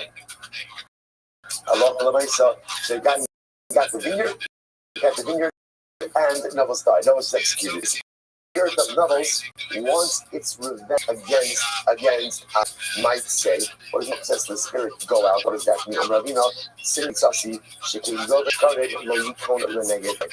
The Shbach says, if you're going to lie, just not if you can't come back. When you go out to lie, you can't come back because again, there is no sheker, there is no lying, there is no untruths in the presence of the Ribono Shalom. Incredible. So this yields the famous adage, the parakine, he who wants to go ahead and repay vengeance destroys his own home. So this is actually a profound idea. Sometimes the desire for revenge is so acute that at the end of the day, I might blaze a path of self-destruction, but I'm bent on that revenge. There's another expression that's often used for this. The expression that uses "Kamos nafshi u'plishti," which is the phrase that Shimshon said before he knocked down the pillars of the Colosseum, representing this idea that sometimes I want revenge so badly that even if I'm going to go down with the ship, I'm willing to go ahead and do it. Shimshon was going to die regardless. But the nice he goes down with the policeman. So the same idea. Parakine, he who is bent on repaying revenge, basically will destroy his own house. So Achab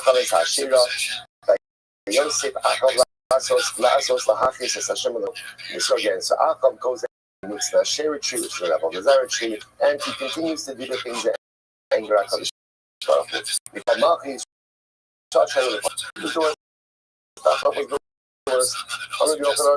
What did he do? He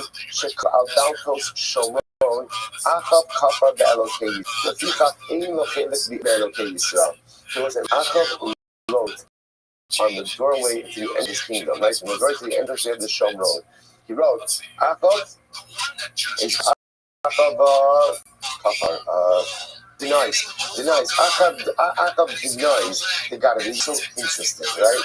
Why does he have to write this? Like, why the active repudiation? So you only have to go out of your way to actively repudiate, like things that you still feel attached. I will say it's kind of like, like when you're having an argument with someone and someone just won't let you have your own opinion. Right? If you're secure enough in who you are, you don't have to beg and necessarily need other people to agree with you. I don't need you to agree with what I'm doing. When people need you to agree with them, right? When they can't stand the fact that you have a different opinion, that highlights a heightened level of insecurity. Secure people are absolutely okay with other people not agreeing. So it's almost as if Achab feels this need. He's insecure because we see the greatness of right. We saw yesterday's words. Achab managed kind of like this element of him, the kindness that was so righteous. But so it's almost like the insecurity needs to constantly write on the doors of the kingdom. I repeat, God of Israel. Just do your thing. We're already seeing what you're doing. You're worshiping anyone and everyone but God. Like you're planting Asherah trees. Everywhere there's a mound, there's Avodah Zarah. You know the church of Avodah Zarah. Why do you have to write an L9? There's spiritual insecurity. It's profound. The Gemara goes like this. The Gemara says, as Achaziel, by Evomischai Shomer, as well as this note 7. Going to another king, Yehu was searching out Achaziel. Levi, Shekoder Astaros, the Kosef Abodos Kofabi Haftehes. So say, what did Yehu do? Yehu, we're going to unfortunately the kings who lost their way. So Yehu, something yesterday's Gemara, that you have careful about how to speak about them. Like actually, Menashe, I don't want, none of us want me growing up in a nice house. We just don't want. I guess Chalabai was dreaming about Menashe. I guess it wouldn't be the worst thing. But again, we start from yesterday's Gemara, such a sensitivity that even about these people, the Mishnah said, don't have a kid growing up. We don't understand this. We don't understand this struggle. We don't understand what they went through. So anyway, so Yehu cut out every single time in the same that he found the name of HaKadosh Baruch Hu, he caught the name and replaced it with the name of Avodah Zarah. Menashe Shem Shakah. Why is he called Menashe? Because he forgot God. Davar Acher Menashe Shimshi Yisrael. Or it means that he caused Klal Yisrael to forget HaKadosh Baruch Hu. How do you know the Menashe? Did he go to Olam Haba? It's very interesting. Then Menashe, when he was 12 years, when he started to his father was Chizkiyahu. Right? So Chizkiyahu dies. Menashe becomes king at 12 years old. He becomes the longest son. He becomes king at 12. He reigns for 55 years. And he did what was bad in the eyes of his father. Just like Achav has no portion in the world to come, Menashe so to Menashe has no portion in the world to come. We'll say, by the way, it's interesting to note, not the one about this. I was 12 years old in times of the Navi, not like 12 years old today. But you have to wonder to yourself what that level of responsibility does to a child. Like imagine becoming king and being vested all that age of 12. Right, and be trying to figure all of that with you. All right, so therefore, Menashe has no chen olam haba. So the Gemara goes back. Menashe, yesh olam haba. Shneimar by series. He says no. Menashe does have portion in the world to come. Because the pasuk said that Menashe got into Hashem, and that Ribono Shel Olam went ahead and listened to him. I'm Rabbi Yochanan. So we'll say so. A fundamental machlokas about Menashe. Does Menashe have a chiluk olam haba? Does he have a chiluk olam haba? Which one? So the Gemara says, "I'm Rabbi Yochanan. Ushneim mikra echad darshu." Both of them darshu Shneimar. Umisakim l'zavod v'falmam l'chosar. B'glam Menashe ben Yechezkiyahu. B'glam Menashe shasa tshuva. Ve'inhu lo avod. Umas. That's kufkim. Umas ale b'glam Menashe lo avod tshuva. So ultimately, again, the Torah speaks about the Rebbe handing over Klal Yisrael to the nation, to the foreign nations. B'glam Menashe ben Yechezkiyahu. So why was Klal Yisrael handed over? One opinion is that because Menashe didn't do tshuva. Other opinion says no, Menashe did do tshuva. Klal Yisrael didn't do tshuva. So it's like fundamental about whether or not Menashe ever actually became a. This is a tremendous Gemara.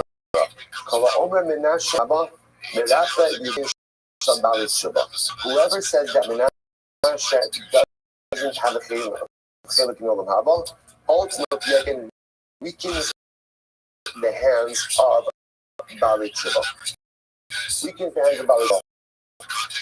So let's say, so amazing enough, so this is very profound, because if you say that Menashe doesn't have a chiluk olam haba, we know one thing, Menashe did do tshuva. He did tshuva. So if you say that he doesn't have a chiluk haba, that means tshuva doesn't work for everything. And the moment you put that out, that tshuva doesn't work for everything, you disincentivize people becoming tshuva. As people will say, you see, you could be truth changed in your life. The Tani Karen coming to the open. The Shloshim, the Shalosh, the national memory and national for 55 years. For the first 22 of those years, he was a terrible Russian. But then for the last 33 years, he did tshuva. That's it. Then stayed on the national Malchol. Then came to the age of 12. The Chamishim Shamayim, he reigns. He reigned for 55 years in Yisrael. And again, the Navi equates into Achav. Kama Malach Achav. How long did Achav reign for? Esrim v'Tartim Shnim, 22 years. Menashe Kama Malach. Chamishim v'Chamishana. Daminayu Esrim v'Tartim. Plus. So it's interesting enough, you must see this here as follows. Now what's happening over here is that Halacha L'Maisa, the Navi compares Menashe to Achav. What's the nature of the comparison?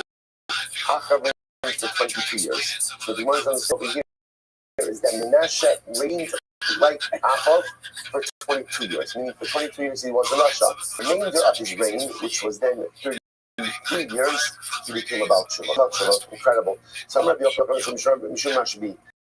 My Siv, Vayishmaela, so we'll say, so again, we know what turned Menashe. Right? What was it that made Menashe into being about Tshuva? He was captured, right? Captured by Aram. And again, Kabbalah tortured as well. And it calls out to HaKadosh. So Moshe says, Hashem heard Menashe supplicate. Yechtar lo. So what's in Vayechtar? Vayechtar lo miboy. It should have been Vayechtar, which means Menashe davened, and HaKadosh Baruch Hu turns to him. What does it mean by Vayechtar? Bible says it's beautiful. But right? Sha'asula HaKadosh Baruch Hu Machteres Barakia. The Rosh made from Menashe like a tunnel. Machteres. Machteres means, furtively, like secretly. He made him a tunnel for Tshuva and Rakia. And why? To be the Kabbalah of Tshuva. In order to go ahead and receive Menashe in proper Tshuva. Why? Because ultimately, again, because remember, the divine attribute of justice said, Menashe, you can come about Tshuva. You're too far gone. The Baruch Hu made like a secret pathway for Moshe's Tshuva that even the strict attribute of justice cannot enter. What do you see from here? What do you see from here? You know what the great part about one of the great parts about being God is you make the rules. You make the rules. So what happens? Midas Hadin says a guy like Menashe can't do Tshuva. So what does the Ribono Shalom do? He makes a different pathway. He makes a different tunnel. He goes ahead and ultimately again allows for it. So he allows Menashe to somehow come back. So the Ribono wants more than anything. He wants our Tshuva. He wants us to change. He wants us to be able to go ahead and back to him. And even if the limited construct of Tshuva says that such a person can return, the Ribono Shalom will make a different pathway. When it comes to Tshuva, the Ribono Shalom never says no. As Baruch Hu says, no, you keep trying to, even if he says, no, you keep doing Tshuva anyway, nothing stands in the way of profound and meaningful Tshuva. Rabbi Yochanan Mishrash, Rabbi Yochanan Mishrash, Ma'it Chsiv, Bereshis Mamlocho Yoyakim Ben Yoshio, Chsiv, Bereshis Mamlocho, Tzidkiyo, Vehi Ad Ha'id Mamlocho. So we'll say, it sounds like over here, Bereshis Yoyakim was Yoyakim the first king, was Tzidkiyo the first king, monarch before the Ella, he came from Baruch Hu, the Hachsias, Olam Kulo, the Talmud of Bishul Yoyakim. Now there was news like this. There were some people who were so evil that the Ribono Shalom literally wanted to go ahead and turn the world back, like start all over again. Things were so broken. So in the days of Yoyakim, things were so broken. Baruch Hu literally wanted to return to Tohu Vavohu. So the Dora ben Iskara died. Although Yoyakim was, so the generation was good. Baruch Hu wanted to go ahead and start the world all over again. The generation of Tzidkiyo, the start of the Tzidkiyo, the Iskara Daito.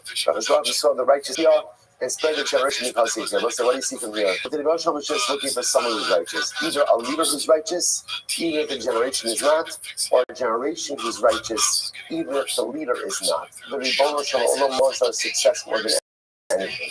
And as long as he can find someone who is worthy of salvation, someone who is worthy of his bracha, then ultimately again he'll spare the collective. It's incredible. So the Gemara says, the Tzidkiyo not Sid, Vayasra b'nei Hashem. But what's that about Tzidkiyo also? Doesn't like he was very righteous. It says he also did that which was evil in the eyes of Hashem. Shai b'yadomim chos v'lo micha. What it means is like this. Tzidkiyo had the ability to object. So was righteous. So what was his mistake? His mistake was he had the ability to object to the negative behavior of his generation, but he failed to do so. This is over and over in Chazal, that when you see something bad happening and you don't do it, you are held liable as if you committed the wrong yourself. The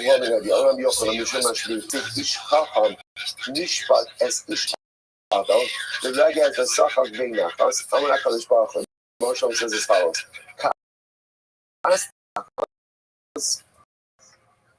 I got it Achos, Restream Achos, one of the evil things. He had nothing done I handed him over in the hands of the guy. And what did he do when he was handed over in the hands of the king of the Messiah? Zideach the Kita, he has a Achos, instead of realizing that he's in trouble with God and maybe he should turn himself around, instead starts praying to their gods, to God. שנאמר, ויזבח אלוקי דמשק, אמרתם בו, ויאמר כי אלוהי מלכי ארם המה אזבח, ויעזרו בעינים, לא היו לו להכשיל לכל אדום בידו. So literally again, I smiled upon Amatzia, right? Even though Amatzia didn't get the right thing, but I smiled upon Amatzia. Yet again, I gave over the hands of Edom in his hand. Hey, how did Amatzia repay me for this victory? He took the gods of Edom and he began worshiping them. Shneimar, Vayach, Harichaim, Ba Amatzia Ne'akos as Edom. Vayavo as Vayabe as Elohei b'nei Seir v'Amedin Elohim v'lishtachad Elohim Yikar. So again, Amatzia was handed victory. And what did Amatzia do with his victory? He went in and started worshiping Indian gods. I'm not Papa. This is what people say. The famous English that they say. Baki leit lamar v'lo yod v'lo chayti lamar v'lo yoda. So sometimes again, you can smile upon someone and you can understand. Going to the person who doesn't understand between bad. The reference teams were given tremendous efforts to turn themselves around, fail to understand the opposite presented, and therefore to go on the path of people. By a vote for sorry Melech Bagal, a vote Bishai HaTabach. So the ministers of the king of Bagal himself came and he said, Welcome Shemechat Bagal. So what's the third line? The king of Bagal created himself at the gates of the city. This is the gates ultimately Talalei Zaine. Haman Raya, master of his house, used to hang his weapons. Now the shepherd comes along and hangs his jug. The idea over here is the gate of the city was the place where the Sanhedrin was ruled, the high court was ruled. So that very place where it used to be was used. Now the shepherd, that's reference to the king of Bagal. The shepherd names his stuff. I'm going to this already on the Barabba. My Sid, As is a beautiful pasuk. It's a heartbreaking pasuk, but an interesting pasuk. Asade ish atzaravati. Like the Shlomo says in Mishlei, I passed by the house of the field of a lazy man. And I passed by the vineyard of a man who lacks heart. Both the lazy man and the man who lacks heart are both inattentive, right, to their field and to their vineyard. And what happened? And what happens? The field is overgrown with thorns and thistles. And what happens? The stone walls are in a state of disrepair. So the says the metaphor. Who is the man, right? Who is the lady? Who is the man with the lady? Who is the man with the overgrown field? That's King Achaz.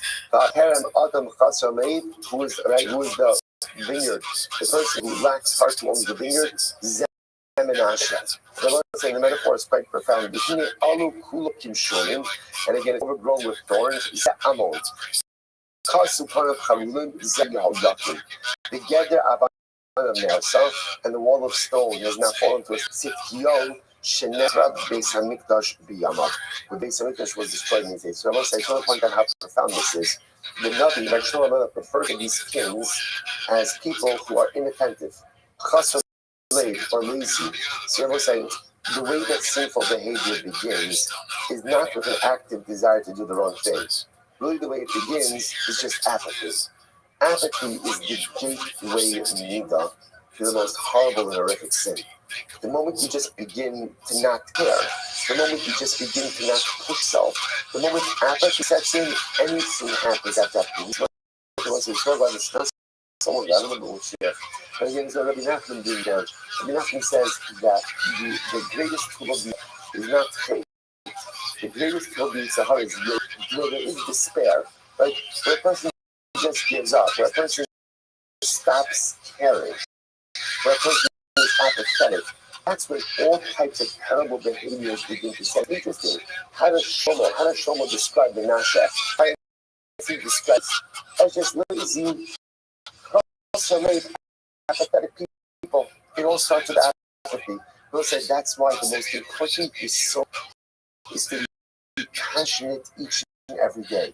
To make sure, it's like, think about this. You have to push yourself every day to be moving forward every day, because if I'm not moving, if I'm staying in place, will say, you know what the other word for staying in place is? The synonym for staying in place is stagnation or apathy. Apathy. We'll say, apathetic people aren't going out and addressing. Apathetic people aren't going out and doing things wrong. Apathetic people just stay where they are, right? An apathetic person finds a nice place to hover, right? It's comfortable. This is good. I'm not doing anything wrong. You're not doing anything wrong, except apathy is the gateway midah to every terrible behavior. Terrible behavior never starts with apathy. Apathy, it's downward spiral, overwhelming. I don't know, please tell me, there are 4 people, literally, again, who do not receive, who are they? Calculation, Alex, I don't know, the word for Alex, scoffer. It's really just a scoffer. It's like, Alex is someplace nothing serious. Everything is a joke. Everything is lying. Listen, you ever meet a person like this? Right. Because then, in the beginning, when they're old with their wisecracks, like, oh, yeah, that's cute. And then, like, at a certain point, it's like, enough already. Don't you take anything seriously enough in life to not have, like, a one-line comeback? Just stop. At a rate, you go from entertaining to annoying pretty quickly. And again, if you're that kind of person, lads, nothing serious. And again, so listen, there are moments in life, right? Like, I'm about to be serious about something. And then I'll say, all you need, ever have a situation like this where, like, if you're talking with the chevra, and, like, the momentum that's going, then someone that left, right, comes to, it, like, sucks all the spiritual air out of the room. Right? And again, it's like, it just deflates everything. Again, just understand, you have no relationship with that Kodesh Baruch. Again, means well, but Mr. Mark. Next, cut shakrani. Again, I won't say shakrani. Shakrani ultimately, again, is a liar. Who have a relationship with Kodesh Baruch? Why? Because the prerequisite for a relationship with God, is honesty. Moshe does not need perfection. He does not even need greatness. All he needs is honesty. If I'm honest with myself, I know what I am, I know what I'm not. And then if I know especially what I'm not, I can work on that. And it's honest. If I am a liar, liars cannot create relationships. Because again, if you're lying, definition, there is nothing to move forward on. Flattery, right? But it's like, but it's false flattery. Thank you. It's false flattery, right? Hanipa is flattery for the sake of getting something out of someone. Right? I don't really believe it, right? But rather, again, I'm using it. Also, I will say, like when people do this, I guess this is like lobbying, like at the end of the day, it's the nicer life. It's so disingenuous, and everyone knows it's disingenuous. Right? But what's the interesting part is strokes my ego. That's nice. It's nice. Even though I know what they're doing, they know what they're doing, but it's still not everybody likes a little bit of flattery. So it's at the end of the day, again, it's anything. And notice who again speaks language. So okay, it's interesting, by the way. If you notice, these are 4 groups who cannot have the Kabbalah means they can't have a relationship with Hashem. Interesting, by the way. What's missing?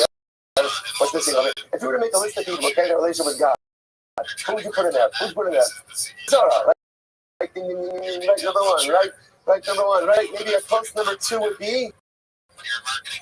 All right, you got it. Yeah, that's good, right? All right, number 3, Sheikh's Diamond, right? We got the big 3. If you notice, they're not there. We'll say, you know why? Averos don't stand the way of the relationship with God. Averos don't stand, because we all commit Averos. We all submit averos, right? We just have done a couple of duties, and it's even before now, right? So listen, we all do this every single day. I don't stand in a relationship with God. Stands in a relationship with God. And if you look at the commandments, all of these things, it's all about honesty. You can't be honest about anything. You just can't take anything seriously. So what he does is he uses let's humor to just take the MS out of every circumstance. A shotgun, obviously, again, dishonest. Chanipa, dishonest. Even Lashon Hara. So let's say again, Lashon Hara always takes place where? Always takes place where? But I shouldn't say always, often takes place behind closed doors. And usually, the greatest purveyors of Lashon Hara themselves like your friends. Right? They'll present like someone's your back, like someone who's your buddy. But at the end of the day, when you're not looking behind your back, they will verbally stab you over and over and over. So those are so the condemnator, dishonesty. There's one who says you're not honest. There's no found for a relationship. You could sit from today until tomorrow. There's one who says, I got you. Let's work it through. Because you're a sinner. Great, join the club. We're all sinners. We're all sinners. Just some of us are recreational. Some of us are habitual. Some of us are just gangs. Others are like on alternate Tuesdays, right? But we get others 7 days a week, 24 hours a day, right? And that's what who says it's okay. Whatever you're doing, I promise, I got you. We can work it through. But if you're dishonest, then there's no way to have a relationship. Incredible. So now I invite it. Mara says, now you're calculating the much of the results. Catch and goes, coach about divisions. Catch and go to see. Dover Scully's Yiko, Cascaven Dixig, or Fana Kanafiavo. Had the job of Hara Dixig, Kilo, Airtates Russia, Atolo, Sadikato, Okara, Vamra Christamra Viria Baraba. My business is beautiful. Go sooner, Ilakara, the Nega, like Rabbi Alaka. So we'll say, what does it mean about Basik over here? Where David Amelach says, what does it mean? Most Sulakara, the Nega, like Rabbi Al-Halacha says, that literally again, Ra will not be set. Shelo Yishvot Bahen Yitzhara. Only Yitzhara, Shelo Yishvot Bahen Yitzhara. I'm not saying very important. It doesn't mean you should have a Yitzhara. There's a time you don't have a Yitzhara. When do you have a Yitzhara? When you're dead. That's the right. There's an upside to everything. Right? When you're dead, there is no Yitzhara, right? So you're going to tell when you're dead. Right? So it doesn't mean that I'll be Yitzhara. Rather, if you don't show you from Yitzhara. The Yitzhara shouldn't rule over me. Because I'm always going to have a Yitzhara. The Shaila is who's in charge? Me or Yitzhara? No sooner, the Ra, Yitzhara shouldn't rule over me. That's inside the Nega, and literally again, an affliction. She's not going close to your tent. So, this is fascinating. That when a man comes home on a long trip, he shouldn't find his wife in a state of suffix nida. And what does this mean? So a man comes on a long trip, she says, he wants to be with his wife. So again, the man knows that his wife is in nida. Okay, she's in nida. Well, what can you do? I think is where things become a little bit complicated, because what can happen? Man can justify to himself that perhaps he's really committed and end up ultimately again sinning with her. So I want to say it's actually interesting that perhaps it seems to me like this participating murder in the process, it could also be metaphorical. There's a progression. The first part is Su'una Elecha Ra.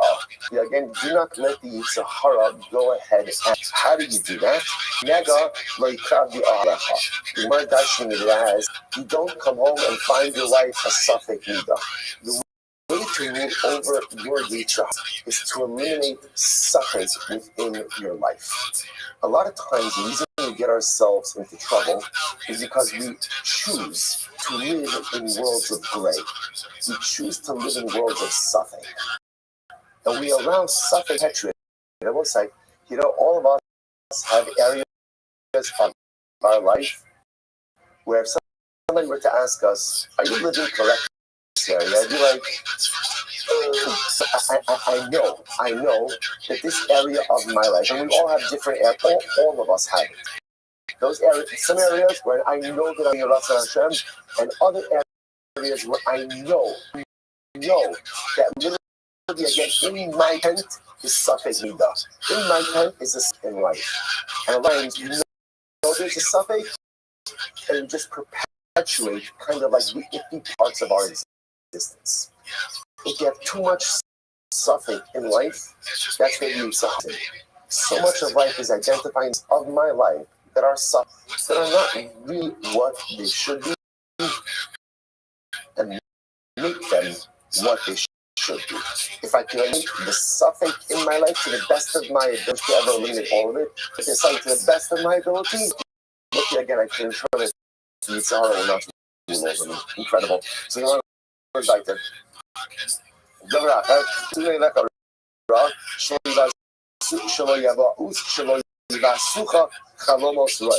does it mean that negative Ra should not rule over you? You shouldn't have bad dreams.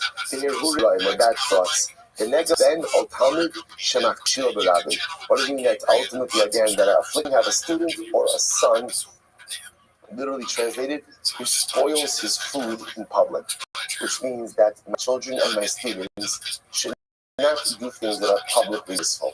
All right, privately, all kinds of stuff is going to happen. Right, but at least publicly, again, things shouldn't occur. I've come there for others. This is very beautiful. The Rimar's doctrine is that this pasuk in Tehillim ultimately, again, is a reference to brachos from a father, brachos from a mother, and brachos from a Kadosh Baruch Hu. First parable says so beautiful. It's the brachos of a father. What does a father? What's the bracha that a father gives his son? Number one, don't let the Tzahara rule over you. Number two, right? Again, going to say, how do you ensure the Yisrael doesn't rule over you? Don't let there be suffix in your life. If there are status in the way that you're living, deal with those status. Deal with the difficult situations. Don't live in uncertainty. There's gray, figure it out. And figure out the top of my house. This is what a father says to his son. My father says to his son, don't be scared by bad dreams in life. Don't be scared by bad dreams. What do you mean, don't be scared by bad dreams? What is, what saying? What are dreams? Like, the whole Machor is talking about what dreams are. They mean meaningful. And I will say, you not to get scared by bad dreams or you root and run. So many times we are scared off from doing the things we really want to do because we're scared of all the possibilities that could go wrong. This could happen. That could happen. And again, I will say, any given moment in life, anything and everything could go wrong in so many different Father says to his son. Father says to his son, don't be scared off by bad things in life. Be scared to dream big and go just because you could be paralyzed by all the things that could go wrong. Yes, you're right. And it may not go wrong. But the only way you know you'll be successful is in Eretz Hashem if you give it a try. The father says to his son, and what does the father say to his son? Son, you're going to have tremendous moments of weakness. In those moments of weakness, make sure that at least fail privately and not. Let's say it's a big thing. We all fail. As Nehemiah says, Nehemiah says, brachos, person has the Yitzhara. We're never going to finish Sanhedrin. The person has the Yitzhara. Person has the Yitzhara. And what happens, let's say I can't go ahead and come back to you. Say, black clothing. So you and do what you need. There's an understanding that sometimes in life I'm going to lose the battle against. If you're going to lose the battle, minimize the bout. Minimize collateral damage. Minimize the Chil Hashem. You're going to sin, don't do it publicly. You're going to sin, go somewhere else. That's what the father. After all of these lofty ideas, the father says to his son, you're going to fail because it's going to happen. When it happens to all of us, just make sure at the end of the day you minimize the death. Incredible. That's what the father says. After that is the bracha that a mother gives to her child. What does a mother give to her child? Mr. says, a mother, what does a mother say? So what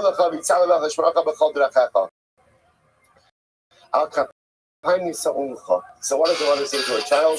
The Malachim should watch over you in all of your ways. They should hold, you should triple on the lions and on the snakes. So what's the bracha of a mother?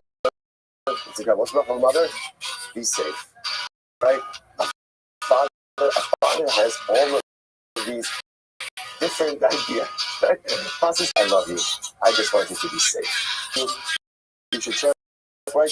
A father ultimately again wants his son to be successful, right? So a father gives all of the different things they need. Overcome the Yitzhara, bring it in, right? Don't live in suffer. Don't even scare off from accomplishing things. All these things that the mother's shape for that. I just want you to be okay. I want you to be Allah watch over you. He's a trick makes the scorpions. You do accomplish, you don't accomplish that much. I just want you to be, I want you to be okay. I want you to be happy. Incredible. Mother brachas of a mother. After that, ultimately again, as well who gives brachas. What are the brachas of the Rebbe? So we'll say on the days, so I say, Rebbe who say, if you put your faith in me, I will save you. I will save you. I will lift you up. If you know my name. You pray me, if you ask me, I meet you in every difficult place. So we'll say he's incredible. What does the Kabbalah say? See, the mother says, be safe. What does the Kabbalah say? I got you. I got you. As long as you cast your lot, as long as you put your hand in mine, the Kabbalah says, I got you. So we'll say, absolutely. The father giving all of the advice the son needs in order to be successful. The mother, just the anticipatory wish, I don't really even care what you accomplish or don't accomplish in life. I just want you to be okay.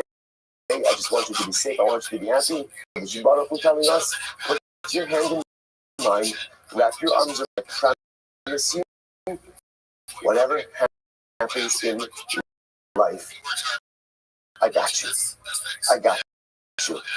Incredible. It's right, the truth. Incredible. So, by the way, you know, when you drill down to it, you sometimes forget that, like, he's not looking for us. He's not right. You're not saying, learn my Torah, do my mitzvahs, finish us. He's not saying. He's just saying, put your hand in mine. Just throw your arms around it, and I got you. We forget that sometimes all that the person wants from us, all he wants from us is a sense of commitment. All he wants from us is to know that we are together with him. We're working on us to get out. You're singing, you're doing that stuff, you're down the wrong path, and what?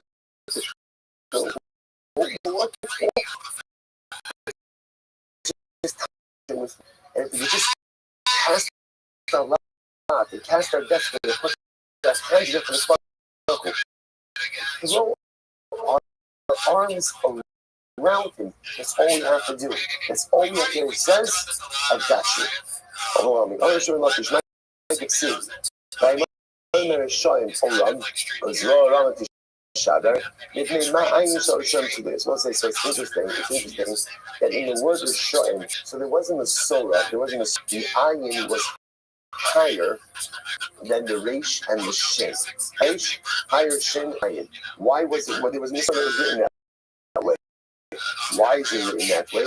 Kevan and Sa'adam Rash Milamata, not Asa Rash Milamata. So it's right. Because remember, if you take the ayin of Russia, what have Rush? What does rush mean? Rush means poor. So the idea says into this, that if a person is poor below, he's poor above. What does this mean? So the says if a person is disliked by other people, that is generally indicative that they are disliked by HaKadosh Baruch Hu. Very strong statement. Now, as well as by the way, there's actually a basic logic to it. If you can't get along, when you can interact, when you can talk with who you need, then Allah has probably won't be able to go with HaKadosh Baruch Hu. That is the way that it works. If a person is dislikable, then ultimately again they're disliked by HaKadosh Baruch Hu. So he wants to add that thing, he's going to let out. He just takes the ayin out altogether. And this is very interesting. So because there are exceptions to this as well. People who are despised by people, but yet they are still beloved by HaKadosh Baruch Hu. And who's a good example back there? Who's going to do that? David. David HaMelech was despised by people, despised by HaKadosh Baruch Hu. Nehemiah, who helped to rebuild the second nation, was despised. Now, not by Jews. He was despised by rulers.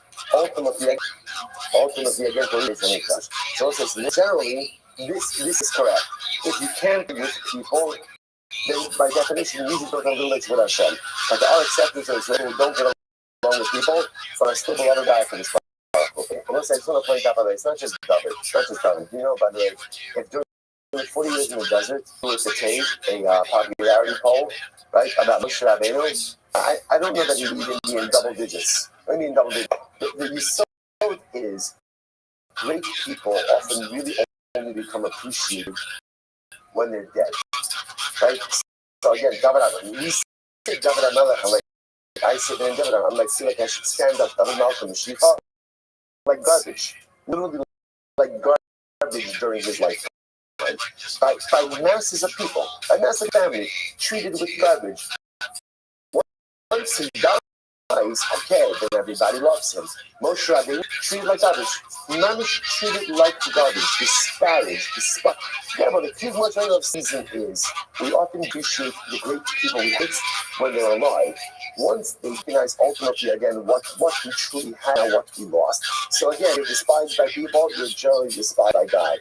Except there are two exceptions. Now I want to find out. There's no exception. It's just built in a Kenya. The rule holds for everyone else. Okay, turn on. Menashe had 55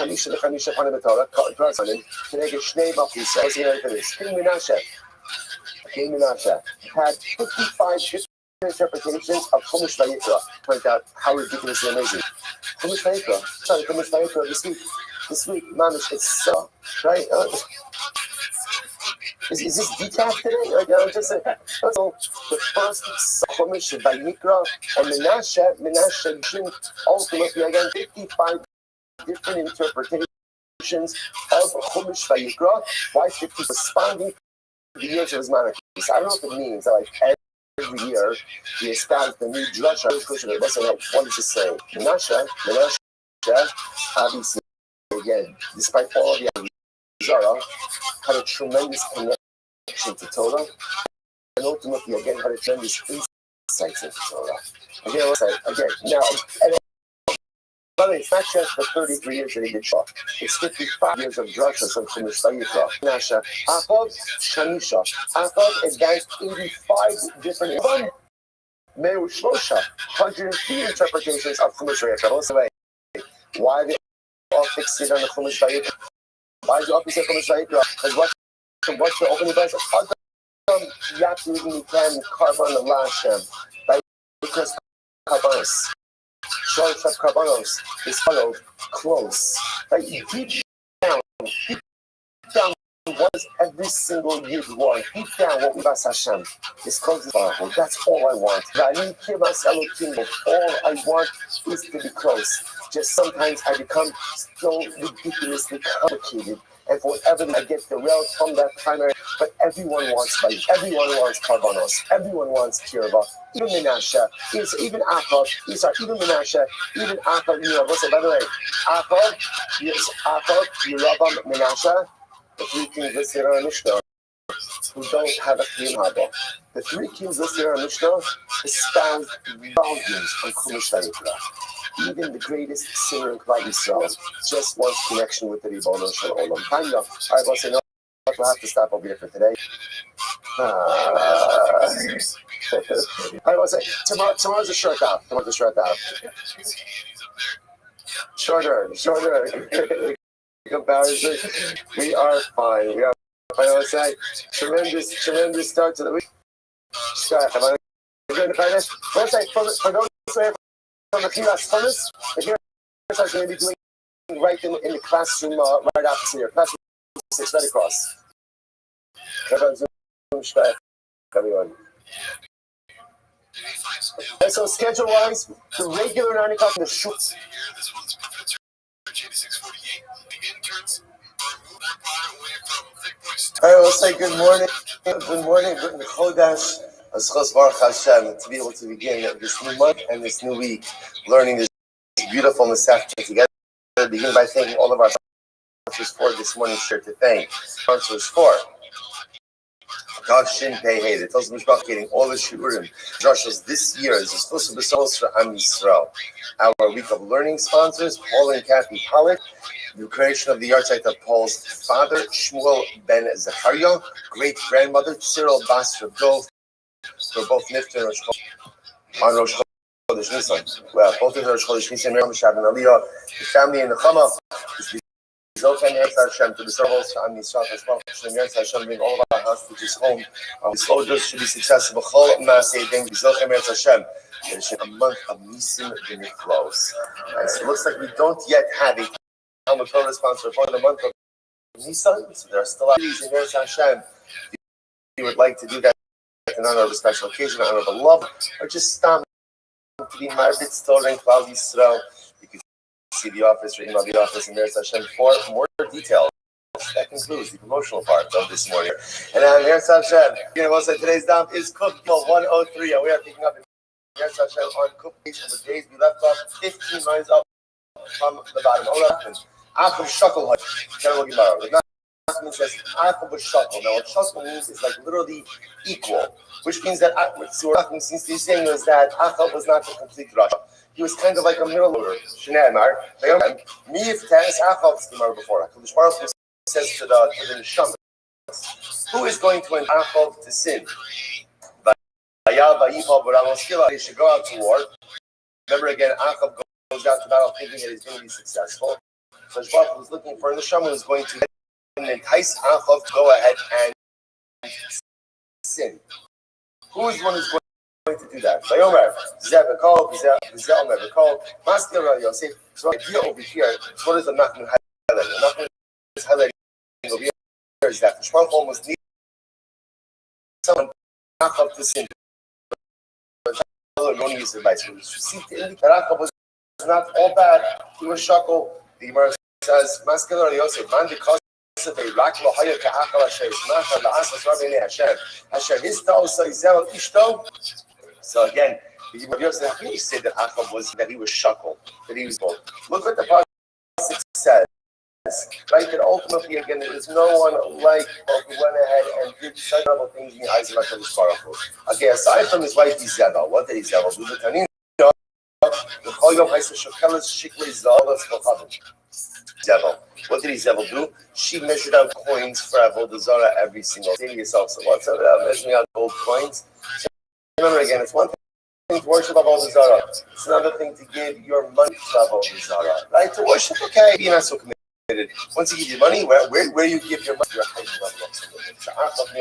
But Izebel gave her money. So the Gemara, how can you say, so again, we have to explain the secret. So what does it mean? Because Rav Nachman is coming along, Rav Nachman is trying to say that halacha there was some type of positivity to Achav's personality.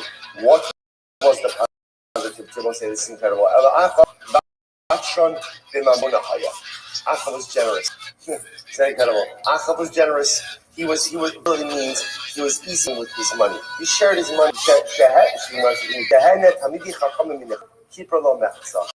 And because he went ahead and shared his wealth with Talmidei Chachamim, that atoned for half his avarice. I will say, is that not one? Is that not one? The power of tzedakah, the power generosity that each person like Achab, and by the way, it's interesting that use of Achab and Izebel, right? Izebel concentrated her wealth all again on the Avodah Zarah, but Achab had and shared his wealth with Talmidei. Again, he was wiping out on one hand and supporting the farm on the other hand. Let's say just a moment. Let's say that the ideal generosity is to wipe out half of his rishos, half of his iniquity. This goes with the motif of tzedakah hatzil malas. Literally, tzedakah has the ability to save us from death. The power of generosity to wipe out even the most heinous sin is an overwhelming yesod. That was like, what's the logic of it? Why does tzedakah have such power? Well, so we know this, because what is the hardest thing in this world to part with? money. We work hard for it.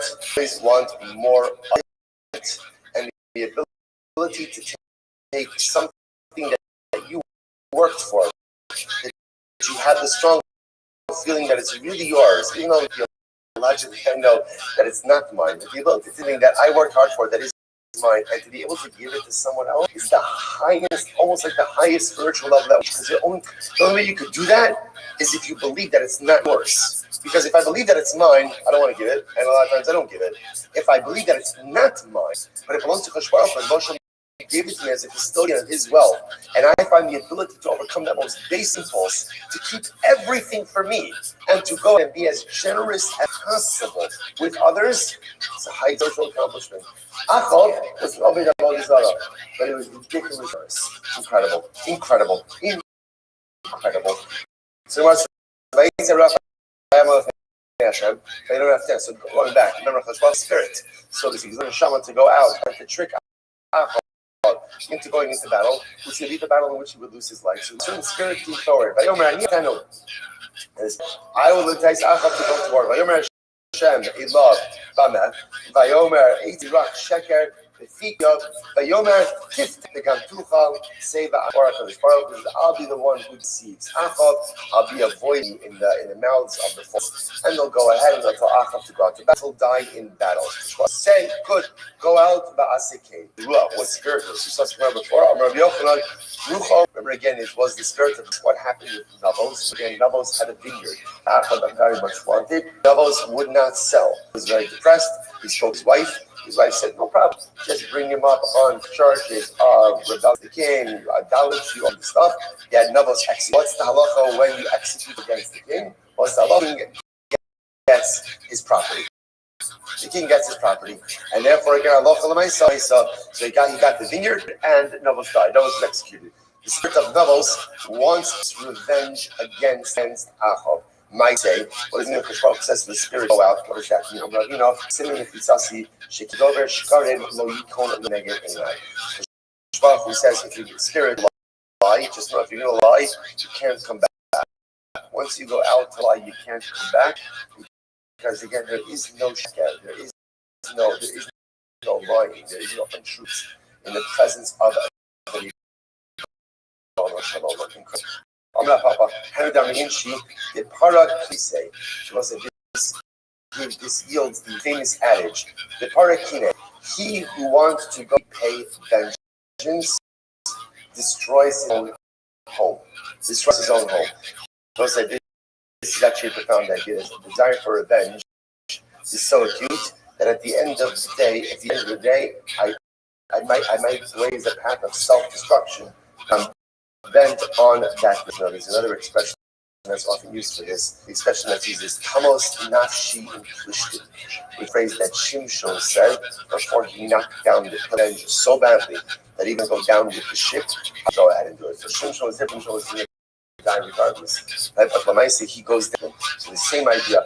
Parakine, he who is bent on repaying revenge, will destroy his own house. So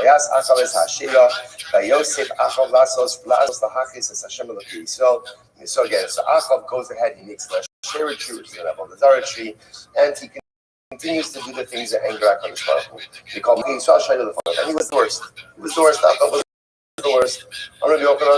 What Shekasev al Daltos Shomron, Achov Hafar be'elokei Yisrael, so Fichach ein lo chelek be'elokei Yisrael. So it was literally, Achov wrote on the doorway to the entranceway of his kingdom, right? On the doorway to the entranceway of the Shomron.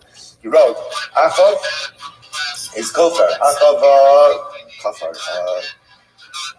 denies. Achov denies the God of Israel. Therefore, he has no portion in the God of Israel. They will say, by the way, it's so interesting, right? Why does he have to write this, right? Why the act of repudiation? You only have to go out of your way to actively repudiate, like things that you still feel touched. I will say, like, like when you have with someone and someone just won't let have your own opinion, right? If you're secure enough in who you are, you don't have to go ahead and necessarily, you don't need other people to agree with you. I don't need you to agree with what I'm doing. when people need you to agree with them, right? When they can't stand the fact that you have a different opinion, that highlights a heightened level of insecurity.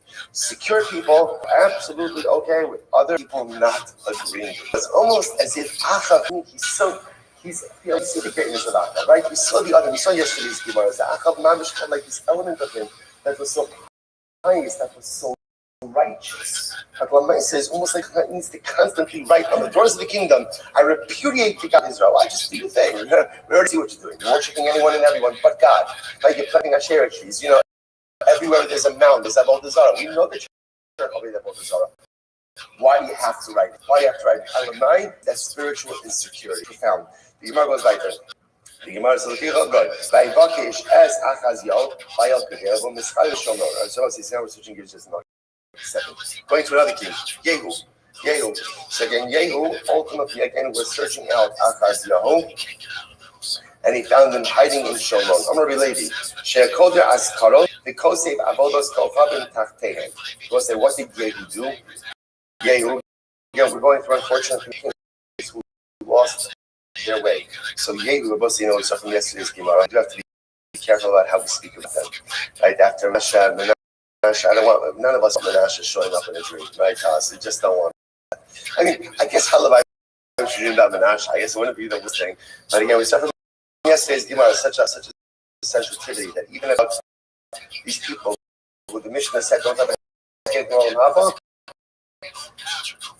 we don't understand the we don't understand the struggles, we don't understand what they went through. So Yehu cut out every single time they that you found the name of HaKadosh Baruch Hu, he cut out that name and replaced it with the name of Avodah Zarah. Menashe, Nashaka. Why is he called Menashe? Because he forgot God. Menashe, Shinshi, see, how do we know that Menashe did he go to Olam Haba?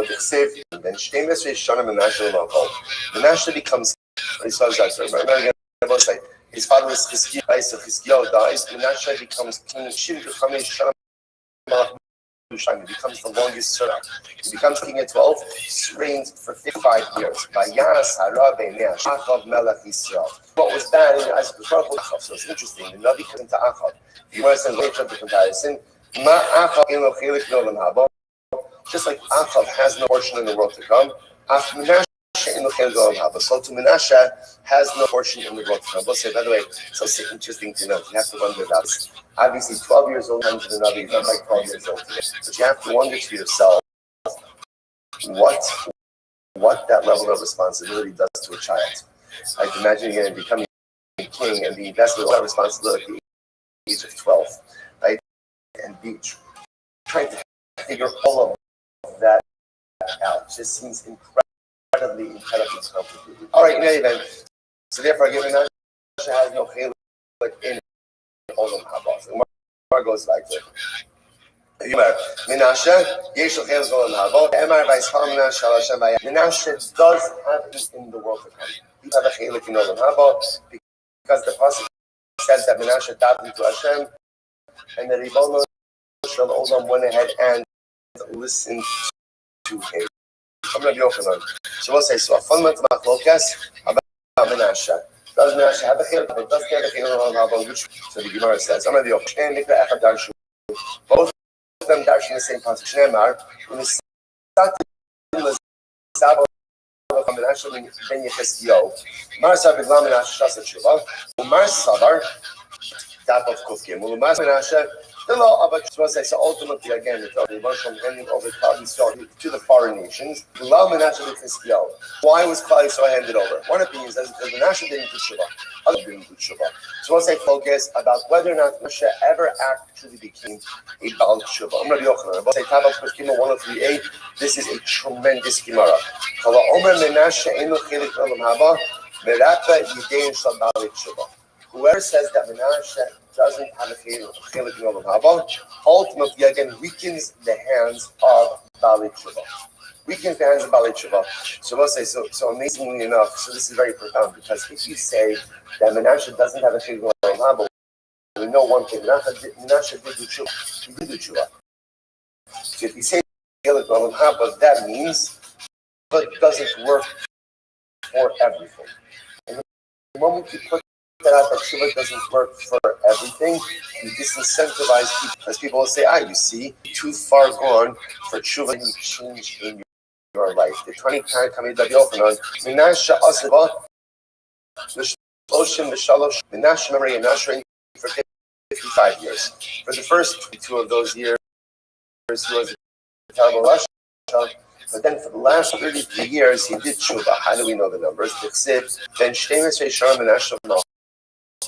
Menashe became king at the age of 12. He reigned.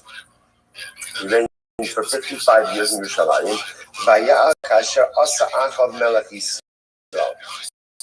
And again, the Navi equates him to Achav. Kama Malach Achav, how Achav reigned for? In the Tartan 23, Menashe Kama Malach, Chamishim, the Chamishana, Daminahu, Esmut plus and plus. So it's an interesting enough seems to say as follows. Now, what's happening over here is that halacha l'maisa.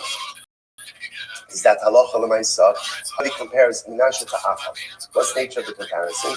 Menashe reigned like Achav for 22 years, meaning for 22 years he was a Rasha. The remainder of his reign, which was then 33 years, became about tshuva. Incredible. So Yishma'ela Bayech Darlo. So let's remember again, we know what turned Menashe, right? What was it that made Menashe into being about tshuva? He was captured, right? He was captured by Aram, and again, probably tortured as well. And he calls out to HaKadosh Baruch Hu. So Moshe Shalom says, Vayishma'ela, Hashem heard Menashe's supplications. Vayech Darlo. So the Gemara says, what's Vayech Dar? Vayeh, tell me boy. The Shir said, which means Menashe died. And if Mishpachu turned to him, what does the Bible say? It's beautiful. Malamed, Asalak Mishpachu can mean Machteres Barakia. The Rosh made from Menashe like a tunnel, like a Machteres. Machteres means, to furtively, like secretly. He made him a secret tunnel for Tshuva and Rakia in the Bay, to the Kabbalah of Tshuva, in order to go ahead and receive Menashe in Tshuva. Why? Because ultimately, again, because remember, Midas Hadin, the divine attribute of justice said, Menashe, you come about tshuva. You're too far gone. Yachal made like a secret pathway. Says tshuva, that even the strict attribute of justice could not. So what do you see from here? You know what the great part about being God is? One of the great parts about being God is you make the rules. So what happens? Midas Hadin says a guy like Menashe can't do tshuva. So what does the Rebbe do? He makes a different pathway. And ultimately, again, allows for it to. He allows Menashe to come to back. So Rebbe Shalom wants more than he wants for tshuva. Change. He wants us to be able to go ahead and come back to him. And even if the normative construct tshuva says that some can't return, the Olam will make a different pathway. When it comes to tshuva, the Ribono Shel Olam never says no. And if the says no, you keep trying until he says, and even if he says no, you keep doing tshuva anyway. Nothing stands in the way of meaningful tshuva. Rabbi Yochanan Rashbi might have said, Bereshis Mamlachos Yoyakim ben Yoshio, Uksiv, Bereshis Mamlachos Tzidkiya, Vechi Ad Ha'id Allah Halomacheh.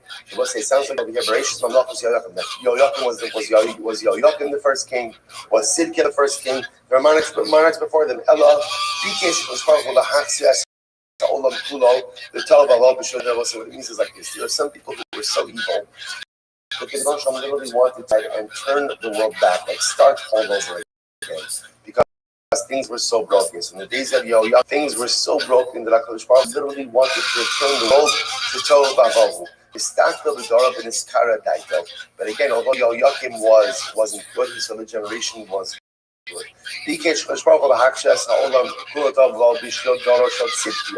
Similarly, again, HaKadosh Baruch Hu wanted to go ahead and start the world all over again. For the generation of Tzidkiya, the start of the Tzidkiya in Iskara Daito. HaKadosh Baruch Hu saw the righteousness of Tzidkiya and spread Say, what do you see from here? But the Rebbe Shalom looking for someone who's righteous. Either a leader who's righteous, even if the generation is not, or a generation who's righteous, even if the leader is not. The Rebbe Shalom wants our success more than anything. As long as he could find someone who is worthy of salvation, someone who is worthy of his bracha, and ultimately, again, he'll spare the collective. It's incredible. So the Gemara says, the Tzidkei Nami, Hashem. One second, but Tzidkei also doesn't like he was very righteous. Says he also did that which was evil in the eyes of Hashem. Shai v'limchos v'lo micha. What it means is like this: Tzidkei ability to object. Most say Tzidkei himself was righteous. So what was his mistake? His mistake was he had the ability to object to the negative behavior of his generation, but he failed to do so. But this, you see this theme over and over. So when you see something bad happening and to do anything, you are held as if you committed the wrong self. Overwhelming idea. Rabbi Yochanan Mishum Mashvi, Ma'it Yichsid Ish Chacham Nishpat Es Ish Adol B'Regez V'Sachak Veinas. Amar HaKadosh Baruch Hu Moshe Salos Ka'asti Al Achaz. I got angry at Achaz. That's one of the evil things. It's to be Amalchei Damasek, and therefore I handed him over in the hands of the king of Damasek. And what did he do when he was handed over in the hands of the king of Damasek? Zibech V'Kitar Lelehem. He ends up Achaz, instead of realizing that he's in trouble with God, maybe he should turn himself around. Instead, starts praying to their gods, the gods of Mesek.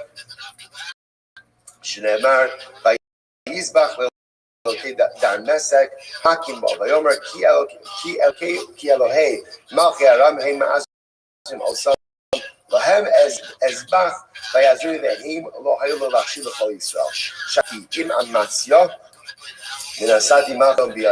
So literally, I smiled upon Amatzia, and right, Amatzia didn't necessarily do the right thing, but I smiled at Amatzia, and ultimately, again, I gave over the hands of kings of Edom in his hand. Avi Elohim, how did Amatzia repay me for this victory? He took the gods of Edom and he worshipped them. Shneimar, Vayach Harichaim. Maximeakos as Adomim, the Yavo as Vayave as Elohei Deir, Vayadim Elohim, the name Ishtachadav. So again, Amatzia was handed victory. And what did Amatzia do with his victory? He went in and started worshiping Indian gods.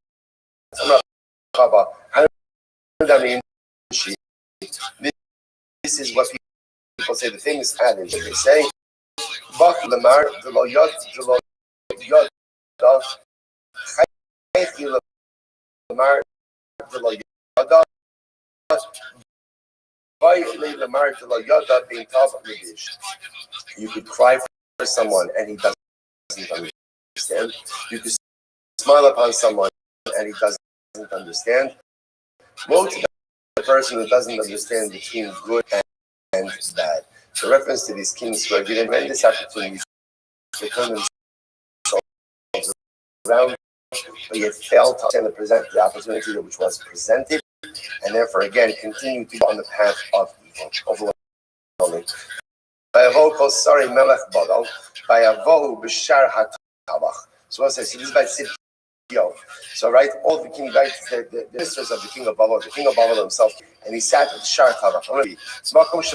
Was his second, third white line.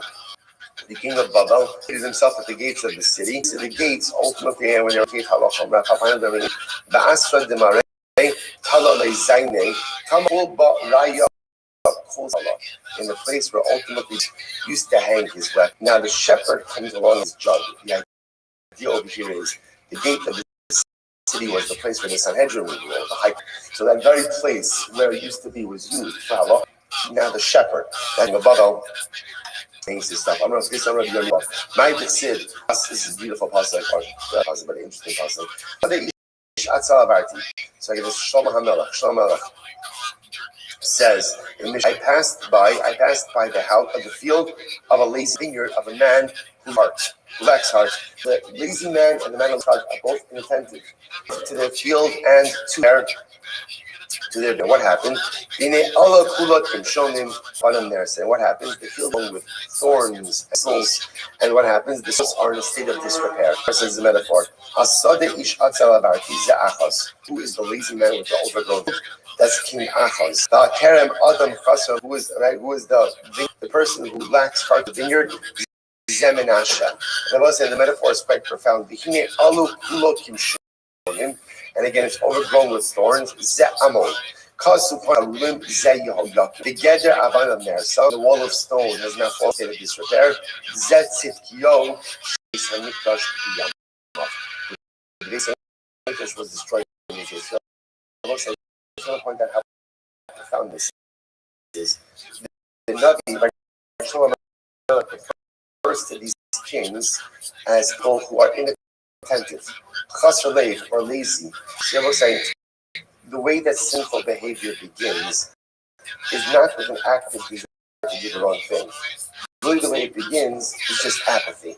Apathy is the gateway nida to the most horrible and horrific sin.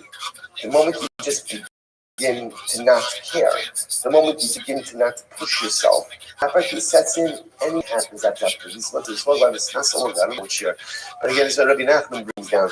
Rabbi Nachman says that the Tuva B'Yitzhahara is not chait. The greatest Tuva B'Yesh, whether it's despair, right? Where a person gives up, where a person stops caring, apathetic, that's when all terrible behaviors begin to set in. So interesting. How does Shlomo describe the night? How does he describe Achaz? As just lazy, chasr apathetic people. It all starts with apathy. We'll say that's why the most important goal in life is to be passionate each and every day. To make sure this is why I think about this. You have to push it. You have to be moving forward every day. Not moving. If I'm staying in place, we'll say, you know the word for staying in place means the synonym for staying in place is stagnant. Apathetic people out and regressing aren't pouring out and doing things wrong. Apathetic, they are, right? An apathetic person finds a nice place to hover, right? This is comfortable. This is nice. This is good. I'm not doing anything wrong. I'm not doing anything wrong. Except apathy is the gateway nida to a terrible behavior. Terrible behavior never starts with terrible behavior. Terrible behavior starts with apathy. And then from apathy, it's downward spiral. Overwhelming. I don't know if this is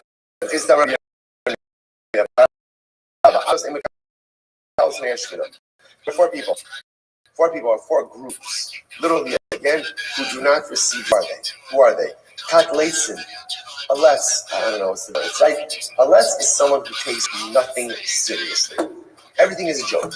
Everything is fine. Listen, you ever meet a person like this? Right. For example, in the beginning, when they're always with their wisecracks, like, oh, that's cute. And then, like, at a certain point, it's like, enough already. Like, don't you take anything seriously enough in life to not have, like, a one-line back? Like, just stop. Right? It goes from entertaining to annoying quickly. And again, if you're that kind of person, that's nothing serious, right? Nothing serious. And again, so we'll say, there are moments in life, right, where, like, I'm about to be serious. And then you know what happens? I'll say, all you need, it happens for, like, maybe you're talking with a chevra, and, like, momentum that's going. And then someone, that rat, right, comes along and he says that line, and what does it do? It, like, sucks all the spiritual air out of the room. I say, and again, it just deflates everything. So a person like that, okay, just understand, you have no relationship with that Kodesh Baruch Hu. Well, that's, again, means, well, don't miss the mark. Next, kat shakranim. And I will say shakranim. Shakranim ultimately, again, is a liar. A person who's a liar can't have a relationship with Kodesh Baruch Hu lying, because the prerequisite for a relationship with God, is honesty. Moshe does not need perfection. He does not even need greatness. All he needs is honesty. Because if I'm honest with myself, I know what I am and I know what I'm not. And then if I know especially what I'm not, I can work. If I am honest, if I am a liar, liars cannot create relationships. Because again, if you're lying, then by definition, there is nothing to move forward on. Chanifin. I didn't want to say again, it's Chanifa. Right, but it's like, but it's false flattery. It's false flattery, right? Chanifa is flattery for the sake of getting something out of someone. Right? I don't really believe it. But rather, again, I'm using alternate. I will say, like when people do, I guess this is like lobbying, right? It's like like you know, like at the end of the day, it's Lamaisa, like it's so disingenuous, and everyone knows it's disingenuous, right? But what's the interesting part? The interesting part is when someone strokes my ego, like, oh, that's nice, that's nice, even though I know what they're doing, they know what they're doing, but it's still nice. Everybody likes a little bit of flattery. So at the end of the day, again, it's Kifim. And those who again speak slander. So what's interesting, by the way, if you notice, what these are four groups who cannot have immakabel means they can't have a relationship with Hashem. That was interesting, by the way. What's missing over here? If you were to make a list of people who can't have a relationship with God, who would you put in there? Avodah Zarah, right? Right, number one, right? Maybe a close number two would be Arias, right? You got it. It's good, right? Arias, good, right? Number three, Sheikh's done it, right? Good, we got the big three. If you notice why they're not there. Listen, you know why?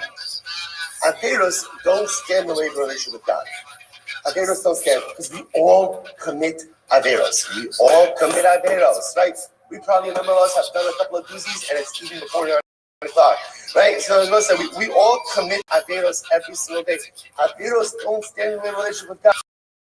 Honesty in the way of a relationship with God. And if you look at the common denominator amongst all of these things, it's all about honesty. The let's can't be honest about anything.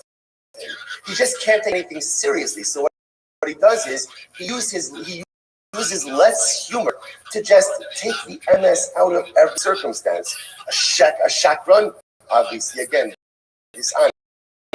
Chanifa, dishonest. Ihara.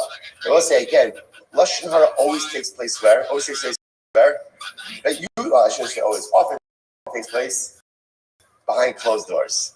And you, the greatest purveyors of lashon hara, will present themselves like your friends, right? They'll present like someone who's got your back, like someone who's your back. At the end of the day, when you're not looking behind your back, that's when they will verbally stab you over and over and over. So the common denominator, dishonesty.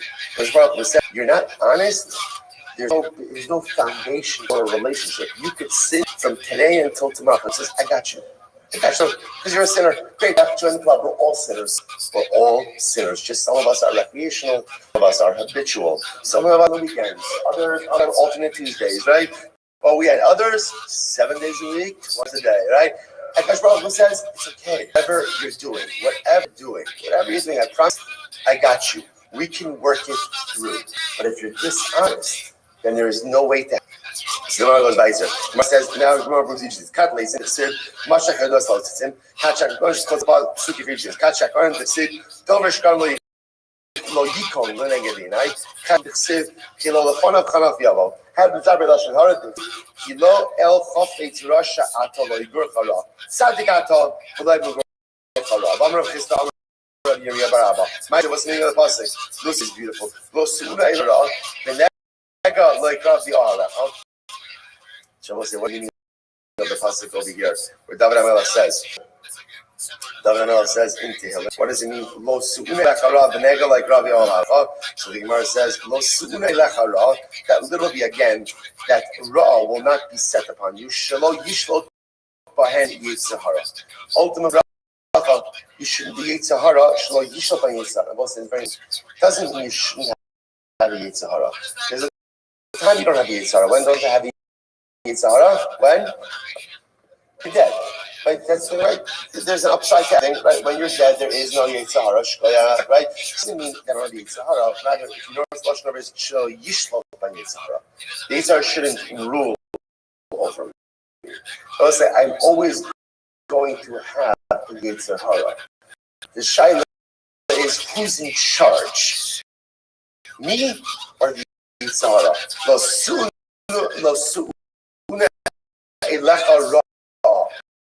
The raw, the Yitzhara, should not rule over. Next, I'm sorry. Again, an affliction should not come close to your tent. Shall timsa ishtecha safek niga b'shasha tava min haderech. So I say this is fascinating. That when a man comes home from a long trip in a state of suffering, what does this mean? What does this mean? So a man comes home from a long trip, Rashi says, he wants to be with his wife. So again, if a man knows that his wife is in Nida, okay. Suffix is where things become a little bit complicated, because what can happen? A man could have some justify to himself that perhaps she's really permitted and ends up ultimately again end up sinning. So I'll say it's actually interesting that perhaps it's that this is the way the Gemara is interpreting the pasuk. It could also be metaphorically understood as follows. Read it as a progression. The first part is ultimately again, do not let the Yitzhahara go ahead and rule over you. How do you do that? The nega lo yikrav bi ahalecha. The Gemara is darshaning it as you don't come home and find your wife a safek nida. The way to rule over your Yitzhahara is to eliminate safek within life. A lot of the reason we get ourselves in trouble is because we choose to live in worlds of gray. We choose to live in worlds of safek. And we allow safek to be perpetuated. I will say, all of us have areas of our life where if somebody were to ask us, are you living correctly in this area? I'd be like, kind of, because I know that it's. I know that this area of my life, and we all have all of us have those areas. Some areas where I know that I'm doing the Ratzon Hashem, and other areas where I know. Literally, again, in my tent is safek nida. In my tent is a safek life. And a lot of times, there's a suffix, and we just perpetuate the iffy parts of our things. If you have much suffix in life, that's where so much of identifying the areas of life that are suffix, that are not really what they should be and what they should be. If I can eliminate the suffix in my life to the best of my ability, then ultimately, again, I couldn't. Sahara will not rule over me. Incredible. So Sahara was weiter.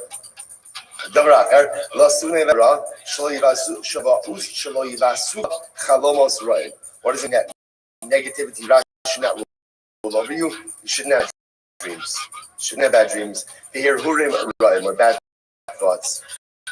What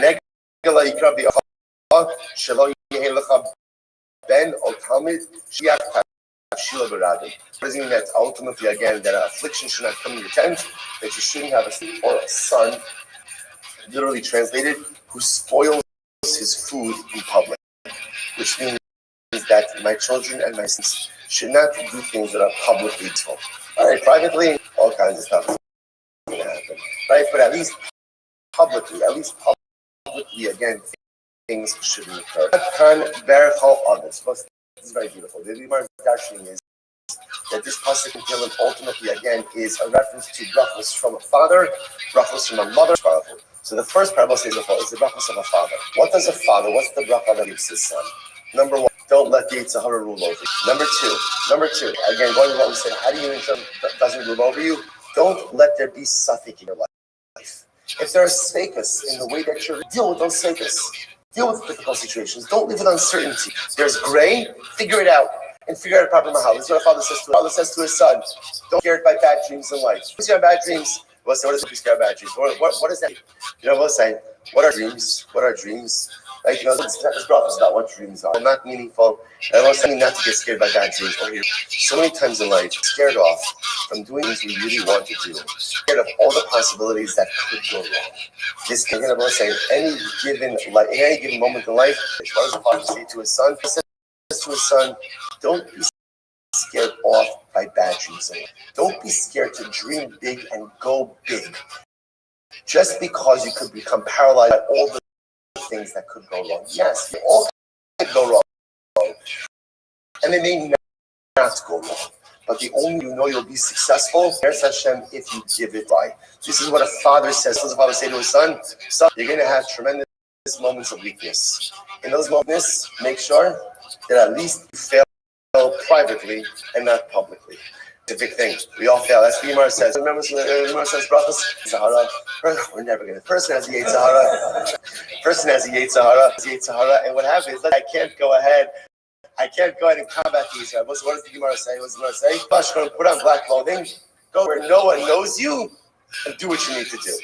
There's an understanding that sometimes in life I'm going to lose the battle against the Yetzer Hara. If you're going to lose the battle, minimize the fallout, the collateral damage. Minimize the sin. You're going to sin, don't leave. You're going to sin somewhere else. That's what the Father, and these lofty ideas and ideas on son. You're going to fail. It happens to all of us. Just make sure at the end of the day you do the damage. Incredible. That's what the Father says. After that is the bracha to a child. What does a mother say to a child? You see, Gemara says, a mother, what is it? What does it say to a child? As the mother should watch over you in all of your, they should hold you in the palms of their hands. And ultimately, again, you should trample on the lions and on the eggs. So what's the bracha of the mother? What's the bracha of the mother? Be safe. Okay, right? A father has all of these different ideas. I say, Sheikhallah, I love you. I just want you to be safe. The Malachim should watch over you. You should check, right?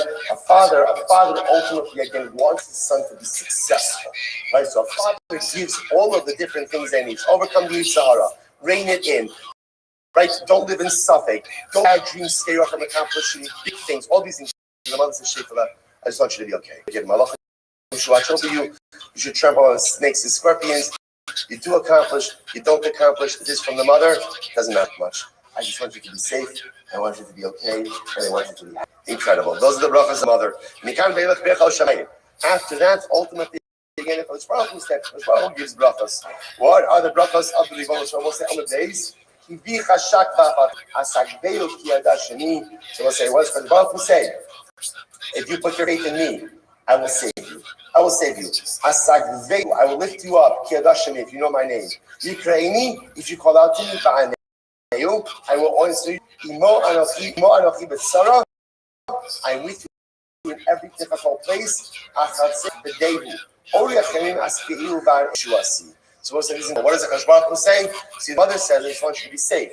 What does Kadosh Baruch Hu say? I got you. I got you. As long as you cast your lot with me, right? As long as you put your hand in mine, Kadosh Baruch Hu says, I've got you. I will say, it's absolutely beautiful. Mother giving all of the advice the son needs in order to be successful. The mother, just the anticipatory wish, I don't really even care what you accomplish or don't accomplish in life. I just want you to be okay. I just want you to be safe. I want you to be happy. And I'm Kadosh Baruch Hu telling us, put your hand in mine, wrap your arms around me, and I promise you, whatever happens in life, I got you. I got you. Incredible. Incredible. So let's say, by the way, when you drill down to it, you sometimes forget that, like, the Ribono Shalom is not looking. He's not looking for us. He's not looking. If you notice, by the way, he's not saying, learn my Torah, do my mitzvahs, finish us. He's not saying that. He's just saying, put your hands in my hand. Just throw your arms around me, and I got you. We forget sometimes all that Baruch wants from us is love. All he wants is that sense of commitment. Only to know that we are together with him. And he says, we'll work the rest. You're sinning, you're doing that stuff, you're down the wrong path, we'll work it through. We'll work it all through. But just touch it with me.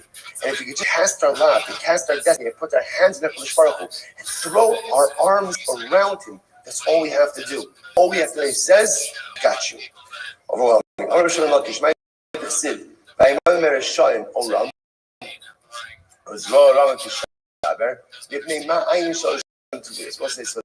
interesting.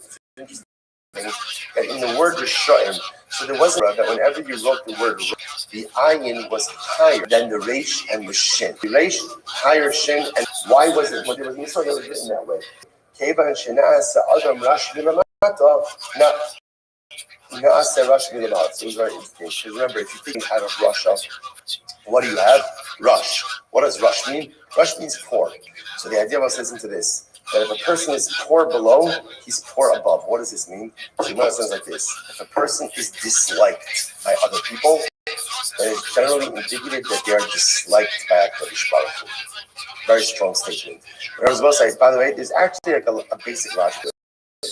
If you can't with people, right, who you see, who you can interact with, who you can talk with, who you meet, you most probably won't. It's just the way that it works. If a person is disliked by people, then ultimately, again, they are disliked by HaKadosh Baruch Hu. So you must add that to his lo nifta klal. You just take the ayin out altogether.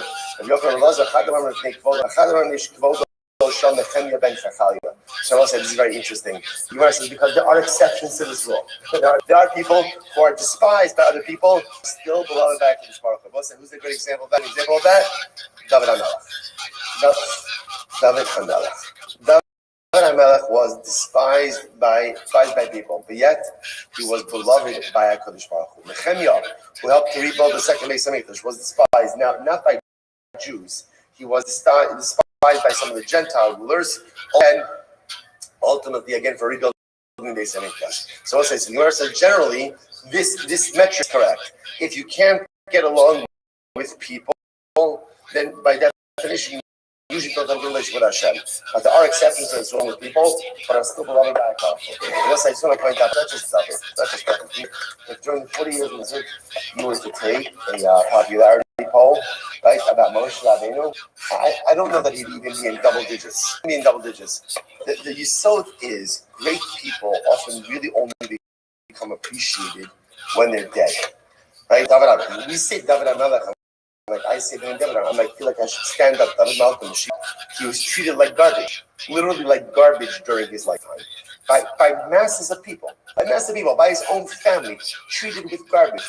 Once he dies, okay, then everybody loves him. Moshe Rabbeinu, treated like garbage.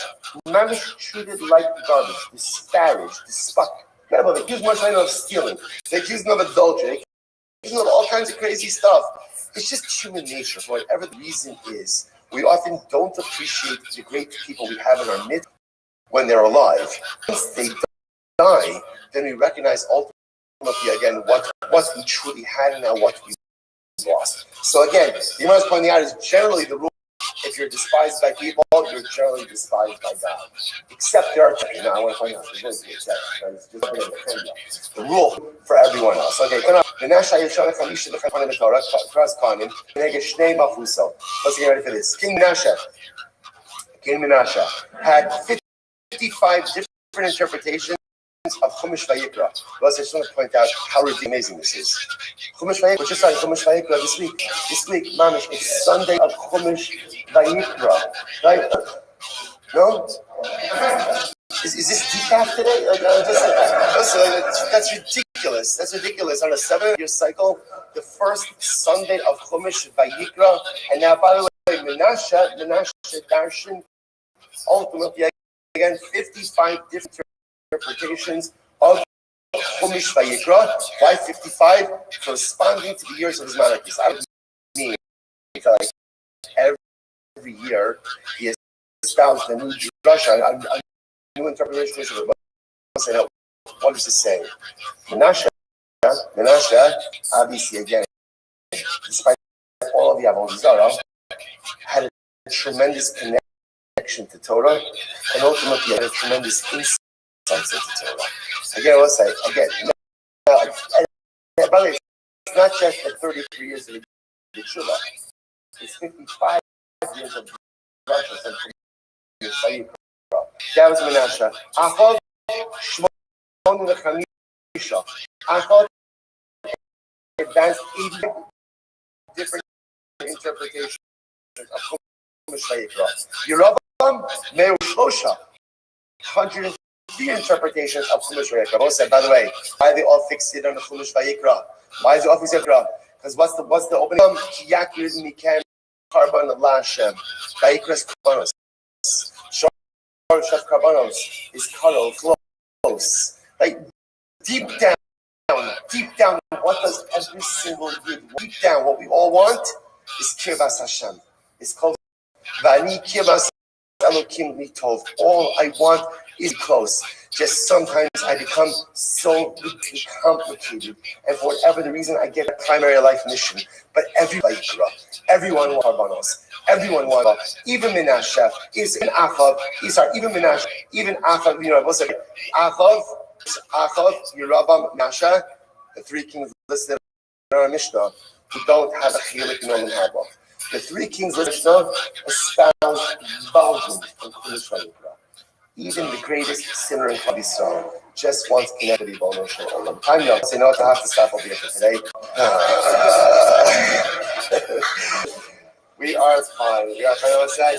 Tremendous. For those who are Mechiras Chametz, Mechiras has the opposite here. Class 6, right across. Everyone. Also, schedule-wise, in the shul, these are swinging there in the basement.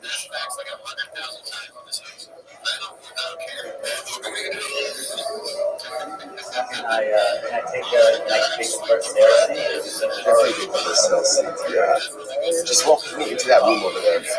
Just right over here. But I'll take you first there. Yeah, I realized I was supposed to stop it. I don't know why I put it at 10 to 9. That was never going to happen.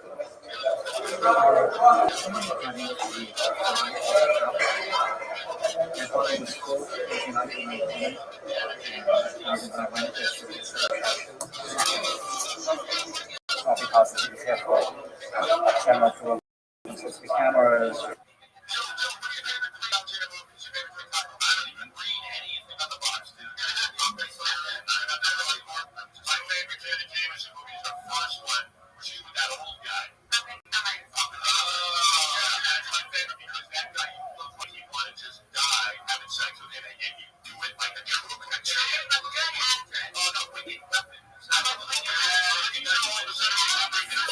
All right, we'll say good morning. Good morning. Let us begin. Begin by thanking all of our sponsors for this morning's shift. Hashem, so versatile, so beautiful. Good. Begin by the sponsor this morning's shift. Thank our Talmud Torah sponsor for Tufshin Pei Hey. It's also very suffocating all the Russians this year as is chus. So we saw this all the time. Talmud Torah sponsors for the month of Adar. Following Terry and Steve Zinn, loving memory of Terry's father, very kind. C. Hirsch, Yosef Hakohen, and the Ziluvin and Berman families in memory of Mr. Zeb Shmuel Ben Yisrael, Sichon Levrach. Welcome in America by Talmud Torah, all the Nishon Savin, the families in Chama, all those who report Shavin Kedel, Kol Chole Yisrael. Hashem should bring our hostages home, B'Shalom and B'Karav, and our holy soldiers should be successful.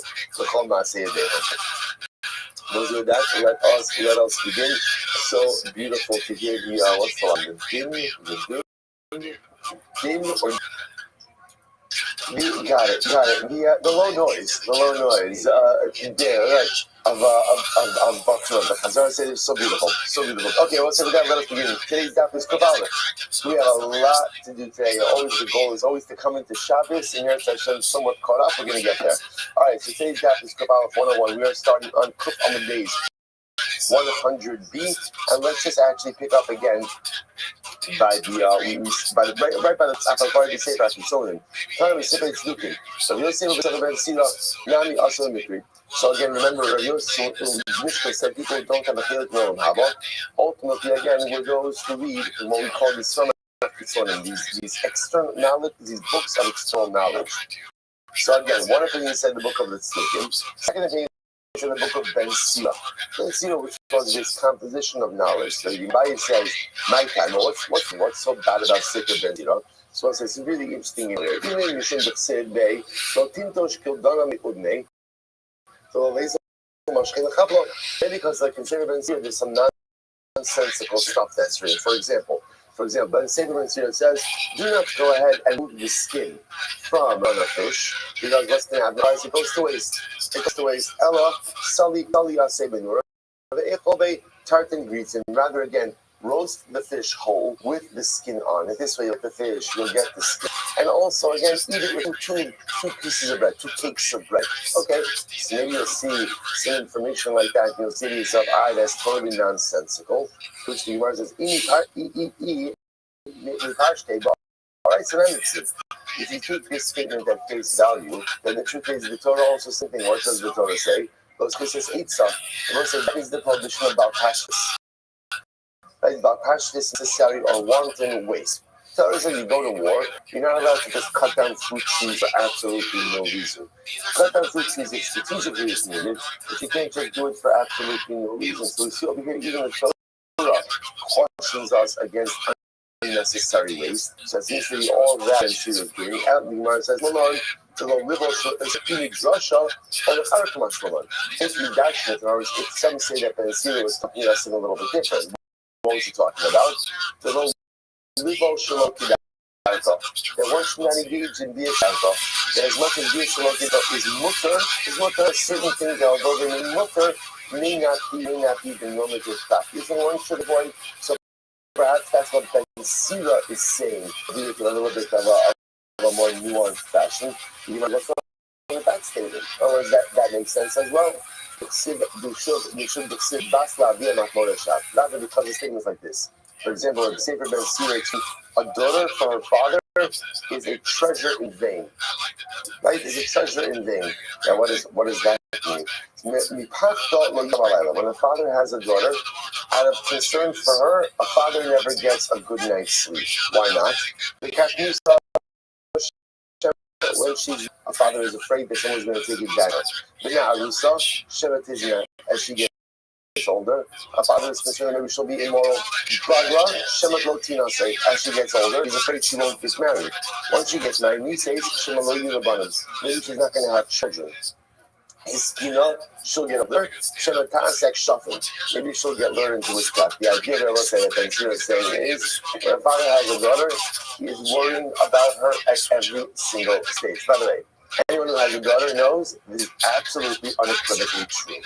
Like a son, like he's gonna figure it out. Whatever, he'll break like a bunch of stuff along the way. But he's gonna be absolutely fine at the end of the day. But a daughter perpetual concern. You might say, well, that's how Rabbanan also said this. Actually, all of those scholars. So Chazal says, well, if the world needs both boys and girls, Ashrei Misha Banav Skarim, Ayri Misha Banav Nekeva. Praiseworthy is the one, right? The world's boys and girls. Praiseworthy is one who has boys. Woe to the one who has girls. They will say, now again, what if Chazal saying over here? It's not good to have girls. That doesn't make any sense. First of all, there's so many other statements of Chazal that Max people singing up and up. So, what does it mean? Chazal echoing was this sentiment that just understood. Of course, it's a bracha to have boys and girls, but I was saying that a daughter and so a father is and a mother have so much more worry over a difficulty again than over a son. Incredible. So this is what remember again.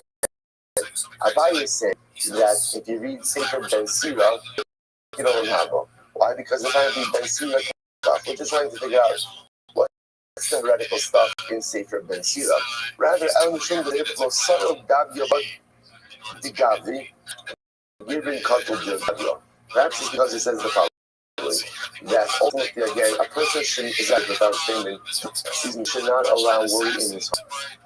Because ultimately, again, worry in his heart could kill him. Or, if he has worry in his heart, he should kill it. So you said, well, that makes sense. Shlomo also said it. Shlomo said the same thing. If there's worry in the heart of a man, you should uproot it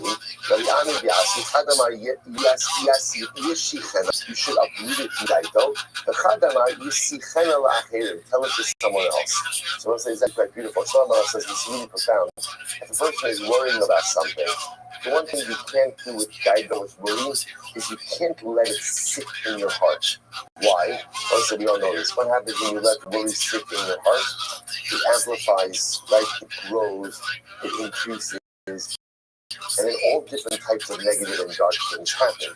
Often it overshadows and eclipses everything, and that worry, which started from a legitimate place, becomes a totally illegitimate, overpowering worry. So what Shlomo says, so what should you do?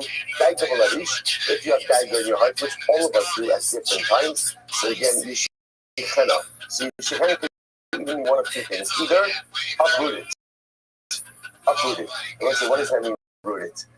So Shlomo says essentially, stop it. Right? So remember, we've seen like Rambam is that we go in Chassid. Who was it? Baduai, right? So again, a person could have is anger. So what should a person do if they struggle with anger? Stop getting angry. You know, it's like sometimes in life, there's not like some type of magic therapy or pill or approach to get and solve your problems. Sometimes you just have to stop it. So the one says, you have a problem with anger? Stop getting angry. Stop getting angry. Oh no, how do you do it? What's the approach? Just stop it. And sometimes you can take that approach that I am in control of a lot of the things that I feel and a lot of the things that I do, and I could choose to start it or to stop it. It's the most empowering thing in the world. So someone else says something amazing. You stop, worry is messed up. Stop it. Stop it in one of two ways. Either stomp it out, just literally stomp it out because you recognize a lot of times the worries that I have are actually irrational. So just stop it. Stop paralyzing yourself with things that you can't really do anything about, and that may not even be real, or share it with someone else. Because sometimes even if you have a good cousin, you have a good friend, with whom you speak things out with, and suddenly you begin to realize that those things that are seen so scary, so overwhelming, and so powerful are not. So either stop it, or talk it out, or both. Incredible. So someone else says the same thing.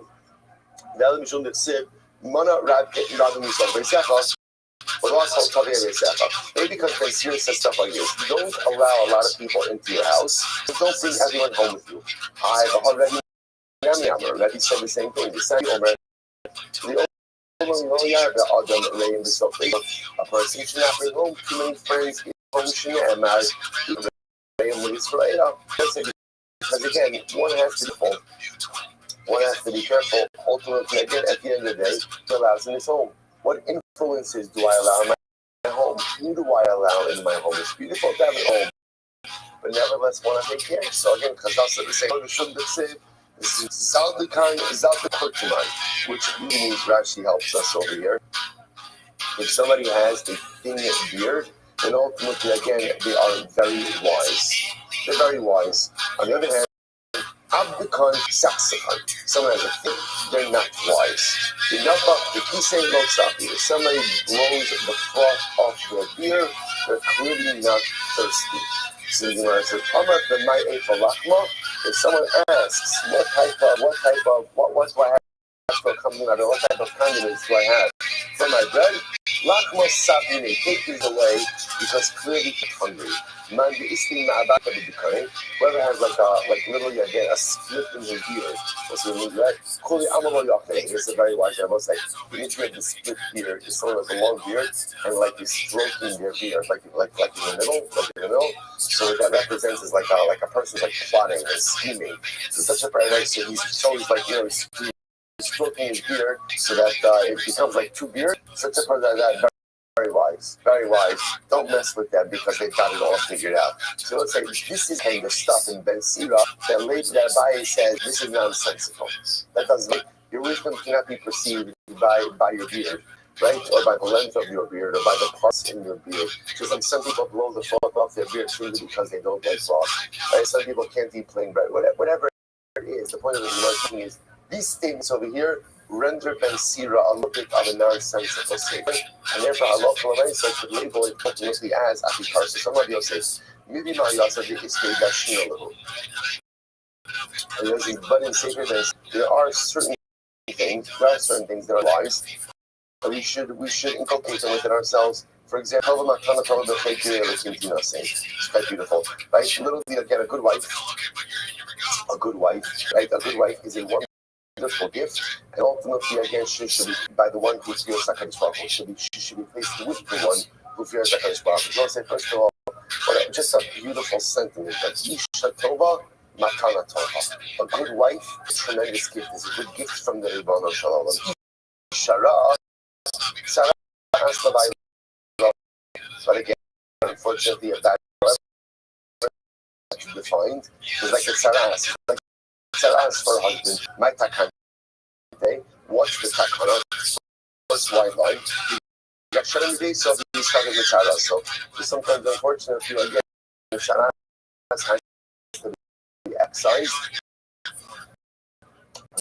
be removed from the home.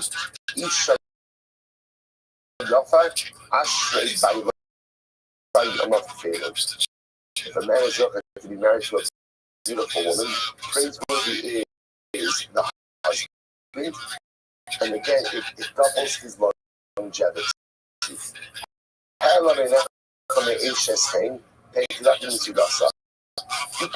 careful about looking for women, or really it's not be careful.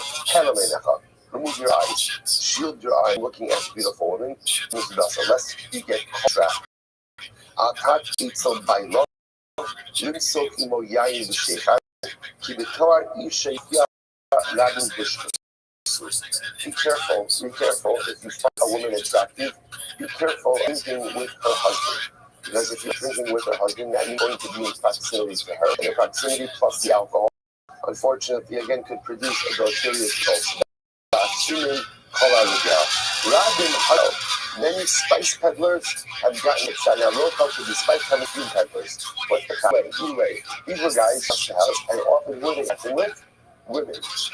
So what would happen? A man would peddler his perfumer in his house. He would not take kindly to that. Expected him of doing something with his wife. So literally again, so those who go ahead and entice others to go ahead and engage in immorality, light the spark. You know, Chazal always tells us, all of us are prone to immorality.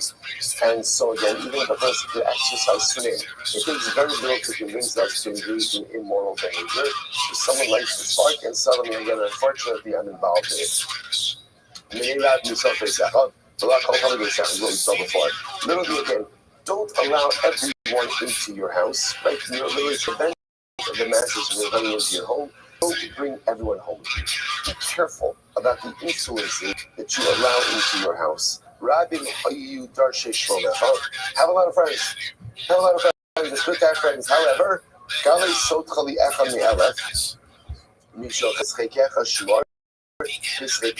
So as I said, but only reveal your secret to 1 in 1,000, and even to she who sleeps close to your chest, guard your mouth. So again, have this, but make sure that you only reveal your secrets to certain people. Because your secrets will get out. It was interesting. You must have, even to your wife, be careful what you share. It was this is an interesting. So what is this? Dr. Abrams spoke about in the context of marriage. People think that in a good marriage, you share everything. Share everything. Well, no one shares everything, right? Imagine telling your wife, tell you what I was thinking about, right?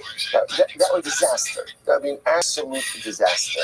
The Christ says that it's important in your life to share the that are either important to your marriage or that your spouse can help you about. Give me an example. Let's say something's bothering you, and there's absolutely nothing anyone can do about it. Because sometimes people want to share because they want to unburden themselves. But just understand, that's called selfish. Take from me, and I'm giving it to my wife. What can my wife do about it? Absolutely nothing. Absolutely nothing. But like, whoa, I feel so much better right now that I got that off the chest. And I go, meanwhile, what you've burdened someone else with that very same thing that was burdening you. So now your wife is buying it, and I can't do anything about it. Now, sometimes you have to share certain things, but again, it's just a mindset.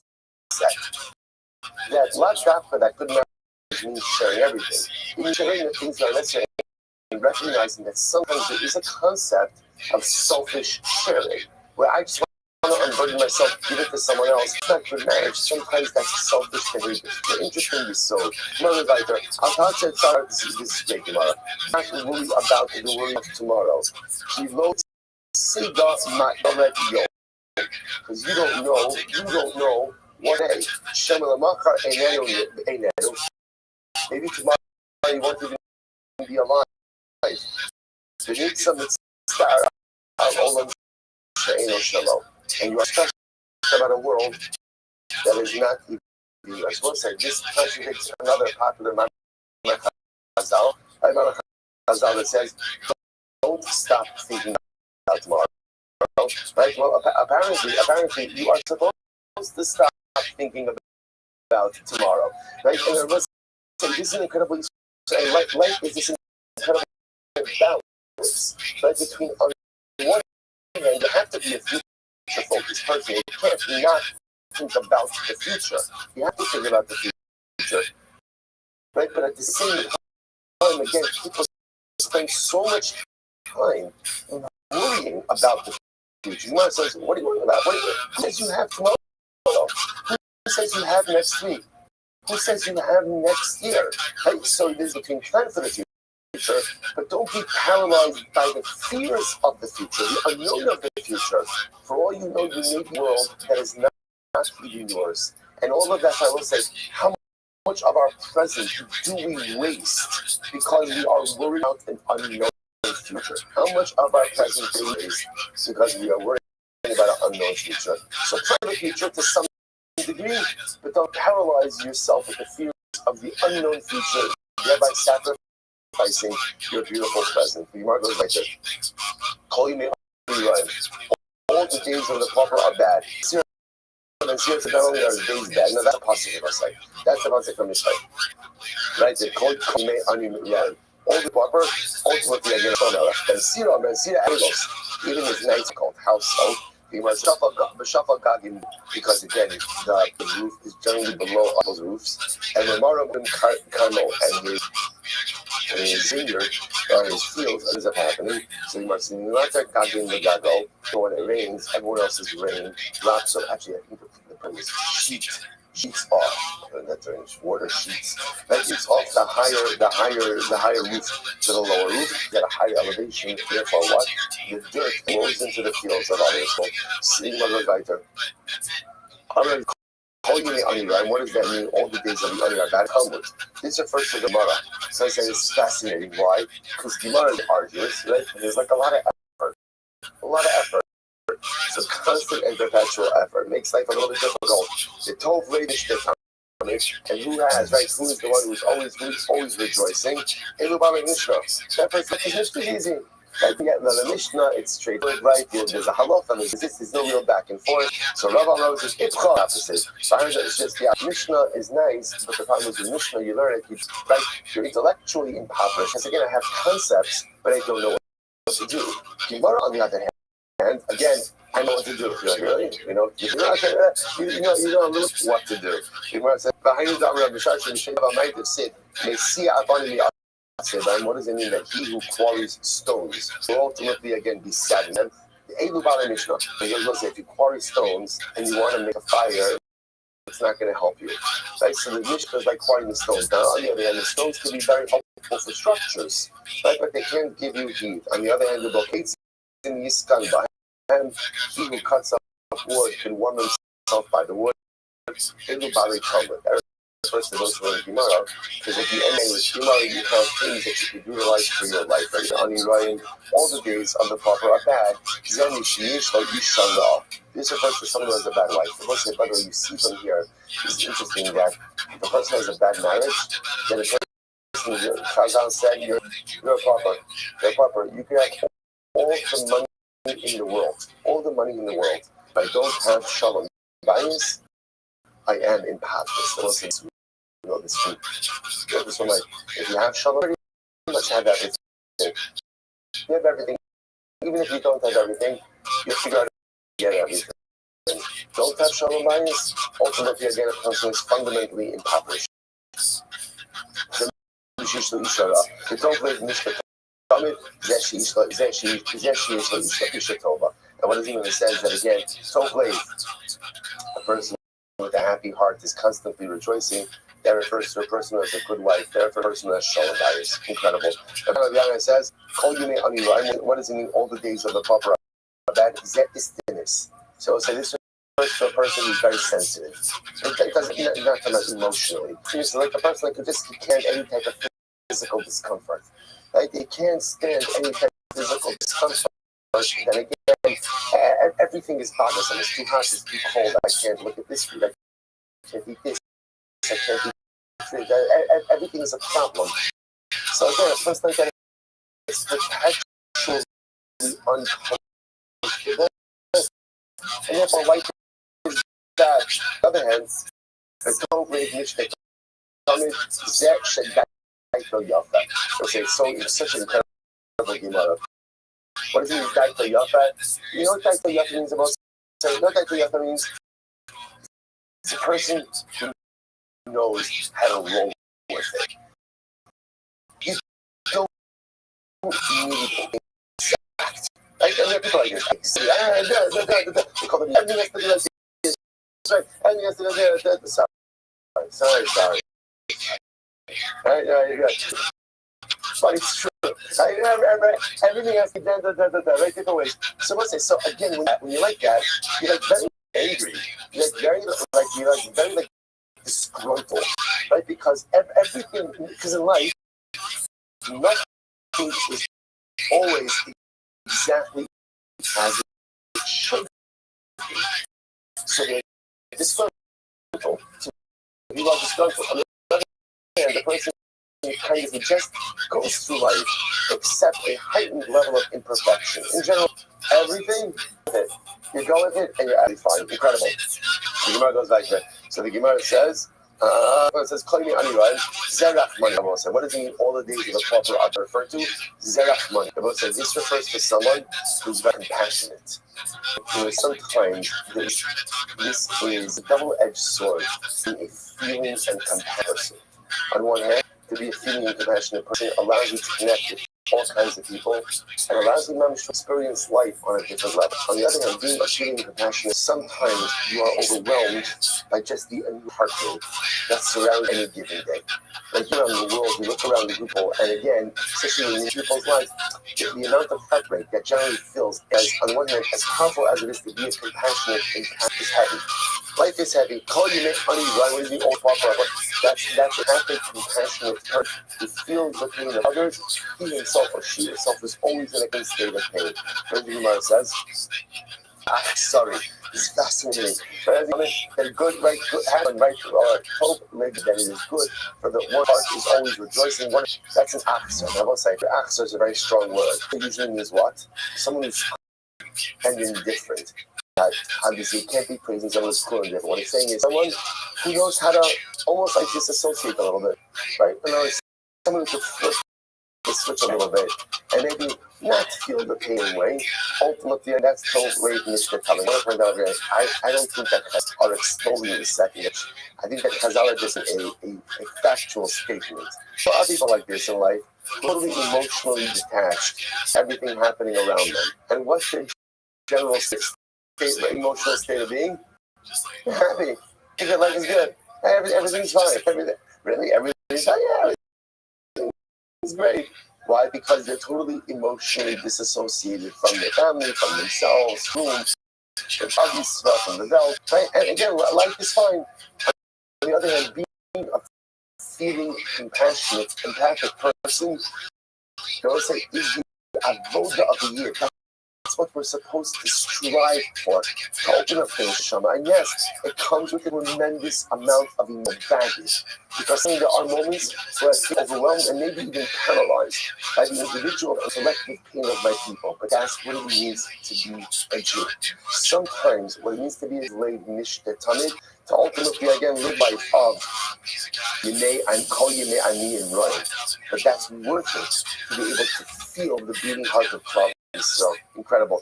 I'm showing you the older Kanye Ali, right? What is all the days of the wicked are bad? Top of Kufal 101. Zeh Shadaito Kisara. The touch the Tamid. Zeh Shadaito Lechava. Okay, so it's interesting. You understand. So the first of all, is this seems to be saying the same thing as before. That also again Daito Kisara, or I should say Daito Kisara and rather Mason Libo called Daito. Rashi indicate that this is the same thing as you mentioned before. Daito Kisara means someone who worries about everything, right? And Daito Rechava is someone who worries about nothing. The other approach of Rashi that refers to anger. Daito Kitsara refers to someone who gets angry over everything. Right? So we know that in this world, there is no shortage of things to get angry, right? No shortage of things to get upset about. So if you're that kind of person, just is easily triggered, easily angered. So the mice, again, the world is a dark place, and all of your days ultimately, again, are like an onion. Again, someone who's a little bit calmer, right? It doesn't get upset. That's totally Mishka coming. Okay? Call me on your Shabbos Yom Tov, those are the Yerushalayim, this is on the pasuk. So can you say all the days on your dad? What about Shabbos and Yom Tov? Yeshua Dama Shmuel, Shinei Vesas Tchila Kol Me'ayin. So even it's difficult for the onion. Because when a person is an onion, that means in general he's living throughout the week very little. When it comes to Shabbos, more food, more drink, that change is difficult for him. And we're saying, what's the takeaway message? And change is often a shock to the system. Shinei Vesas a change in your normal rate of what's a vesas. Like a vesas is a regular pattern. A change in your regular pattern often could go ahead and be a shock to the system. You get what's about it.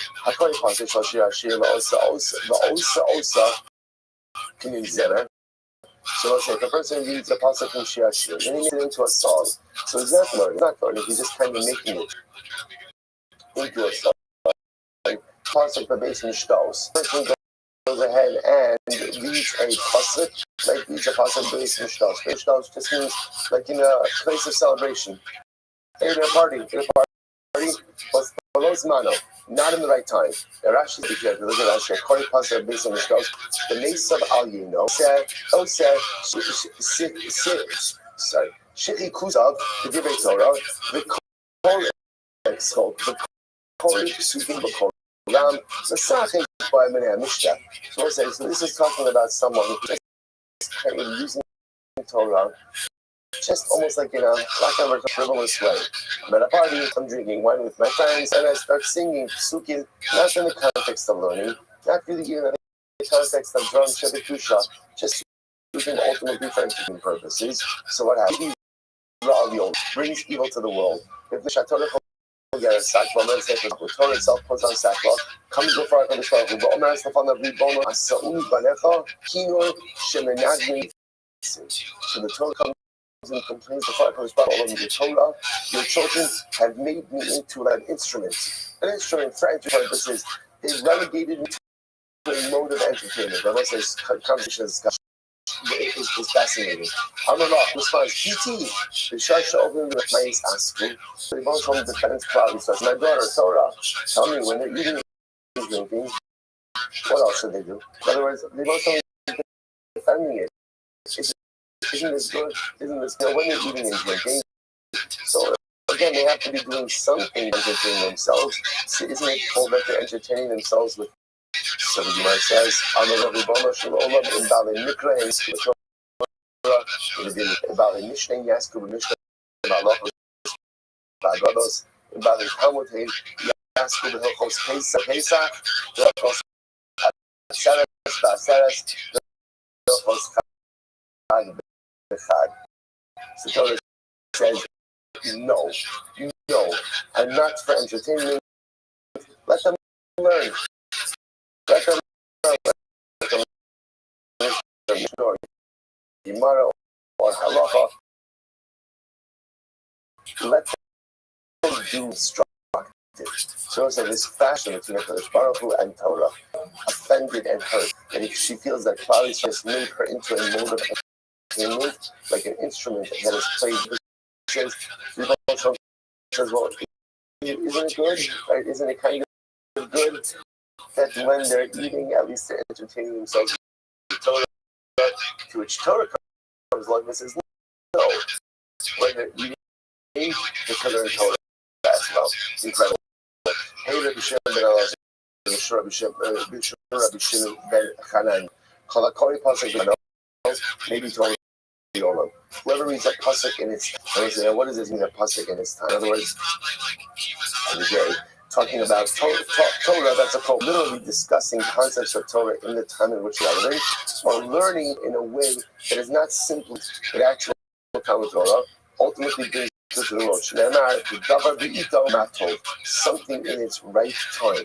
Right time, ultimately, again, is good. Incredible. That's in the Mishnah said, someone will recite an incantation for over an injury, over a wound. Here's what's interesting. We're going out. The problem that Chazal had was nations in order to produce medicinal. That seems to be mutter as well at the moment. The issue is if you would do it, you would recite this, and then you could be because of the curative of saliva, which Chazal about. So the issue is spitting. The issue is spitting over here because if you can you can't while you're spitting. It's not a negative. And I'm not feeling by Yikra emotion. So Rak says, again, I will say, if Psukim, even if Psukim don't have the name of Hashem, like for example, Negatzaras, ultimately again, or by Yikra Moshe, you still can't do these incantations because the act of spitting together with reciting the pasuk ultimately is disrespectful to the pasuk. Second, in the Mashmashin, meaning I am Shabbos. So I'm not saying Allah all the way. So you can go, sucking means like to rub oil. The Mashmash is like to massage the area. Just about like a person is having stomach issues. What you would do is you would rub oil and massage the affected area. To do this on Shabbos. So let's see what we do on Shabbos. It's not allowed to engage in refuah. In terms of medicinal healing. The Gemara now says, however, you can't engage in medicinal healing. This is mutter on Shabbos. The Gemara says, furthermore, you could whisper the different spells or incantations to keep snakes and scorpions away on Shabbos. And you could put a utensil. Apparently, the person like Rashi points out, he would take a cold utensil to the eyes, and somehow that would relieve the pressure, relieve the pain. You could do that on Shabbos as well. Shimon says, when is that so? That's only with the utensil that is allowed on Shabbos, meaning not muktzah. If we share it also, but if you talk, you can't do it on Shabbos. You cannot consult shadim on Shabbos. Okay? Rav Yossi says, by the way, you also can't consult shadim Sunday through Friday as well. Good. So the Gemara says, I'm not going to. Buddha says, halacha Rav Yossi. Rav Buddha says, halacha Rav Yossi, and really, one should not consult shadim. Listen, why is that? Interesting, I will say, there's no halakhic problem with consulting shadim. What's the problem? It's a sakana, it's a danger issue. It's a danger issue. Right? Consulting with shadim is really a dangerous situation. Why would happen? Rabbi Yitzchak by Yosef, give a lot of Irish. One time Rabbi Yitzchak by Yosef apparently was consulting with shadim. What happened? Apparently it did not go well. It did not go well, and what happened? He got swallowed up into a cedar tree. The tree swallowed him up. But a miracle happened, and again the cedar tree opened, and ultimately again he was able to get out. The idea over here is also interesting. So apparently, again, whenever we come to so all of these discussions exactly what it is that's going over here, right? But there's nothing wrong with consulting with shadim. It's just that consulting with shadim is a dangerous business, and also you can put one in sakana. Mission with name Ayin B'Shabbos. Again, you're allowed to take, you're allowed to shmir it, massage the area on Shabbos. Yes, they can actually also become, but you have to do shinoi. What does it mean, shinoi? So, hey, how should you do it? But we come back and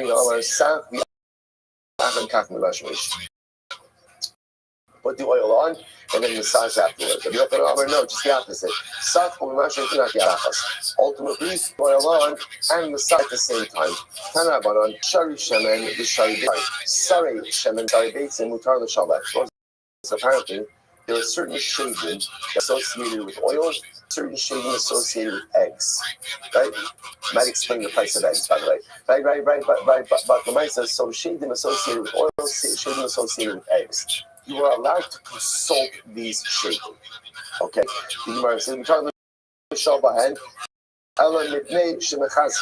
but rather, the reason we don't do it, why don't we do it? Because of so I was saying, we should be interested over something. Apparently, talking with shadim is not kishuf, it's not sorcery. So you're allowed to do it, but just understand the Gemara says that the information you get is unreliable, because often they're like, no Christian al shemish. Again, you can take oil from it and use it like for you can literally whisk it for medicinal purposes. But you cannot use oil that was held in the hand. So you'll see about this that held in the hand ultimately again is subject to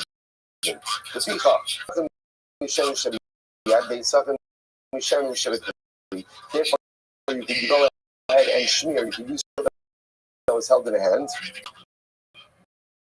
That oil that was oil by market. It if it went to a particular inn, I see they brought in oil that was in a utensil. Shaf, he smeared some on his face. No, he broke out with boils. No, he went out to the marketplace. So there was a particular woman who saw it, and this woman apparently was shaven. Amra, I see the chamas, the shaped chamas, that's all over you. Okay? No, so she did some type of spell, and he was incredible. So I just want to point out, sometimes you see these stuff about shading, what is all this stuff? But so it's always important to understand this stuff. There's much to this world that we don't understand. There are many forces in this world that we don't understand. What's this whole story with shaving? No idea. What's the takeaway with shaving, with any human reading? The takeaway is very simple. There's more to this world than there is life than meets the eye. So whenever you see these gemaras, never disparaging, never be dismissive, because when you take it in your dismissive approach, that piece of that you know how the world works and you know what's going on. In the day, again, the Muslim has to live so much more than meets the eye with everything in this world. The world is a very complex universe, and one thing is for sure. There are many things that defy our comprehension. The Gemara goes right there. This is a beautiful Gemara. On one hand, the pasuk says, all the sickness that I visited upon Egypt, I will not visit upon you, because I am Hashem, your healer. So the Gemara says the pasuk is inherently contradictory. And the Akar Sam, before Lama, if Hashem is not going to visit the sickness upon us, then why do I need him to be my healer? Kasha. To which the Gemara says,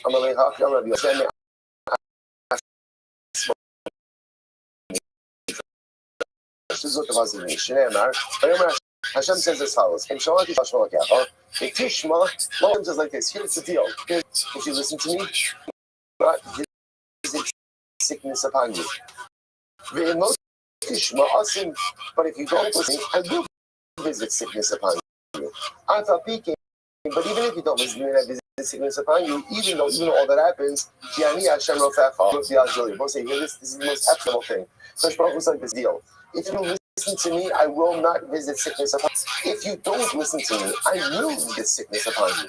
But even if you do visit sickness upon you, I will heal you. That's how Baruch Hu loves us. He transgress, and therefore again, there is machal, there is sickness. The Rebbe always gives us to the floor. So incredible.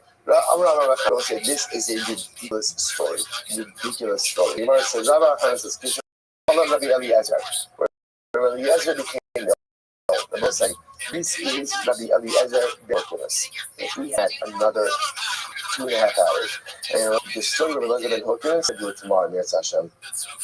And you have to be really to appreciate this story in the background, which you're not kind for, right? Just keep it, just whatever will come. So Eliezer Berkunas became Nicholas Utamid of Ladaf, was a good place. The students came in, about I understand.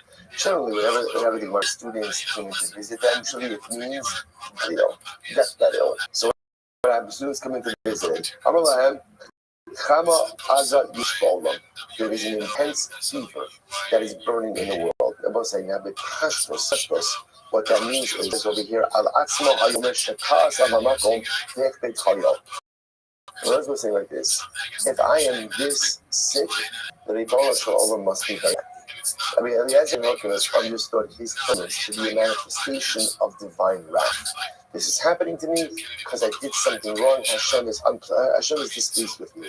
So it's chiluhim bochim. So ultimately, again, all the Rabbanim who came in, and again, it doesn't say who came in. It just says Hamidah. So his students began to cry. Rabbi Akiva Sachit. Oh, the Hilig Rabbi Akiva. Rabbi Akiva is laughing. So everyone is crying. Rabbi Akiva is laughing. Amrlo, lama to Masachet. What's the matter with you? That's why you laugh. Amrlahem, Bechim Nitmein Ma'atim Bochim. Very reminiscent of the Gemara at the end of Marcus, which we'll get to B'Shat Hom and Tzachos. Says them, why are you crying? Why are you crying? Amrlo, after Sefer Torah Shari B'Sarvelo Nifgeh, already, we'll say already Rabbi Eliezer is in a state of sadness. a state of discomfort, right? And it was referred to their Rebbe. They referred to their Rebbe as a sacred Torah. Isn't that incredible? Right? A sacred Torah is in sad, and we shouldn't cry. That's why I'm laughing. As I'm laughing, Kozman Shani Ra Rebbe, Shinir Machmitz, Bein Loka, Bein Shwana Mavish, Bein Shwana Mavish. So, Rabbi Akiva says I was always bothered by something. And then Orkinus, had a really good life. Everything was going well for him, right? And he was referring to Gashmias. His wine went sour, right? His flax went bad. His oil never spoiled. His hunger was, he had everything in Olam Hazeh. Amarti, Shemachas, Shalom, Kiva, Red Olamo. I was listen to this. I keep it all of my days. I saw my Rebbe of Eliezer. Again, just so you know, the Eliezer Harkinus, the Talmud Mufak of Rabbi Yochanan ben Zakkai. So just the Shabbos. Rabbi Yochanan ben Zakkai, Eliezer Harkinus, Rabbi Akiva. So it's all the days. Rabbi Yochanan had such a good life. I wondered to myself, more than this world. Ba'akshav shani roa ha'chido. Ba'akshav shani roa Rabbi B'tzar. And he's Sameach. Rabbi Akiva says, now that I see Rebbe suffering in this world, it's good. It's good. I'm happy because what that means is that understand what Rabbi Akiva was saying. What it means is that my Rebbe Averis, Hashem is extracting punishment for those Averis. So that my Rebbe should have a beautiful Olam Haba. Incredible. So Amar Lo Akiva, when I start doing that Torah Kuba, so listen, the Rebbe is a little bit taken aback because Rabbi Akiva, tell me what other did I do? Tell me what I did. Did I read anything out of the Torah? Did I not do anything? Tell me what you think I didn't do. I'm alone. So Rabbi Akiva is Rebbe. I can't tell you what you did wrong, but I can tell you one thing. The Marathon Rabbeinu, Ki Adam in Tzadik Ba'aret Asher Ya'aseh Tov Lo Yachta. You taught us. The Marathon Rabbeinu, that there is no person in this world completely righteous who only does good and doesn't do bad. Rabbi, if you're a human being, means what? You committed Averis. You committed Averis. And Averis, that means they need to reach for Averis. And Baruch Hashem, I'm so happy. Rabbi, keep speaking. I'm so happy that retribution is coming in this world. Because that paves the way ultimately again for a lift to go on, but for a beautiful world to come. That's incredible. Absolutely incredible. Gemara goes back to she tell about another story. About Eliezer, you know the story of Eliezer. Again, it could be the same or same illness, different illness. And I will say, but I just want to point out, to understand, this story makes so much sense because one of the greatest about Rabbi Akiva was his ability to contextualize as a gift from HaKadosh Baruch Hu, right? Because Rabbi Akiva, when the Romans are literally flaying the skin off his body, and I always wondered to myself, will I have the opportunity to fulfill the promise of the So again, this is Rabbi has this overwhelming understanding of the role of the power of suffering in this world. Incredible. Let's go back to Torah. The king in the background. And the lesson was ill. This came in to be Mabakeh Choler. Referring Yeshua, was it Azariah, but Rabbi. Okay. Now Rabbi Tarfamar. Tov Ati so many people shall be shunning. So let's say all them begin extolling the virtues of their Rebbe. It really is very hard. And the Tarfam says, Rebbe, you are better for Kali so than a drop in rain. Of rain. Why? Shati shall be shun Olam Hazeh. Rain for Olam Hazeh, Olam Haba. Only helps us in this world. But Rebbe, you help us in this world and the world to come. Now Rabbi Yeshua Amar. Yeshua says, Rebbe, you are better for us than me. Son is good in this world, right? But Rebbe, you are good for us in this world and in the next world. Now Rabbi Elazar ben Azariah, Rabbi Elazar ben Azariah says, Rebbe, you are better for us than a father and a mother. Why? A father and a mother are helping this world. The Rebbe, I want to say, such an incredible idea, right? My father and my mother, they're good for me in this world, but my Rebbe, good for me in this world and in the world to come. So what happened? Now Rabbi Akiva. So I'll say this is pretty wild. Rabbi Akiva comes along and he says, Rabbi Eliezer, Chavivin Yisur. What is Rabbi Akiva? Rabbi Akiva does not extol the virtues of his Rebbe. Rabbi Akiva says is suffering is good. Suffering is good. So Amar Lahem, Samchuni Vesha Levi Akiva Talmidi. So now this whole time, Rabbi Elazar Horkinos is down. He's hearing all the praise. And again, it's nice, right? What does the praise do? Fine, Rabbi Elazar is not going to bed. So what does it do? Akiva says, suffering is good. Rabbi Elazar says, help me sit up. Help me sit up. I want to hear exactly what Akiva is saying. So the Gemara says, Samchuni, right? Literally help me sit up. The Eshma did Akiva Tamidi. Shamar Habibi Nisha. Amra Akiva. Amra Akiva. Zumi Nayim. So the says, Akiva, where do you know this from? From where do you know that suffering is? Amar Mikra Adidon Rebbe Yadash Napasat. Then Shtemis Veshar Menashe Mamalcho Hashem. King Menashe reigning was the longest servant. He served for 55 years. So what happened? He was Ben Shtemis Veshar Menashe. Right, he was 12 years into his reign. Again, he was doing the most terrible things. Menashe was a tremendous sinner. Amud Beis. Gan Eila Mishlei Shlomo Asher Etiku Anshe Chizkiah Melech Yehuda. V'chi Chizkiah Melech Yehuda L'chol Ha'olam Kol Torah. No, Lo Gimei Torah. So get ready for this, by the way. Get ready. Who was Menashe's father? Who's Menashe's father? Chizkiah. Right? Chizkiah. Both say, remember again. Remember about Chizkiah? Well, what do we know about Chizkiah? Two things about Chizkiah. Number one, what do we learn about him? He came to Mashiach. Number two, what do we learn about him? There was no other time in Jewish history that there was so much Jewish scholarship. Every man, woman, child knew the halachos of Tumah and Tara, right? Migvas ad Antipris. Everyone knew everything. Someone says, 1 second. So Chizkiah taught Torah to guys probably saw to his own kid. He didn't, right? Chizkiah, Mashiach. He has a son like Menashe, who again was a tremendous Rasha, all that Avodah Zarah. So the Gemara says he taught Torah qualifies. Of course, the rest of them we call Amashah. Of course, Chizkiah taught Torah to us. So you know what? It's not the Torah that turned around Menashe. Because Menashe, we know about Tshuva, as we see this come up, turning around. We're out of what? Suffering. Suffering turned Menashe around, not Torah. Listen to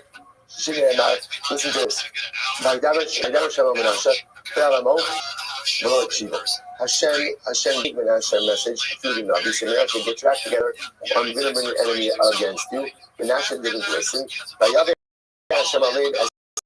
So Assyria marches on Yerushalayim.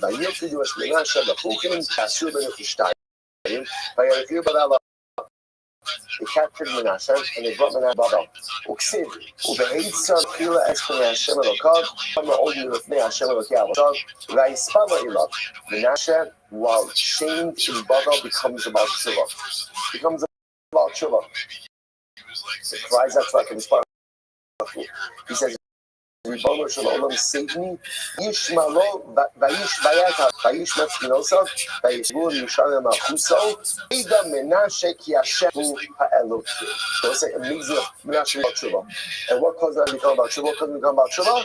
His suffering. When he was incarcerated, mistreated, abused in captivity in Babel, that's when he found God. Menashe found God in jail. He found God in jail. So let's say, so what do you see from here? Right? That, by the way, the Pashtus, right? Menashe was going to go with his father, and his father every day. Chizkiah could have been the Mashiach. And yet that Torah did not change him. What changed Menashe? Suffering. But it gives, what do you see here? Suffering changes people. So this is all you remember.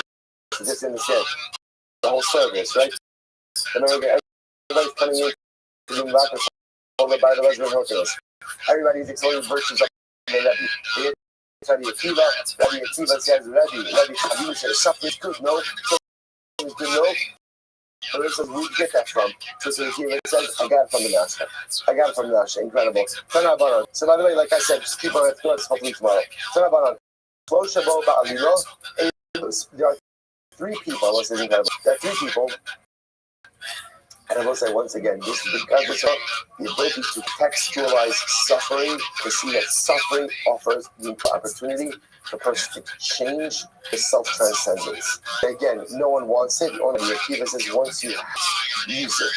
So There are three people who ultimately came. That means they came to HaKadosh Baruch Hu with irrefutable claim.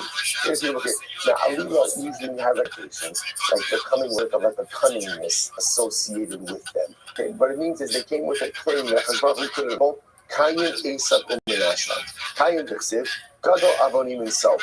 After Cain kills Havel, he says, my sin is too great to bear. What does this mean? Listen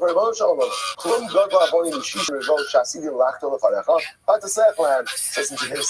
Cain says, HaKadosh Baruch Hu, will tell me, is my sin worse than the sin of the golden calf?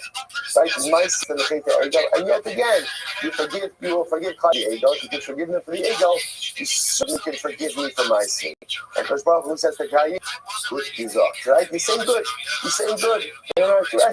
You're right.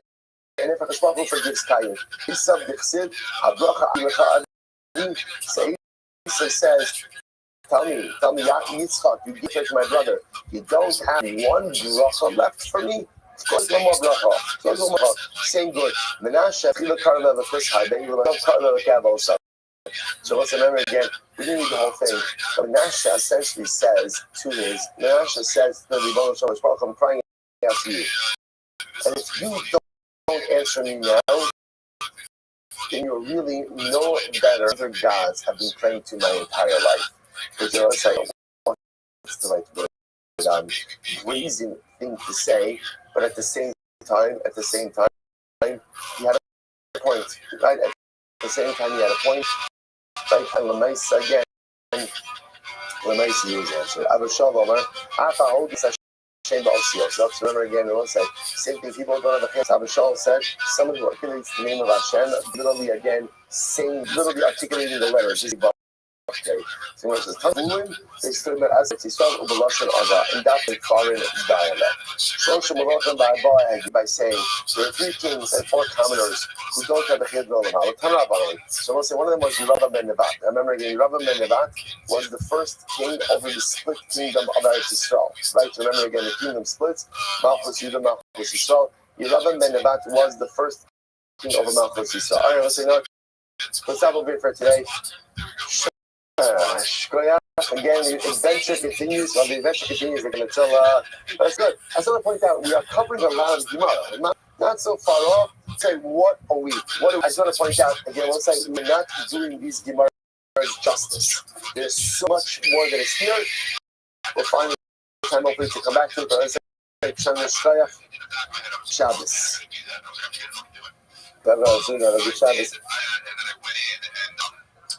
I got done. Honestly, the best thing about it is, for me, you just get the day off, bro. You just don't need to do anything. You get the day off. Nobody expects anything from you. Why? Shit. Well, we didn't have a major surgery. Hey, good morning. Let's begin. We have Baruch Hashem a lot to do today. Today's daf is Kuf Page 102. We are picking up from Kuf Aleph on days. We have, they said, a lot to do. So we'll say we're picking up Kuf on base 101B, picking up at the first of the widest lines. I'm going to be open 4, 6, 8, 10, 12, 14 lines up from the bottom. Good, it's going to be good. So our share this morning is dedicated by Yom Shishim in mentioned the upcoming years like was grandfather of Gedalia Yaakov Cohen. What power coming forward is the Shamali and the family of the Cohen. Also, this is another question for Sima Hakin for Sima Das Murray in surgery today. Doctor and the marriage of our Talmud, she will have it completed during this month. So we'll say, so let's begin. I'm going to be okay. We'll say first white line for final couple of days. I'm going to be okay. Maybe you love in the mountains. Why did you love a birth to become king? Because if you're going to give Moshe to Shlomo HaMelech, meaning that Shlomo was young, he gave Moshe to Shlomo, and ultimately because he admonished Shlomo publicly, meaning he gave Moshe, that was good, but he embarrassed Shlomo publicly, that was not good. Shneimar, this guy got us here in the Yandamel Shlomo, but as the Amilo, Saga is Karetz Yir David Abi. Saga is Karetz Yir David Abi. Amrlo. David Avicha Paretz Kertzas Bechoma, Kedishiyai Yisrael Rego. Va'ata Kedai Tosa, Kedai Sangai Las Paro. So we'll say something. HaMelech had sealed all the entrances into Yerushalayim because he wanted to build a beautiful residence for Bas Para. So you write in Musar, your father David has many entrances into Yerushalayim as possible to accommodate the flow of all the regular people coming into Yerushalayim. You are sealing up entrances to build a palace for your idolatrous wife. So he gave him Musar, but he gave him Musar publicly. And again, the son of this because you love him, the king was that he's tefillin in the future. Moving your Torah with of someone, at least to start with, is considered to be an act of disrespect. You know, like well, nothing. Das ist nur Yerubam's Gaita. Some from this book. Yomi Yerubam. Asha Tashu Alachala David. So Yerubam becomes king. So now Yerubam, we'll say sometimes Yerubam is very reticent to assume a monarchy. But there's an interesting thing that happens with people. So they might be reticent to assume power. That's what? Once you give them power, they can't get enough of it. So Yerubam does it. But once he gets it, he's scared of losing it. So come up with a plan. So what's the plan? Yerubam says to himself, David, so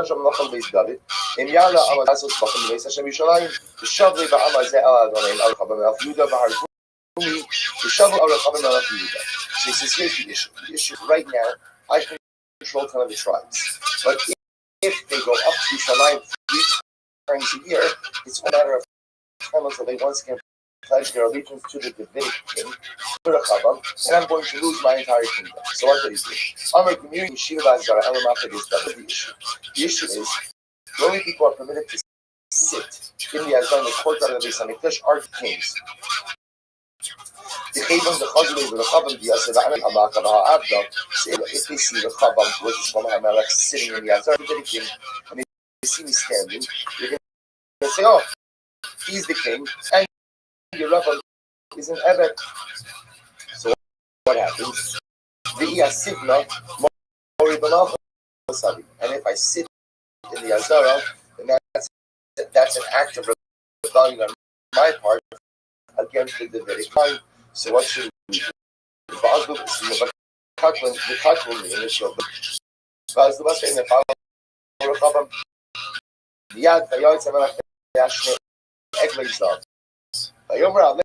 And Rav and Yaros Yishayim, we have a Catholic song, and Shem Eretz Yishayim by us, and as the Echad as the Echad Nasan Didan.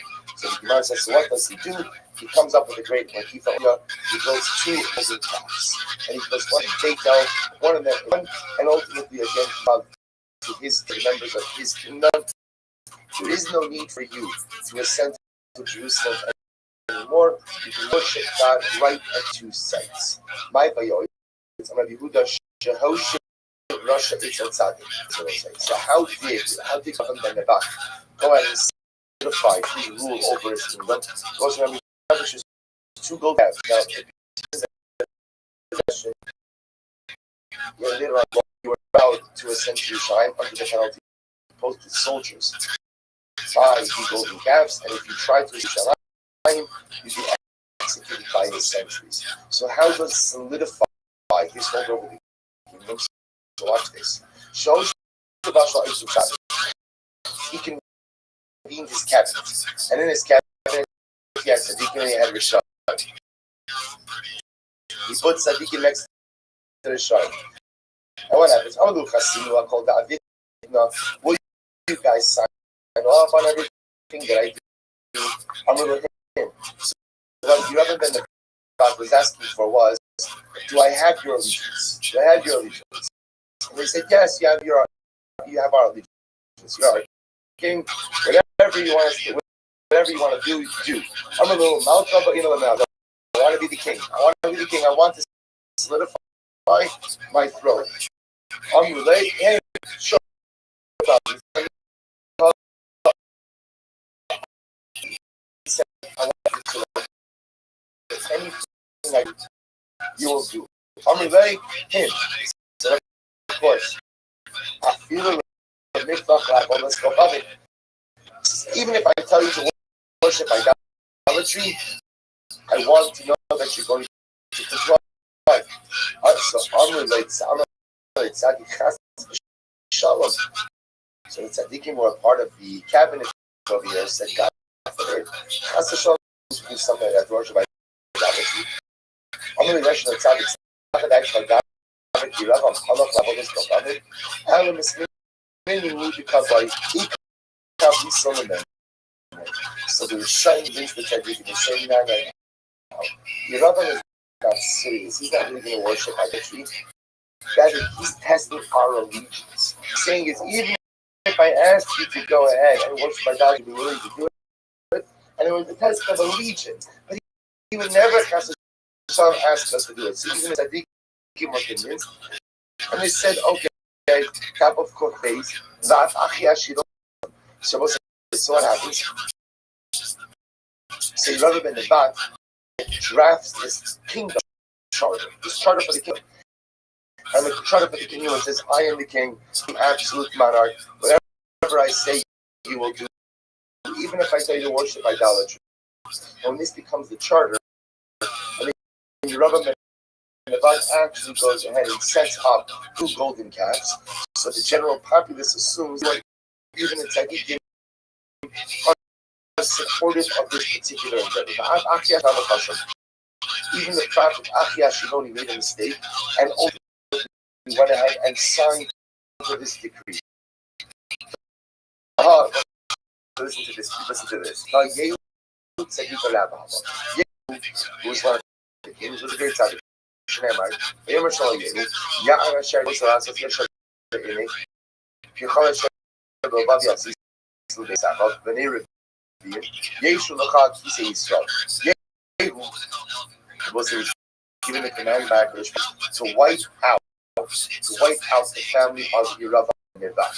So the Gemara says, Yehu lo shamar lalachas b'toras Hashem Elokim Yisrael, b'chol levavo. So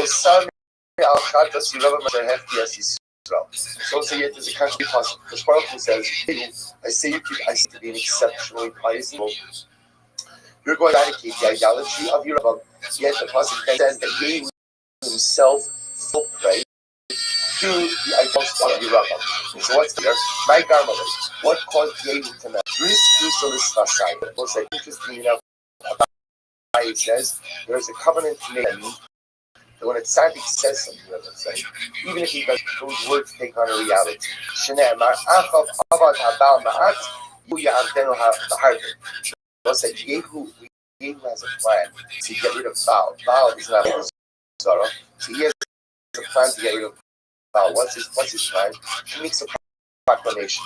And he becomes king of Malchus Yisrael. And he says, listen, here's the deal. You guys think that Achav was an idolater? I'm going to be even a bigger idolater. So let's throw a major, like a major idolatry party, right? The idols, and what's going to happen? And gets his whole chapter, get everybody together. He surrounds the massive central Baal temple with his soldiers, and then he tells his soldiers to go in and kill everyone. That's how he wipes out the entire Baal cult. One fell swoop. The only one problem is when the tzaddik says something, those words take on a reality. And the tzaddik goes, he said, I'm even going to be even a bigger Baal worshiper. The fact that he made that statement ultimately, again, trapped in certain idolatrous practices himself. Point that even later on in life, he becomes wrapped up in some idolatry as well. It's like an incredible mussar, the power of words. And when the tzaddik says something, about it's not just the tzaddik, but it's all of us, when we see something, those words create reality. And even if I don't mean for those words to create the reality, they do. Like the Rav says, others say that no, what messed Yehu up in the end is that he saw this letter, the proclamation of Yirav, like the charter of his kingdom, that was signed by Achia Shiloni. He saw the prophet of Israel sign that document that said, if the king commands you to worship Avodah Zarah, you should do so. So he didn't understand how the prophet of Israel signed on this. He said, well, maybe idolatry is not as I thought it was. Dichsiv. He goes over here to the passage from Hosea. V'shachata miku v'ani moshe l'kulu. I'm going to be open on the first part of this. Ein miku mishali. says, Cloud Yisrael is even more machmir than me. How so? I have Marky called She'ina Ola L'Regel over Ba'aseh. I said, whoever isn't Ola L'Regel, whoever doesn't descend, violates a positive commandment. Name Amru Kala Ola L'Regel Yudak Evakar. Rabbi Ben Nevat said, whoever L'Regel, right? If you try to go to your Shai for Malchus, you'll be stabbed. I'll kill you. So listen to this. It wasn't that time that the Rabban left Yerushalayim. Vayimotze osa achiyah shelo mi'anavi. There was concept of sound of Chadasha. So what happens? Rabban Ben Nevat is leaving Yerushalayim. Remember again, just to understand. Up until before Yerabam, so the Malchus monarchy is consolidated under the reign of Shlomo. Under the reign of Rechava. Then ultimately Rechava makes some very bad things and there was a split in the monarchy. Achiyah only tells Rabban Ben Nevat who was the righteous man.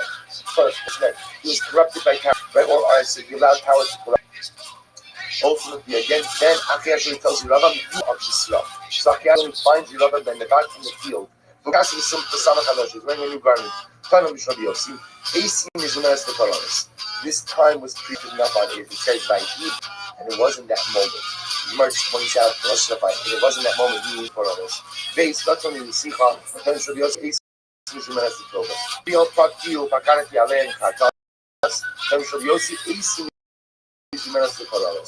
So the idea is by Iba Isai is Echab, comes from Yossi, Ace Minutes to Toba. What's the idea is whenever you see that Russian by Iba, it wasn't that moment. That means that this particular time was set aside for something dramatic to occur. Here we have Rechavam Shem. Shem above comes from a hamlet also.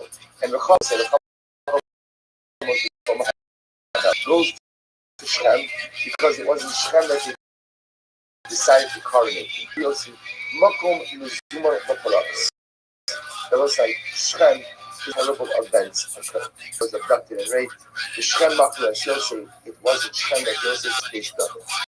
And it wasn't Shem, it was like the official rupture in the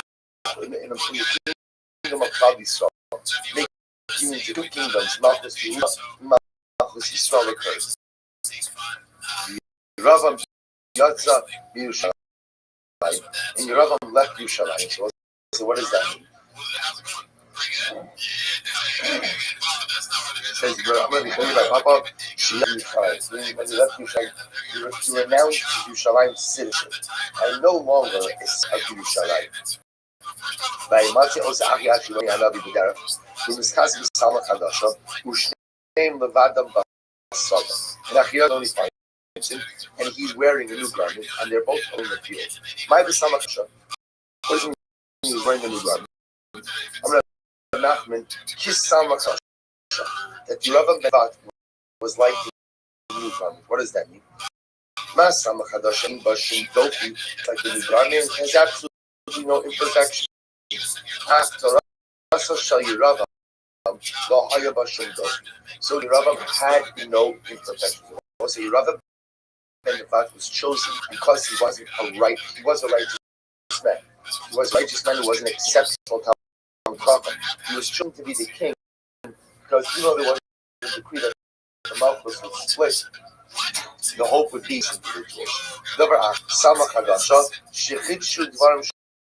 others say that what does it mean that he was like a that he said things that no one ever heard before. He had chidushim that novel Torah ideas that no one had ever heard before. Ushneim Ravanda and they were both alone in the field.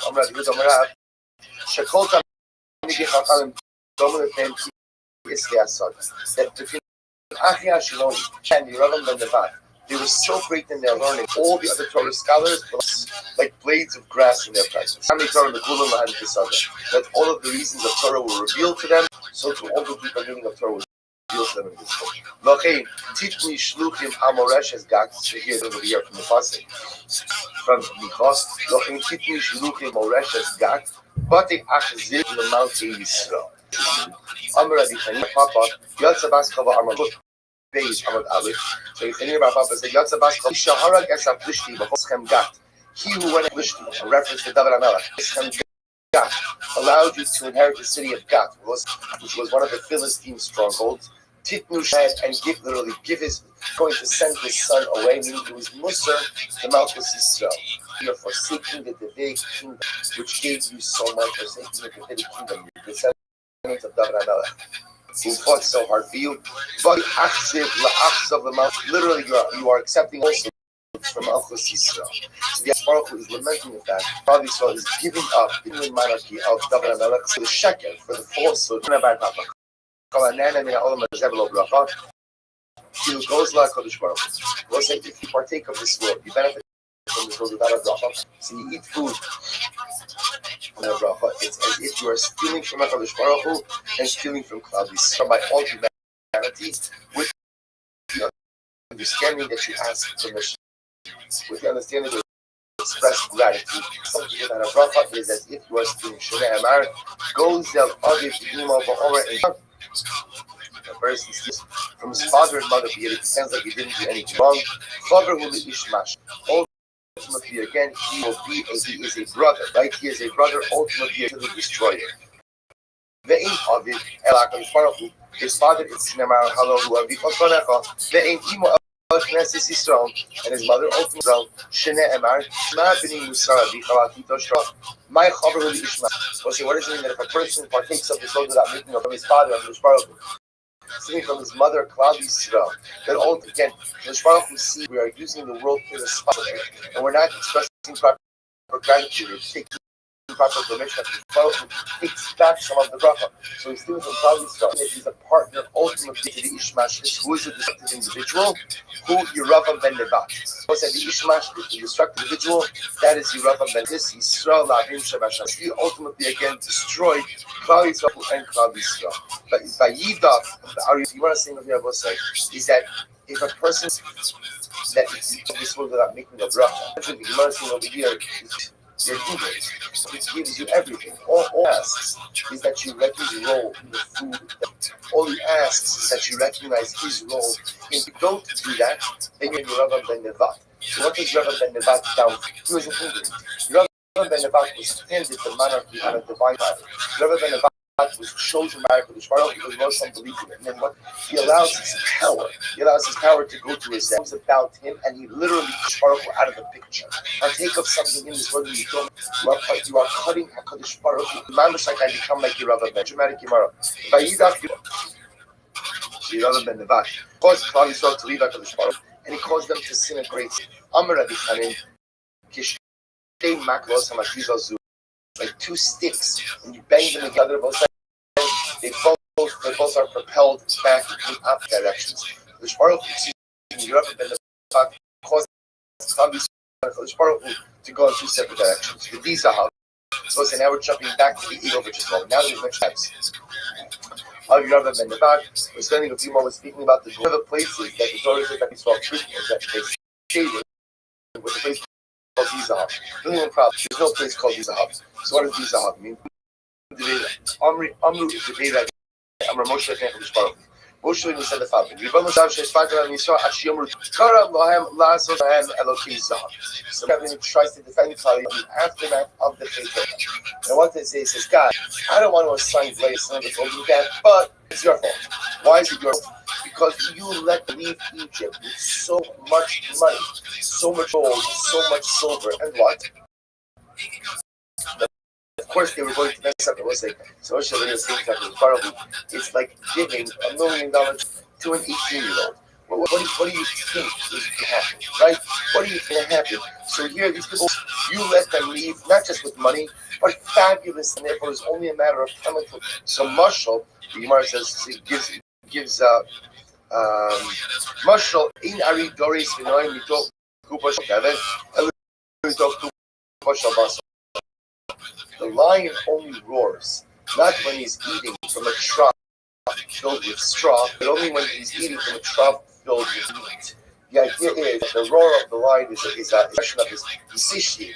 He only becomes a Baal Gaiva at meat in his belly. He gives God Yisrael all of this money, what do you think he's having a dramatic mashal? Rashi and Chumash gives dramatic mashal that if a man gives his son a purse filled with gold coins and places it at the entrance of a grave, what do you think is going to occur? So the owner of Olam, you go ahead, probably throw, or it's not going to be giving stuff. That we know. Right? So at the end of the day, you gave probably throw all of this money. What did you think is going to happen? I'm going to be Ushia. How you saw your ultimate egg laughing. So unfortunately, so you have them in the back. Probably so all little young there in nursery.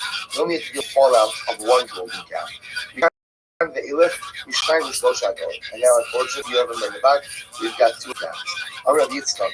In the Chol Rosh, it's very dramatic tomorrow. In the Chol Kofaranos, Parash, Ba'olam, She'im Ba'esim Ba'arba Ba'achreya Litrash. I said, the Gemara essentially says this false Klal Yisrael. There's some little bit of it that is linked to Tegel, that is linked to the golden calf. Now, literally, it means 1/24th of the weight of the measure that's used in measuring out dry measures. Once remember again, we saw in our Baba Kama days that if you're a merchant and you're measuring out dry measures, you always tip the scales a little bit in favor of the customer, lest again there be some kind of weight erosion on your weights and measures. So that's called the litra. So the Gemara is saying is it's a small amount, but every single calamity that befalls Klal Yisrael, there's some element of retribution for the sin of the golden calf. What Rabbi Yisrael is saying, Rabosa, is the sin of the golden calf was such a dramatic and traumatic mistake that we are still to a be suffering with the fallout of it to this very day. Fallout from it this very day. So the Gemara says,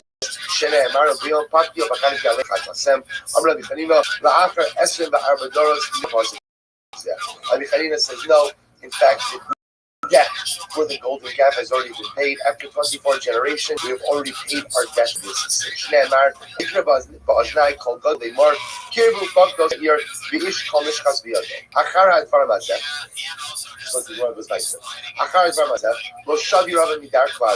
Even after all of these things, Yerava ben Nevat did not do tshuva. My achar, what does that mean? So go say, get ready for this.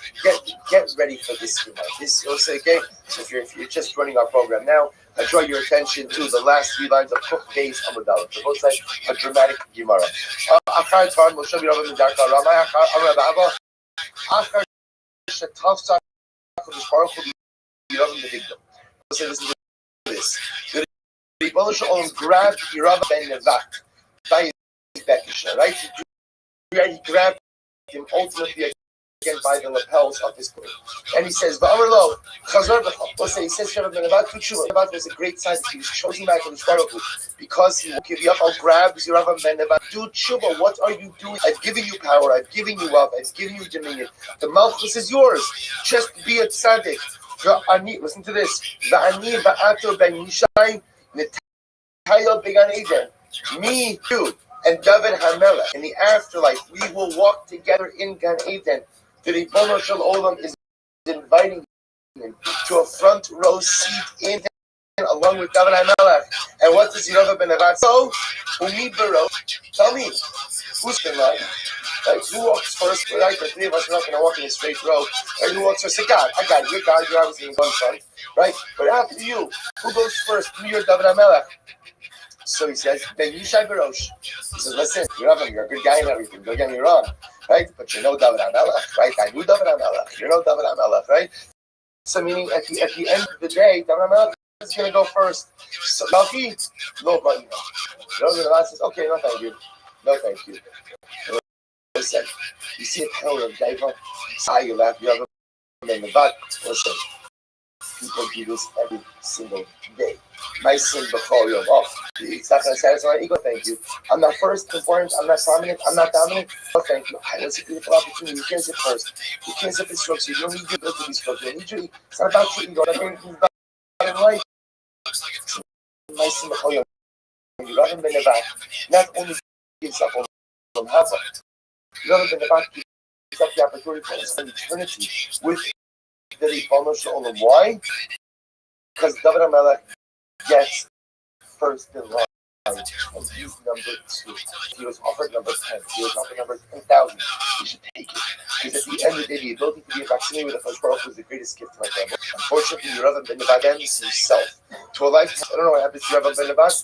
All because of this. All I will say because, again, God, and listen, you understand something. This is just an aside. I have no time for this. Listen, you understand, by the way, that people who are ridiculous, ridiculously arrogant. Because they know that stuff. It comes from insecurities. Remember, at the end of the day, why did Rav Ben Nevat do what he did? All of this steps, remember how this whole down spiral begins? Whole down begins with the two, which initially wasn't even supposed to be Zara. He was supposed to be worshipful, just this the base because he was scared of losing his power. He was scared they would go to God and the other shit. Right? He was scared they would go ahead and they would defect.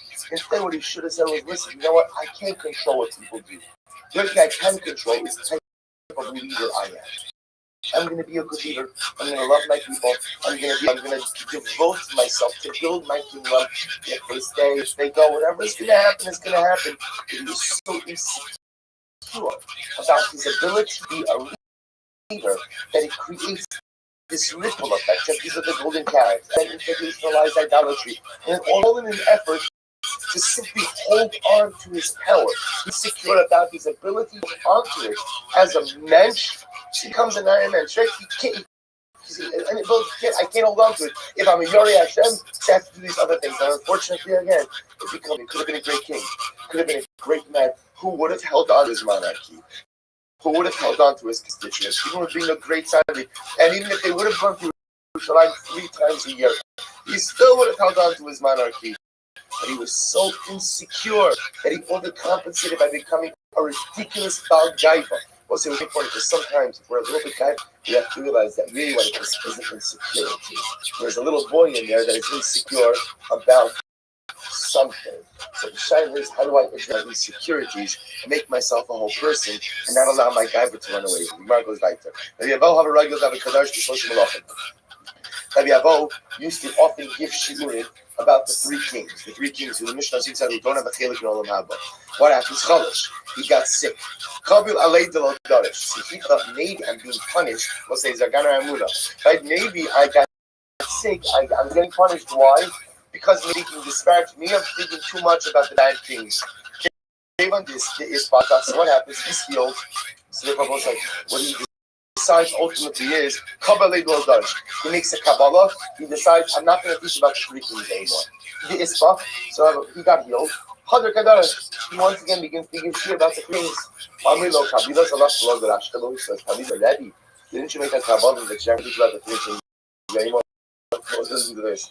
Amar Inu Mihadana Hadarbe. Say I don't understand. They didn't do tshuva, so I should do tshuva. So I said, what does that mean? See, he felt. At the end of the day, he thought maybe his sickness was attributable ultimately to that he was speaking about the 3 kings. But then upon further reflection, he understood, no, it's important to teach things because it was like, just like you learn from the accomplishments of people, we learn from the mistakes of people. So now, obviously, he tells a dramatic story. Dramatic story. Go face on the base. 102b, 3 lines. Get ready, also. Get ready for this. Rashi is giving shir about Amar. Tomorrow, we're going to learn about our buddies. We're referring to the 3 kings. 3 kings. So let's say we spoke about them in a disparaging manner. Now again, at first glance, you're allowed to shut him in a disparaging manner. So what happens? He goes in and he speaks about that.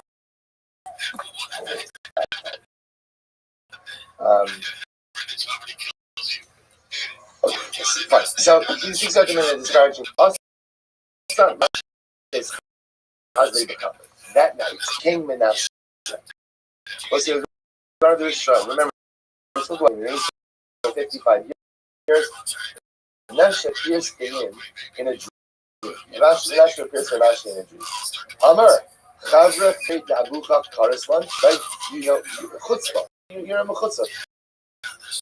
You call us your buddy, your friends. What do you think? We're friends of yours. We're friends of your fathers. You're so Let me ask you a simple shaila. From where on the loaf should you make hamotzi? Simple shaila. Where should you make hamotzi? Amrlei, no yidana.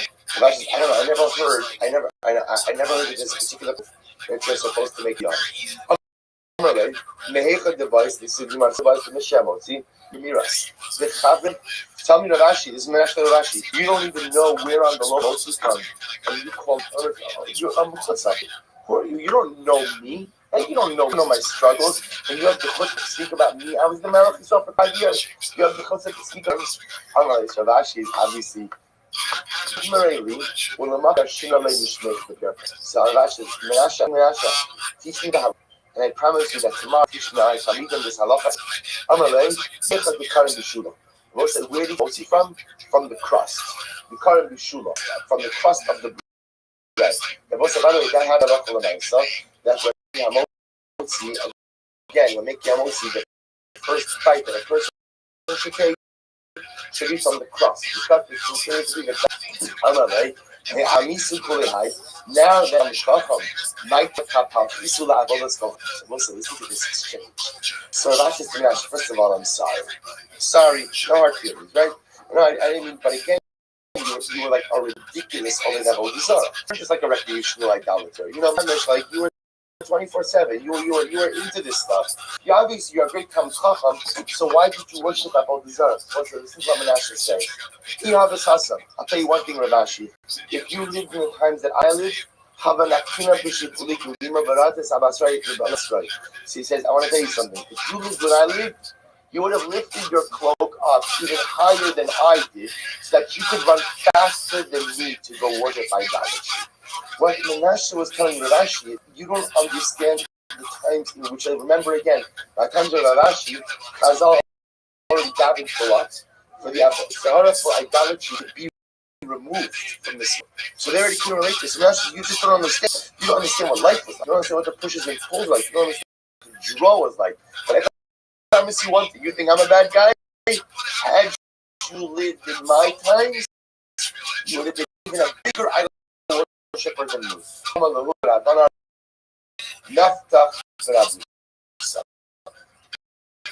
I will say the next day when Rashi begins the shir, he says to the Talmidim, let's begin learning about our teachers.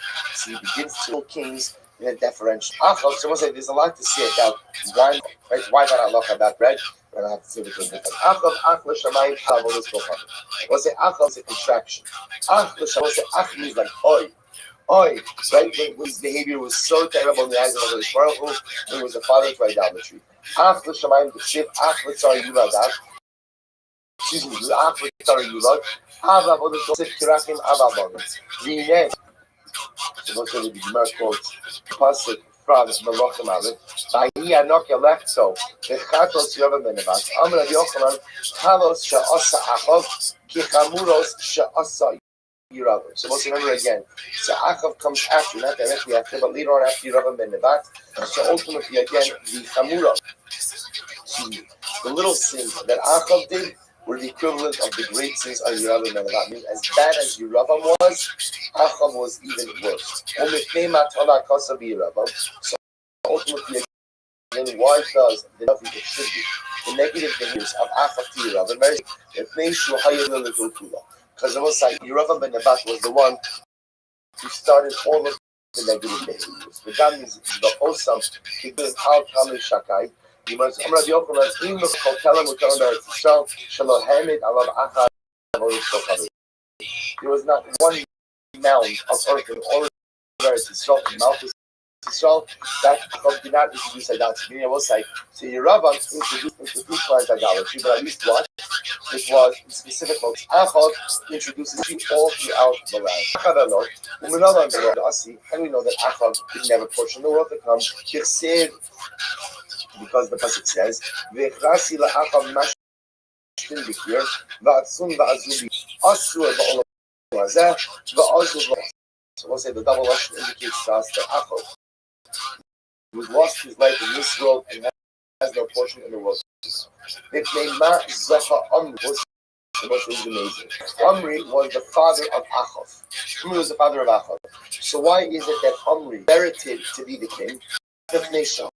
Joseph Kraft Echad disparity. So this is actually crazy because we add on one city. Neymar. Vayikol said first the widest line.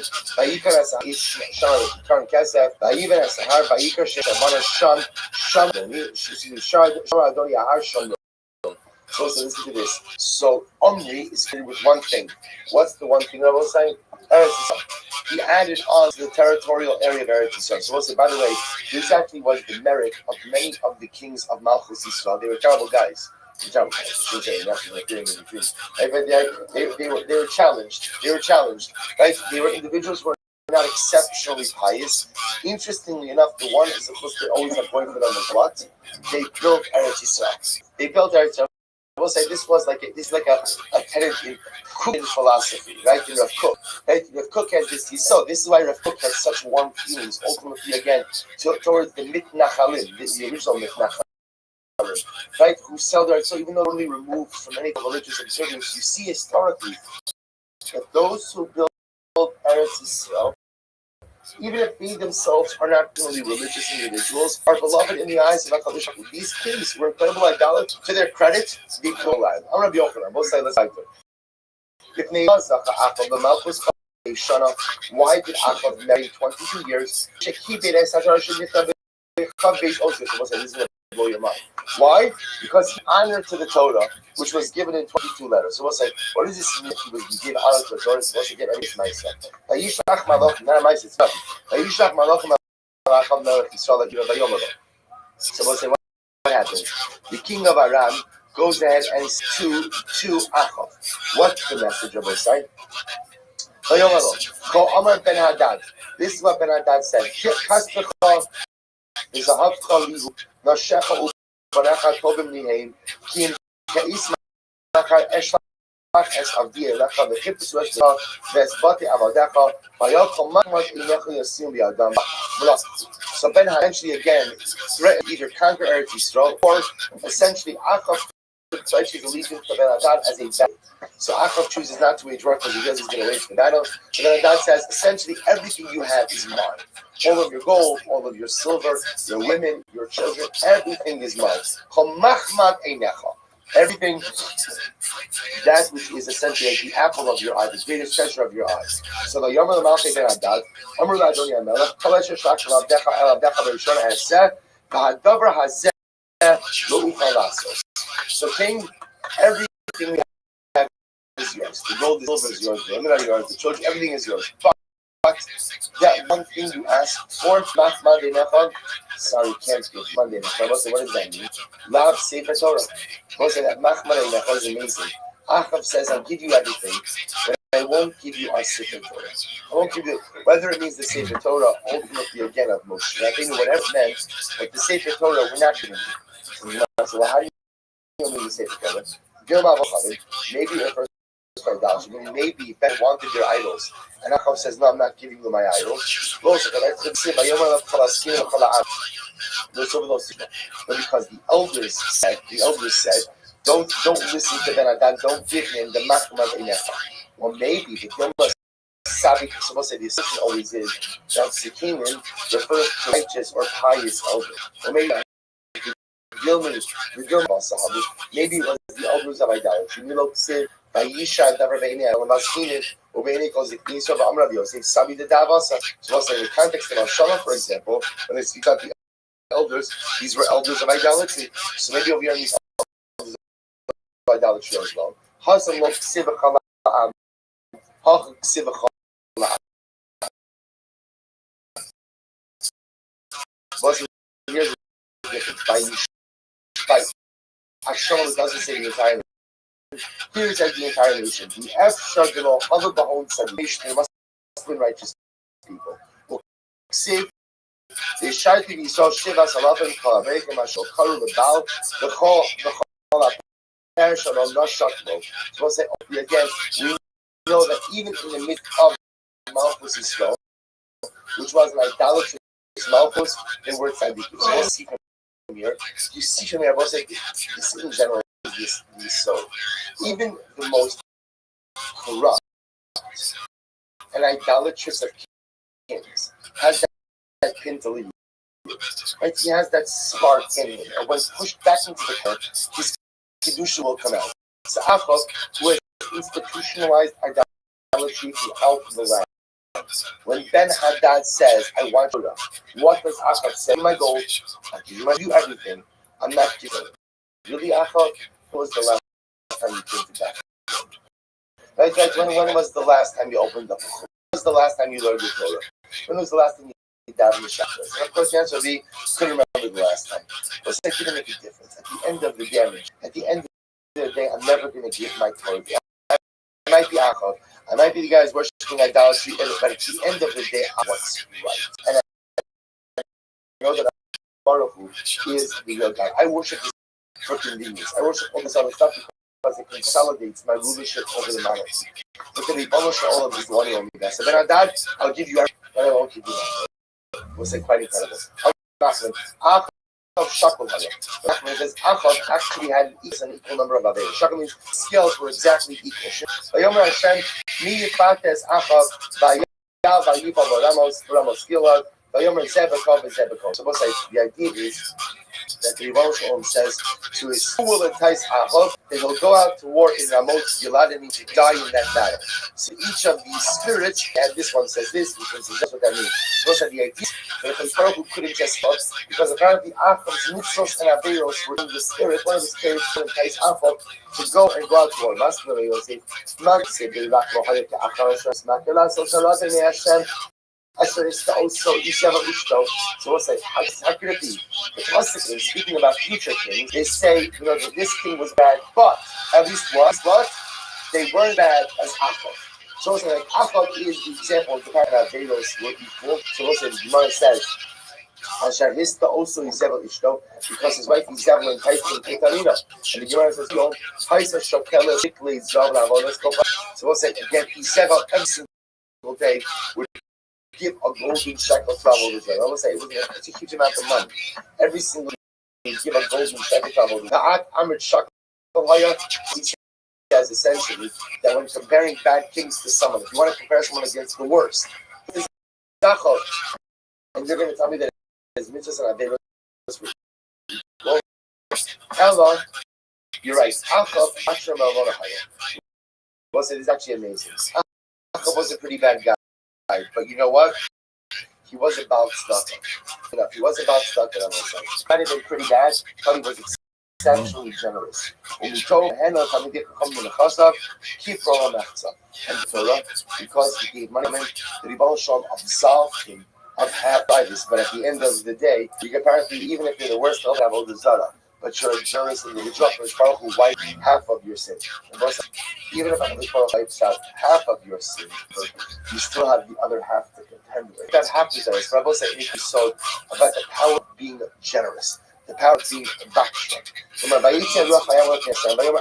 So let's remember again, it starts from the part of Baruch Hu and says, I will be the one who entices Achab to go out to war. The war ultimately that which would end his life. Vayomer Eitze Vayisi Ruach Sheker Lefikon Leviyav. Vayomer Tifta V'Gam Yuchal Tzei V'Aseku. This is what happens. The spirit comes before HaKadosh Baruch Hu. Says, I will entice Achab. So God says to the spirit, "No, how are you going to entice Achab to go to war?" So the spirit says, I will be the spirit who rests upon the false prophets, and these false prophets will tell Achab, he should go out to war and he'll be successful. So the prophet says, fine, go, do this, it's it. My ruach, so what's whose ruach is this? Which spirit is this? Ruach shall Navos HaYizrael. This is the ruach. This was the spirit of Navos. So we'll say who was Navos. Remember again, we know the story. Achab wanted a particular vineyard, which spoke to Navos. Navos would sell. So Achab tells you, Izebel concocts this whole story that Navos rebelled against the king and cursed God. Navos executed, and when you are executed, you get your property. So this spirit is looking for revenge. Might say, what doesn't go out? Amaradina saying the Kitzasi. Ribbon Shalom says, Navos, if you're going to do this and eventually lie, you can no longer dwell within my Mechitza. Shekin Ksiv, Dara Lo Yikon Neged. Ultimately, again, because the Pasuk says, he who speaks falsehood did not exist with HaKadosh Baruch Hu. Shalom says to the spirit of Navos, this, you can do this, but if you do this, you can no longer reside on the Chitza. Now, what's the amazing part of the story? What's the amazing part of the story? That the spirit of Navos still what? Decides to go through it. Shabbos, which will end with this, Amar Achab Ha'udam Inshi, the Parakine Machrid Bese. As the Papa says, this is an example of that which people will say that he who is bent destroys his own home. We will say there are who are so desperate for revenge that they will do anything and everything for revenge. If unfortunately a person has that destructive midah, they will destroy his own home. Can you imagine this? Navos, the spirit of Navos, is so bent on revenge that he is willing to go ahead and be the false spirit in the eyes of the false prophets or in the heart of the false prophets. Even though what does that vengeance cost him? That vengeance cost him his closeness, his ability to dwell within the Mechitza of HaKadosh Baruch Hu. If a person is so bent on vengeance, unfortunately, again, they destroy anything and everything within their lives. Listen, we'll stop. We're going to pick up with Mary Hashem tomorrow.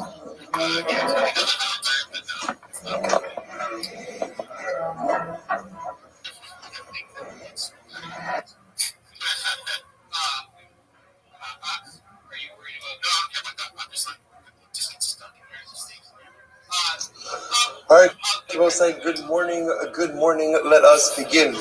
Begin by thanking all of our sponsors for this morning share.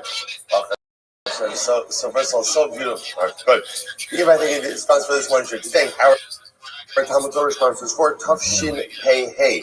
The Filter Mishpach of our Yisrael for dedicating all the Shulman Drushos this year as a zechus for the Soros Sovos and Israel. Talmud Torah sponsors for the month of Adar Abalim Latova, Terry and Steve, loving memory of Terry's father, Dari Khan, Tzvi Hirsch, Ben Yosef, and the Ziv Levin and Berman families in memory of Mr. William Ziv Ismael Ben Yisrael.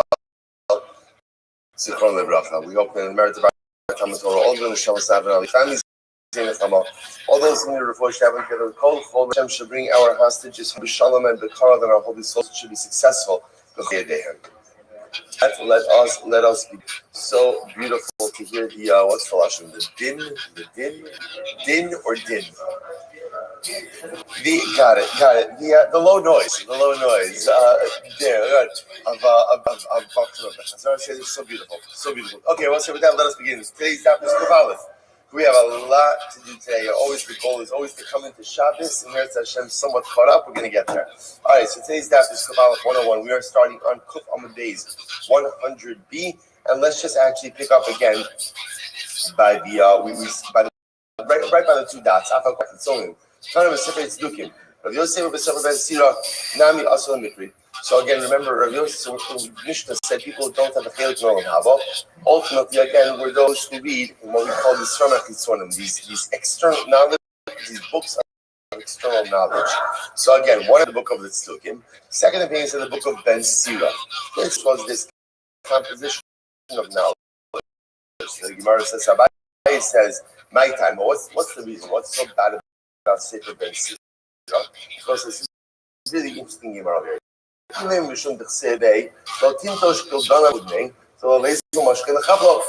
because like here there's some nonsensical stuff that's written. For example, Ben Sira says, do not go ahead and remove the skin from the gildanish, because what's going to happen? It goes to waste. Ella sali asebin, or a fish whole with the skin on it. This way you'll get the fish, you'll get the skin, and also again eat it with two cakes of bread. Okay. So maybe you'll see some information like that. That's totally nonsensical. To which the Gemara says, all right, so that makes it. If you take this statement at face value, then the truth is the Torah also says the same. Those tashlis eitzah. It will say the prohibition of baltashlis. Right? Baltashlis means unnecessary or waste. The Torah says you're not allowed to just cut down trees for absolutely no reason. Cut down fruit trees if strategically it's needed, but you can't do it for absolutely no reason. So we see over here, even the Torah cautions us against unnecessary waste. So it seems to be all that Ben Sira is doing. The Gemara says, Kamash Malon, to the livel, Image Russia, or Kamash Malon. And if you dash it, in other words, if some say that Ben Sira was talking about something a little bit different, what was he talking about? To the livel, that one should not engage in Bia Shalokidar. That as much as Bia Shalokidarka is mutter, there are certain things that although they may be mutter, may not be the normative practice one should avoid. So perhaps that's what Ben Sira is saying in more nuanced fashion.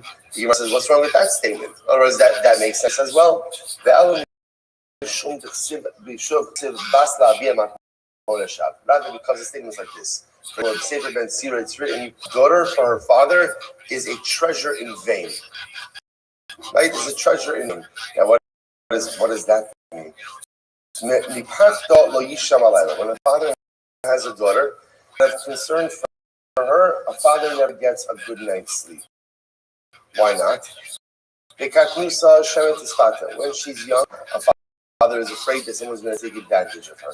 But now, as she gets older, a father is concerned that maybe she'll be immoral. He's afraid she won't get married. Once she gets married, he says, maybe she's not going to have children. She'll get older. The idea we will say that Ben Sira is saying is when a father has a daughter, he is worrying about her at the middle stage. By the way, anyone who knows this is absolutely unequivocally true. Like a son, he's gonna figure it out. Whatever, he'll break like a bunch of stuff along the way, but he's gonna be absolutely fine at the end of the day. But a daughter, a perpetual concern. Gemara says, well, that's how Rabbanan Amir. Rabbanan also said this. He actually gave us.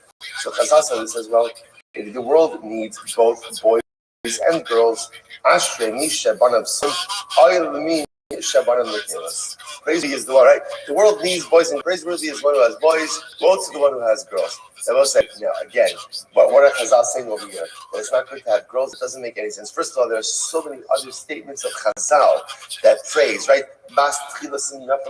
So what does it mean? Chazal were echoing was this sentiment. Just on the that a person should have boys and girls, saying that a daughter understandably so, a father is and a mother, but parents have so much more worry over a daughter ultimately again than over a son. Incredible. I'm going to show this as well. Remember again, Abai is saying that if you read Sefer Ben Sira, you don't get all the Naba.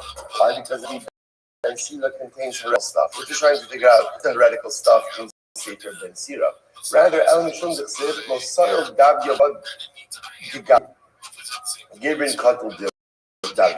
perhaps it's because it says the following, that ultimately, again, a person shouldn't, actually a profound statement, a person not allow worry in his heart, because ultimately, again, worry in his heart could kill him, or if he has worry in his heart, should kill him. Gemara says, well, that makes sense. Shlomo also said it. Shlomo said the same thing. If there's worry in the heart of a man, Yishchena. Now, what Rabbi Ami, Rabbi Asi, Chadama Yishchena, uprooted Midaito, the Chad Yisichena la'acherim, tell it to someone else. So it's actually quite beautiful. Shlomo says it's really profound. If a person is worried, the one thing you can't do with daiga, with worry, is you can't let it sit in your heart. Why? Also, we all know this. What happens when you let worry sit in your heart? It amplifies, right? It grows, it increases, and then all different types of negative and dark things happen. Often it just overshadows and eclipses, and that worry, which started from a legitimate place, becomes a totally illegitimate overplay. So what Shlomo says, so what should you do? If you have that, which all of us do at different, so again, Yeshicha. So Yeshicha can give me one of things. Either uprooted. What does that mean, uprooted? So Shlomo says essentially, stop it. Right? So remember, we've seen this motif before. Right? The Rambam brings down. We talked about this in Chassid. Who was it? Faduar. Right? So again, the most destructive egos a person could have is anger. So what should a person do? What should a person do if they struggle with anger? The Rambam says, stop getting angry. It's like sometimes in life, there's not like some type of magic therapy or pill or approach to go ahead and solve your problems. Sometimes you just have to stop it. So the Rambam says, you have a problem with anger? Stop getting angry. Stop getting angry. Oh, no. But how do you do it? Right?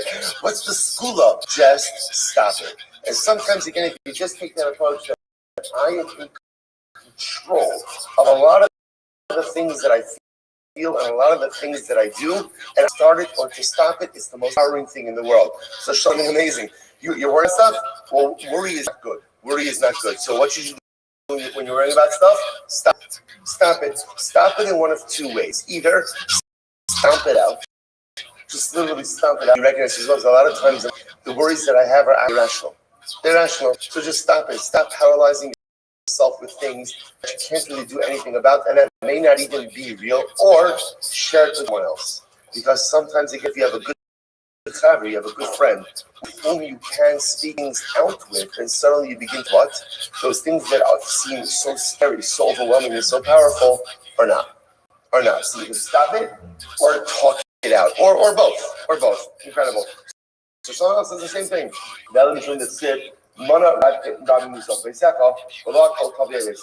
Maybe consider stuff like this. Don't allow a lot of people into your house, right? And don't bring everyone home with you. Rebbe said the same thing. So a person should not bring home too many friends into his home. Because again, one has to be careful. One has to be careful. Ultimately, again, at the end of the day, who he allows in his home.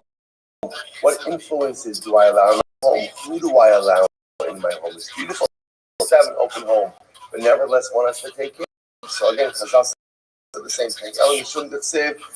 This is interesting. Zaldikan Kortiman, which literally means Rashi. If somebody has a thing, again, they are very wise. They're very wise. On the other hand, Abdikan Saksachan. Someone has a thick beard, they're not wise.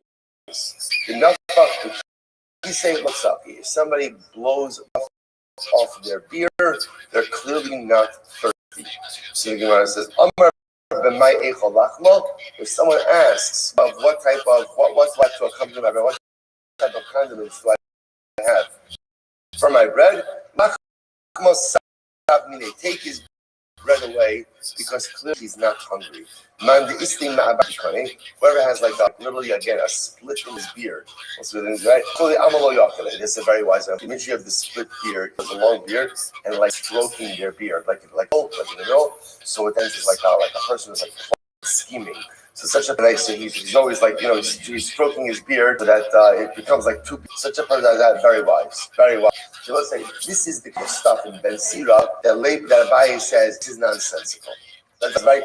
Your wisdom cannot be perceived by your beard, right, or by the length of your beard, or by the parts in your beard. Just like some people blow the froth off their beard simply because they don't like froth.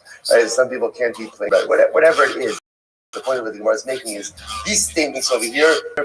Ben Sira, a little bit of a nonsensical savor, and therefore halacha should label it ultimately as apikar. So some of Yosef, Midma Yosef, the Ispei Dashin a little. But in Sefer Ben Sira, there are certain things that are very wise, and we should okay within ourselves. For example, it's quite beautiful. Literally, again, a good wife. Right, a good wife is a wonderful gift, and ultimately, she should be placed by the one who fears HaKadosh Baruch Hu. She should be placed with the one who fears HaKadosh Baruch Hu. So I'll say first of all, just a beautiful sentence of Isha Tova, Kana Tova. A good wife is a tremendous gift. It's a good Rebbeinu Shalom. Isha Ra, Saras Labayla. But again, unfortunately, a bad wife, however it's defined, is like a Saras. It's like Saras for a husband. My takante. What's the takana? First line. You got shut on the base, so be stuck in the Saras. So sometimes, unfortunately, again, the Saras has to rise and ultimately removed from the home. Isha Yafa Ashrei Bayit Mispari Amaf Tefilin. If a man is lucky to be married to a beautiful woman, praiseworthy is the husband, and again, it doubles his longevity. Be careful about looking at beautiful women. Literally, it's not be careful. Remove your eyes from looking at beautiful women, lest you get caught in the trap. Be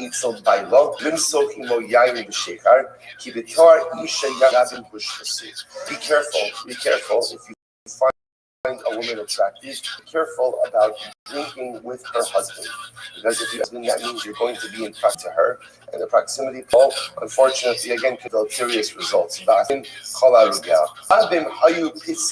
spice peddlers have gotten beaten up. These spice peddlers or perfume peddlers. What's the chap? Either way, these were guys who went house to house, and often who were they interacting with? Women. So what would happen? A man would come home, he'd find this spice peddler in his house. He would not take shame to that, and what would he do? He would beat the guy up because he suspected him of doing something with his wife.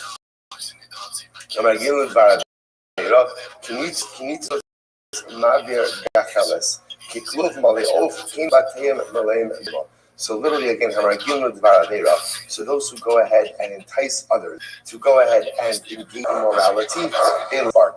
Chazal always tells us, all of us are prone to immorality. And so again, even if a person could exercise certain restraint to light the spark, it takes very little to convince us to engage in immoral behavior. If someone lights the spark and suddenly, unfortunately, I'm involved in it. What we saw before. Literally again, don't allow everyone, literally prevent them from coming into your home and bring everyone home with you. Be careful about the influences that you allow into your house. Have a lot of friends. It's good to have friends. However, so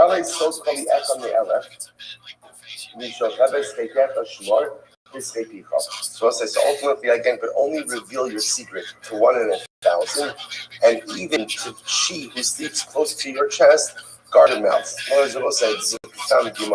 So again, have a lot of friends, but make sure that you only reveal your secrets to certain people. Because then you reveal your secrets laid out. So this is interesting. The Gemara says, even to your wife, be careful what you share.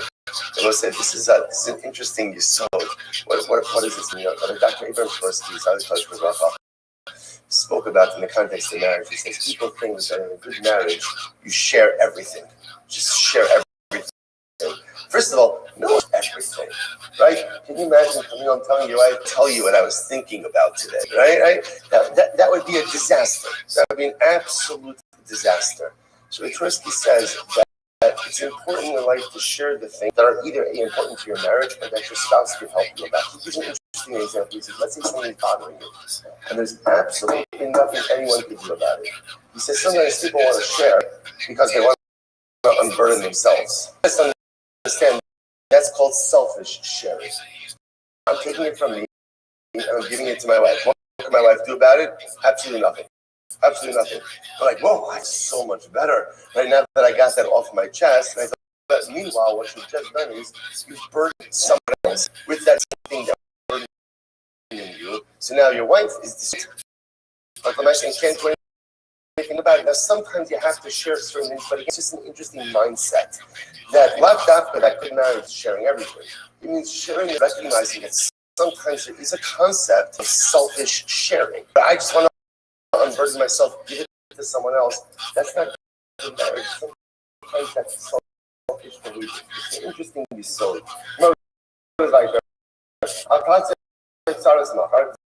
this is great tomorrow. Do not worry about the worries of tomorrow. Because you don't know what's going to happen today. Maybe tomorrow you want to be alive. And you are this world that is not even. This contradicts another popular Mama Chazal. Mama Chazal that says, don't stop thinking about tomorrow. Right? Well, apparently you are supposed to stop thinking about tomorrow. Right? And I will say, this is an incredible, life's incredible balance. Right? Between, on one hand, you have to be a futurist person. You can't not think about the future. You have to future, right? But at the same time, people spend so much time worrying about. The person says, "What are you worrying about? What do you have tomorrow? Who says you need? Who says you have them there?" Right? So there's this balance between plan for the future, but don't be paralyzed by the fears of the future, the unknown of the future. For all you know, you may be worrying about a world that is not yours, and all of that I will say, how much of our do we waste because we are worrying about an unknown future? How much of our do we waste because we are worried about the future? So plan for the future to some, but don't paralyze you with the fears of the unknown future, thereby sacrificing your beautiful present. All the days of the proper are bad. Ben Sira says not only are his days bad, no, that's the pasuk from Mishlei. Right? All the days of the proper again are bad. That's Shalom Aleichem. Ben Sira even his days are difficult. How so? Because he can live below other people's roofs. Carmel and his vineyards or his fields are usually at a higher elevation. What ends up happening? So therefore, when it rains, everyone else rain drops. So actually, the proper term is sheet off. That's range. Water sheets. Right? It sheets off the higher to the lower roof. When the wind blows, because he's from a higher elevation, therefore what? The dirt and the fertilizer of his field blows into the field of others. Incredible. Slingma goes right there.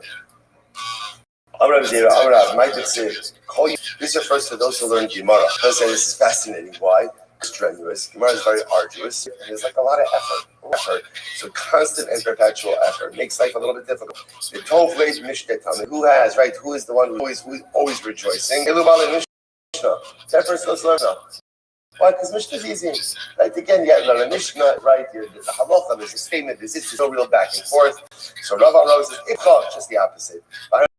It's just the opposite. In other words, Mishnah is nice, but the problem is with Mishnah, you don't know what to do. You're intellectually impoverished because again, I have concepts, but I don't. Gemara, on the other hand, again, I know what to do. You're like, really? You know what to do? Okay, you know a little bit more what to do. Gemara says, what does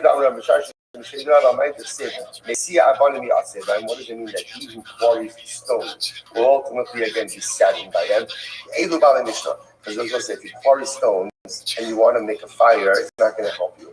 Right? So learning Mishnah is like quarrying stones. On the other hand, the stones can be very helpful for structures. Right? But they can heat. On the other hand, the bouquet, heat up wood, so he warm himself by the wood. That refers to those who learn Gemara, because at the end of the day, again, with Gemara, you have things that you can utilize for your life. And says, call you me on Israel, all the days of the proper are bad. This refers to someone who has a bad wife. I will say, by the way, you see from here, it's interesting that the person has a bad marriage, then a person here, Chazal said, you're an onion. You're a pauper. You're a pauper. You can have all the money in the world. All the money in the world. But if I don't have shayins, I am impoverished. I will say, we know this week. So just remind you pretty much have everything. You have everything. Even if you don't have everything, you'll figure out a way to get everything. Don't have shalom bayis. Ultimately, again, a person is fundamentally impoverished. The Tov Mishka Tamid, Zeshi Isha Tova. And what does he mean that again? Tov Lev, a person with a happy heart is constantly rejoicing. That refers to a person who has a good wife. That refers to a person who has shalom bayis. Incredible. Rabbi Yana says, what does it mean all the days of the proper that istiness. So I'll say this one is very sensitive. You're not talking about emotionally. But it means istiness is like a person like you just can't stand any type of physical discomfort. If you can't stand any type of physical discomfort, then again, it's too cold, I can't listen, I can't do this, I can't do that. Everything is a problem. So again, a person is perpetually uncomfortable, and therefore life is bad. On the other hand, the Tov Mishnah It will say so. It's such an incredible Gemara. When Daito Yafa, you know what that means about saying no Daito Yafa? It's a person who knows how to roll with it. You don't need everything exact. Right? Like this. Everything has to be. We call them yakas, right? It has to be like this, right? Everything has to be like this. Sorry. Right? But it's true. Right? Everything has to be done. Right? Like that. When you like that, you're like very angry. very simple, right? Because every life, nothing is always exactly as it should be. Disgruntled. So people are disgruntled. On the other hand, the person kind of just develop imperfection. In general, everything with it. You go with it and you'll be fine. Incredible. The Gemara goes like that. Because Rabbi Yochanan says, "Kol ani ra'im zerach mani." What does that refer to? Zerach. They both say this refers to someone who's very compassionate. They both say, sometimes, there's a double-edged sword to being a feeling compassionate person. On one hand, to be a feeling compassionate person, allows you to connect with all kinds of people, and allows them to experience life on a. On the other hand, being a feeling person, sometimes you're overwhelmed by just the enormity of the pain, the sadness, heartbreak that surrounds you on any given day. Right? You look around the world, you look around the group of people, and again, when you know what's going on in people's life, the amount of heartbreak that really fills any given room is overwhelming. So the Gemara says, on one hand, as powerful as it is to be a compassionate, empathic, and feeling person, life is heavy. Life is heavy. So we call you money, right? What does it mean? All the days of opera. That's an impassionate person who feels the pain of others. He himself or she herself is always in a constant. As the Gemara says, sorry, it's fascinating. Everything told late Mishnah or told late Mishnah is good, for the one heart is always rejoicing. What is that? That's an achzor. Now we'll say the word achzor is a very strong word. Achzor usually means what? Someone who's cruel and indifferent. Obviously, it can't be praising someone who's cruel and indifferent. What it's saying is someone who knows how to almost disassociate a little bit. Someone who could flip the switch a little bit and maybe not feel the pain in the same way. Ultimately, again, that's totally Mishnah coming. I will point out here, I don't think Chazal are accepting the second approach. I think that Chazal are just making a factual statement. Life, and there are people like this in life who are totally emotionally detached from anything and everything happening around them. And what's the general emotional state of being? Happy. I think life is good. Everything's fine. Everything's fine. Yeah, everything's great. Why? Because they're totally emotionally disassociated from their family, from themselves, from the room, from Kavi's stuff, from the Welt. Right? And again, life is fine. On the other hand, being a feeling compassionate, empathic person, those is the avoda of the year. That's what we're saved for.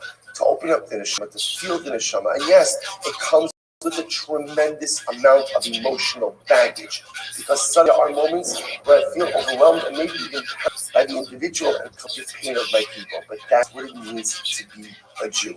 Sometimes what it means to be a Jew is I give up the life of Tov Lev Mishte Tamid. Ultimately, again, live the life of Yemei and Kol Yemei Aniyim Roy. But that's worth it to feel the beating heart of Klal. So incredible. I'm ready to show the Omer. Call me Ali, right? What does it mean all the things? Go find like 101. Zedaito Kitsara. V'tov Mishte Tamid. Ze Shedaito L'chava. Okay, it's interesting.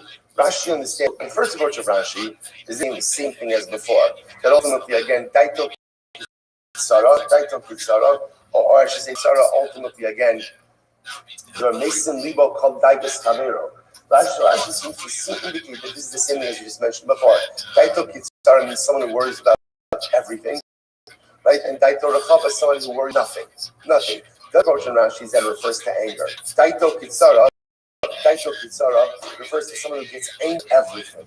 Right? Also, we know that in this world, there is no shortage of things to get angry about, right? No shortage of things to get upset about. So if you're that kind of person who just is easily triggered and easily angered, so the mice, again, the world is a dark place, and all of your days ultimately, again, are like an onion. On the other hand, someone who's a little bit calmer, right? Doesn't get upset about everything. That's totally Mishnah coming. Incredible. All right, lady. Call me Ani Rai. Va'ika Shabbos Yom Tov. Was there? You should just zero on the pasuk. How can you say days of the Ani are bad? What about Shabbos and Yom Tov? Kiddush Moed Omer Shmuel Shinui Veses Kol Me'ayim. Even Shabbos and Yom Tov is difficult for the Ani. Why? Because when a person is an Ani, that means throughout the week it's very little. Once the Shabbos now he has more food, more drink, is actually difficult for him. What's the takeaway message here? Change is difficult. Change is difficult, and change is often a shock to the system. A change in your nerve. What's a vesas? Like the vesas is a regular pattern. Changing the regular pattern often could go be a shock to the system. Incredible. The osa center. So let's say if a person reads a pasuk and he makes it into a song, so he's not learning, making it a song. That kori pasuk mishtos. Or a person goes ahead and reads a pasuk, like reads a pasuk base mishtos. Base mishtos just means place of celebration. The party was below Zmano. Not as be careful. Look at Rashi. According to the base of Mishnos below Zmano, the Mesa of Al Yuno, Oser, Shechikusav, the Divrei Torah, the Korexchok, the Kori Psukim, the Koram, the Sachek by Meneh Mishnah. So this is talking about someone who's just kind of using Torah, just almost like, like a frivolous way. I'm at a party, I'm drinking wine with my friends, and I start singing psukim, not in the context of learning, not really even in the context of drum, just quoting psukim ultimately for entertainment purposes. So what happens? Maybe Ra'al Yolam brings evil. If Torah itself puts on sackcloth, comes before HaKadosh Baruch Hu, V'omer Estefan of Ribono Shel Olam Asa'uni Banecha B'kinor Shemenagmin Bo Levi. So the Torah comes and complains before Ribono Shel Olam, the Torah. The children have made me into like an instrument. An instrument for entertainment purposes. They relegate it into a mode of entertainment. That was like conversation discussion. Is fascinating. Amar La, Ribono Shel Olam responds, BT. So the emotional defense probably says, my daughter, Torah, when they're eating and drinking, what else should they do? In other words, the emotional is defending it. Isn't this good? Isn't this good? When they're eating and drinking, so they have to be doing something to themselves. So isn't it beautiful that they're entertaining themselves with Torah? So the Gemara says, Amar Lefana Ribono Shel Mikra and Yasku the Torah, two of them about the Mishnah and Yasku, the Mishnah Balchos Vagados, about the Yasku, the Hilchos Pesach, Hilchos Atzeres, Hilchos Chag. The Torah says, no, I'm not frightened. Let them learn. Let them look for Mishnah, Gemara, or Halacha. Let them do something constructive. So it's a fascinating discussion between Kadosh Baruch Hu and Torah. Torah offended and hurt that if she feels that Klal Yisrael has just made her into a mode of entertainment, like an instrument that is played just for entertainment purposes, the Shalom says, well, isn't it good? Right? Isn't it kind of good that when they're eating, at least they're entertaining themselves with Torah? To which Torah comes along and says, no. When they're eating, they can learn Torah as well. Incredible. Hey, Rabbi Shem ben Elazar, Rabbi Shimon ben Chananya. Maybe to all the whoever reads a pasuk in his time. Now listen, now what does this mean, a pasuk in his time? In other words, at the end of the day, talking about Torah that's appropriate, right? Either literally discussing concepts of Torah in the time in which they are relevant, or learning Torah in a way that is not simply entertainment, but actual Talmud Torah, ultimately brings good to the world. Something in its right time. Something in its right time, ultimately, again, is good. Incredible about Lochesh. Because remember again, the next thing the Mishnah said is who doesn't have a chelik of Haba? Someone who recites some type of incantation over an injury, over a wound. Here's what's interesting. We're going to see his depth. But interestingly enough, the problem that has with someone who says any of these incantations in order to produce medicinal healing, that seems to be more, as we'll discuss in just a moment. The issue is apparently what you would do is you would like this, like you would recite, and then you'd spit. Could be because of the curative effects of saliva, which has I've spoken about. So the issue is spitting, right? The issue is the fishy maskir shem shemaim kika. You can't say the name of Hashem while you're spitting. Okay. If my rabbi rafilu negasaras, negasaras, and if any rafilu vayikra Moshe. So Rav says again, I will say the psukim, even if the psukim don't have the name of Hashem, like for example, negasaras, right? Ultimately, again, or Vayikra El Moshe. You can't do these incantations because the act of sitting together with reciting a pasuk ultimately is disrespectful to the pasuk. Sachin u'memayim menene ayin b'Shabbos. Don't say anything halacha over here. So you can go ahead. Sachin means like to rub oil. The mashmash means like to massage the area. It's about like a person who's having stomach issues. So what you would do is you would rub oil and massage the affected area. You're allowed to do this on Shabbos. Unless you have an issue on Shabbos. On Shabbos, you're allowed to engage in refuah, forms of medicinal healing. The Gemara says, however, even though you can't engage in healing, this is mutter on Shabbos. Mutter on Shabbos. The Gemara says, furthermore, you could whisper the different spells, incantations to keep snakes and scorpions away on Shabbos. And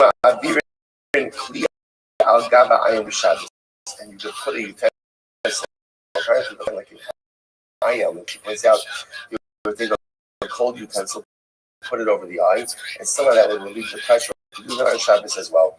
Original says, when is that so? That's only with the utensil that is allowed to be carried on Shabbos. Now, so,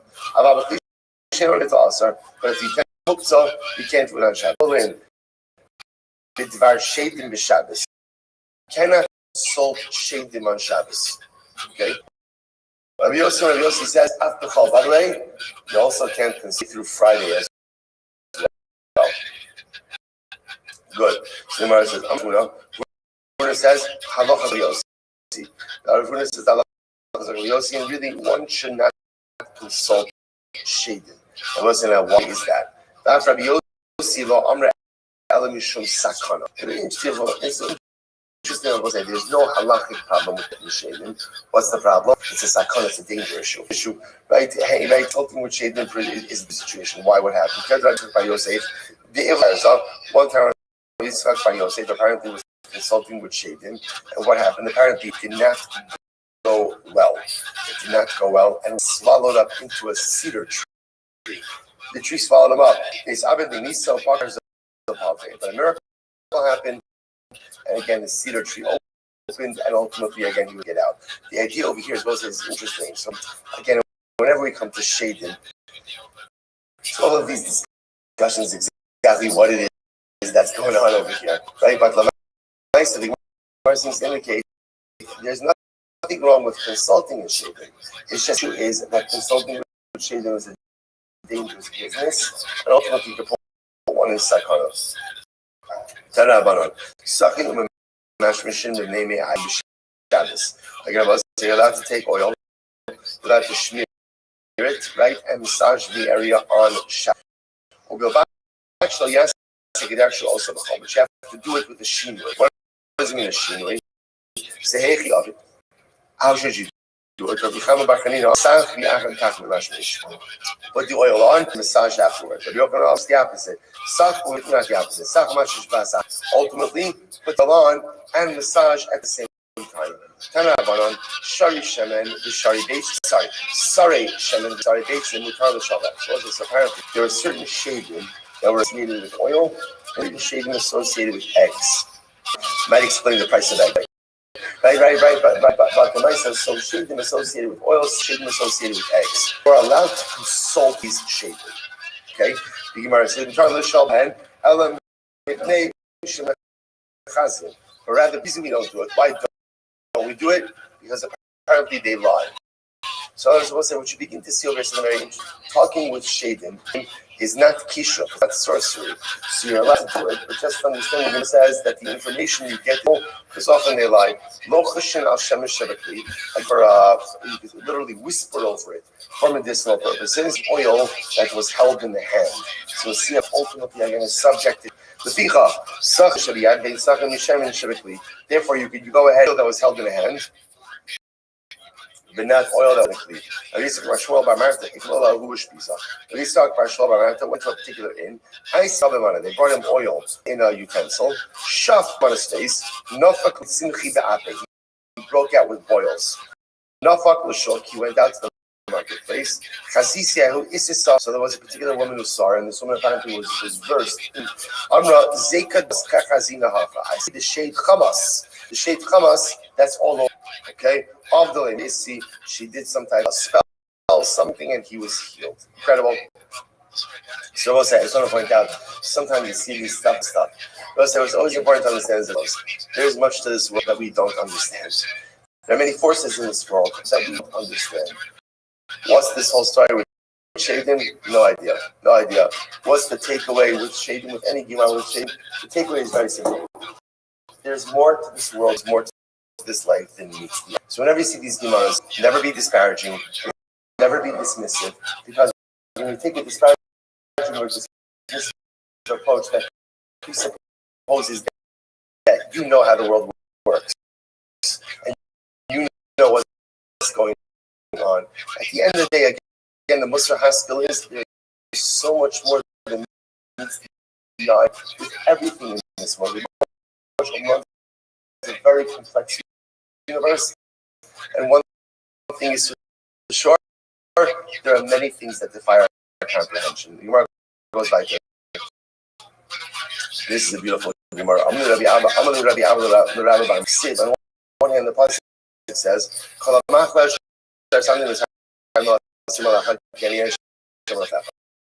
pasuk says, all the sicknesses, all the sickness that I visited upon Egypt, I will not visit upon you, because I am Hashem, your healer. So the Gemara says the pasuk is inherently contradictory. If Hashem is not going to visit this sickness upon us, then why do I need him to be my healer? Right? It's a good kasha. To which the Gemara says, this is what the Hashem says as follows. In Tishma, Hashem says like this. Here's the deal. If you listen to me, not visit sickness upon you. But if you don't listen to me, I will visit sickness upon you.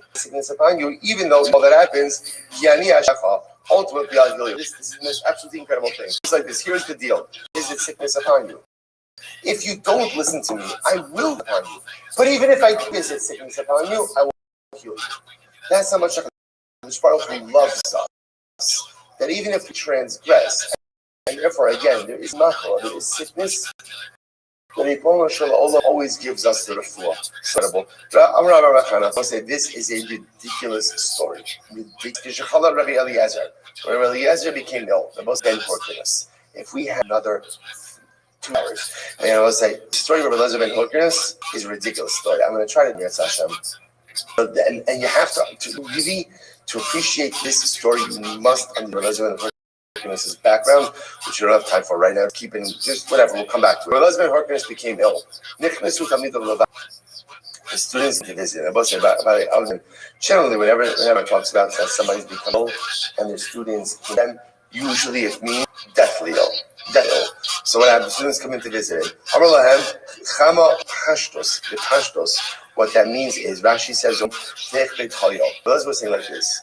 If I am this sick, the Ribono Shel Olam must be very angry at me. Rabbi Eliezer ben Horkinus understood his illness to be a manifestation of divine wrath. This is happening to me because I did something wrong. Hashem is disputed. So it's chiluhin both. So ultimately, again, all the rabbi came in, and again, it doesn't say who came in. It just says Talmidav. So his students began. Rabbi Akiva. Rabbi Akiva. So everyone is crying. Rabbi Akiva is laughing. He said, Akiva, what's the matter with you? Like, why are you laughing? And they sent up the Gemara at the end of Mass, which we'll get to B'Shat Tov Mitzlachos. Ask them, why are you crying? Why are you crying? Amrlo, our Rebbe. We'll say our Rebbe, Rabbi Eliezer, is bizarre, is in a state of sorrow, in a state of discomfort. Right? And we'll say, look how they refer to them. They refer to their Rebbe, Rabbi Eliezer, as Sefer Torah. Isn't that incredible? Right? A Sefer Torah is in Sar. That's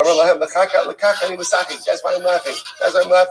Kolman Shani Rod Rebbe, Machmitz, yes.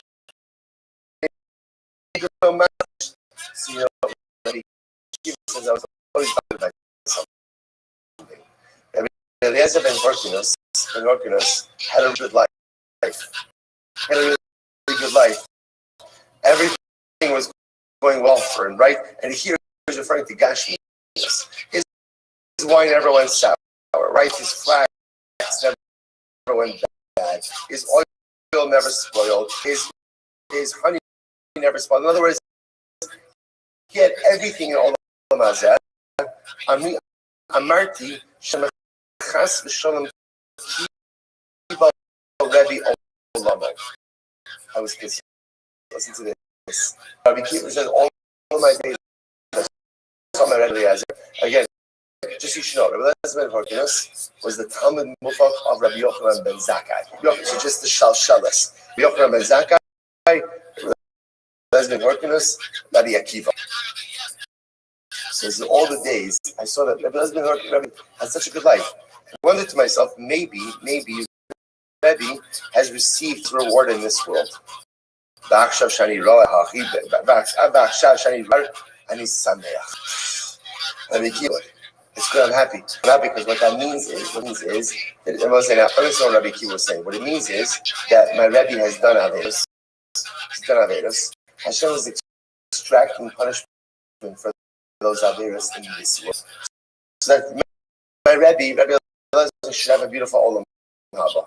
He kind of says Rabbi Kiva. So Amar Klum Chasarti Min HaTorah Kula. So listen, Rabbi Eliezer is a little bit back. He says, Rabbi Akiva, tell me, what averus did I do? What I did? Did I leave anything out of the Torah? Did I not? I can tell you one thing. L'maratan Rabbeinu, Ki Adam in Sadik Ba'aretz Haras. L'maratan Rabbeinu, that there is no person in this who is completely righteous, who does good and doesn't do bad. As Rabbi, if you're a human being, then you committed averus. You committed averus. And if you committed, and Baruch Hashem, I'm so happy. So Rabbi Akiva speaking, I'm so happy that retribution is coming in this world, for a beautiful world to come. It's incredible. The Gemara goes weiter. Kitar about another story about a story of Eliezer. Again, it could be the same story, same illness, different illness. Just to understand, this story makes so much sense because one of the great parts about Rabbi Akiva was his ability to contextualize suffering as a gift from HaKadosh Baruch Hu, right? Because in Rabbi Akiva, when the Romans are literally freeing the skin off his body, said, I always wondered to myself, when will I have the opportunity to fulfill the pasuk of Yahavtas Hashem Elokecha v'chol levavcha. So again, this is Rabbi Akiva has this overwhelming understanding of the role of suffering in this world. Incredible. So much more to say. Let's go by the Torah Banan. Kishachol Rabbi Eliezer nichnisu arba zekim levakro. Rabbi Eliezer was 4 elders came in to be mevakech. Rabbi Tarfon, Rabbi Yeshua, Ben Azariah, Rabbi Akiva. Okay. Now Rabbi Tarfon Tov Atali Yisrael Tipa shall begin extolling the virtues of their Rebbe. Rabbi Eliezer ben Horkinus. And Rabbi Tarfon says, Rebbe, you are better for Klal Yisrael than a drop of rain. Why? Shetipa shall Yisham b'olam hazeh, Rebbe b'olam hazeh b'olam haba. Because rain only helps us in this world. But Rebbe, you help us in this world and in the world to come. Now Yeshua Amar, Tavatali Yisrael Semi Gal Chama. Yeshua says, Rebbe, you are better us than the sun. Sun is good in this world, right? But us in this world and the next one. Now, Yosem Av, Rebbe, you are better for us than a father and a mother. Why? A father and a mother are helpful in this world. The Rebbe, I will say, such an incredible idea, right?